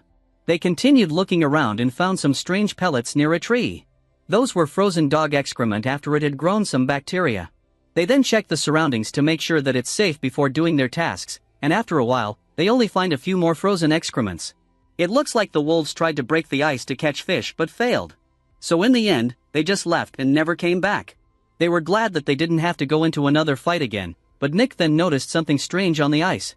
There seemed to be bubbles trapped just underneath the surface of the ice. Looking more closely at the bubbles, Qin Tian hypothesizes that they must be biogas bubbles. Biogas bubbles are formed in water due to the decaying leaves and branches. Bacteria in these decayed materials produce methane, which accumulates and forms these bubbles. Qin Tian warns Nick to step back and then stabs the ice. He then lights up the leaking gas with his lighter, creating a huge blaze of fire. Nick is amazed at how flammable the gases are, but Qin Tian warns her that it's not just flammable, but explosive too. After their discovery, they resume their original task of catching fish. Nick creates some holes in the ice while Qin Tian lowers their fish traps into the holes. Nick could spot the fish swimming just under the ice, and Qin Tian explains that it's because with the frozen surface of the lake, oxygen and food became extremely scarce for the fish. Thus, the fish will get attracted to parts where there are abundant oxygen reserves like ice caves. After a while, their fish traps get filled with fish and they transfer them to their clay pots. With the way things are going, Nick guesses that they could return home the next day. However, Qin Tian suggests that they should stay put for some time. They'll deal with the wolves before they leave. They'll catch enough fish to last them the whole winter and then wait for the wolves to come to them by the lake. One night by the lake, Nick kept watch outside by the bonfire while Qin Tian was resting on the sled. Qin Tian feels something in the air, and he realizes that the wolves must be coming. He exits the sled and instructs Nick to wait for him at a specific spot. Nick leads Horn and their sled away while Qin Tian takes out a torch and lights it in their bonfire. He then walks toward the darkness into the lake until he reaches the spot he prepared earlier. The spot was full of dead fish they caught, and he stayed there waiting for the wolves. Meanwhile, the wolves are amassing in the nearby woods. With his torch held up high above his head, the wolf pack immediately spots Qin Tian in the middle of the frozen lake. As the wolves approach him, Qin Tian starts taunting them for being so slow. He holds a fish in front of him and dares them to attack. The wolves stop a few meters away from Qin Tian because they are still wary of what plan Qin Tian might have. He tries to bait them more by flinging the fresh fish directly at them, and this finally triggers the wolves. They all charge straight to Qin Tian while he, on the other hand, stabs his sword directly at the ice underneath him. After making a crack, Qin Tian drops some ember into the crack and covers it up with his hand. The flames underneath rapidly spread as the biogas bubbles trapped in the ice simultaneously combusted. Just as the wolves pounced on him, the ice couldn't handle the pressure anymore and it violently exploded upward, flinging the wolves in every direction and causing them to fall into the freezing waters below. Qin Tian approaches one of the swimming wolves and goads it to bite him. When its bite misses, he grabs the wolf by the head and dunks it into the water, drowning it. Even though the situation has changed and he has the advantage in the water, Qin Tian is still surrounded by the wolves. He couldn't defeat them all alone. One of the wolves tries to maul him, but an arrow hits it in the throat. The bow and arrow that Qin Tian made are now being used by Nick all the way from the lake's shore. Using her superior firepower, she shoots at the wolves in the water one by one, allowing Qin Tian to escape unscathed. The battle is finally over. After the battle, Qin Tian wraps himself in animal furs and tries to keep his temperature up. Getting wet in the freezing lake had caused him to sneeze all over the place. It would be bad if this worsens into a cold or fever. Although he was only soaked in the icy cold water for a few minutes, it being winter means that if it weren't for his strong physiques and gifts, he would have already been dead. Meanwhile, Nick heats up a cup of tea and gives him some to drink. Thankfully, the hot drink effectively warmed up his whole body. Qin Tian confesses to Nick that he has already been thinking about how to fight off the wolves ever since their last battle. The amount of food was not enough for all of them to survive the winter, which means after they finished the meat they stole, they would surely attack again. Originally, he was planning to set a trap, but after seeing the frozen pond and the biogas bubble, he thought of a better idea. Now, he is extremely happy that this problem is solved, and he doesn't have to worry about it anymore. Nick asks him if they should take the wolf meat back home, but Qin Tian suggests they instead throw them into the pond. That way, the fish could eat them. Dogs and wolves are from the same family, but their meat tastes very different. Dog meat tastes sweet, but wolf meat tastes sour and is not that good. It was sunny the next day, so they headed back home with all the food and fish they gathered. The weather changed during their travels, and they were pummeled by cold winds and heavy snow.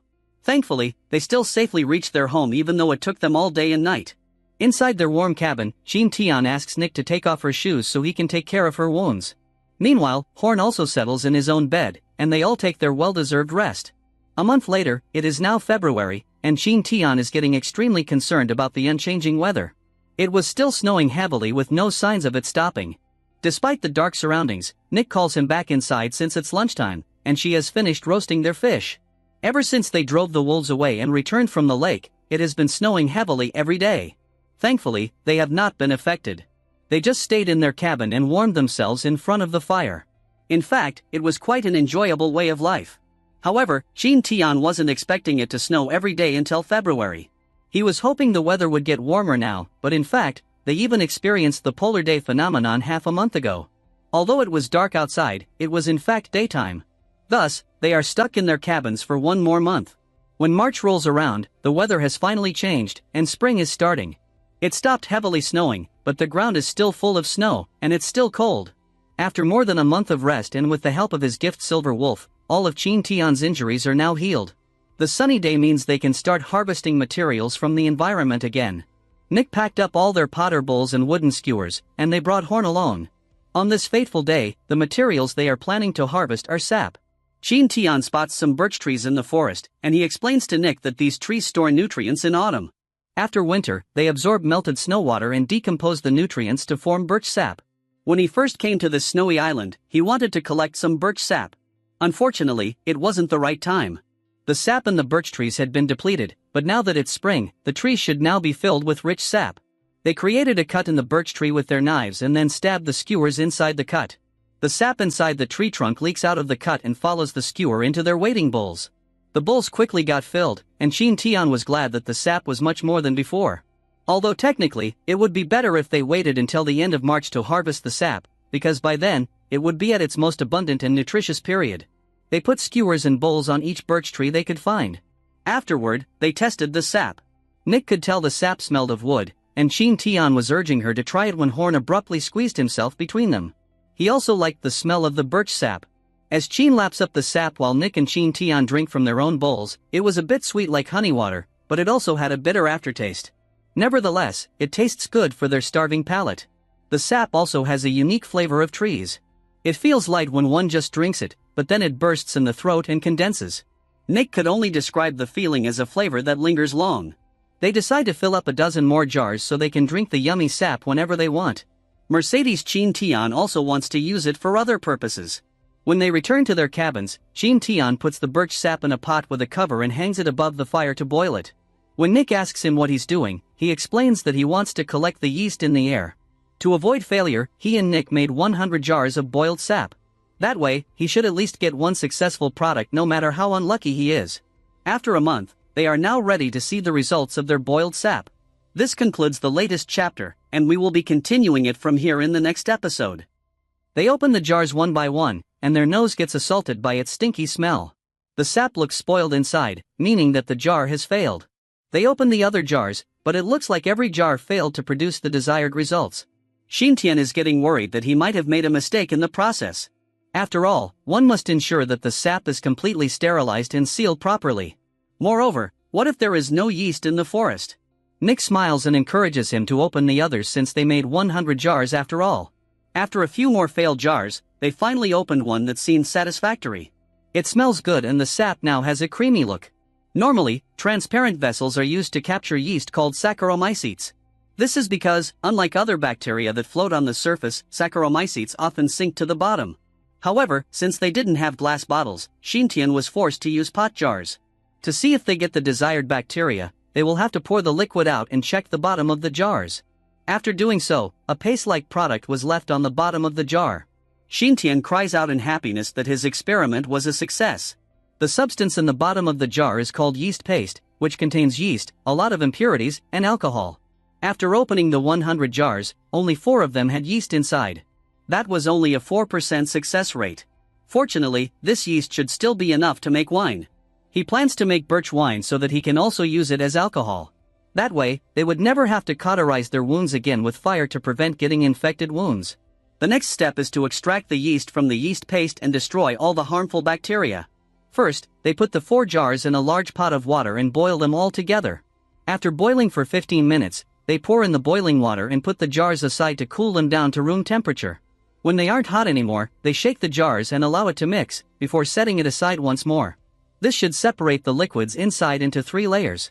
The top layer of liquid is alcohol, the middle layer is the yeast liquid, and the bottom layer is the impurity. They then pour out the alcohol so that they can reach the yeast liquid. Qin Tian was very cautious when doing this step because if the liquid he was pouring out turned into a different color, then that meant the liquid inside had mixed. He would have to stop immediately to avoid wasting the yeast liquid or polluting it by pouring out the impurities too. After separating the alcohol, he also poured out the yeast liquid and mixed it with the sterilized birch sap. Now, they must wait for the yeast to ferment it and turn it into wine. A month later, Qin Tian is soaking himself in a hot bath. Unfortunately, the water cools down so fast in the cold weather or otherwise, he would love to soak in it for a while longer. Since it's already been a month, he decides to check the progress of their wine. Making wine requires a certain temperature, so instead of leaving the wine in their warehouse, he placed the jars in the cabin. After all, they always keep the fire pit inside their cabin burning every day. He opens the jar and its sweet aroma fills the cabin. The longer the wine is brewed, the better it tastes. It would normally take half a year to brew it to get such a good smell, but Qin Tian made it to get alcohol. He doesn't really care about the taste. Nevertheless, he didn't expect that after only a month of brewing, the jar of birch wine would have such a heavy fragrance. Nick also enters the cabin and asks him if the wine is ready. They pour the wine into 2 smaller cups for them to try and down it in one gulp. Nick exclaims in surprise at how good the wine is. For her, it tasted sweet and spicy, completely different from normal wine. She feels warm and comfortable after drinking it. Qin Tian remarks that it tastes better than normal wine. Just like fruit wine, it also has a slightly sweet taste followed by a burning sensation.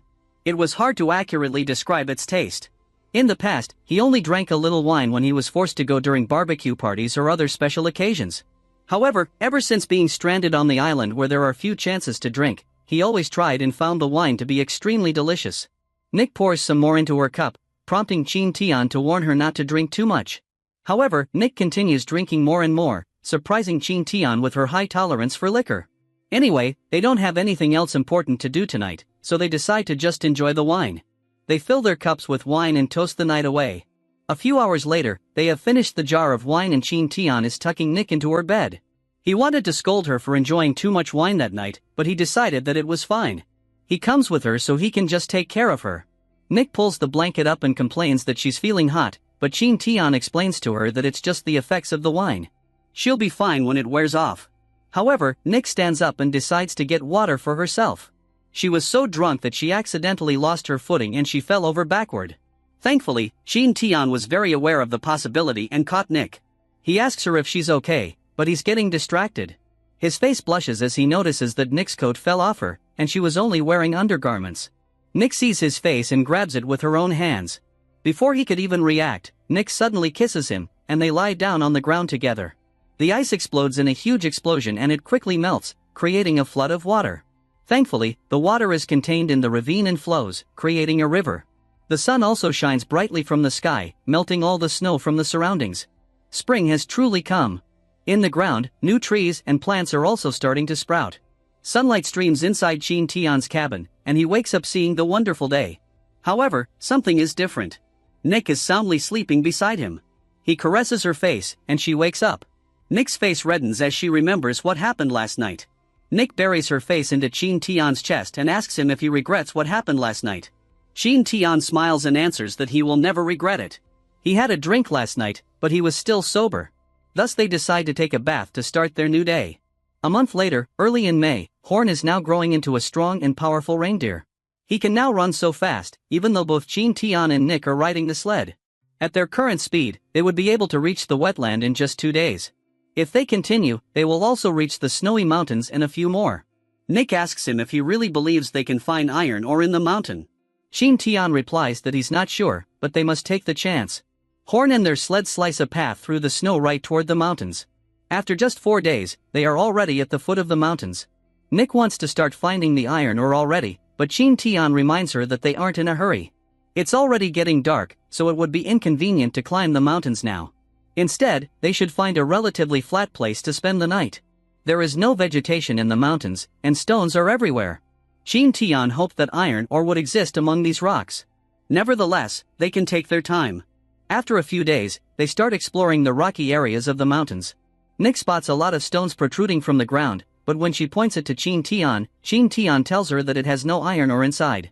Thanks to the Gift Wild Minerals collections, Qin Tian can tell whether there is iron ore inside different rocks at just a glance.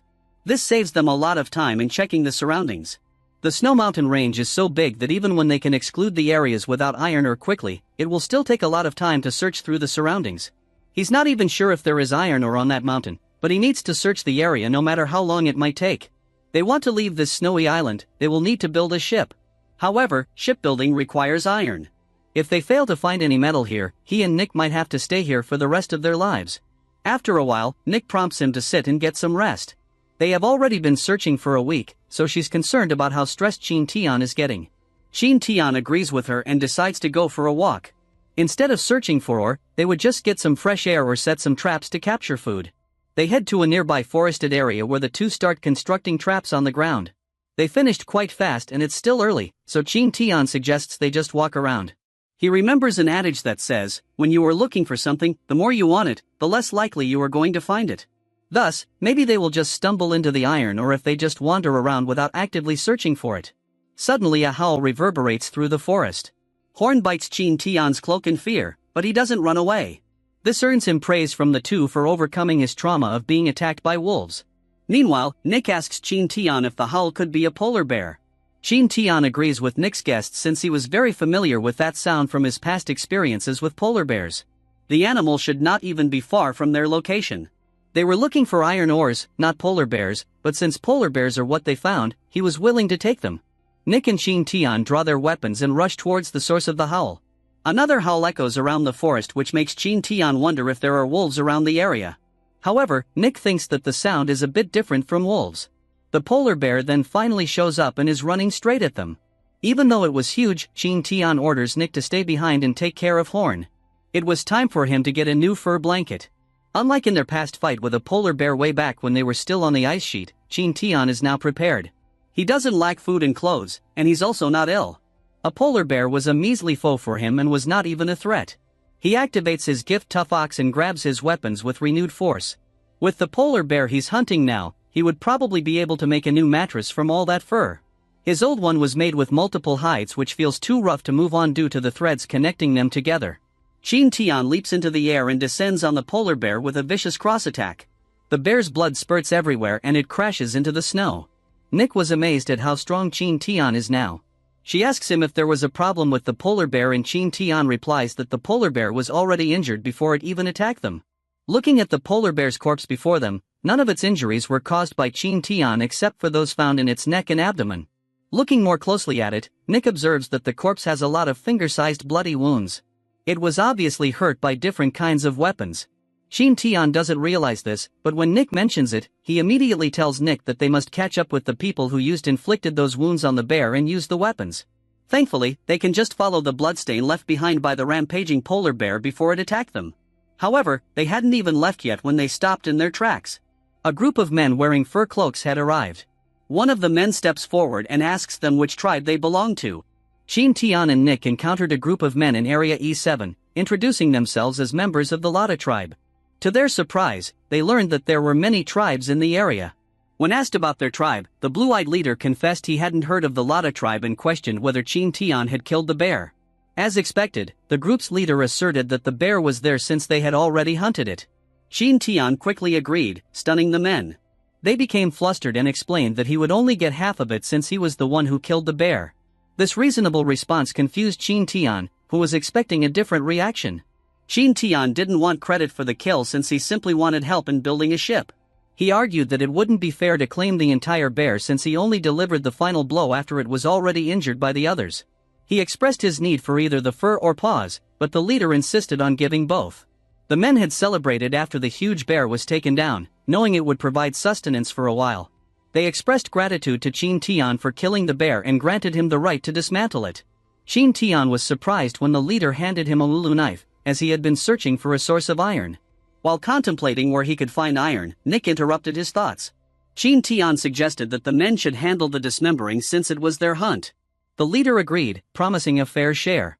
Qin Tian then inquired if they were Inuits, to which the leader confirmed. Qin Tian had already suspected it. The leader, curious, asked if Qin Tian and Nick were from the outside. Confused, Qin Tian sought more details, wondering what the leader meant.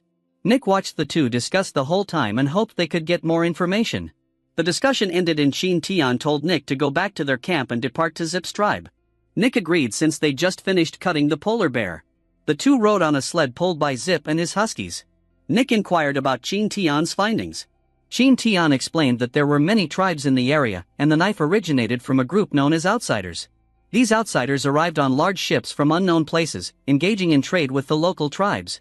Nick wondered if the outsiders would return, and Qin Tian confirmed that their next visit was scheduled for the summer. Nick also pondered whether Zip and the others were curious about their backgrounds. Qin Tian only revealed that they had survived a shipwreck and found it remarkable that they had managed to endure in the snowy landscape. Trusting Zip to be a good person, Qin Tian expressed a hope to share more about their tribe with him. They reached Qin Tian's camp not long after, and Zip couldn't help but wonder how they endured so long in such a place. They even inquired if the group had encountered any wolves. Zip shared that many wolves roamed deep within the forest, led by a particularly large one. Concerned, he urged Qin Tian to leave the area quickly. To everyone's surprise, Qin Tian admitted to encountering the wolves and revealed that they had even killed two of them. The Inuit men were taken aback, and Qin Tian provided proof in the form of a necklace made from wolf fangs. Nick assured them that everything was packed, prompting Qin Tian to decide to share more details with Zip along the journey. Shortly afterward, the group slid through the snow-covered field, with Horn now pulling Qin Tian's transport sled. Nick updated Qin Tian that they were leaving the forest. Zip added that there was only one forest in the area, and suggested that beings other than humans inhabited it. As they conversed, Nick spotted a settlement, and Zip declared that they were back. The other Inuits came out of their igloos to check on Zip's group and see how their harvest went.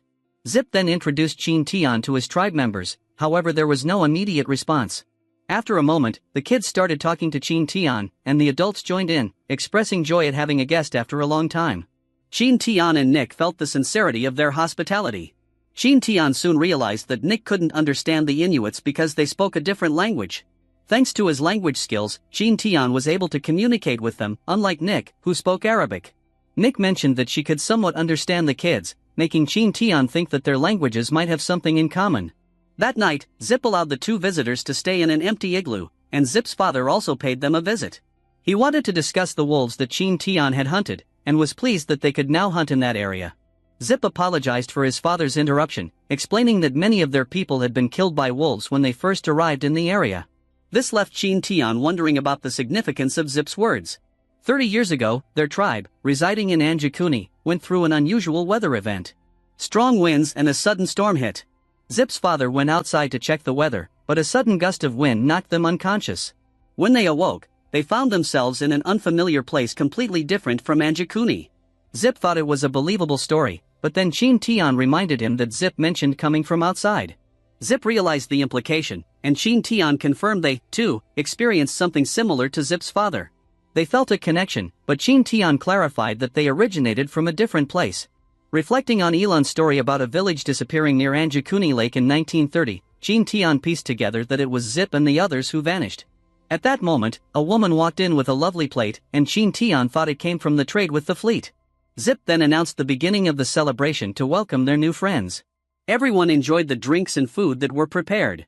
Zip even brought out something special, a fragrant wine. Qin Tian took a sip and said it was excellent.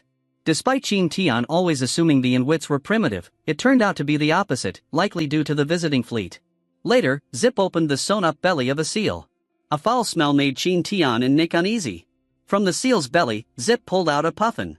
It was a pickled puffin placed in the seal's belly with seal oil and left in the permafrost for 2 to 3 years before being served. Qin Tian felt uneasy, finding it worse than canned herring. Zip and the other Inuits then invited Qin Tian to try it, putting our protagonist on the spot. Qin Tian said he was already full, disappointing Zip. He mentioned not knowing how to remove feathers, and Zip showed him while suggesting ways to eat the pickled puffin. Zip drank the puffin's juices, making Qin Tian uneasy. Encouraged by Zip, Qin Tian took a sip, imagining the internal organs turning into liquid after many years. In response to their hospitality, he took another gulp, and Zip brought out more. Despite Qin Tian warning Nick not to try it, Nick mentioned another way to eat it, making Qin Tian feel a bit foolish. They were then shown to their accommodation, which despite looking small turned out to be nice. After experiencing great hospitality from the Inuits, they went to bed. Qin Tian was happy to meet Zip after being lost for nearly a year with Nick. He was grateful for the opportunity to communicate with others. The next morning the two went outside, and the Inuits happily welcomed them. Qin Tian wanted to check on Horn and gave it some food. Zip also invited them for breakfast and said sorry for not having many types of food. Everyone then started talking about narwhal hunting and the things they would trade. Qin Tian suddenly got curious about narwhals, and one of the Inuits explained that their horns and oil were precious products. Qin Tian remembered from his wild animal collections that narwhals did exist, but only populated the Arctic area. Since narwhal meat was extremely rare, they hunted every summer, and Zip invited Qin Tian to go with them. They soon went outside, and Qin Tian and Nick discovered kayaks made from sealskin. The others wished Zip and the other men luck, and they all set out using sleds. Zip then explained that it took them 2 days to reach the seaside, and the fleet would stay until autumn. Soon the sky started to get dark, and Zip suggested camping for the day. The following day, everyone started their journey anew. Qin Tian was amazed to find snow-covered mountains. Soon they arrived at the seaside, where seagulls and puffins were plentiful. Zip pointed out the docks where the fleet usually docked, but Qin Tian's attention was drawn elsewhere. In the distance, penguins were huddled together. Zip had a surprised expression when he found out that Qin Tian did not know about penguins. However, Qin Tian was even more puzzled upon seeing polar bears and penguins coexisting in the same area. He knew they usually inhabit opposite polar regions.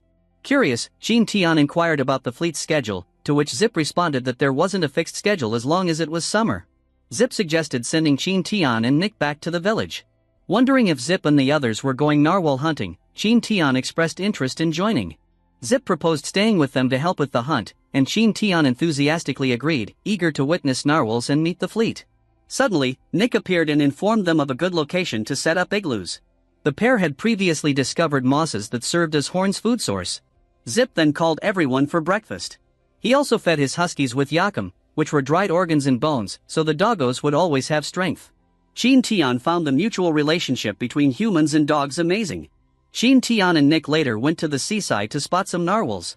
Animals that were at the top of the food chain rarely appeared, but according to Zip, they would show up during summer.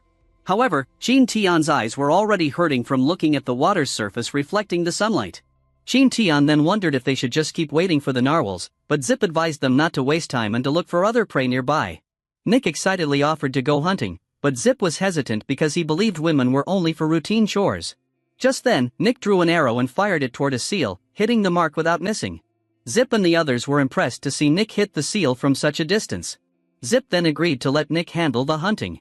While Qin Tian inspected a kayak, he noticed Zip holding something made of sealskin. Zip blew some air into it, inflating it like a ball. Qin Tian wondered about its purpose, and Zip suggested teaming up. Qin Tian agreed, and the men headed to the cold waters. However, Zip and Qin Tian's kayak fell behind. Zip realized it was Qin Tian's first time rowing a kayak. Zip suggested following the swimming process. Qin Tian picked up the pace, likening it to riding a bike. They finally spotted a seal. Zip told everyone to stop rowing and let the kayak float. As they got closer, Zip threw a harpoon, hitting the seal. It swam away, but the other end of the harpoon was connected to the seal skin balloon. They chased the balloon until it slowed down. This indicated that the seal had already tired itself out. The seal emerged from the water as they pulled it onto their kayak. They placed it in the middle of the kayak, and Zip was happy to catch a big one. After that, they got off the kayak, and Qin Tian suggested taking the seal back to their camp. Zip said he would also go back and propose continuing the hunt the next day. He mentioned that being too greedy could lead to consequences, and Qin Tian remembered how some tribes believed in nature gods.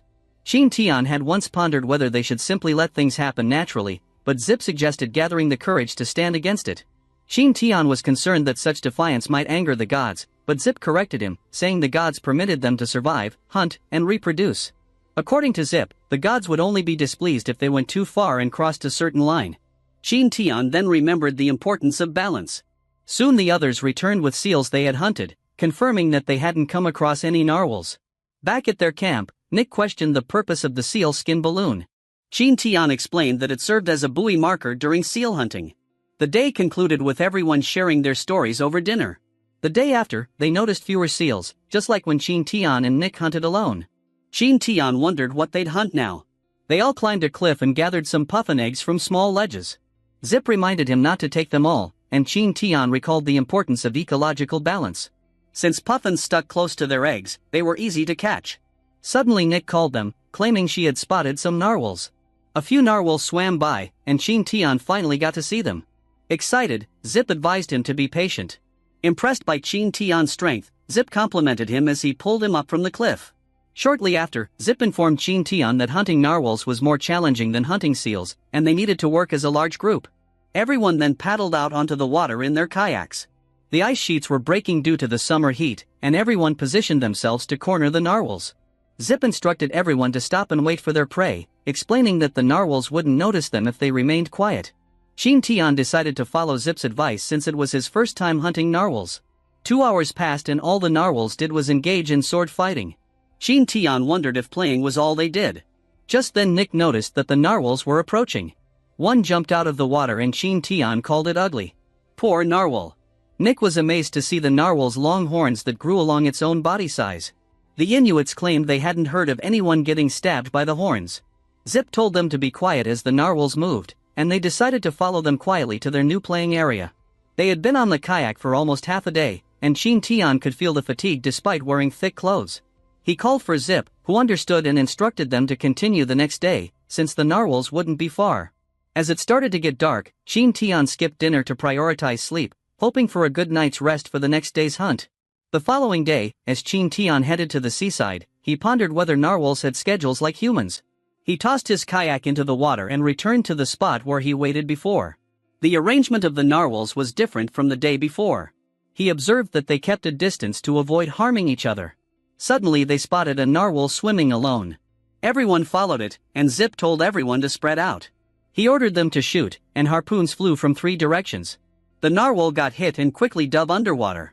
A narwhal is stronger than a seal, but it couldn't escape with the balloons attached. Zip told them to chase it and stay alert to their surroundings. Other narwhals started moving, but Zip told them to ignore the rest.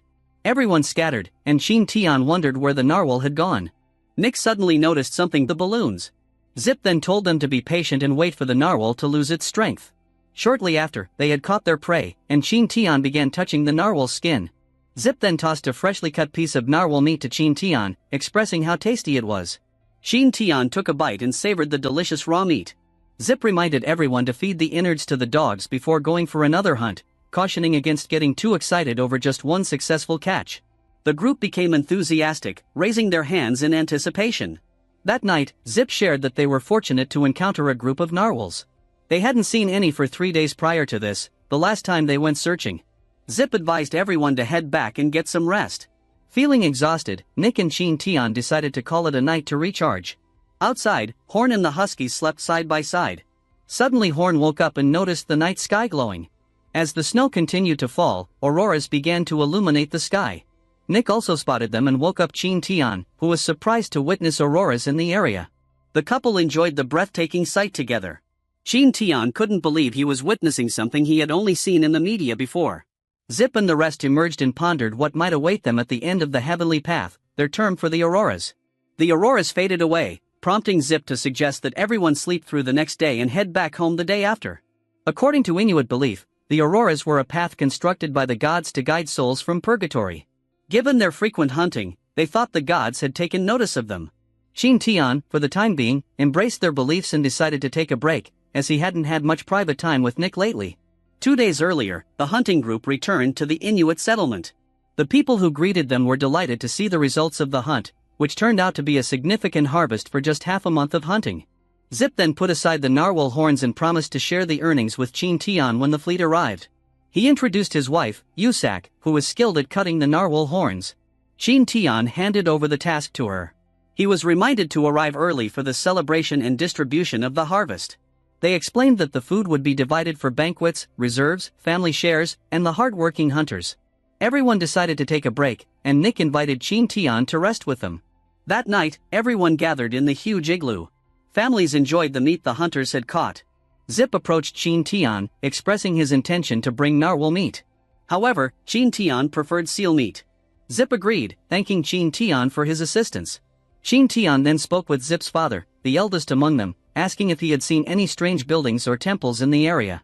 Zip's father couldn't recall seeing any, and others shared the same sentiment. Qin Tian sighed, realizing he had to wait for the fleet to arrive in 2 weeks. He hoped to find the laboratory during that time to recharge the ring. Zip had asked about how the building looked so he could check with the other tribes. Qin Tian just said they were memorable. After Zip brought it up, Qin Tian learned that the Inuits were trading with nearby tribes. He hoped those tribes had seen what he was searching for. Out of the blue, a few Inuits began teasing a woman named Irina because she was leaving. Zip clarified to Qin Tian that Irina was getting married. Qin Tian wondered if the groom had come from another tribe, and Zip confirmed that they always married people from different tribes. Qin Tian then understood that they were avoiding the risks of inbreeding, and since their population was small, marrying individuals from other tribes was the solution. They explained to Qin Tian that Irina had agreed to join them by the seaside, and they had made this arrangement a year ago. Irina had met Tiran, a kind young man and a skilled hunter, 3 years earlier. Zip burst into laughter as he remembered Tiran, who wasn't great at expressing love. Tiran used to make excuses to trade items with them just to spend time with Irina. It dawned on Qin Tian that the seaside was also a place for blind dates, where people could meet and connect during the trading day with the fleet. Yusak had given Irina a ring she discovered around the heavenly steel.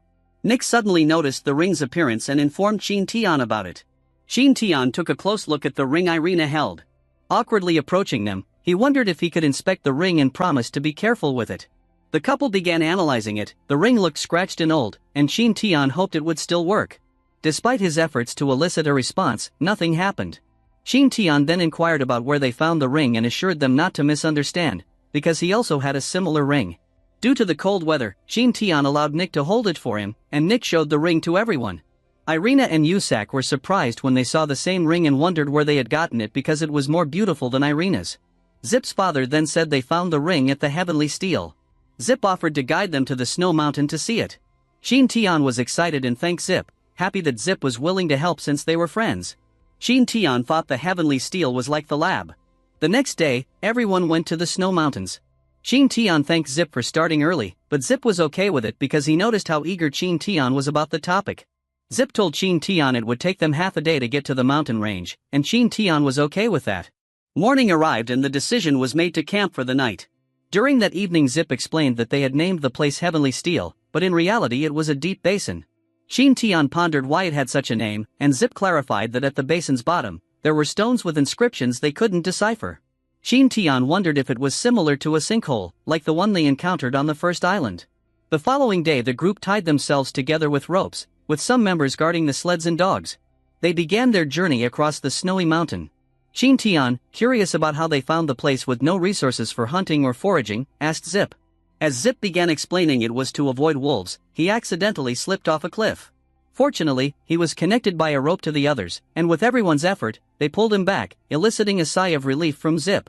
Despite the danger, Qin Tian suggested they go back, but Zip refused, emphasizing that those who gave up halfway would be abandoned by the gods and urged Qin Tian to focus on the path. After 2 hours of challenging travel, they finally reached their destination, a vast basin at the peak of the snow mountain. Upon spotting the basin and the unusual weather defying nature's rules, Qin Tian thought there must have been an accident in the nearby laboratory. Zip gestured towards the stone inscriptions in a certain direction. Everyone descended into the basin and touched it down on its surface. Qin Tian was amazed to find numerous plants, speculating that an accident might have caused rocks to break in the soil to become fertile. The Inuits were once more impressed by the warmth inside the basin. They had been searching for a stone with inscriptions, and Nick quickly located one. Qin Tian approached it, confirming that the basin was indeed Area E7. As he examined it, he read the following information. The ecological balance in the area could be maintained without the need for energy. However, significant ecological changes could occur, rendering years of efforts futile and driving the inscription's author to contemplate suicide. Since his consciousness had been uploaded to the internet, he could only follow his programmed instructions. All he could do was observe the evolution of the land while awaiting hope. Qin Tian deduced that the inscriptions were a diary by a researcher from the lab. Zip had wondered if Qin Tian could read the inscriptions because he saw him deep in thought. Zip was curious about what the writings meant and if they were made by gods. Qin Tian then shared that the inscriptions were created by someone who designed the place. The Inuits thought of them as gods since they were creators. Even though Qin Tian didn't know the names of the creators, he wanted the researchers to be acknowledged. Qin Tian went on to explain to the Inuits that one of the writings mentioned how beautiful the place was. The Inuits, taking this as a sign from the gods, looked up at the sky and expressed gratitude for the gods creating such a beautiful place. They discovered an additional stone tablet, and the Inuits felt thrilled to learn the message. According to the inscription on the stone tablet, the study revealed that the laboratory had begun to crumble into dust. The lab's structure was expected to endure for hundreds of years. The researcher then chose to inform everyone about the happenings in Area E7 and utilized a laser to carve words onto stones. Another entry stated that erosion was triggering the imminent collapse of E7. The researcher wondered how people would react upon encountering the inscriptions on the stones. In the second month after the lab was lost, the natural balance of the area got messed up, kind of like what happened to Biosphere 3. The person who wrote in the diary was similar to Professors Yu and Wang, but different because he stuck around for hundreds of years until the lab ran out of energy. Sadly, no one ever showed up. After a while, the scientist woke up and saved his thoughts and the little energy left onto a ring, so it wouldn't disappear once he left the lab. When the lab ran out of energy, the environment in Area E7 got all messed up. But strangely, over time, plants and animals started thriving there. Qin Tian couldn't believe that the scientist waited all alone for hundreds of years. He found the last stone tablet with many words. The collapse of the lab had happened hundreds of years ago, and he had already used up the energy from the ring. It was sufficient for him to write his final diary. He began to complain about the cancellation of the solar module plan, crucial for emergencies and the design of the ring. Feeling sadness knowing he would soon disappear, he was still glad to have witnessed the evolution of an artificial island. He had expected Area E7 to collapse, but it didn't. Based on their analogies, he concluded that humans could indeed collaborate with nature when constructing land. The lab provided the material, and nature transformed it into habitable land. Just as he began explaining his conclusion, the diary abruptly ended. Qin Tian thought that the ring had run out of energy, and the researcher had passed away. It seemed impossible for him to visit the lab and meet its researchers. Nick wondered if Qin Tian needed more stone tablets to read, but he told her to gather everyone. Qin Tian then told the Inuits about how the snowy Area E7 came to be, but referred to the researchers as gods. The Inuits were surprised by this revelation, and Nick found the gods impressive. As usual, the Inuits found it hard to believe that gods were performing miracles on Earth. Qin Tian understood that the researchers wanted to return home, but Area E7 had become their home. However, they were anxious because no one would come and discover what they had worked for. Qin Tian reassured the deceased researchers that someone had seen all their hard work and thanked them for their efforts. In the end, he was able to meet them in another way. Feeling sorry that they had worked hard in a challenging environment, Qin Tian then told the others that they should return. They had left the snow-covered mountains, and Zip couldn't help but wonder how far they were from Qin Tian's house. However, our main character had a different destination in mind initially. Eventually, they reached a large pond that amazed Zip. Qin Tian urged him to take a closer look, revealing an abundance of fish, enough to sustain the Inuits through the winter. Upon reaching Qin Tian's and Nick's home, the Inuits were astonished to see a different kind of house. Their surprise grew as they found Horn's house to be better than their own.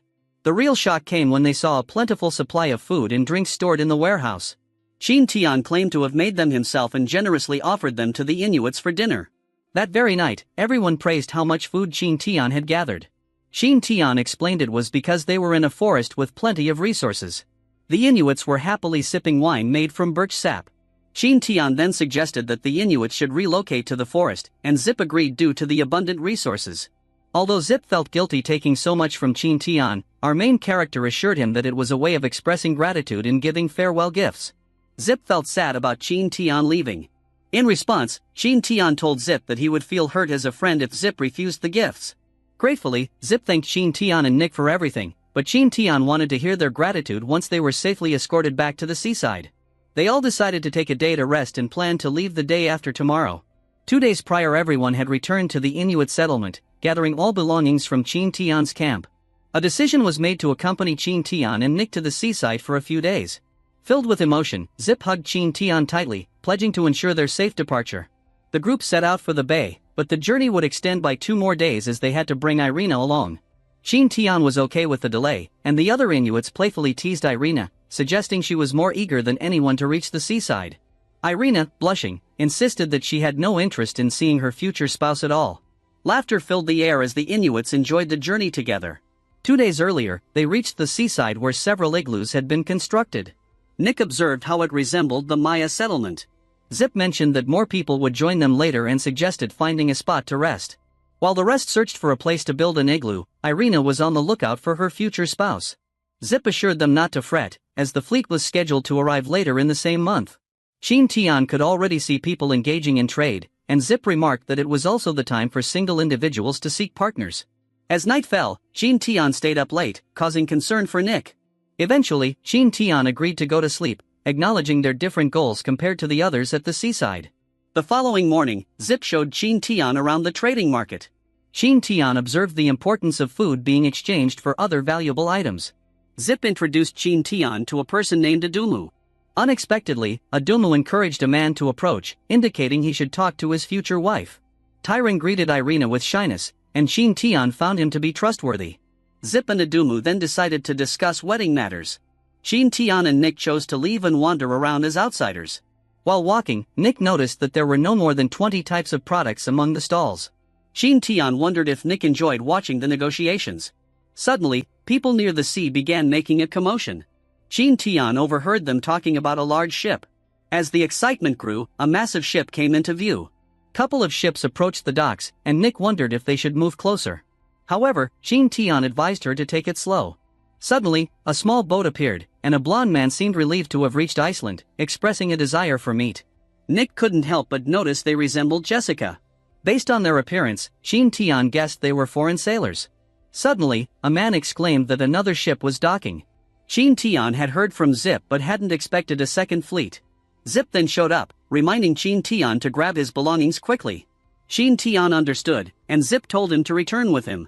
The day passed, and the line seemed endless. Worry filled the air as rumors circulated about sailors wanting to leave early to avoid oversaturation in the market. Qin Tian understood that rare things could be costly, and when supply exceeds demand, the value drops. He realized the first fleet aimed to make a big profit with this idea. When Zip's turn came, he exchanged narwhal horns for gold coins. The man in front took the horns to his superior, but Qin Tian explained to Nick that the man couldn't decide the price. Zip completed the trade, showing the gold coins to Qin Tian and Nick. Zip believed the gold coins would be useful if they had nothing to trade in the future with the fleet. He gave Qin Tian 20 gold coins as his share, expressing concern about Qin Tian leaving soon. However, our protagonist still needed to find a ship willing to accept them. Qin Tian promised to inform Zip when the time came. Shortly after, Qin Tian and Nick began to notice that the prices were dropping with 13 fleets around. Qin Tian saw this as an opportunity, and started negotiating with others. He thought the prices for whale oil and wines were too high. He continued to haggle with others until someone told them to stop. Wealthy-looking men appeared, and Qin Tian could tell they were spoiled. He wondered how he could help them, and the men said they wanted to buy his reindeer. Qin Tian realized he was the only one with a reindeer around. Qin Tian refused to sell Horn, but the men tried to force it with 30 gold coins. Qin Tian said he wouldn't even sell Horn for 300 gold coins. The spoiled-looking man behind the eye-patched man said he would offer more than gold, like weapons, wine, and food. Qin Tian's patience reached its limit, and he glared at them, making the spoiled-looking man flustered.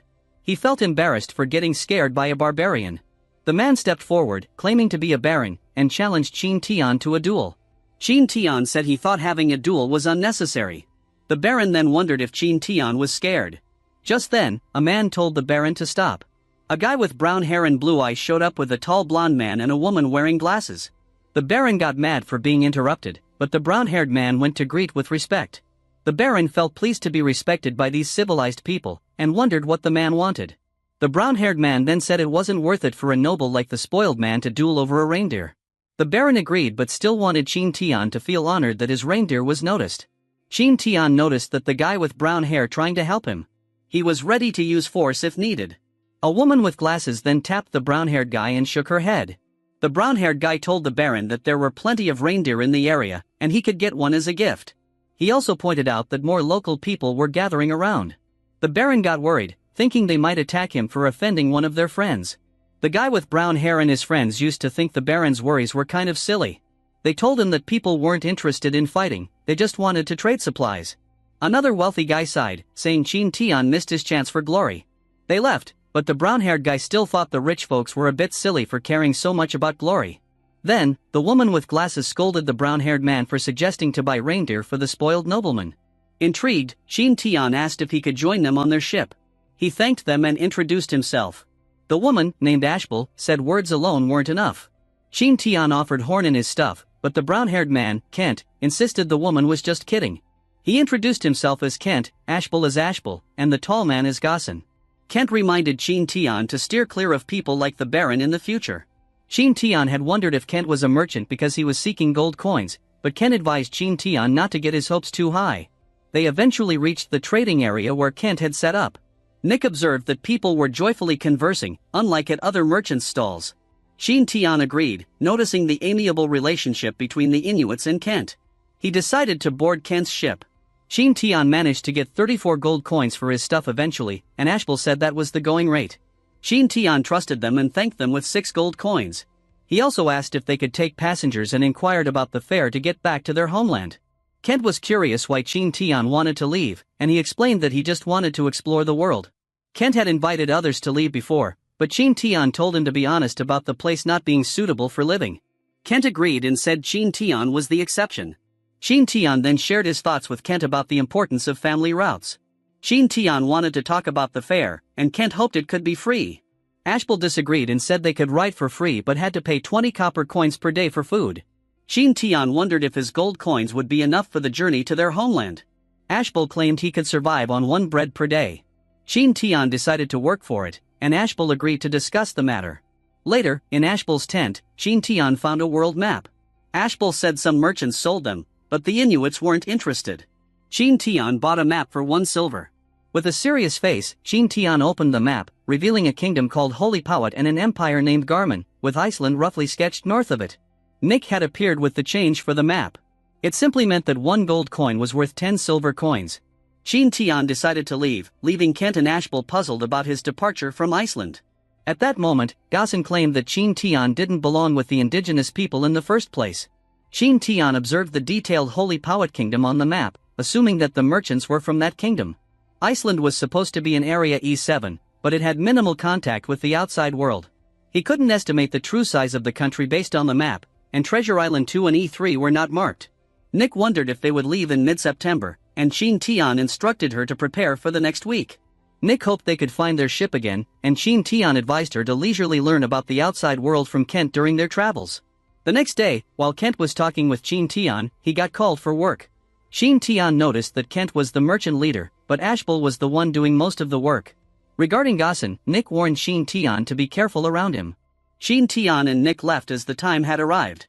Qin Tian felt a bit sad about leaving Horn behind, but Area E7 was where Horn belonged. Zip assured Qin Tian that he would find a female reindeer for Horn, and Qin Tian expressed gratitude to the Inuits for everything. Zip gave Qin Tian a warm hug, wished him well, and Qin Tian waved goodbye. They loaded their belongings onto the small boats, including Kent's goods. As they were lifted by the pulley, Kent and Gossen chatted about how some people felt unsteady on the boats when lifted, but Qin Tian didn't mind it at all. Qin Tian and Nick stepped onto the deck and found it to be much larger and busier than their ship. Ashbel then showed them to their cabin. Along the way, Ashbel explained how the poop deck and cannons functioned and warned them not to touch them carelessly. They were taken to a cabin that resembled a basement. Qin Tian remembered designing cabins for their ship, ensuring proper ventilation, unlike Kent's ship. Next, they were led to what seemed like a storage area for miscellaneous items, and Ashbel suggested using fishing nets as makeshift beds. Qin Tian inquired about other accommodation options. Ashbel mentioned a single room available for 1 silver per day. Qin Tian agreed promptly, but Ashbel argued that the storage space was a better environment compared to Iceland. Qin Tian disagreed and expressed his preference for a single room. Ashbel then disclosed the total cost of using the room throughout the journey. Qin Tian, wanting to inspect the room first, requested to see it before finalizing the arrangement. Ashbel had led them to a room with a window, 1 bed, and a spacious area. Qin Tian and Nick quickly agreed to take the room. Ashbel excused herself to tidy up and pack everything into a bag. She went to the adjacent room and entered without much ceremony. She asked Kent and Gossen to vacate the room, instructing them to use the regular cabin for the rest of the journey. Qin Tian and Nick, feeling a bit guilty, soon discussed how the room they had chosen was better than the cabins on their previous ship. Qin Tian explained that since it was a merchant's ship, having a wide room was normal. He then suggested to Nick that they should do some cleaning to make it more comfortable. It was time to leave, and the anchors had been pulled out of the water. Qin Tian and Nick were happy they brought beddings because Ashbel had taken them away. After settling down, the two decided to take a walk. As they looked at the vast sea, memories flooded back of when they used to wander around like stray cats after leaving their beloved ship, Dawn. Suddenly, the captain and Ashbel appeared. Ashbel asked the captain to take care of Qin Tian and Nick, thinking it was their first time on a ship. However, the captain refused, considering them guests who were also there to work. Ashbel requested a day for them to enjoy the view of their homeland, Iceland, but the captain expected them to get seasick soon. Nick got worried, but Qin Tian was okay with it, understanding the challenges of managing a ship. Qin Tian was all too familiar with the hardships of living on a ship. Sailors had cleaned the floor and lifted goods from the indigenous people. Kent steered the ship until he spotted Qin Tian and Nick. He wondered if the couple felt uncomfortable on the ship, but Qin Tian found it bearable compared to hunting narwhals on a kayak. Kent then offered a bottle of rum, and Qin Tian accepted. Kent shared some precautions with Qin Tian. Soon after, dinner was announced and the hungry sailors began to move. Kent invited Qin Tian to the dining room, confusing him since he assumed the leader Kent had his own place. However, Kent claimed the food was the same for everyone in the end. Everyone lined up for the food, and eventually Qin Tian and Nick got their share. Though Nick was excited to eat, she discovered that the bread was hard. Kent suggested soaking the bread in the broth before eating. Later Qin Tian and Nick roamed around and noticed that the sailors also didn't like the cabins, so they rested on the deck. Suddenly the ship shook, and everyone quickly took their positions.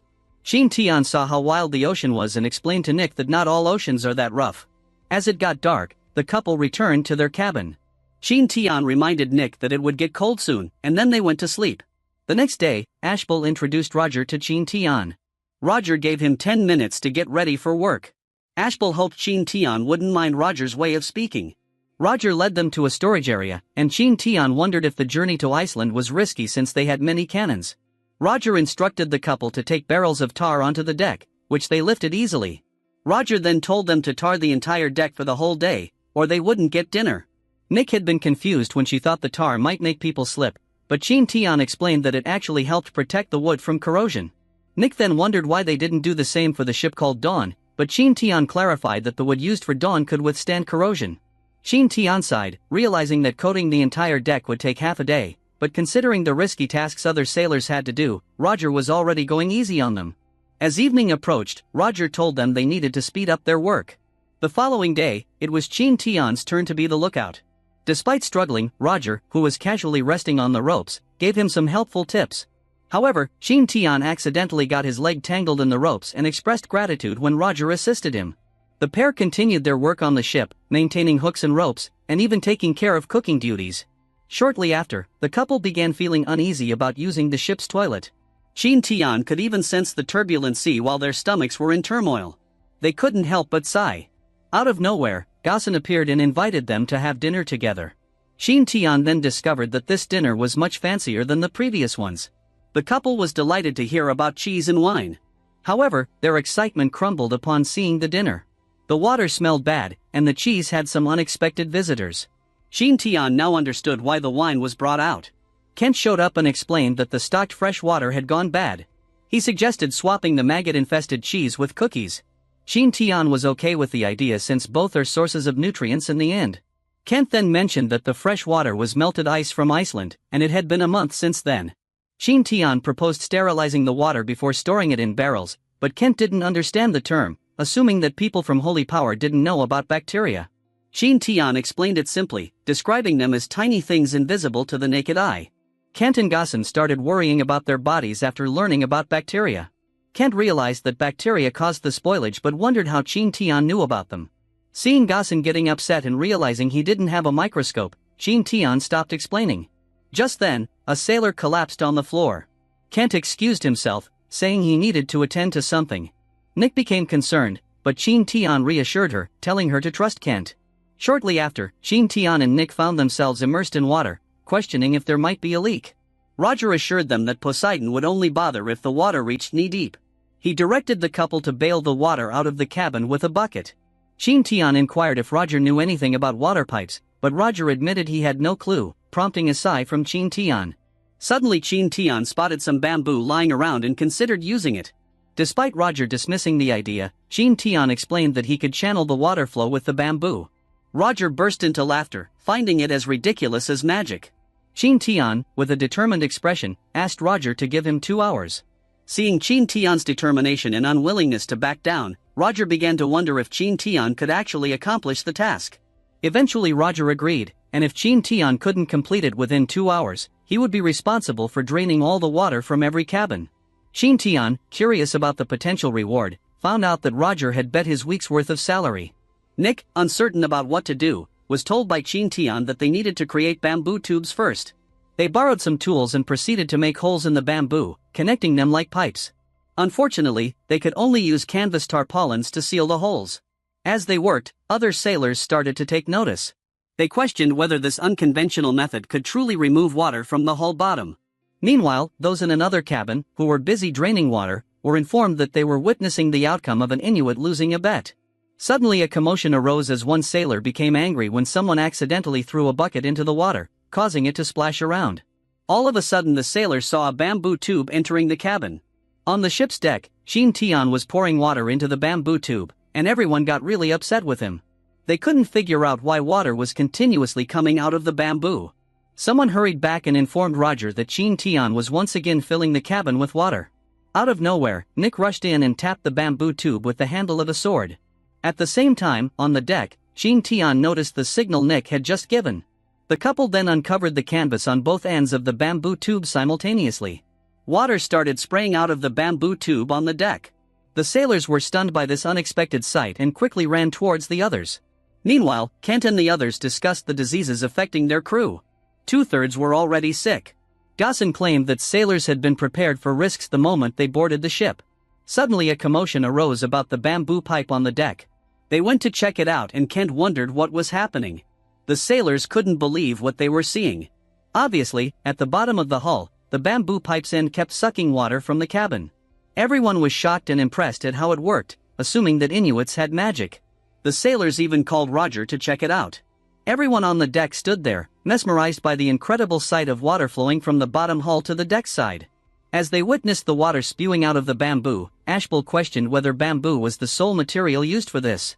She realized that using bamboo could save a significant amount of manpower on the ship. Ashbel contemplated asking Qin Tian for guidance on how to replicate it.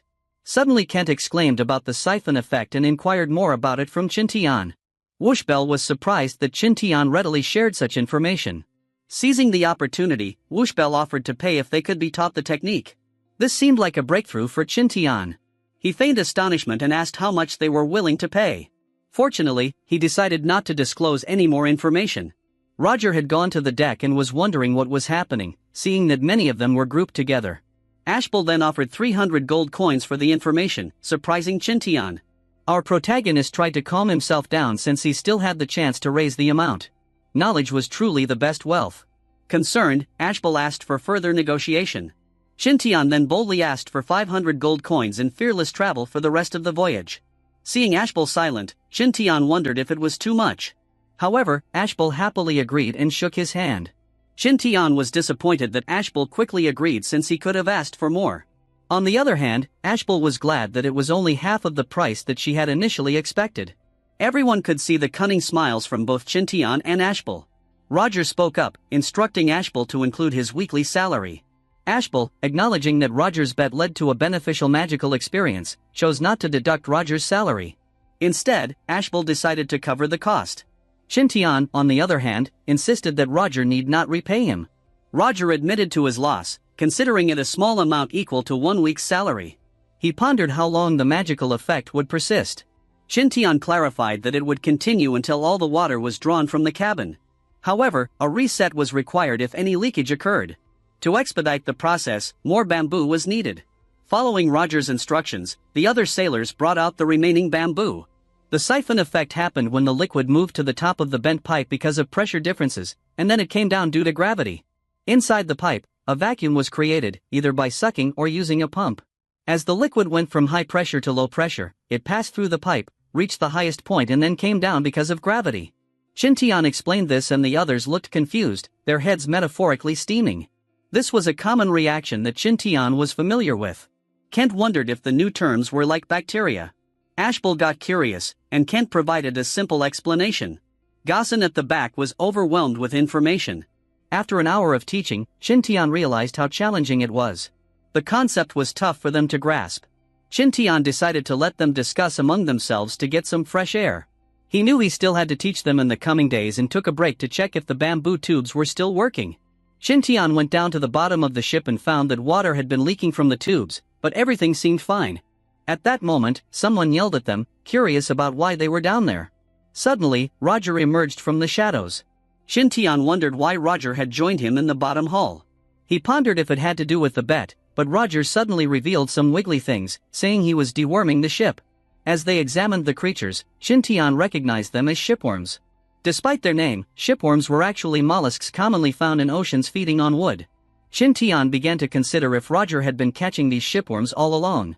Roger explained that shipworms and barnacles could harm the ship significantly, and he demonstrated how he detected them by stomping on the floor. Hollowed wooden boards, damaged by shipworms, released bubbles of air, allowing Roger to locate them. Roger nonchalantly pulled one from the stomped area, revealing his expertise. He then inquired if the people on the deck were done with the bamboo. Feeling a bit flustered, Qin Tian assured him that he would go check. Qin Tian went back to Akbel's room and found the trio confused. Shortly after, they began tapping on bamboo tubes, and Kent was amazed at how the siphoning worked. Qin Tian stopped explaining and let them experience it firsthand. Thanks to this, Qin Tian and Nick took a break from working on the ship and enjoyed their time in their cabin. However, they felt uneasy idling too much and volunteered to work occasionally. Qin Tian noticed how Kent was compelled to work, and the payment meant for him was deducted from everyone's salary. Without realizing it, autumn arrived, and the weather started getting colder. Qin Tian now understood why sailors wouldn't part with their wine and often stayed inebriated. He tried pouring some alcohol into the foul freshwater, hoping it would kill the bacteria. But the stench persisted. The couple had no choice but to rely on the stored water, wine, and worms to survive. At that moment, someone fainted, and Qin Tian had already lost count. Nick insisted that the same person had collapsed twice before. The other sailors became angry with the fallen sailor because he was causing trouble. However, the sailor didn't respond, so they opened his clothes and noticed rashes on his skin. The other sailors believed it was scurvy. Qin Tian and Nick examined the patient, and Kent instructed Ashbel to fetch Roger. On the deck, the patient lay down, and everyone referred to the rashes as the mark of the demon. Qin Tian and Kent checked on the sailor, and upon closer inspection, Qin Tian recognized that it was indeed scurvy, judging by the visible symptoms. Gaussen assisted the man to the infirmary, and they hurried there. Inside, various tools and buckets of water were scattered around. The infirmary emitted a strong scent of blood, resembling a torture room in its appearance. This concludes the latest chapter, and we will be continuing it from here in the next episode. The noise kept going until Roger rushed in, instructing everyone to step aside for the surgery. He asked Kent to pour alcohol into the unconscious sailor's throat. Qin Tian was shocked to learn that Roger was also the ship's doctor, though he questioned if surgery was necessary for scurvy. Roger opened a box and took out a needle tube. Kent verified that the sailor was drunk, and Roger proceeded to attend to him while holding the needle tube. Qin Tian felt anxious when he realized that Roger was about to use the needle without disinfecting. He remembered his history class, where they talked about the age of exploration. Back then, there was a lot of trading between Europe and other parts of the world. Europe saw this as an opportunity to become wealthier than Asia. However, it was tough for sailors during this time. They had to depend on natural wind for sailing, and this made ocean crossing journeys very time-consuming. During that time, refrigerators hadn't been invented yet, and most food in shops consisted of preserved meat and salted fish. These could be stored for a long time. However, sailors couldn't get enough vitamin C from such food, leading to scurvy. Medical treatments were limited, and doctors believed scurvy was caused by an issue with the blood. They thought demons were hiding in people's blood and attempted to drive them away by bleeding the patients. Unfortunately, the tools doctors used to cut the blood vessels were unsterilized, posing a risk of infection with bacteria for sailors.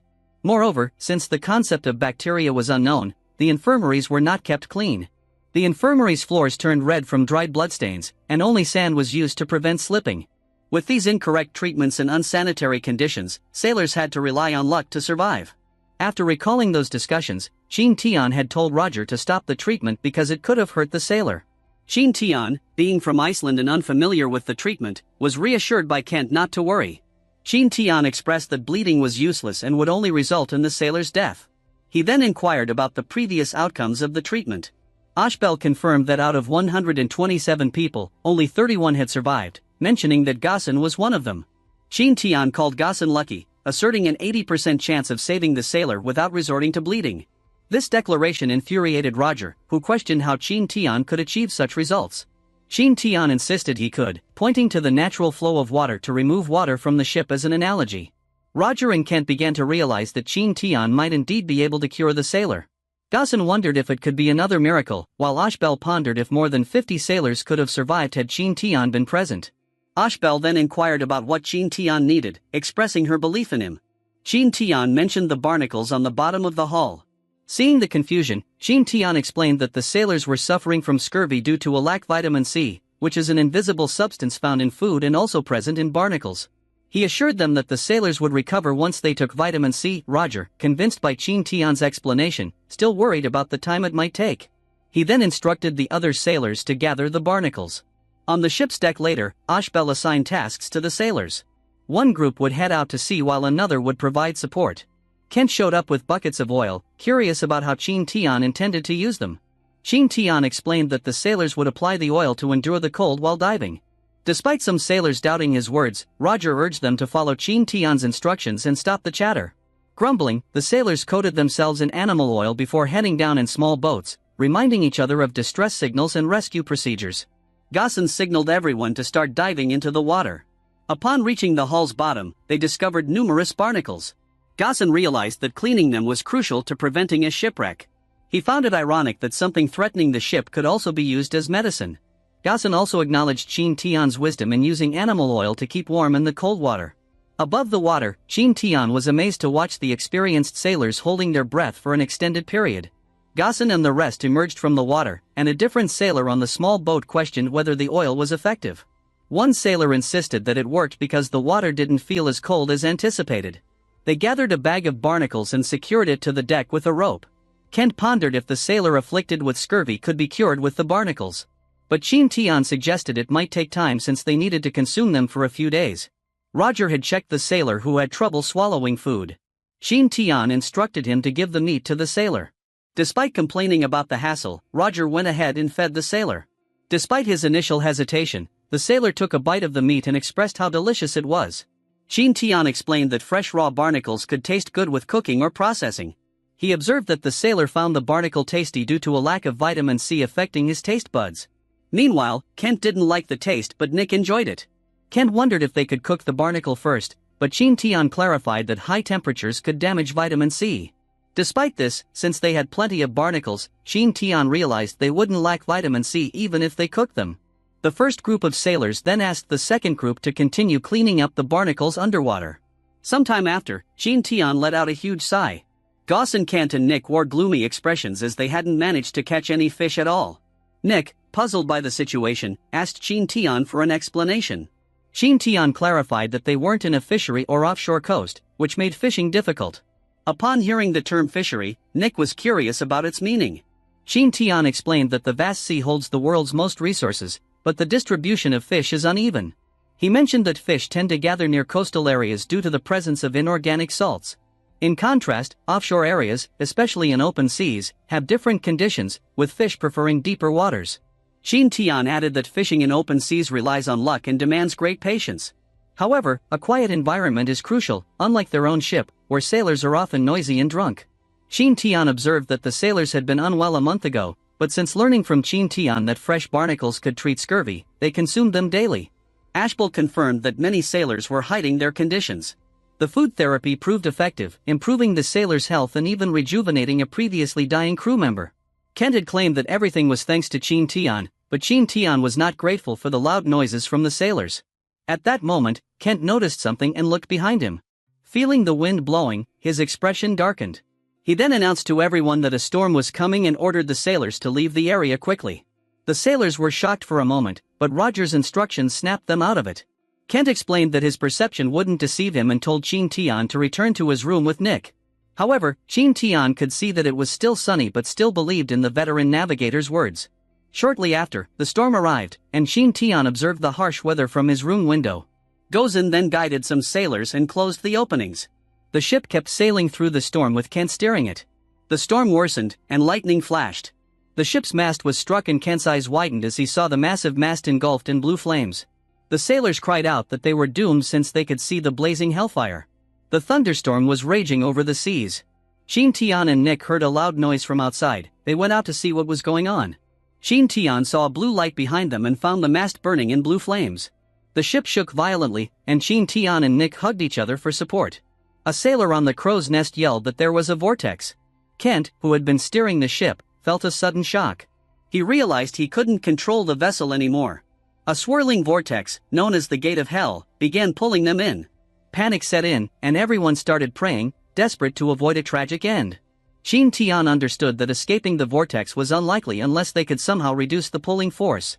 In a moment of urgency, Kent instructed Roger to join him at the helm.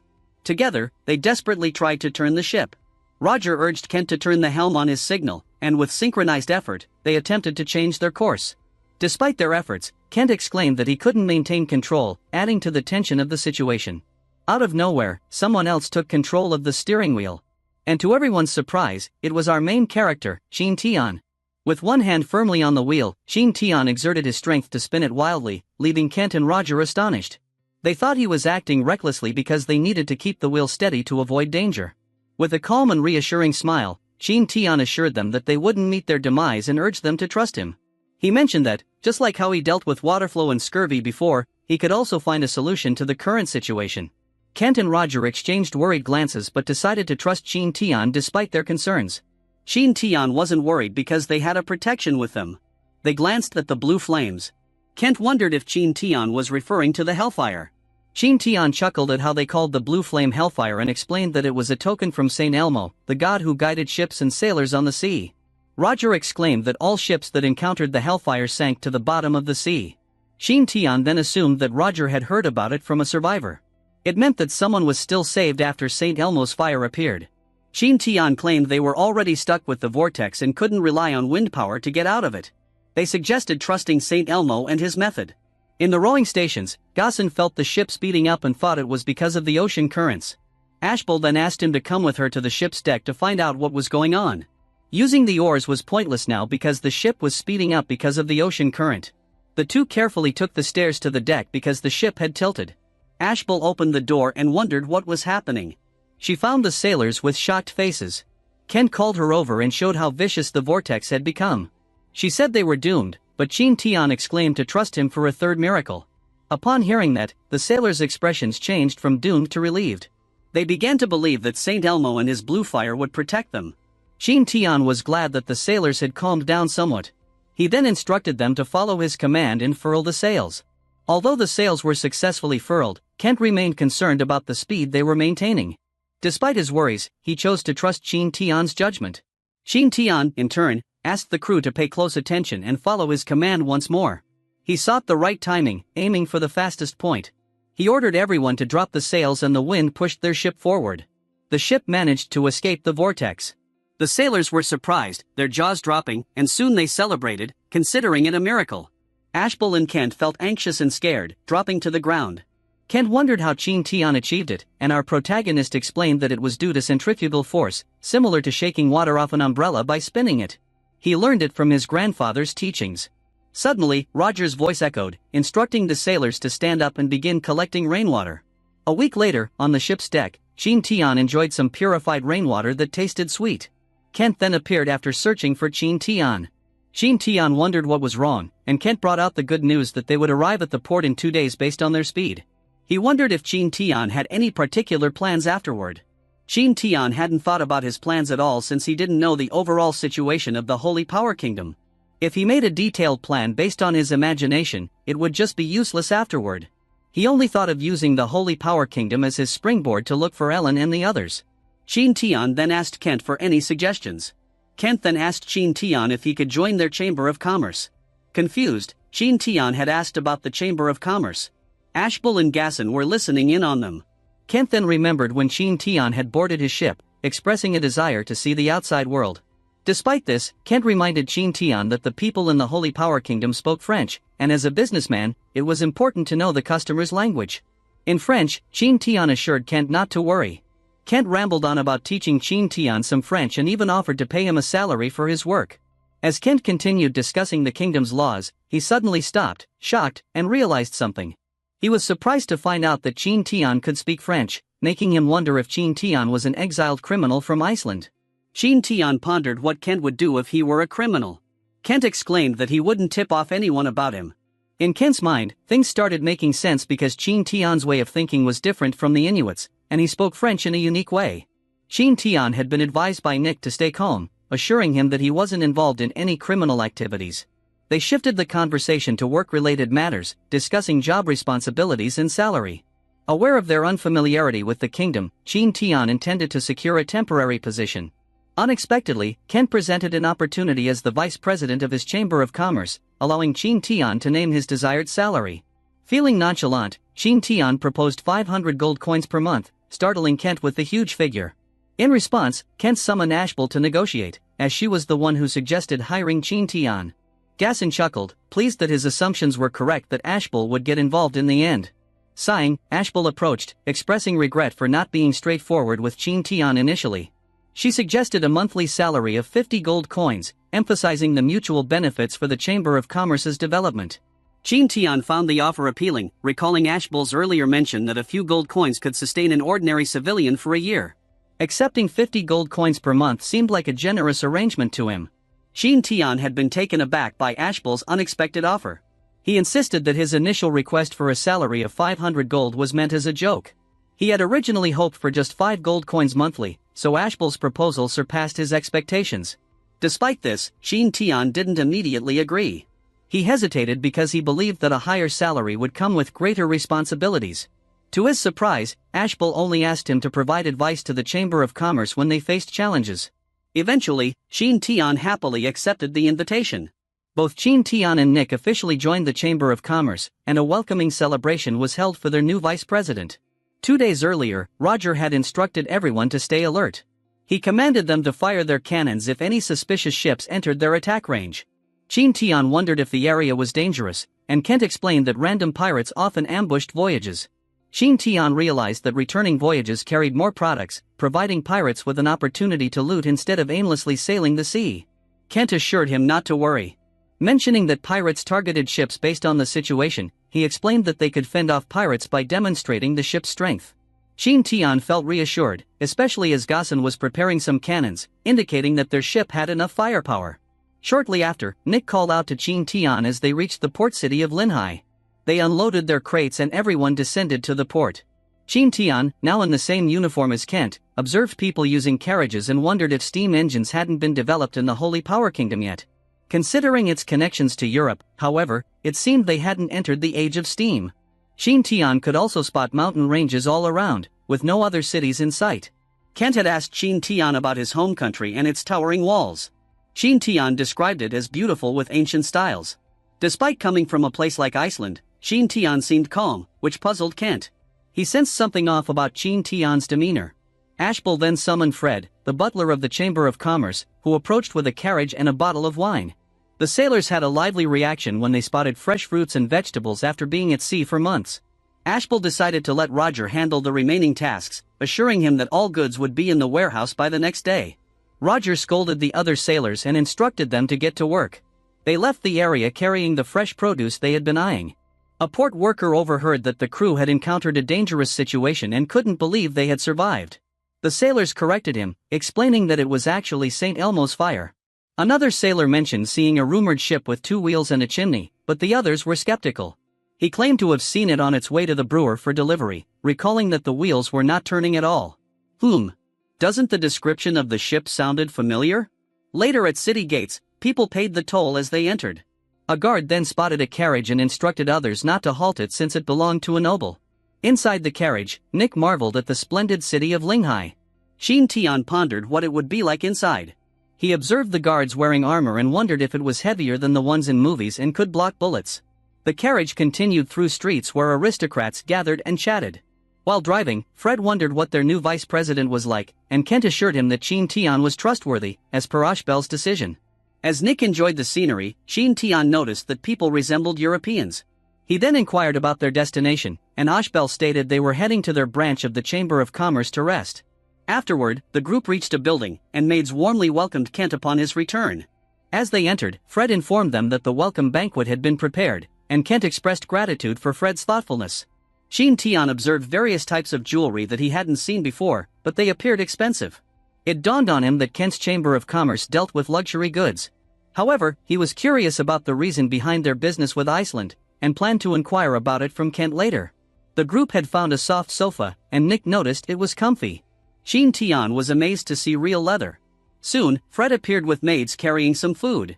It was a lavish meal, and it completely satisfied their hunger. After eating, they were guided to their rooms which Fred had prepared while they dined. Qin Tian's room shared with Nick was spacious, featuring a big bed, a coffee table, chairs, hot water for bathing, and a wooden bucket. During their voyage, fresh water had been scarce, barely enough to drink. Therefore, Qin Tian and Nick were delighted to finally cleanse their bodies fully. After a comfortable bath, they both lay on the soft bed and fell asleep while holding each other. The morning after, while having breakfast, Qin Tian was curious about what the Chamber of Commerce primarily did. Ashbel clarified that, besides dealing with jewelry and ornaments, they were also involved in fur and grain businesses. She mentioned they had branches in other cities too. Kent then inquired if anything noteworthy occurred in Fred's absence, and Fred assured him that there were only minor issues, which he had already taken care of. All of a sudden, they heard an employee trying to stop someone from entering, but the trespasser just shouted back. A blond man wearing armor burst in and wanted to talk to Kent. Kent, feeling offended, informed the knight named William that they were having breakfast but still offered to listen to any instructions from the Viscount. With a menacing expression, William said he had come to convey the Viscount's command that Kent needed to fulfill. Gaussen and Ashbel read the Viscount's letter addressed to Kent. Kent, with a shaky voice, told William to leave. The knight said goodbye, sarcastically wishing Kent a good breakfast. Qin Tian sipped his coffee casually, as if watching a soap opera. Unexpectedly, Ashbel, usually calm, slammed the table and cursed the Viscount for intentionally not giving them the task earlier. Kent said it was always the same situation, but they still managed to complete the tasks in the end. He asked Ashbel not to get angry. Qin Tian wondered what the problem was, but he was okay if he didn't learn about it. Kent told him that it wasn't a big deal, and Ashbel thought it was right to tell Qin Tian because he was already their vice president. In the letter from the Viscount, the Chamber of Commerce had been asked to send a batch of military supplies to the front line. When Qin Tian heard this, he started to wonder if there was an ongoing war. Ashbel then explained that there had been a war between the Holy Powhat Kingdom and the Glamnaz Empire that had lasted for over a year. This surprised Qin Tian. Ashbel went on to explain that the two countries were often stuck in a stalemate, with very few instances of actual warfare. The conflicts were also short-lived. Ashbel had only heard about it through rumors. Qin Tian used to wonder about the reason for the war, but no one knew. Ashbel thought maybe their king was insulted by the Galman's Empire's king because of his unattractive beard, or perhaps the Galman's Empire's king had taken something important from their king. Ultimately, she couldn't understand what went on in the minds of the nobles. Qin Tian pondered over what these countries were fighting for. Kent asked Fred if he had any idea, but the old butler didn't know either. Gossen then remembered that they were competing for something. Kent asked for clarification, and Gossen mentioned that he had overheard something during his travels but wasn't certain.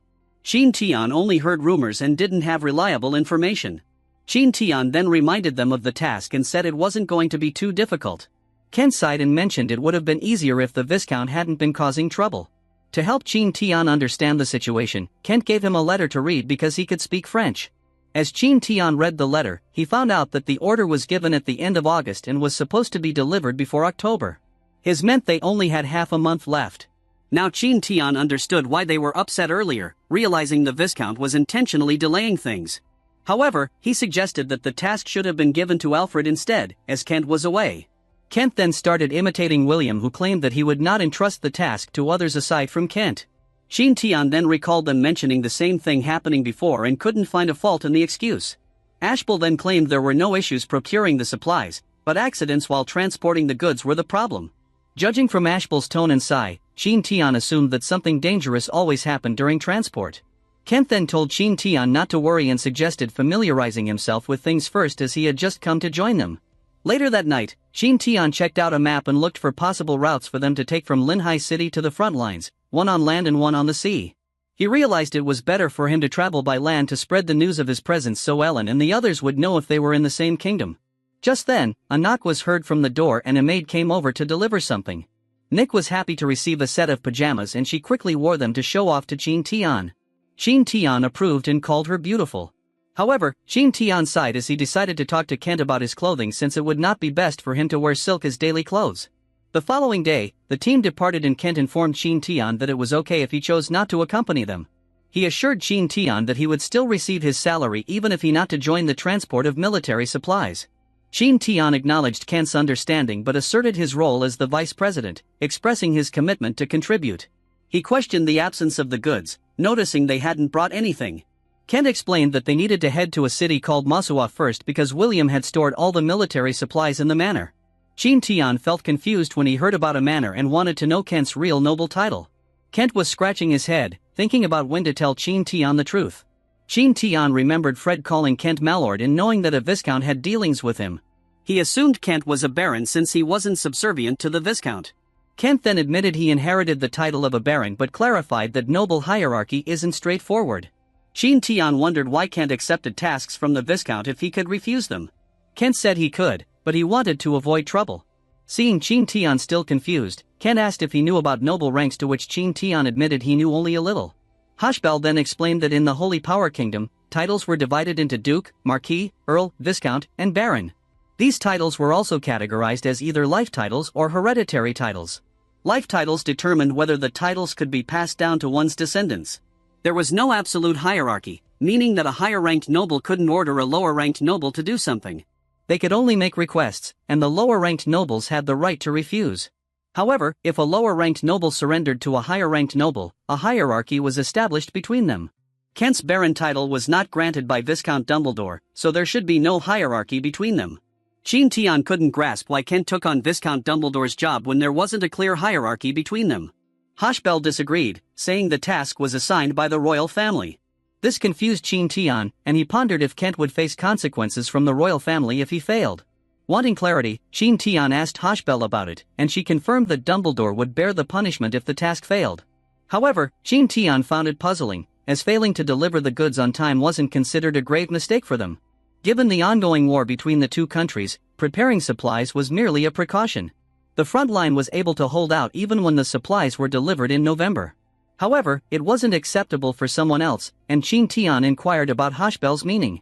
Kent then asserted that as long as it was reasonable, even if it sounded absurd, it could be a reason to start a war. He mentioned that even his late father, Dumbledore, was prepared to do such things. When Qin Tian asked about Kent's father, Kent fell silent, appearing to recollect something. Qin Tian wisely chose not to ask more and simply listened quietly for half an hour.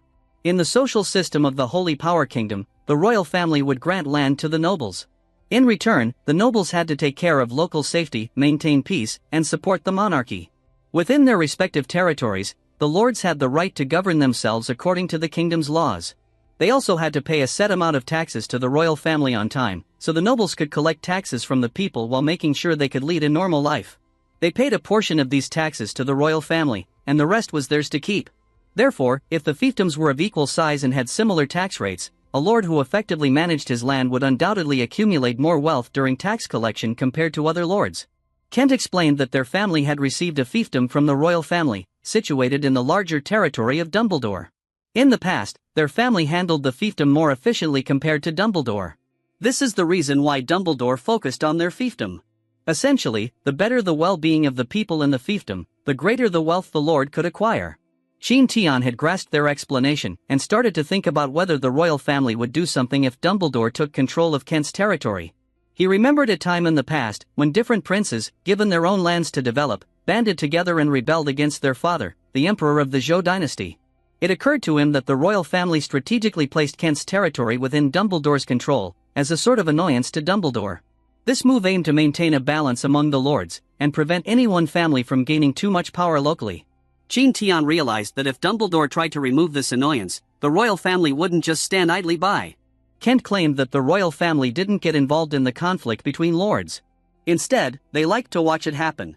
If the fight between the two lords caused a lot of harm, the royal family would take away the lords' lands and maybe even their titles.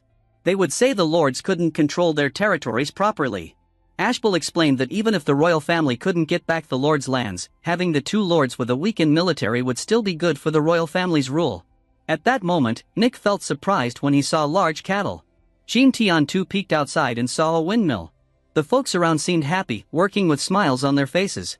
Qin Tian wondered if this place belonged to Kent. Kent clarified that it was Ruther village, not his territory. His domain was Manhwa City and they would reach there in the afternoon. So, the group journeyed from Ruther village to Manhwa City. As they neared the gates, a guard on the wall spotted them and announced the return of Lord Kent. Hearing this, the people smiled. Kent informed Qin Tian that they had reached Manhwa City, stating it might be smaller than Linhai City. But he believed Qin Tian would appreciate his vassals. The gates swung open, allowing the carriage to roll in, and the people were overjoyed to witness their lord's safe return. Qin Tian observed that Kent was genuinely cherished by his community. Kent acknowledged their support, emphasizing how much they had helped him. Qin Tian marveled at the calm and serenity of the place, even though it didn't boast the same grandeur as Linhai City. Nick's eyes widened at the sight of an imposing structure, a mansion. Correction, a castle. The carriage then proceeded towards the castle. The guards on duty were taken aback, but greeted Kent warmly. Qin Tian was struck by the opulence of Kent's residence, surpassing even the most luxurious villas. Seeing the grandeur of a baron's dwelling, Qin Tian speculated that viscounts and other high-ranking nobles must reside in even more splendid homes. Suddenly, a girl ran past Qin Tian and hugged Kent, greeting him in Aspel. Kent apologized to the girl named Ophina, explaining they didn't have time to bring her any gifts. Ophina assured him that his return was the best gift for her. She had already completed the task assigned by the Viscount loading and parking the supply transportation in their backyard. Ophina also informed the knights in each village and planned to arrive the next day to escort Kent. Aspel praised Ophina, patting and stroking her head, commending her for a job well done. Ophina protested, stating there was no need to treat her like a child. Aspel then introduced her to Qin Tian and Nick. Ophina graciously greeted them and identified herself as the deputy butler of the manor. To Qin Tian's surprise, as Ophina turned out to be Ashbel's sister, as he noticed their striking resemblance. That night, Ashbel and Qin Tian stayed in the living room. Qin Tian noticed Ashbel reading a list of supplies that needed to be transported. She wondered if he was interested, but Qin Tian was just curious. He saw boxes of wine, sets of armor, firearms, and cannons on the list. He realized that getting these items wasn't difficult, as many were available in major cities. They could be purchased from cities near the front line by raising funds, rather than relying on Kent's group for long-distance transportation. Ashbel had mentioned that acquiring weapons, excluding firearms and cannons, was relatively easy. She explained that to purchase these two specific types of weapons, one had to place an order in advance and wait for 1 or 2 months before receiving them. If there was an urgent need for weapons, they could resort to ordering from some low-quality weapon workshops. However, there was a higher chance of experiencing malfunctions with such weapons, and they were not suitable for use on the front lines. It was impossible for them to fulfill the task by buying the required supplies from cities near the front line, as firearms and cannons couldn't be obtained quickly. Qin Tian had realized that guns weren't easy to find in the Holy Power Kingdom. Understanding the need for protection, he approached Ashbel to discuss getting weapons in advance from less reputable workshops. Ashbel clarified that all guns in the Holy Power Kingdom came from major weapon workshops, and even military equipment was sourced from them. The guns varied in quality, with some workshops producing highly accurate and durable ones while others had lower standards. Due to the diverse sources, the guns used different types of bullets. For various reasons, the royal family had established long-term partnerships with certain reliable workshops. However, during times when frontline resources were scarce, these workshops would work extra hours. Despite their efforts, they couldn't produce large quantities quickly. In such situations, the royal family would instruct the lords of each territory to gather firearms and ammunition and send them to the front lines. As Qin Tian chatted with Ashbel, he didn't notice how much time passed and suddenly it was dinner time. After they had their meal, Qin Tian and Nick were guided to a room on the second floor. The room appeared fancy and elegant. Qin Tian pressed the bell, and a maid promptly arrived. He requested some canvas or paper. The maid seemed puzzled, wondering if Qin Tian planned to paint. He simply nodded in agreement. The maid guided Qin Tian and Nick to a studio where Qin Tian could find whatever he needed. Kent had already given approval to use anything in the manor without asking. Feeling grateful, Qin Tian thanked her and entered the spacious room. Painting didn't require many tools. What mattered was a quiet place. Qin Tian found the space ideal and chose a paint color that had been on his mind. A vibrant shade. On a large piece of parchment, he wrote a notice about his ship, Dawn, which had wheels. He also offered a reward of 50 gold coins to anyone who could provide information about Ellen, Jessica, and the others. The rewards could be claimed in Manhwa City. Since it was only a few sentences, Qin Tian made many copies in a short time. He wanted to stick them in each city he went through, so he had to get ready with a bunch of notes. Also, making all those notes used up his coloring stuff quickly. After using it up, he had to create new coloring stuff, which added more work for him. Eventually, he had to stay up all night, and before he knew it, morning had arrived. Qin Tian had apologized to Nick for making her work with him all night, but Nick was completely okay with it. At that moment, Qin Tian saw Ofina and said hello. Ofina was surprised to see them awake so early. Qin Tian asked what she was up to, and Ofina explained that they were already moving the things needed for the event to the port. Qin Tian then inquired about which boxes held the firearms and cannons so he could inspect them. Ofina assured him that they were there and that he was welcome to check them out. Qin Tian opened the boxes, and Nick was surprised to find a surprisingly short gun inside. Qin Tian explained that it was a handgun. Unlike the rifles they were used to, but both were powerful. The guns looked similar to a matchlock, and while they didn't seem very deadly, the gun stock was polished smooth for appearance. However, Qin Tian warned that if it got wet, it could easily slip out of the hand. Qin Tian then discovered Mosin-Nagant rifles designed for cavalrymen, but they had poor range and accuracy. Nick, curious, found jars and asked about them. Qin Tian said they were portable gunpowder jars, used to fill the powder pod and load the gun. Each gun required a specific size of matching powder. Qin Tian learned from Ashbel that the Holy Power Kingdom's firearms had low accuracy, but he was surprised to find out that the army was actually equipped with such awful weapons. The bullet grinder was a handy tool because bullet manufacturing technology and craftsmanship were not advanced. Using it was easy, just put a lead sheet on the hole, place a bullet on it, and press it firmly. This would adjust the bullet's diameter, preventing issues with mismatched bullets and firearms with different calibers. Qin Tian had realized that the two most valuable items among them were the two light field guns.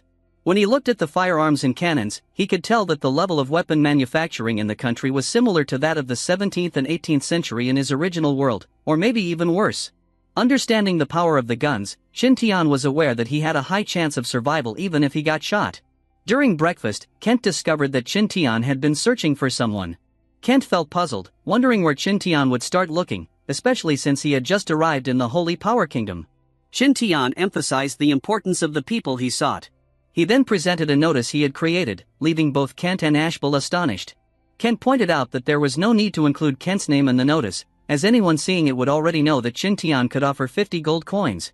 Ashbel once wondered if Qin Tian used ultramarine, the blue pigment in the studio. Qin Tian confirmed, saying he had a box of it. Ashbel exclaimed that Qin Tian had just lost half of his month's salary. Qin Tian was shocked to find out that the ultramarine was worth 25 gold coins. Ashbel explained that ultramarine is made of lapis lazuli, an extremely rare and expensive material that's hard to obtain due to the need to remove impurities. Ashbel continued, stating that the price of ultramarine always remained high, selling for 3 or even 5 times the price of gold of the same weight. Qin Tian realized he might have made a costly mistake. He then thought that someone could possibly make ultramarine by mixing colors. Ashbel countered, saying no one has ever successfully made it, and most painters can only create similar colors. Ashbel added that if someone managed to make it, the price of ultramarine wouldn't be so outrageous. Qin Tian began contemplating the idea of mixing ultramarine in a modern way, hoping to succeed and become wealthy.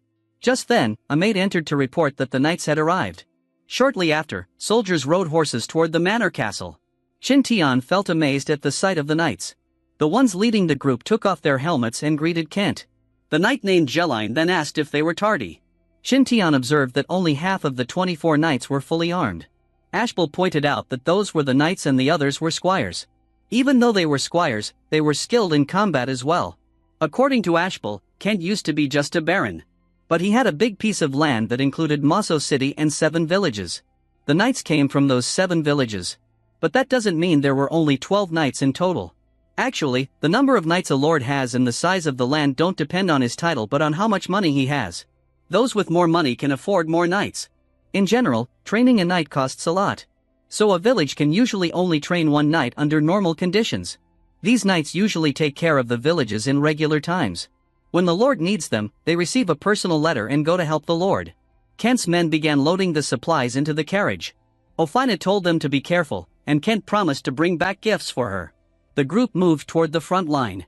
Qin Tian asked Kent about the number of soldiers he had, and Kent confirmed it was around 117 soldiers, including the squires. Qin Tian wondered if Kent had a few soldiers with his baron title. Ashbel said it was already a lot, mentioning that some viscounts didn't have as many as Kent. If they counted the soldiers' attendance, Kent could dispatch around 500 people. Kent insisted that he didn't have many men. Qin Tian questioned if the knight squires also had attendance, and Ashbel confirmed it for apprentice knights. Qin Tian hadn't expected that, realizing they only had about 100 people who could fight. Ashbel confirmed this and suggested that Kent could surpass Viscount Dumbledore in a few years, making Dumbledore no longer a problem. Gaussen proposed killing Dumbledore during that time, but Kent declined, stating he didn't want to start an unnecessary war.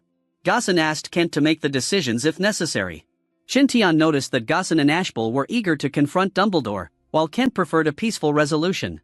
Wondering about the future, Qin Tian speculated on what might happen in a few years. Ashbel explained that, based on the Chamber of Commerce's current progress, they could acquire a village every 6 months. This would give Kent the option to have either an additional knight or a dozen soldiers. Qin Tian found it surprising that fiefdoms could be bought. Ashbel confirmed this and mentioned that they could also be traded since they were considered properties of nobles. Initially, Kent only had Mosso City and 2 villages in his territory. He acquired the remaining 6 villages over the years. Normally, nobles don't sell their territories unless absolutely necessary. Even if they do decide to sell, the price is usually very high. However, Qin Tian observed that Kent was buying a village every 6 months, and he worried that Dumbledore wouldn't give them much time. If they continued at this pace, following the Chamber of Commerce's trend, Kent could potentially buy the entire country given enough time. Ashbel then mentioned that Dumbledore had been causing them trouble for the past 2 years, but there was no valid reason for him to go to war against Kent. Kent suggested that they could buy time if they succeeded in their task, but Qin Tian was concerned that it might not be as straightforward as Kent believed. On the 3rd day, in Dumbledore's territory, Jeline told everyone to be watchful for anyone or any vehicles that seemed suspicious. At that moment, a group of individuals approached them, and Jeline instructed the knights to stay alert. Ashbel thought they were probably just passing through as Dumbledore wouldn't be foolish enough to attack them directly. Qin Tian hoped this was the case. As the group walked by, Jeline gave them a stern look and continued on with Kent's group. The individuals, noticing how vigilant the knights were, whispered among themselves, assuming that there might be valuable items inside the carriage. They decided to take a shortcut somewhere. Qin Tian had mentioned that they would feel exhausted if they continued to stay vigilant every time they encountered someone on their journey. Ashbel then pointed out that only a few people passed through the area, and the 2 men they recently passed were casually strolling through the woods on horseback. The duo seemed suspicious, and Kent hoped they were just bandits, not Dumbledore's men. Ashbel assumed they might be Dumbledore's men trying to gather information since they were in his territory. The group later set up a camp for the night. Qin Tian was surprised to learn that the Holy Power Kingdom had invented matches, a technology supposed to be created in the 18th century in his original world. Meanwhile, men on horses stood atop a cliff. Someone gave orders to attack and eliminate Kent's group. They all rushed toward the camp with their horses, confirming Kent's suspicion of a night raid by bandits. Jeline had ordered the others to fire at will. Guns were shot toward the direction of the bandits, but the bandits remained unfazed and continued charging. As the knights reloaded their guns and changed teams, Qin Tian realized that firearms of the current era were indeed low in accuracy. It was also nighttime, making aiming in a hurry inaccurate due to the darkness. However, the knights were still using the three-strike tactic. Another team started firing their guns while the first team reloaded their guns. However, the shots still missed, and the bandits couldn't help but smirk. Realizing that the distance was closed, making it impossible for a third volley of shots, the knights then rode their horses and equipped melee weapons. They charged toward the bandits, who were easily pushed off their horses by the knights' lances. Qin Tian and Nick were surprised when the knights easily defeated one-third of the enemies at once. Jillian then told the others to get ready for the second charge to eliminate the remaining bandits. Realizing they couldn't win, the bandits turned and started to retreat. As the bandits fled, Jillian told everyone to stop chasing and focus on cleaning up the battlefield. He also told the musketeers to reload and stay alert. Some knights, however, disagreed with Jillian and wanted to pursue the bandits further. Qin Tian was impressed that the battle ended quickly. Ken thought the bandits wouldn't come back, anticipating a well-deserved rest. Ashbel, on the other hand, believed that Dumbledore wouldn't give up on them. On a nearby cliff, the bandits were complaining about how tough it was to fight without any armor. They suggested attacking right away instead of gathering information. The leader, Zack, shared his men's ideas with William and asked for extra payment. William reminded Zack that Viscount Dumbledore had already paid him up front, and Zack also owed William something. Zack was in disbelief because his men had just been killed. William pointed out that having fewer people meant dividing the rewards more, and he claimed to see a smile on Zack's face. Zack burst into laughter as William realized he had figured him out. William couldn't believe he was teaming up with someone unpredictable, but he had no choice since other bandit groups were weaker. Zack had wondered if William was happy seeing his men die while trying to rid the territory of bandits. William, not finding it amusing, told Zack to stop joking, assuring him that he wouldn't be a bandit for much longer. William promised to reward Zack with one of the villages. Zack laughed, advising William not to be sarcastic, expressing his reluctance to become a noble's lackey. This comment offended William, prompting him to unsheath his sword. Zack, finding the situation amusing, clarified that he was only joking. Then Zack questioned why Dumbledore was hiring bandits instead of using his own soldiers. In response, William explained that Dumbledore personally escorted supplies with some guards, leaving others to protect the castle from surprise attacks by shameless bandits, much like Zack. Zack had been wondering if he could have everything he wanted by taking out William and a few of his men right then. William advised him against being too ambitious, stating that only a fool would carry important documents and rewards with them. William could sense that Zack was seriously considering killing him. Zack boldly declared that William was lucky to be alive, and he suggested harassing Kent's group until they grew tired, then launching a final attack to eliminate them all. William agreed with Zack's plan, acknowledging that Kent's musketeers were not much of a threat. But the knights posed a more troublesome challenge. William secretly hoped that the knights would be the end of Zack. He left, instructing Zack to carry out the assigned task. The morning after, Kent's group arrived at a split in the road.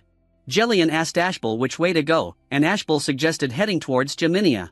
She thought it would be pointless to put Chinchin's notice on the countryside notice board. Qin Tian argued it would be worthwhile for the information. Despite the notice being small, Ashbel assured him the blue words would grab attention. Soon after, a passerby noticed the notice, admiring the beautiful color of the letters and being surprised by the 50 gold coin reward. Motivated by the large sum, he set out to find the people mentioned for the sake of his family's future. He planned to inquire in nearby villages. On the other hand, another man found the notice and thought it was extravagant to use ultramarine pigment for a simple notice. He decided to go straight to Maso City to file a complaint. While this happened, Kent's musketeers fired a series of shots, causing the bandits to retreat as usual. Qin Tian observed that the bandits seemed to charge randomly, making him wonder if they were solely driven by the rewards and if it was really that straightforward. Bullets kept flying, swords clashed, and shields clashed too. Bandits kept attacking again and again. Ken wondered if they'd been raided 5 times already. But G-Line said it was 6. They managed to take down a few bandits, but many more got away. Qin Tian couldn't believe the bandits had been attacking them non-stop for the past 3 days. Ashbel thought they were so persistent because they were using only one road. If they tried to retreat, they'd just get attacked again the same way. Gosson suggested they take the lead in hunting down the bandits. Qin Tian wondered if the bandits were working for Dumbledore. Ashbel said they might be, but she told him not to worry because Dumbledore wouldn't openly attack and probably recruited people secretly. Then Qin Tian realized it was a good thing, and Ashbel asked him what he meant. On the other hand, Gosson was furious. He saw the bandits attacking them with guerrilla tactics and realized they didn't have enough people to easily defeat them. Kent agreed, knowing Gosson could retaliate against the bandits, but he worried they'd strike again if they hit them hard. G-Line suggested caution, warning that they didn't know the bandits' true numbers and could fall into traps if they attacked recklessly. Even if they chased the bandits, they lacked the manpower and time to pursue them. Qin Tian empathized with Kent's past struggles, acknowledging that it was even harder now with Dumbledore causing trouble in the name of the royal family. Ashbel advised endurance until they reached Hollowell, where Fred was recruiting soldiers and knights. However, Gaussen reminded them of the challenge of passing Ratner Forest, where the bandits might make a final stand due to the terrain limiting their mobility and defenses. Worried, Kent suggested Qin Tian stay in a nearby village instead of continuing with them. Qin Tian questioned if Kent was reneging on their deal not to pay him. Kent admitted he would suggest abandoning the supplies and fleeing if they couldn't defeat the bandits. Qin Tian joked about being a fast runner and asked not to be blamed if he left. Ashbel asked Kent not to hold it against them if they left him behind. Meanwhile, in Ratner Forest, Zack relaxed while sitting next to William, who was cleaning his sword. Zack grumbled about his men having to work even during the night. William complained about Zack's laziness. Zack suggested that William assign his men to take turns on night watch duty, but William countered by suggesting Zack's men do it instead. In his thoughts, William angrily plotted to eliminate Zack. Back at Kent's camp, G-Line instructed his soldiers to keep an eye out for enemy attacks and remain alert. Ashbel proposed splitting into two groups, one led by G-Line and one covering the rear. She warned them to watch out for traps along the way. Emphasizing the importance of safeguarding their supplies, she advised the knights not to pursue retreating enemies. Kent then urged G-Line to prioritize their safety and escape if their lives were in danger. G-Line knelt down and assured Kent that they were his protectors, pledging to defend his life and honor to the death. The following day, Kent's group continued their journey, with Ashbel stressing that Kent's safety came first. They aimed to cross the forest in 3 hours at their current speed. Suddenly, gunshots sounded out, startling the horses. Gaussen shouted that they were under attack as bandits emerged from the dense woods. Their main targets were Kent and the supplies. Kent's men were caught off guard, unable to reload their guns in time. Just then, Qin Tian came out from the carriage, accompanied by Nick and wielding his sword. The bandits were charging toward the carriages as William eagerly urged them on. G-Line instructed the knights to protect Kent. William chuckled when he noticed there were only a few knights, and the bandits threw ropes at the knights' heads, including G-Line's. But G-Line was strong enough to pull the bandits instead of them pulling him down from his horse. As more and more knights found themselves helpless, Kent ordered them to retreat and leave the supplies behind. Suddenly, Zack appeared, aiming for Kent's neck. Gaussen swiftly defended his master and pushed Zack away. They exchanged blows, and only Zack ended up wounded. While Zack was flustered, Gaussen kept attacking by stabbing. Zack teased him, joking about Gaussen's enthusiasm. Seeing Gaussen struggling, Kent offered to help. But Ashbel stopped him, saying Kent would only get in the way. Kent was unsure what to do as Ashbel advised him to focus on retreating. All of a sudden, Qin Tian stepped forward and stared at Zack, who was goofing around by dodging Gaussen's attacks. Zack admitted that Gaussen was stronger than William, but boasted that he was even stronger and dared Gaussen to face defeat. Luckily, Qin Tian showed up just in time and warned Zack that he would be the one to meet his end. Zack managed to defend against Qin Tian's attack, but was pushed back. Qin Tian apologized to Gaussen for arriving late, explaining that he had been enjoying a peaceful life lately. Zack rumbled about Qin Tian interfering in their duel, calling him ungentlemanly. Qin Tian asked who Zack was, and Gaussen revealed that Zack was the leader of bandits in Dumbledore's territory who had already destroyed 3 villages. Upon hearing this, Qin Tian decided not to feel guilty about turning Zack into fertilizer later. Qin Tian told Zack that he was indeed not a gentleman. Zack was taken aback as he found dealing with people who didn't act like gentlemen difficult, especially Qin Tian, whom he knew nothing about. He even demanded more payment after murdering him. Qin Tian wondered if Zack was okay with saying such words before his demise. He said he used to hunt many fierce animals in the wild before, and Zack just seemed like an angry cat in comparison, trying to act tough to scare him off. Zack got mad when he realized Qin Tian was strong, and he blamed William and Dumbledore. He threw his axe at Qin Tian, saying he wouldn't play nice either. Zack tried to run, but Qin Tian caught up quickly. Qin Tian punched Zack in the face, complaining about losing sleep from bandits' attacks. Zack quickly spilled the beans that William was behind the attack, saying even if he died, William would keep coming back with others to cause trouble. Meanwhile, Gaussen noticed Kent and Ashbel looking shocked, with their jaws dropping. Kent claimed there was a Valkyrie on the battlefield, referring to Nick skillfully defeating bandits with ease. Everyone was amazed by Nick's strength. Kent looked for Qin Tian, and Gaussen said Qin Tian was chasing Zack. Ashbel told the men to fight, and Kent and Gaussen led the other knights in the battle. The bandits realized they were losing. Behind a tree, William cursed because Zack was missing.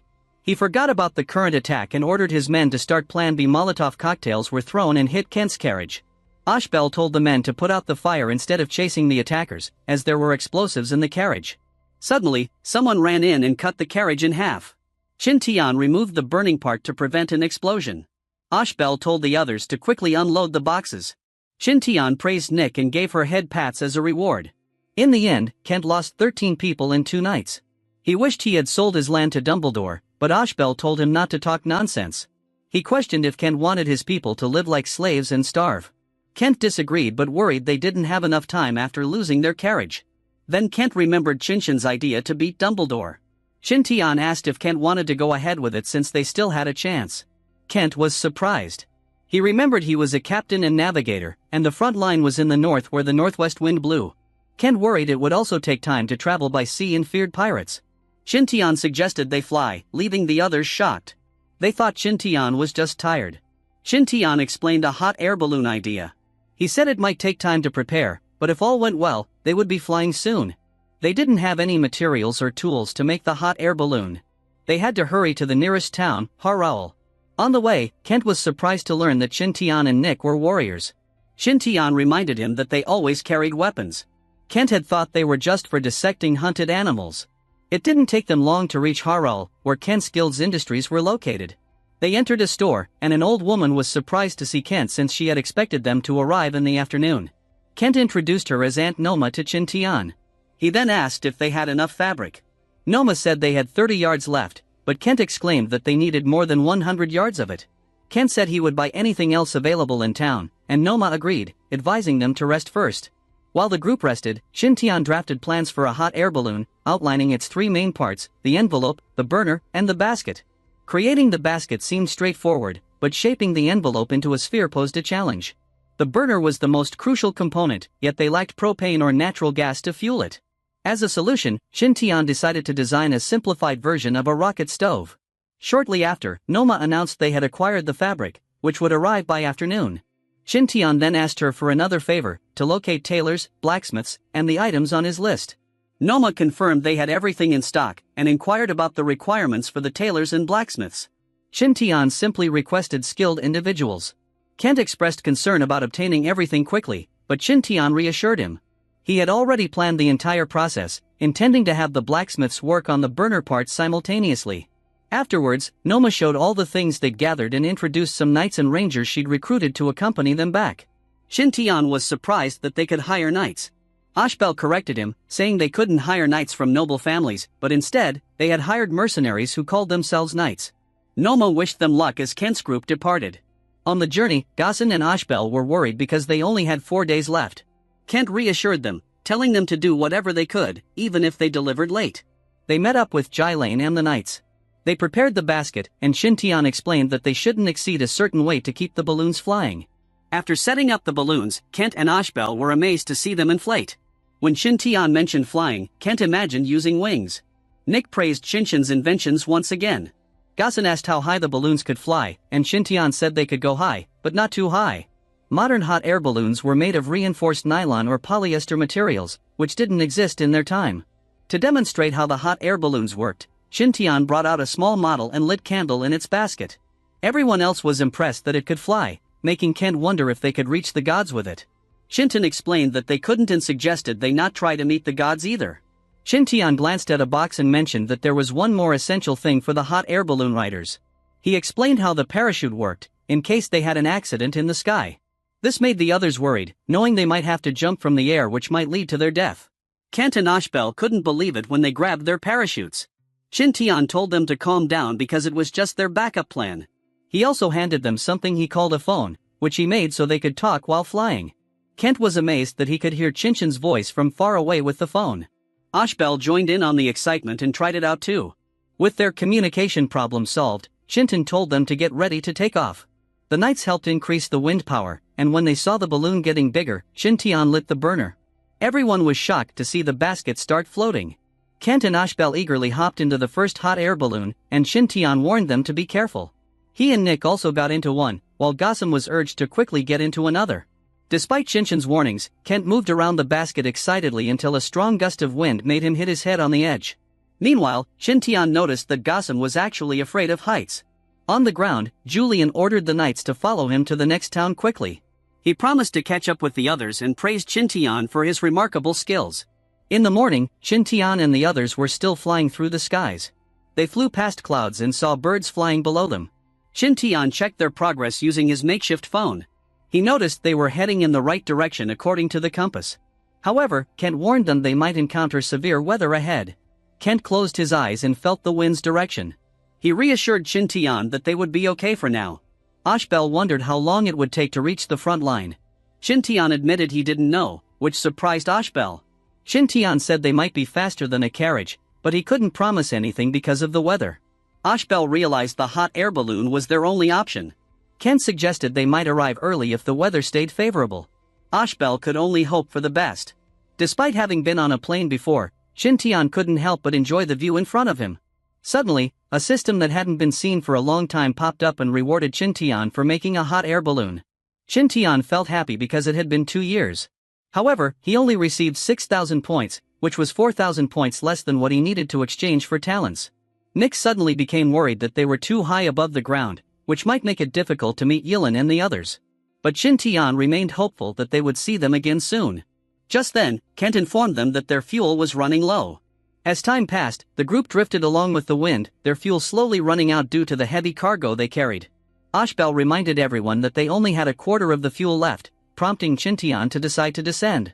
As the flames died down, the hot air balloons gently descended near a town, luckily giving them a chance to refuel, which was part of Qin plan. He had anticipated towns along their route where they could restock. However, refueling took some time, and they only resumed flying in the afternoon. The second day wasn't smooth sailing. They encountered rain and ended up landing uncontrollably in a forest. Despite the challenges, they eventually reached the front lines on the last day without any major issues. This concludes the latest chapter, and we will be continuing it from here in the next episode. Qin Tian instructed everyone to unload and set up camp upon landing quickly. Passers-by mistook their hot air balloons for angels, a nickname that stuck as people from the previous village followed them. Kent worried about transporting their belongings, but Qin Tian assured him they could ask people with carriages, who were also searching for the angel, for a ride. It didn't take them long to spot Wofford City, a city built because of the war. It had tall stone walls that even cannons struggled to blast through. Qin Tian was surprised to see how prosperous the city looked considering it was close to the front lines of the war. Kent reassured him, saying that the actual front lines were 2 days and nights away by horse. He also mentioned that there was a ceasefire between the two countries, allowing nearby towns to develop peacefully. Ashbel further explained that Wofford City started small, but business guilds were attracted to its special geographical location, and it took hundreds of years for it to develop into what it is now. As the group waited in line with their carriage, some nobles' carriages ignored the line and entered the city ahead. Qin Tian felt jealous and wondered what rank of nobility could receive such treatment. Kent, feeling defensive as a noble himself, claimed that one would need to be at least an earl to get preferential treatment. In the city, people were busy rushing around. Among them was an old man who looked familiar. He thought he was running late. Roger felt stressed out because Dumbledore and William were searching for Kent. Dumbledore warned Roger about the serious consequences if they didn't meet the royal family's request on time. Roger suddenly noticed a lot of flies buzzing around and swatted at them. Dumbledore, puzzled, looked around for the fly. Roger joked if he smelled bad because the flies were hanging around him. Dumbledore then realized Roger meant him as the fly and tried to stay calm. He reminded Roger again of the consequences of the failed task. Just then, someone apologized and assured Dumbledore they arrived just in time. Kent and the others had just arrived, which surprised Dumbledore. Kent ignored Dumbledore and went to greet Roger first, who wondered if they had encountered an accident. Kent admitted they'd been ambushed but assured that the supplies were safe. William was shocked since he'd seen the carriage burn to ashes. Angered, Dumbledore asked William for an explanation. William assumed Kent had just come with an empty box as a trick. Dumbledore then realized it would take a long time for Kent to arrive if he had a lot of goods with him. They were excited to see Kent embarrassed with his empty box. A man named Zidane then came over to check on Kent's supplies. He ordered his men to open and inspect the boxes. Dumbledore and William were excited to see what would happen, assuming the boxes were empty. However, Zidane immediately looked away after glancing once at the boxes. Ashbel then wondered why Dumbledore looked uncomfortable. She sarcastically assumed Dumbledore was worried for Kent but assured him the goods were delivered as intended. Dumbledore was shocked to see the boxes full of supplies. His knees went weak, and Ashbel sarcastically assumed Dumbledore was relieved that the task was successfully completed.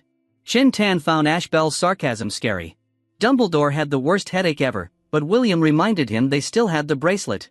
Dumbledore then realized the bracelet could save them from the Lord's anger. Suddenly Zidane scolded him and reminded him of his manners as a noble. Embarrassed, Dumbledore and William excused themselves. Seeing this, Qin Tian realized Zidane was a higher-ranking noble. Zidane then told Kent to move the goods in and sign the papers. He also invited them to Duke de Quill's birthday party in 2 days. After Kent thanked him, Qin Tian asked who de Quill was. Kent explained that de Quill owned the city, was one of the 20 sudden dukes, and was part of the royal family. Ashbel grumbled about spending money on gifts again. Qin Tian suggested not going, but Kent said they should since they were invited. Ashbel told Qin Tian to just go to the party for the food and wine. Shortly after, the group arrived at an inn, and Kent realized they had run out of money. Ashbel explained that the expenses for the hot air balloon had been high. Staying at an inn caught Qin Tian's interest. Kent secured some rooms, and they all agreed to stay for 2 days before the Duke's birthday. During that time, they busied themselves buying dresses and gifts. Roger, who disliked parties, departed the city with the other sailors. 2 days later, the group set off for the party. It was nighttime, but the streets were illuminated by candles, usually reserved for autumn and winter. Qin Tian worried they were running late, but Kent reassured him that the party wouldn't start until dawn. As they traveled, another carriage passed by with a familiar name, Dawn. As they entered the castle, Qin Tian commented that it was basically a fortress, not a castle. Kent explained that the place would be the final defense for the residents if the outer walls were breached. Seeing a lot of people coming in with them, Kent was relieved that they were not late at all. Ashbel told Qin Tian to eat what they spent by eating lots of meat and not breads. Qin Tian then held Nick's hand as a partner, and everyone went inside the reception. Ashbel quickly suggested to eat, and with Kent's words of approval, she went running to the buffet. As he ate, Qin Tian wondered what was on the second floor. Kent explained that those with the Earl title can go, but ladies with no title requirements could also visit the second floor. Just then, people started crowding, and Qin Tian wondered if a big shot visited. Ashbel claimed it was someone beautiful, lady. However, Qin Tian looked uninterested and continued eating. Suddenly we see a familiar long pink hair. It was Lin dressed as a noble lady. Kent and Ashbel were in awe and decided to tell Qin Tian later. As a fellow guard, Gaussen could feel that Pohama, the one acting as Ellen's bodyguard, was a strong person. Everyone around them was curious about Lin. Everyone then recognized Lin as the newly appointed Viscountess as she went to the second floor. Suddenly, someone greeted her and asked if he could sit near the legendary Viscountess. He introduced himself as Marcus Shattuck. Lin bluntly asked what he needed. Shattuck wondered if he could discuss something with her. Meanwhile, Kent and the others regrouped with Qin Tian, and Ashbel told him that it was a pity he didn't see a beauty. Qin Tian still looked uninterested despite Ashbel and Kent's interest in the new Viscountess's beauty and cooperation. Ashbel explained that the new Viscountess founded the Dawn Chamber of Commerce, which became famous, and within a year, she was promoted from a commoner to a Viscountess. Shocked, Qin Tian asked if Ashbel really said Dawn Chamber of Commerce and asked what was the Viscountess' name. Ashbel claimed it was Lin, and Qin Tian started running off along with Nick. On the other hand, Shattuck presented Lin a business contract. Ellen heard that he was acquiring business associations left and right and didn't expect to be also targeted by him.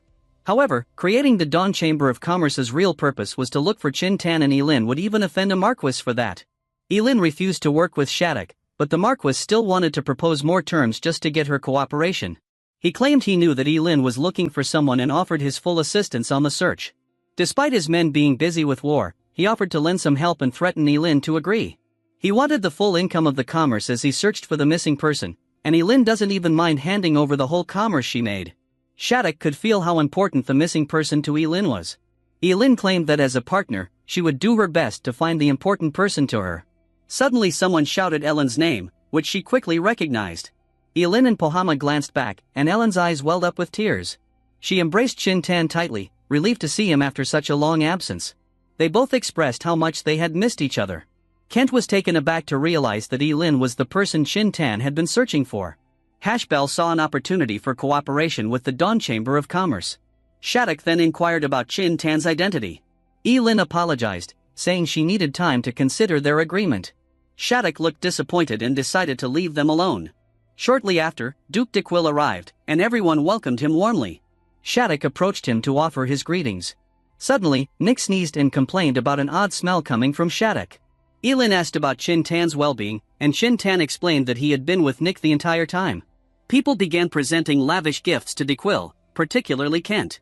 Qin Tan thanked Kent for facilitating his reunion with Ellen.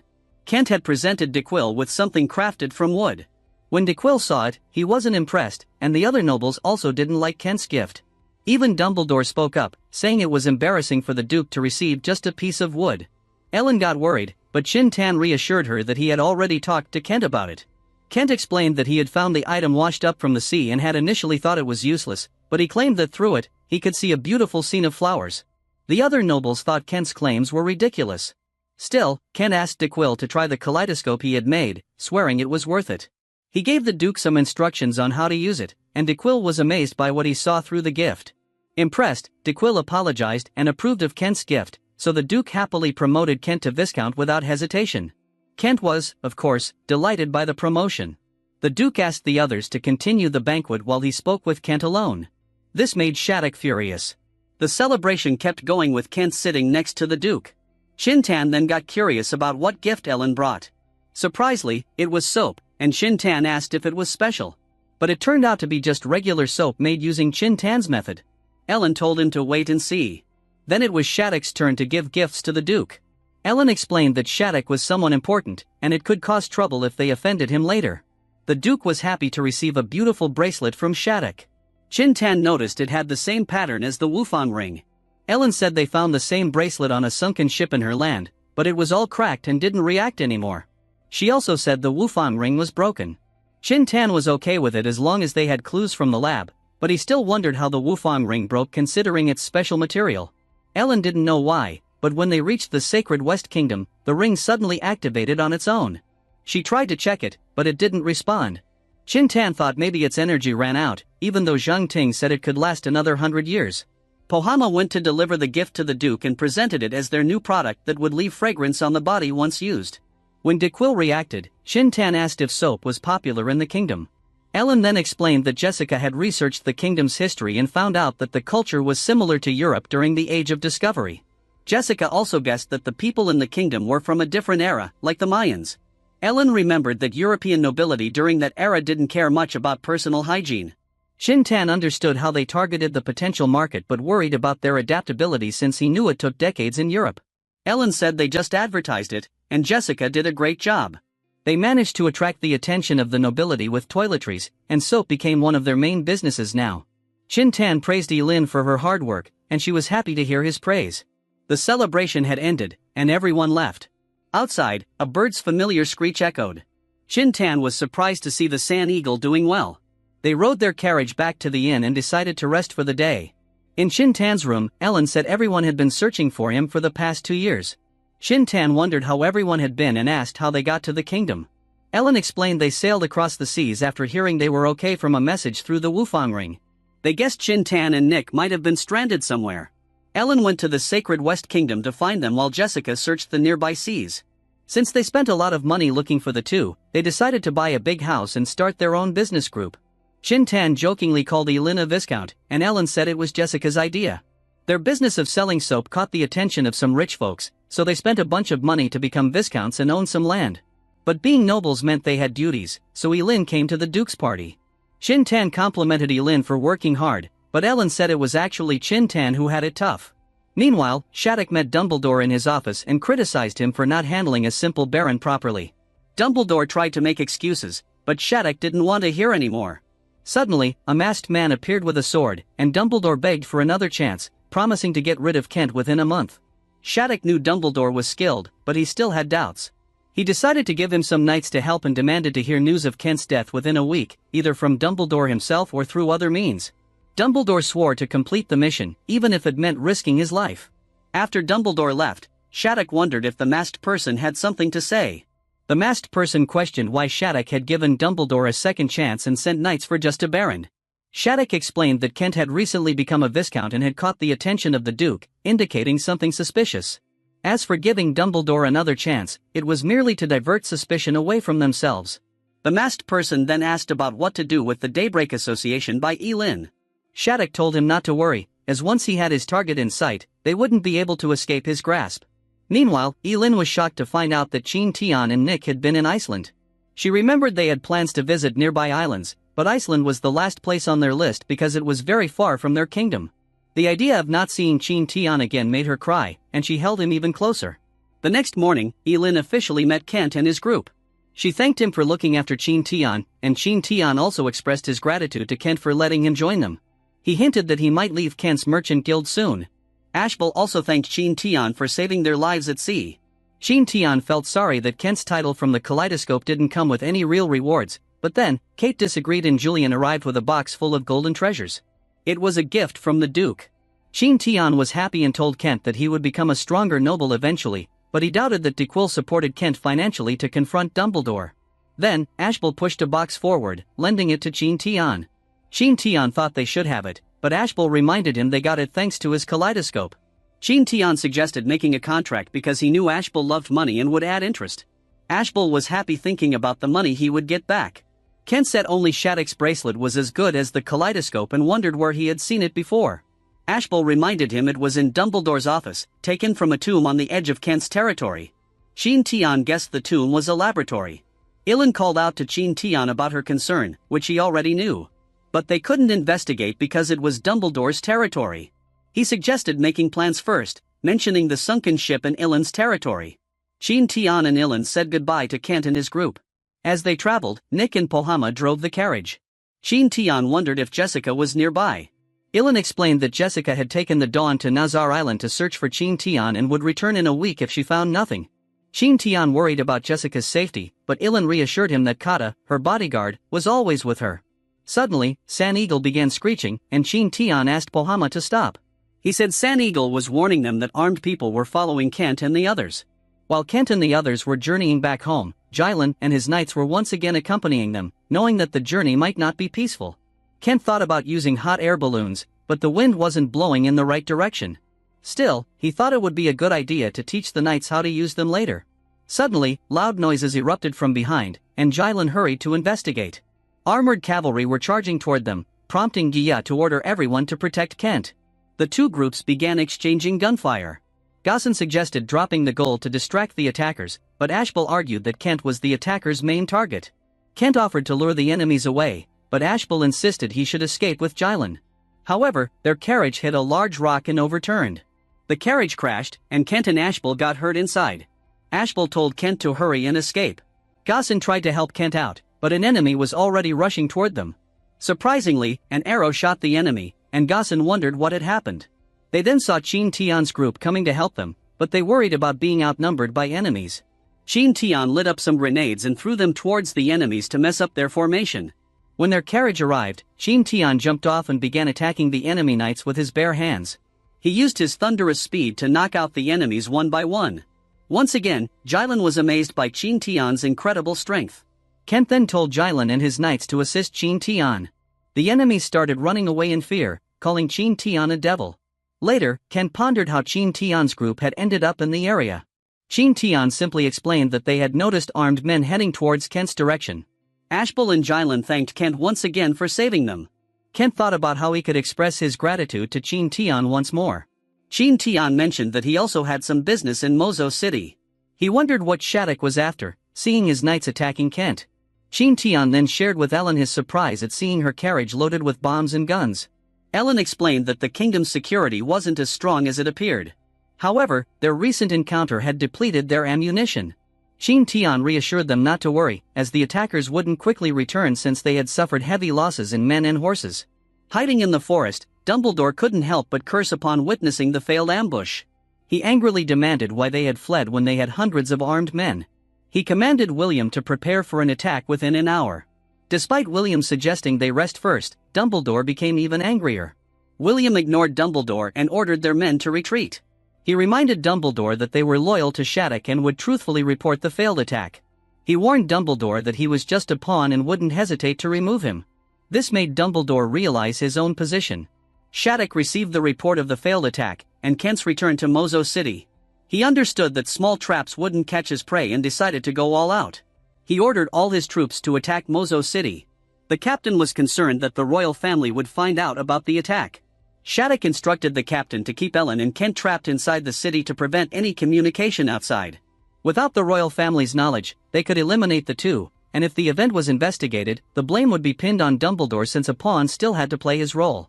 Shortly after, Kent received reports that the towns of Polka and Valen had been attacked. It was the fourth report of such attacks, and Kent realized that his villages were under assault. Qin Tian approached, asking what was happening. Ashbel explained that armed troops were attacking villages within Kent's territory. Gaussen suggested that Kent was the real target and advised him to escape early to avoid certain death. Qin Tian asked for their plan.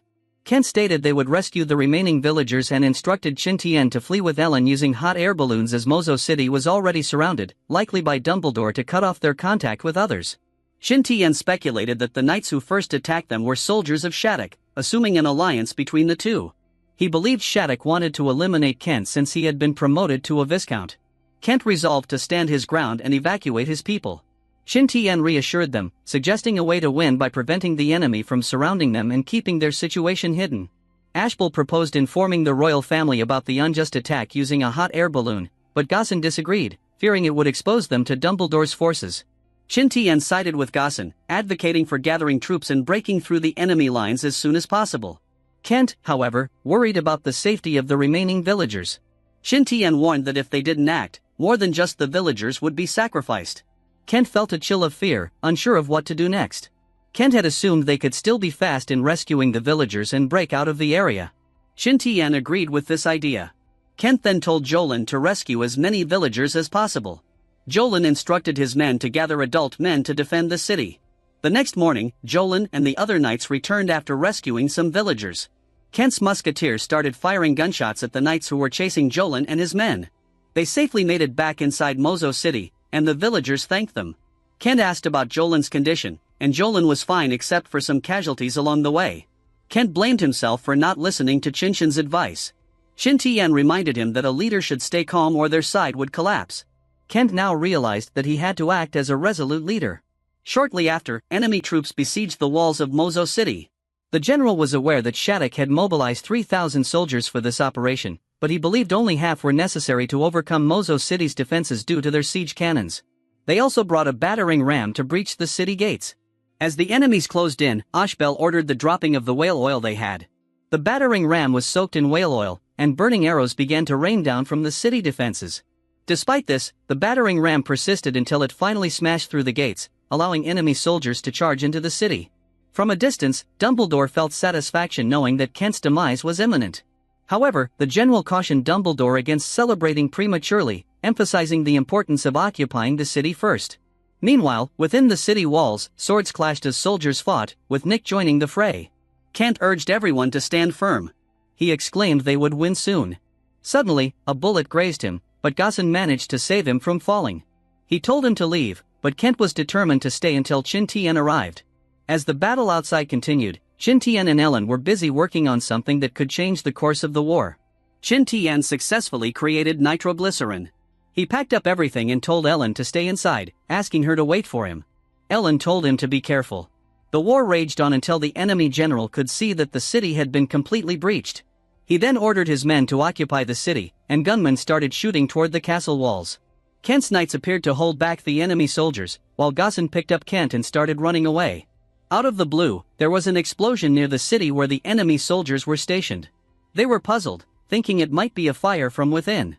Dumbledore, a soldier, declared it wasn't an ordinary bomb they faced. Then, a soldier spotted an eagle before another explosion rocked the area. It turns out it was a sand eagle carrying bottles of nitroglycerin. It deftly avoided the bullets aimed at it and timed the release of the bottles perfectly. Explosions erupted among the enemy ranks, causing the advancing soldiers to panic and retreat. Kent's soldiers were relieved that they emerged victorious from the skirmish. Kent was bewildered by the sudden turn of events. Qin Tian appeared, asking about any casualties. Kent asked if Qin Tian was responsible for the explosions, to which he admitted using nitroglycerin. Concerned for Kent's well-being, Qin Tian urged him to rest while he took charge. And so, the first battle came to an end. Qin Tian had laid out a map, explaining that there were still threats and that enemies might launch another attack soon. Kent insisted they could win with bombs, but Qin Tian pointed out they'd already used up the materials. Kent then asked what Qin Tian needed. Qin Tian started listing some regions, which was hard for the others to understand. However, Gaussen knew that alchemists should have such things. Kent told him to hurry, but Gaussen claimed they didn't have any alchemists in Mozo City. Suddenly, G-Line appeared, saying there were people looking for Kent.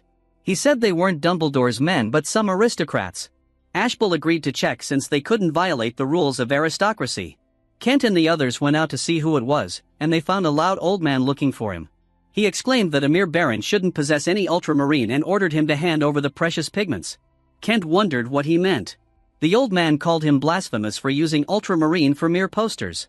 Qin Tian had exclaimed that they were currently in a state of war with someone and asked the old man whose side he was on. The old man became angry, calling them barbarians for not offering good hospitality.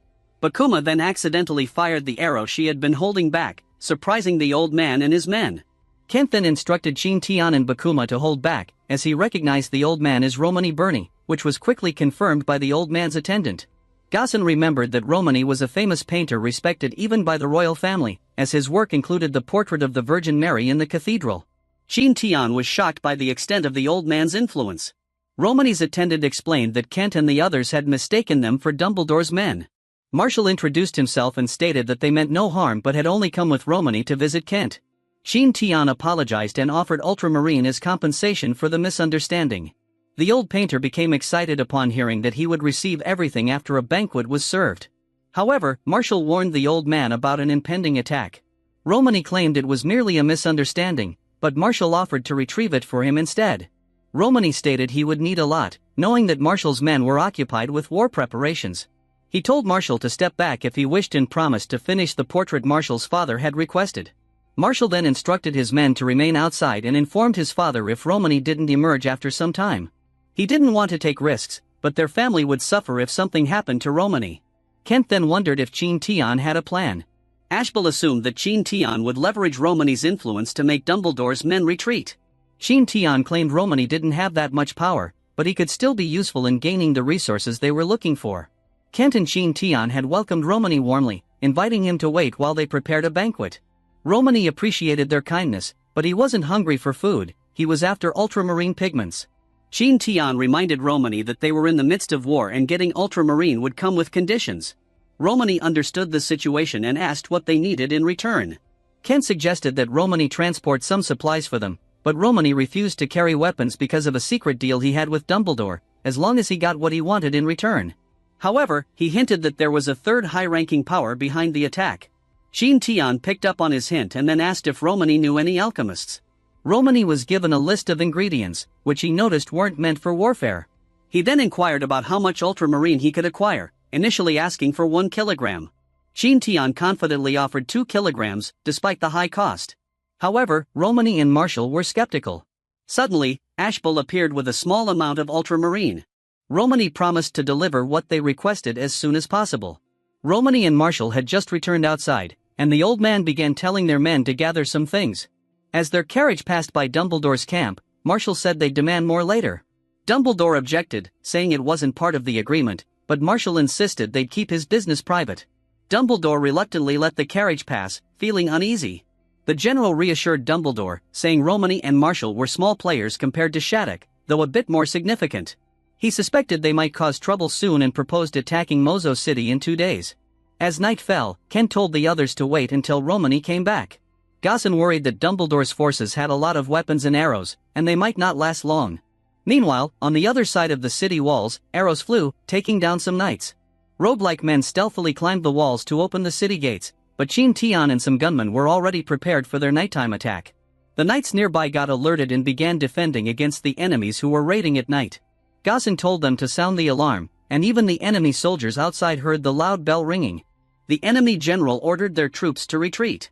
Dumbledore was shocked because he thought they would capture the city that night. The general then pointed out how the city seemed unguarded the other day, yet they still lost many men and supplies. He advised Dumbledore to be patient because he had a plan to recruit nearby nobles using Shattuck's name. Kent was surprised that the night raid ended earlier than expected. Ashbel angrily said it was a good thing.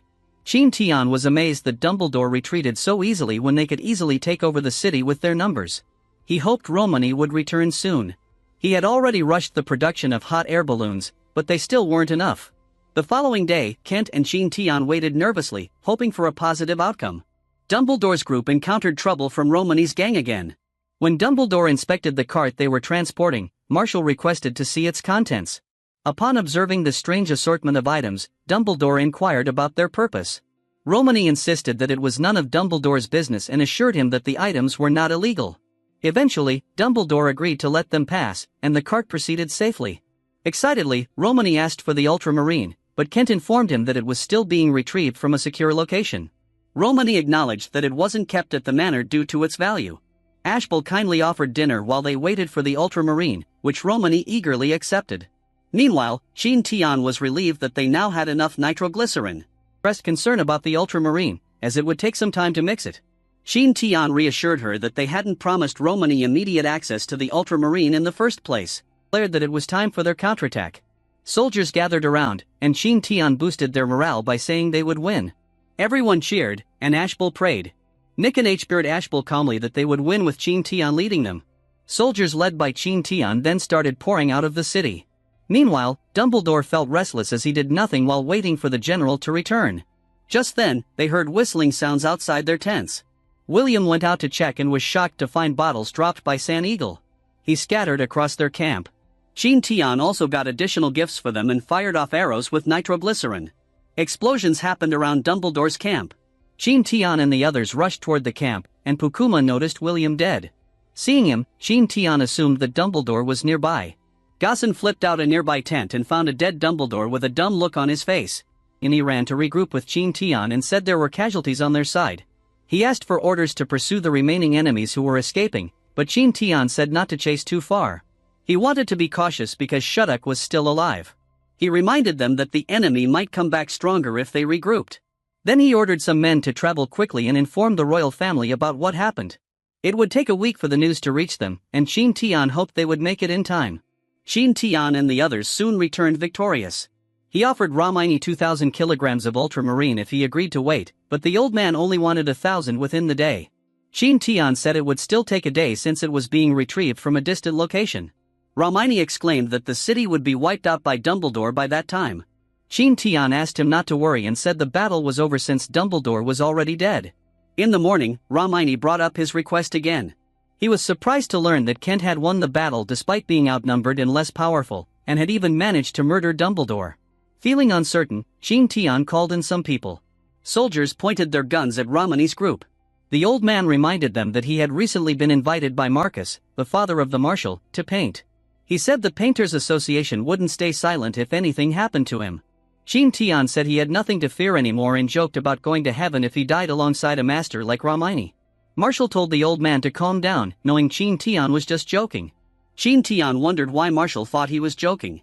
Marshall said Qin Tian didn't seem like a harsh person, otherwise, he would have harmed them from the start. Qin Tian noticed Marshall's trembling hand and promised not to harm them while they were in the city. He said he would send them off once the ultramarine they needed was ready. He asked them to wait a bit longer, but the old man was eager to leave. Qin Tian asked them to wait a few days and then escorted Romani's group somewhere. Dawson suggested murdering them and throwing their bodies on the battlefield. Qin Tian also agreed to just directly give the ultramarine. Kent was tired of deceiving someone. Ashbel was worried about acquiring the amount of ultramarine they needed. Yilin laughed and asked Qin Tian to do something to prevent them from collapsing. Kent wondered if Qin Tian could really get ultramarine, and Qin Tian asked him to chill since he still had some steps to complete. Taking ultramarine involved 3 major steps. First, they needed to dry some regions that they obtained from Romani himself. Next was to grind and mix everything at high temperatures for a long time.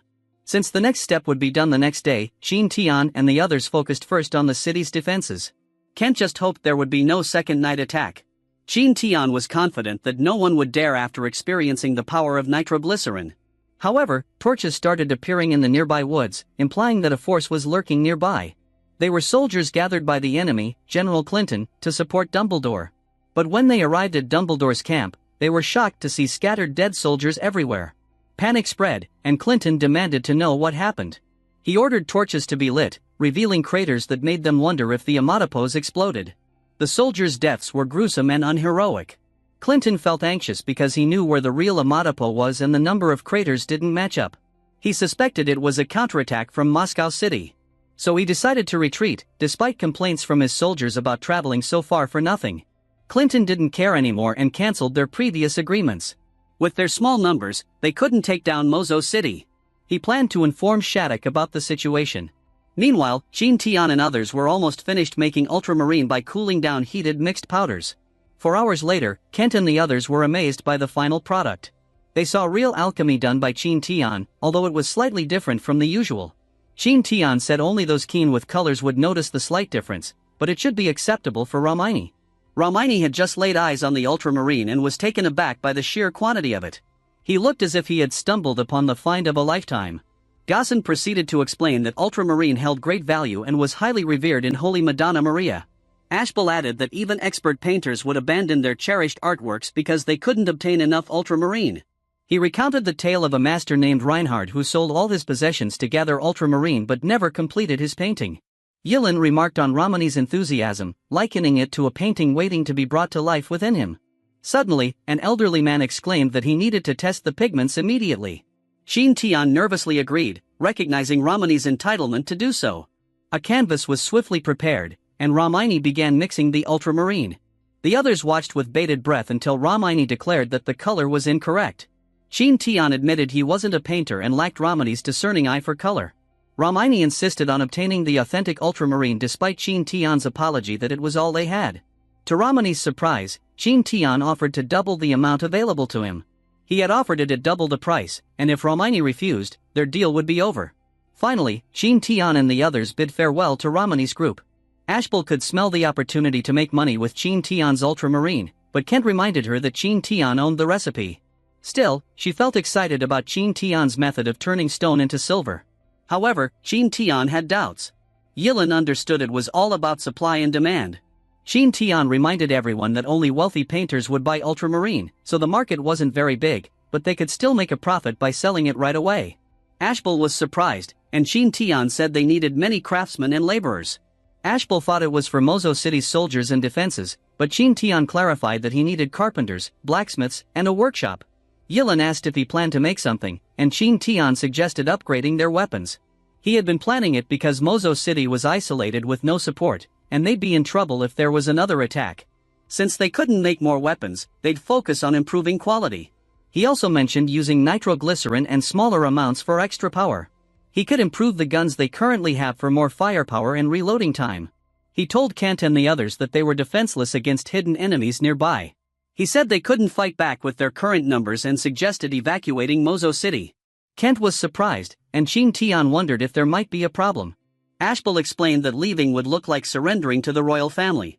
Kent worried that the people of Mozo would end up homeless and doubted they would agree to leave their homes. Qin Tian suggested that, as a lord, Kent should convince his people first. An hour later, Kent gathered the residents to hear their opinions. Everyone agreed, just as he expected. Most of them didn't want to leave their homes and were ready to fight alongside Kent in the war, so they began improving their weapons. Everyone pitched in to build trenches. Meanwhile, Ashbel spread the word for recruits using the merchants' channels, promising a big reward to gather more people quickly. After a week, they made 10 sets of trumpets. They planned to use them to launch nitroglycerin for defense. Meanwhile, in Antiquus, the second largest city on the front lines, Shattuck got a report from Clinton and wondered why he was still alive. Shattuck felt disappointed hearing no clues. Clinton then exclaimed that Mozo City had a mysterious weapon with the power of multiple bombs. He said that's why they failed and suggested Shattuck could gain power if they got it. Shattuck remembered Kent also had the strange kaleidoscope and figured he might be hiding more than just the mysterious weapon. Suddenly, Clinton warned Shattuck to watch out as someone appeared behind him. Clinton suddenly let his guard down when he recognized the pattern on the letter stamp delivered by the masked person. Shattuck read the letter and, after confirming the masked person wasn't an assassin, asked Clinton to step back. He also instructed to inform the presidents of the merchant associations to get the agreed gold ready within 3 days. Clinton inquired about what to do with Moscow City, and Shattuck advised leaving them alone for a month. Shortly after, Mozo City became bustling with craftsmen, managing to acquire many revolvers. However, the news of the front line being breached was shocking. Such an incident hadn't occurred after years of conflict between the two countries. Ashbel asked her sister if the news was true, and she confirmed that the recent delivery driver had verified it. Qin Tian observed their worry over the unexpected turn in the war. Nick wondered what had happened, and Qin Tian suddenly realized she couldn't understand English. Pukuma became concerned for their tribe, but Ellen reassured her that their city, Duranba, was far from the front lines. Qin Tian assumed that the royal family wouldn't remain inactive and the breach in the line would only be temporary. Shortly after, Qin Tian went out to put together some revolvers. Kent and Gaussen wondered if there were longer weapons like they used to have. Ashbel worried about how far the bullets could reach and said it might put them at a disadvantage. Gaussen said rifles could shoot up to 80 meters. Qin Tian told him to watch closely. He aimed his revolver at a target and shot several times quickly. This surprised everyone there, and Gaussen was amazed at how fast the revolver could shoot. He said it would make their soldiers more powerful. Qin Tian warned them not to get too excited and offered to let them try it out. Qin Tian was able to hit all his shots because of his special skill. Everyone took turns trying out the revolvers, and Ellen kept track of how many hits they got. With Kent at the bottom of the list, Pokuma praised Qin Tian again for getting them good weapons, but Qin Tian said she was already strong enough. Pokuma still preferred using a bow and arrow, and Qin Tian agreed that the twins should stick with it. The day after, Ashbel received new information confirming the news from the previous day. It turned out that soldiers from the Empire had breached the kingdom's defense line through the gaps. What's more, the breach was right in line with Wofford City vertically, and Duke de Quille was currently battling the invaders there. Kent hoped the Duke could fend off the enemy because Mozo City would be the next target after Wofford. Qin Tian advised Kent against relying too much on others and suggested focusing on getting stronger. He proposed seizing Dumbledore's territory now that he was dead and everyone was occupied with the Empire's attacks. Ashbel agreed with the idea but was worried that the royal family might reclaim Dumbledore's land once the conflict settled. Kent then asked Qin Tian of their next move if the kingdom managed to repel the Empire's forces. Ashbel suggested finding a good reason to take over Dumbledore's territory along with Kent's. Qin Tian then came up with a story about Dumbledore agreeing to sell his land to Kent, but then changing his mind and starting a war instead. In the end, Dumbledore lost and was murdered, but since there were no witnesses left alive, Qin Tian thought they should get Dumbledore's seal from his office to prove the agreement. Gaussen knew that Qin Tian had planned everything before the battle even began. Ashbel worried about who was behind the attack on Dumbledore. Qin Tian wondered why this mastermind hadn't done anything yet. Ellen thought maybe the mastermind was busy with something else, like the war. She guessed it might involve higher-ranking nobles since they were all ordered to join the fighting by the royal family. Still, Qin Tian wasn't completely convinced and suggested Kent focus on getting stronger to protect his people. Soon, Qin Tian and the others traveled to Ebford, where Dumbledore lived. But along the way, they noticed the villages looked deserted and abandoned for a long time. They wondered why, and Kent said only Dumbledore would know. That night, they finally reached Bedford and paid 50 copper coins per person as a fee. Ashbel casually handed over the money, and the guards wished they had asked for more. As the group walked away, the guards slowly recognized them. Qin Tian was surprised that Ashbel willingly gave away money, but Ashbel, with his merchant spirit, planned to get it back after taking over Ebford. Qin Tian noticed how poor Dumbledore's domain looked and understood why, despite having a higher rank, Dumbledore had the same power as Kent. They soon reached Dumbledore's residence. Ashbel and Kent quickly went over, familiar with the guards. The guards tried to stop them, saying Dumbledore was away, but Ashbel brushed past, saying they were returning to their own castle. Colin, one of the guards, was confused, and Ashbel explained that Dumbledore had sold his fiefdom to them a month ago. Colin asked for documents, but Ashbel ignored him and asked him to gather the residents. Colin doubted their words but realized Dumbledore wouldn't easily kneel in front of Kent. Colin led them to Dumbledore's office. Ashbel asked him to open it, but Colin insisted they should, assuming they had received the keys from Dumbledore. Qin Tian suddenly walked to the door and kicked it hard, breaking it. He suggested changing the door, and everyone agreed. Kent asked the scared Colin to step back for now. Kent and the others entered Dumbledore's office. Ashbel remarked how well Kent fit into the place. Colin offered his help, but Ashbel tried to shoo him away. Colin wondered if Kate had gained control of Dumbledore's territory because of his new title as Discount. Nonetheless, he was happy that Kent was taking over after hearing about Mozo City's progress over the years. Gaussen volunteered to keep an eye on Colin for the time being. Kent felt anxious the whole time, pretending they had the necessary documents. Qin Tian reassured him, saying they only needed Dumbledore's seal.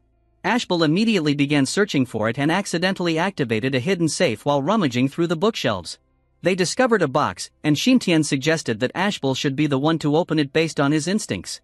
Sure enough, Ashbel managed to pick the lock and open the box in less than a minute. Ashbel tried to justify lockpicking as a handy skill for everyday life. Inside they found the seal, and they were relieved to secure new lands to protect Kent's people. Suddenly, they spotted a letter in the box. Qin Tian noticed a seal on it, and Ashbel recognized it as Shattuck's seal. The letter contained orders from Shattuck, directing Dumbledore to gather funds and attack Kent. They considered the possibility of someone more powerful than Dumbledore supporting him but hadn't expected it to be Shattuck. Qin Tian reassured everyone, saying not to worry because dealing with 100,000 troops armed with old flintlocks would be easy. Then Ken chimed in, telling Qin Tian to relax, explaining that the royal family wouldn't allow a duke to command such a massive army. They stumbled upon a map with markings. Qin Tian suggested they investigate the locations marked later. Kent noticed a strange manor outlined on the edge of his and Dumbledore's territories. Qin Tian then realized it must be where Dumbledore found the bracelet. He mentioned that the unfamiliar manor was actually underground, not on the surface. Under Dumbledore's leadership, Ebford was in chaos and poverty due to high taxes, as reported by Colin. Ashbel and Kent quickly drew up documents to halt taxation temporarily and gather people to improve the area and make more revolvers. It didn't take long for the residents to hear about the change in leadership in Ebford. They were thrilled by the news, but cleaning up the mess Dumbledore left behind would take time. After 3 days, the situation in Ebford somehow stabilized, and Qin Tian and his group headed back to Mozo City, knowing it wouldn't be good to be away for too long. However, Athena brought troubling news that Duke de Quille was trapped in Wofford City, which was under heavy siege. The nobles on the front lines were defeated and fleeing for their lives. Athena was worried that if Wofford City fell, Ebford would be next. Gosson said it would be tough to break through because they knew the royal family's army should stop them. Ashbel was worried they might also be sent to the front lines. Qin Tian was already tired of hearing such depressing news. He then asked about the progress of making revolvers. Athena said they found more smithies to make the parts and said that all soldiers could soon have the weapons. Qin Tian asked her to find more workshops since they needed at least 2,000 revolvers. Qin Tian assumed they could use soldiers from Ebford, but they still wouldn't stand a chance against Shattuck and his troops. Qin Tian wondered if there were financial issues, but Ashbel said there were none and they had enough funds for the guns. However, they wouldn't be able to afford the soldiers' pay even if they used up Kent's recent reward. Ellen told them not to worry since she could lend some money. She said she could lend 100,000 gold coins, which wasn't much for her business. Ashbel was shocked, saying 10,000 was enough, and Kent suddenly felt poor as a discount. With just 10,000, Ellen said they could gather the amount from nearby stores without going to headquarters. Ashbel and Kent were grateful for her financial support. Qin Tian had asked Athena about the nobles selling off their assets. Athena confirmed that most nobles were selling whatever they could before their domain got affected by the war. Qin Tian could see that the nobles were just running away and wonder if the royal family would get mad. Ashbel explained that it was indeed leading to a chopping block, but not putting the assets on active sale was permissible. She claimed the nobles might sell off what they had, but they wouldn't immediately leave their territory. Qin Tian suddenly thought of something and suggested buying them while the prices were low. He also assumed that these nobles had military supplies.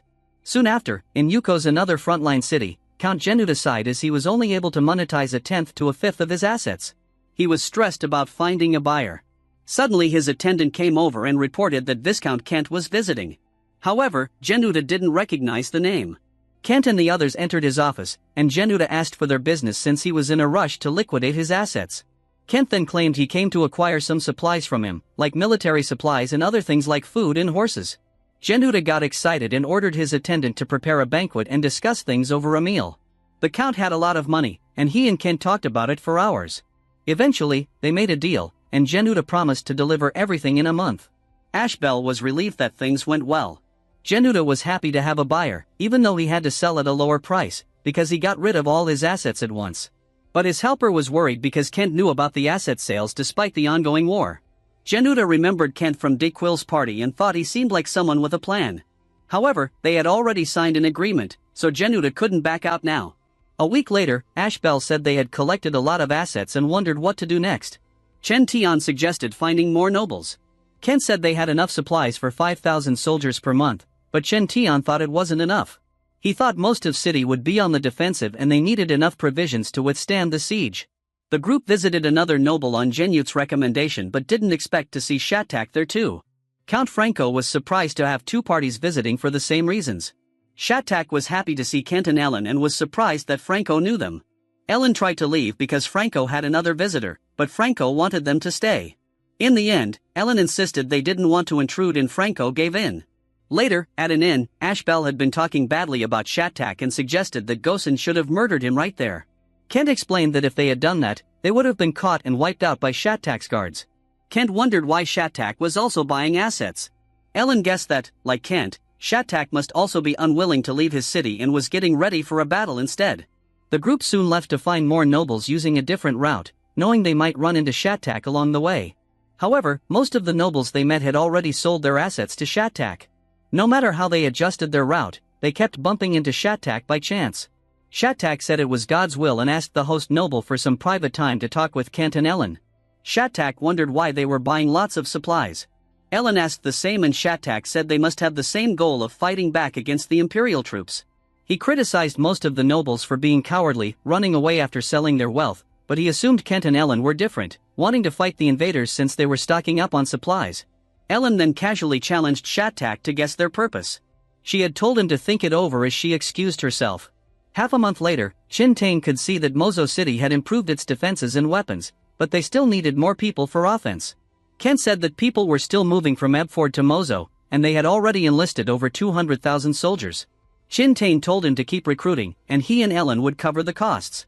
Kent thanked Qin Tian, who reminded him it wasn't for free, and he would need people to help excavate the ruins later. Just then, they noticed Gilline and his men returning. The mission was successful, but it took the royal family a while to handle it because of the ongoing war with the empire. With Mozo City stable now, they had nothing to fear. Soon after, they heard that Shattak sent troops to support Tquill but got defeated. Days later, they learned that Shattak was also defeated and trapped in Wofford City. Many nobles in the front line fought briefly, then fled. Imperial troops took over the hills where nobles used to relax, turning the residents into refugees. Kent didn't want the same thing to happen to Mozo City. Kent had seemed strong earlier, but he suddenly felt weak when caught in a snowstorm. Kokuma remembered how her tribe struggled with winter when they ended up in a different world. Kent wondered if the Imperial army would keep marching despite the bad weather. Gossen said they would because time was crucial. He then explained why the Imperial army didn't capture Worcester City. Qin Tian realized they were taking calculated risks. Since Kent was confused, Qin Tian explained that the Empire knew the kingdom's lords were scattered, so their army could easily move through the lands. However, Qin Tian was confident the Empire wouldn't win, despite appearing to be in a good position. Gossen disagreed, saying the Empire was winning to some extent. Qin Tian asked what he meant. Gossen explained that the royal family would receive news slowly, giving the Empire time to take over places like Mozo City in the south. However, he thought things could change if Tquill got reinforcements and fought back. Qin Tian was curious about Gossen's past job that gave him such insights. Gossen said he was just a wandering warrior in the past, but Qin Tian still had doubts. In the end, he respected Gossen's privacy. The next morning, after covering their tracks, Qin Tian and the others continued to monitor the approaching troops. This concludes the latest chapter, and we will be continuing it from here in the next episode.